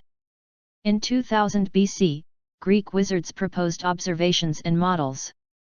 At that time, they believed that the Earth was the center of the world. Not to mention whether it was right or wrong, but the creation of models greatly facilitated the wizard's observation and learning of astronomy. Professor Sinista lightly picked up the magic wand in her hand. And a piece of cloth behind her leaped lightly, folded herself to one side, revealing what was covered a large and delicate model of astrology. Driven by magic, various planets and celestial bodies are moving along trajectories, complicated and spectacular. I was busy this morning, so I wrote the remaining part at noon. Chapter 59, Astronomy. This astrological instrument is the latest version, we only need to look at the solar system. Professor Sinista tapped his wand, raised a small piece from the astrological instrument, and then zoomed in. The center is the Sunday. The huge star representing the Sun emits orange-red light, but it is not dazzling. The Earth is here. The third small star moving around the Sun lit up, emitting a mixture of blue and green light. So small. Ona and the others did not fluctuate. They had learned these common senses in the Muggle world, but Ron and other children who grew up in the wizarding world exclaimed. Yes. Professor Sinista heard the exclamation below, and was not angry, but smiled faintly. The Earth is so small, and the whole universe is so big. As for the Moon, here. Professor Sinista's voice fell, and a small star around the Earth glowed with silver light. The Sun is bigger than most wizards think, and the Moon is smaller than imagined. Mercury Hermes, Venus Aphrodite. Professor Sinista saw that everyone had digested this knowledge and continued to introduce it. The star closest to the Sun glowed cyan, and then the star rotating in the opposite direction between the Earth and the Sun glowed pale gold. Then Mars Aries. The nearest star outside the Earth glowed red. These three stars are smaller than the Earth. Then Jupiter Jupiter, Saturn Saturnus. The next two stars, much larger than the Earth, lit up brown and ochre respectively. Wow! The girls couldn't help exclaiming. Saturn was surrounded by a dense circle of planets, which looked like a hat, very beautiful. Finally, there are Uranus Anolas and Neptune Poseidon. Although these two stars are not as big as Jupiter and Mars, they are still much larger than the Earth. Their bright rays are sky blue and dark blue. The last one is Pluto Hades. In the inconspicuous corner, a gleaming black star made people feel uncomfortable. The sun, the moon, the gold, the wood, the water, the fire, the earth, the sky, and the sea. These 10 stars are the most important stars we recognize. Sinistera said. It was difficult for wizards to observe Uranus, Neptune, and Pluto. They were not discovered until after the 17th century, and they were subsequently included in the astronomy range. But for now, we only need to understand the 7 planets of the Sun, Moon, Gold, Wood, Water, Fire, and Earth. The next 3 will not be involved until after the 5th grade. With a wave of Sinistera's wand, the rays of Uranus, Neptune, and Pluto converged, and silence remained. The 8 color stars remain. Fortunately for you, the Sun is generally not included in the assessment, mainly to look at the stars and moon maps. The brightest giant star also dimmed, Earth. In the end, only the Moon, Gold, and Wood were left. 6 stars, Water, Fire, and Earth. In addition to these 6 stars, the most important thing in the night sky is the constellation. Professor Sinista waved his wand and the astrology changed into a flat figure, but the 6 stars remained. The most important ones are the signs of the zodiac: Aries, Taurus, Gemini, Cancer, Lion, Virgo, Libra, Scorpio, Sagittarius, Capricorn, Aquarius, Pisces. Following the words of Professor Sinista, in turn light up the star chart of each house. From the perspective of astrology, they represent destiny, property, brothers, family, homes, children, servants, marriage, health, travel, career, blessing, and mystery. But this is another course. I am only responsible for teaching you to identify and draw stars. Figure. If you learn about the era of Greek heroes in the history of magic, you will find the origin of the names of these star palaces. Aries about the golden fleece and the Taurus are the half-bull minotaurs and Geminis killed by Theseus. Refers to the twin wizard brothers Pollux and Castor. The Cancer Palace is related to the giant crabs that were killed when Heracleus killed Hydra. The Lion Palace was the first animagus Nemea. Virgo and Libra originated from the witch Astrea. Scorpio is associated with Orion. Centaur is Chiron. Capricorn is Pan. Aquarius is Ganymedes. Pisces refers to Venus and Cupid. Professor Sinistera paused. There are connections between the magic disciplines, don't underestimate any of the courses. These histories are so old, and the records of wizards have suffered heavy losses due to war, so we can't confirm the specific time now. So the history of magic has been simplified as much as possible. Students who are interested can go to the library to borrow books such as History of Magic in Ancient Greece. Hermione's eyes lit up and she hurriedly wrote down the title of the book. There are constellations under each star house. We will explain them one by one in subsequent courses. I won't repeat them here. Professor Sinista waved his wand, and the zodiac only left half of one house. It was still on, and the other stars were dimmed. Today we are at the end of the Virgo in the Virgo Palace, and we will enter the Shepherd in the Virgo Palace next week. So we are studying Virgo today. We are now in the West. Professor Sinista motioned to everyone to write down the star map of Virgo. Have you remembered? Seeing everyone nodded, Professor Sinista waved his wand. The star map was restored to its original state, and Geb flew onto the planetarium and reset it. Cover it. After teaching the students how to draw star maps, Professor Sinista picked up his own telescope.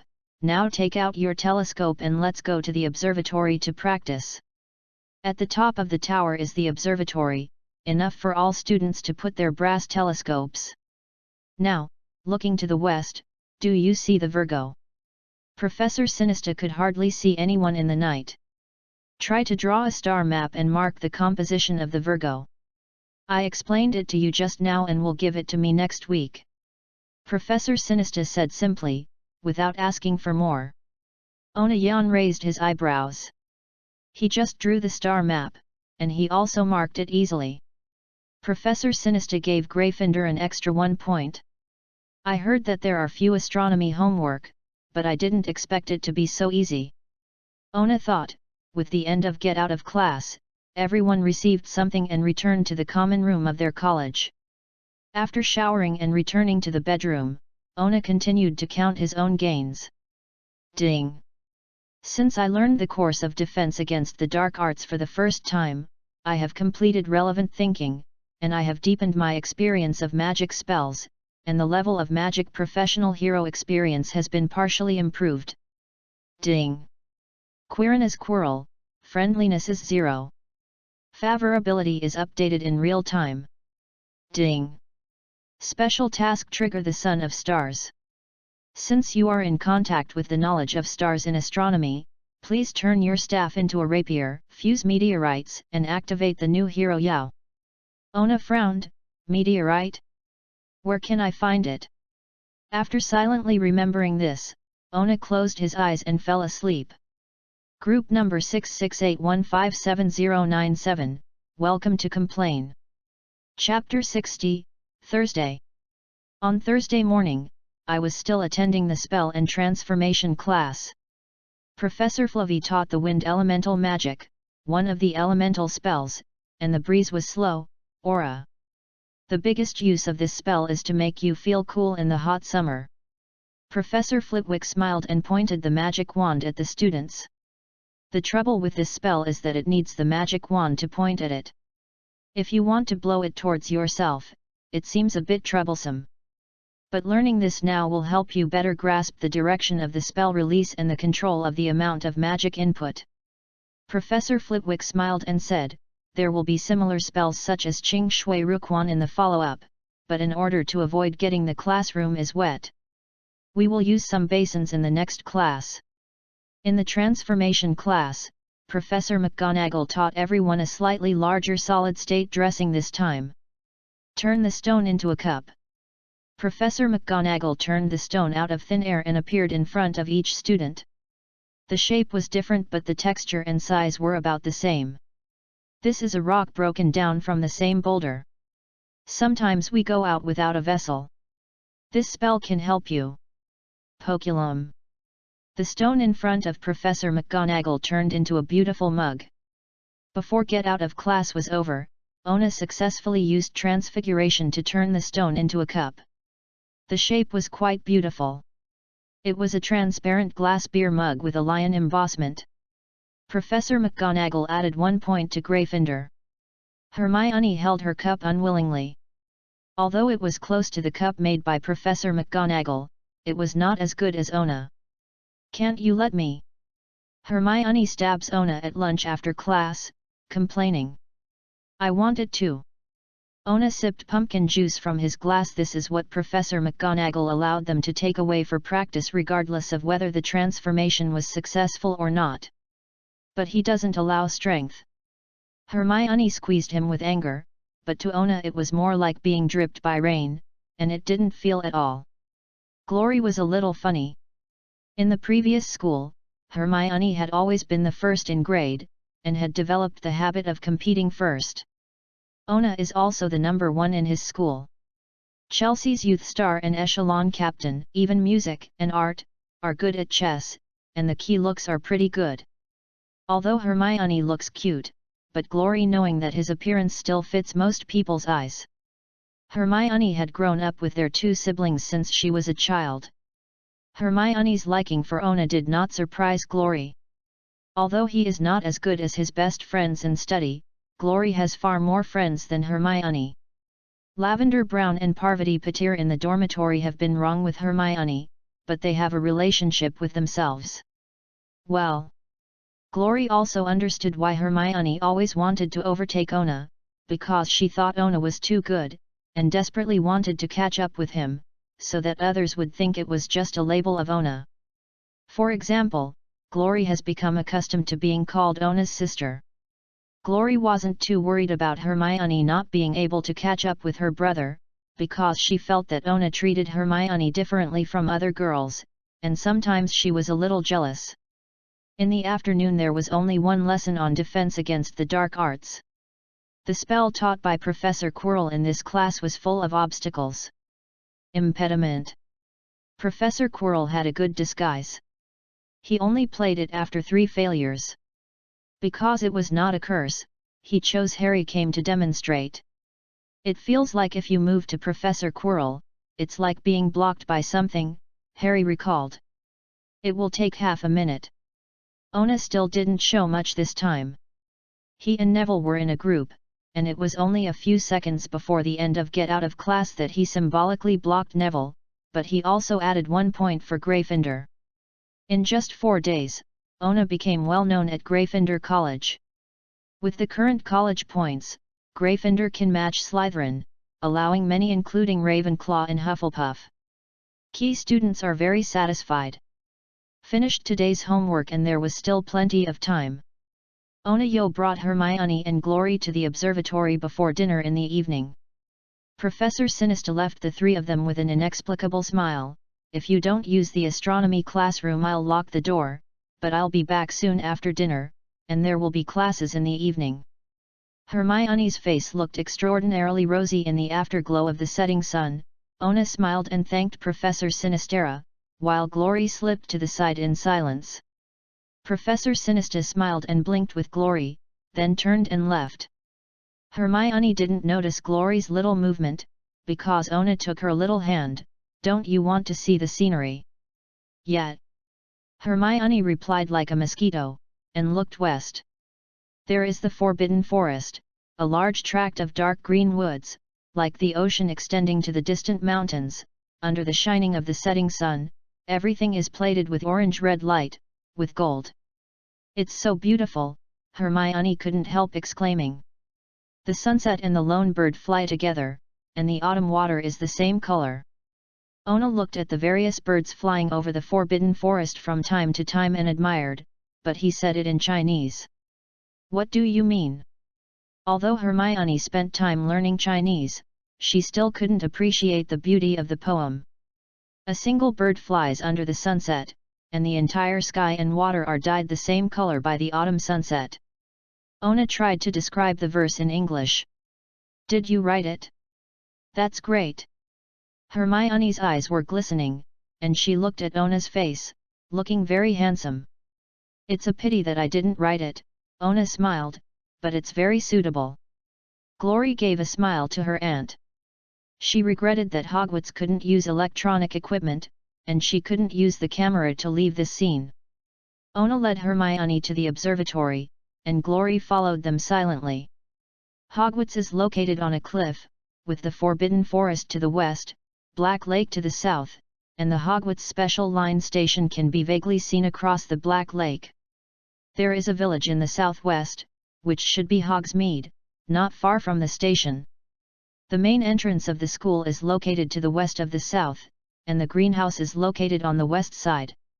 A huge willow tree can be passed by and you can see a small wooden house. Ona thinks that is Hagrid's residence, surrounded by vegetable fields. True North is a place similar to a stadium. It is probably the Quidditch Stadium. The entire school is surrounded by mountains except the Forbidden Forest on the west side. Taking the general situation of the school in mind, Ona took the 2 girls back to the auditorium for dinner. In the evening, due to the early completion of the homework, the 3 of Ona took out a junior high school course in Muggle World. By the way, Mama Haha hasn't come back for several days. Glory suddenly remembered. What's the matter? Ona put down his math book and raised an eyebrow. I'm homesick. Glory said in a low tone. I miss Mom and Dad, too. Hermione has been peeking at Ona since she came back from the observatory. Although she had taken a glance from time to time before, her eyes are almost on Ona's face. Glory asked her questions several times. Looks absent-minded. But Glory's words made her a little more sober. Ona sighed, isn't it good the other day? Parvati was in tears just before eating.